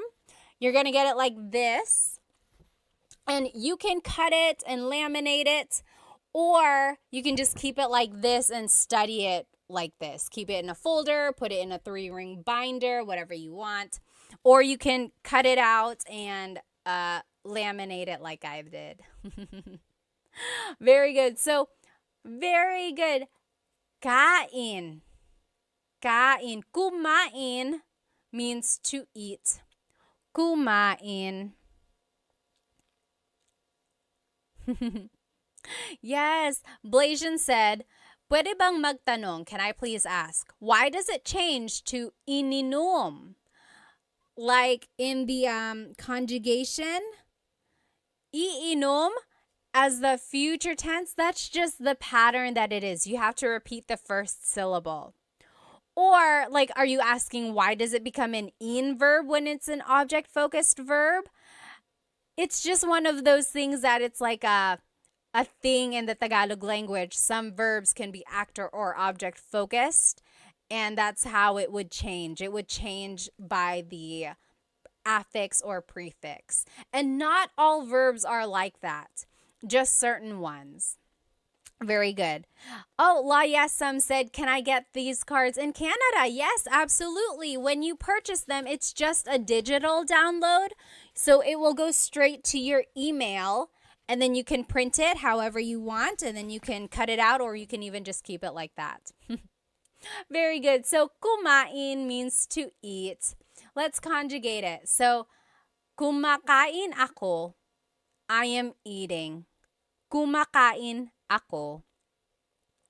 Or past tense, kumain ako. Kumain ako, I ate. Kakain ako, I will eat. Kakain ako. And then as a command, kumain ka. Eat. Kumain ka. Okay, kumain ka. You might have heard that phrase. A lot of people like to feed their guests. So that is the thing there, the phrase that you might hear a lot. Let's see, what else? Let's take a look at some of these verbs. We didn't get to look at them. How do you say to write in Tagalog? to write. So to write something. I'll give you a hint. It's an E verb. To write, E. Oh, hang on. Who was that? String Hands said, "Hi, Pat. Your content helped me talk to my mom during her last years before she died. Maraming salamat po." Oh, my goodness. Strings, first of all, I'm so sorry for your loss, but also, I'm so happy to have helped you. Stay strong, okay? I lost a parent too, and it's not easy at all. Oh, Julie said, "I can't find your stand store."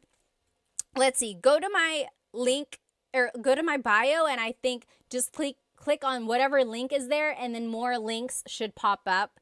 So go to the stand or Stan store. Someone even put it up here. I think you just type in stan.store/Tagalog Time Pat or Tagalog Time.pat or something like that. You could even try to Google stanstore.com.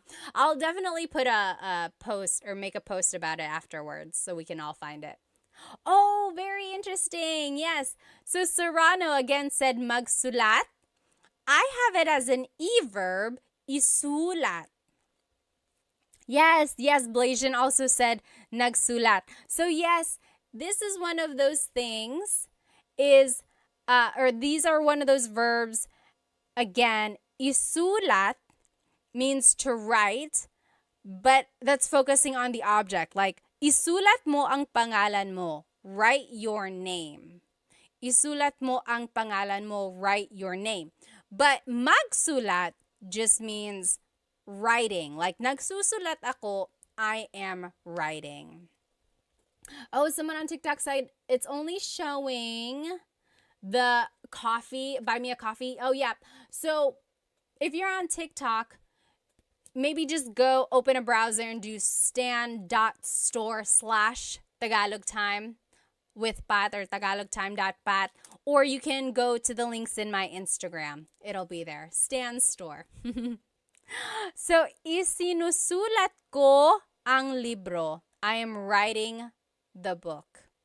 Or isinulat ko ang libro. I wrote the book. Or isusulat ko ang libro. I will write the book.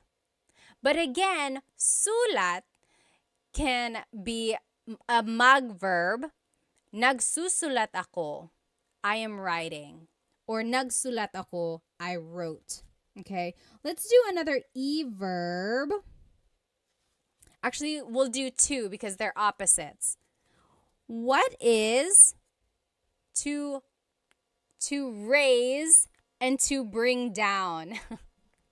So this one is showing people raising their hand. What is to raise? This one is showing a man putting a box down. So what is to bring down? So to raise and to bring down. What is to raise and to bring down in Tagalog? And I gave you a hint. It's an E verb. To raise in Tagalog is itaas. Itaas. The opposite of that, to bring down, ibaba. So itaas, ibaba. Very good. Yes, exactly right. And you probably heard the phrase like, bababa ka ba? It's one of those things in Tagalog. It's like, baba, just depending on how you put the emphasis, it can mean different things. So, bababa ka ba means, are you going down? Like, are you going down the stairs? Are you going down the elevator? So, ibaba means to go down. Itaas means to raise, like to raise your hand. Let's take a look at ibaba. So, ibinababa ko ang bagahe. I am bringing down the luggage. Ibinababa ko ang bagahe. Or past tense, ibinaba ko ang bagahe. Future tense, ibababa ko ang bagahe. And then, as a command, ibaba mo ang bagahe. Bring down the luggage. Okay? Now, let's take a look at itaas, again, to raise. In the present tense, itinataas ko ang bandila. I am raising the flag. In the past tense, itinaas ko ang bandila. I raised the flag. And then in the future tense, itataas ko ang bandila. I will raise the flag. And then as a command, itaas mo ang bandila. Raise the flag. So Love said, spaghetti pababa, pababa, ng pababa. Does anyone remember that song? So baba means to go down, and there was this song back in the day, maybe like, was it early 2000s, I think? Spaghetti pababa, pababa ng pababa, Iser said. And then spaghetti pataas, pataas ng pataas. And it was just this silly, silly dance, and you heard it on every variety show on the Filipino channel. You heard it on the radio all the time. People still dance it. I don't know why it's like that. It's like, why is the spaghetti going down? Why is it going up? Oh my gosh. You can't like not dance when you hear that song. Yes, Blasian said, is there another word for flag? Yes, so I said bandila. Bandila means flag. But watawat also means flag. There's another one, bandila, watawat, and does anyone remember what the other word for flag is? Wumagayway. Watawat, wumagayway. Wumagayway means to wave, or like to wave around, correct? I'm pretty sure. So watawat is like waving the flag, exactly. Oh, thank you, FJMLV said, I just got the flashcards. They look so good. I'm glad they have the sentences with them. Again, if you just joined, you can purchase these flashcards that we were using during the lesson. On the front is the Tagalog verb, and then on the back are the conjugation patterns in the present tense, past, future, and a command. It's like an example. So I think it'll really help you learn more verbs. And when you download it, it is a PDF digital download. So you will be able to cut it out and laminate it if you want to, like I did. Or you could just keep it like this. Maybe put a staple in it, or you can put it in a 3-ring binder and just use it to study that way, okay? And there are 100 verbs, 100. I looked up all of the different verbs for you, so I think this will really help if you're trying to learn more Tagalog verbs. Again, you can get it from my Stan store. Stan store. The link should be in my Instagram bio. I think on TikTok we're having a hard time finding it there. So just go to my Instagram or YouTube. The link is in there. Bandera. Yes, I think that's another word for flag as well. Well, you guys, I had so much fun with you tonight. I hope to see you again soon. There are so many more verbs. Again, there are 100 in this pack. This is only like 25 or 30. So maybe next time we will go through more. Oh, FJN said, what are on your YouTube slides? I'm trying to learn more for my fiance. The YouTube slides, if you decide to buy those are just the whatever slides you see in the video. So back up. I make full-length Tagalog lesson videos on YouTube, so those slides are what go with the full-length Tagalog lesson videos, okay? Budak Baru said, where can I get the flashcards? I'm not from the Philippines. You can get them on my Stan store. Go to my Instagram, click on the link in my bio, and look for Stan store. And it will be a PDF download, and you can download them, you can cut them out, you can laminate it, or you can just keep it like this and study it, okay? Yes, let's see. Yes, Benny,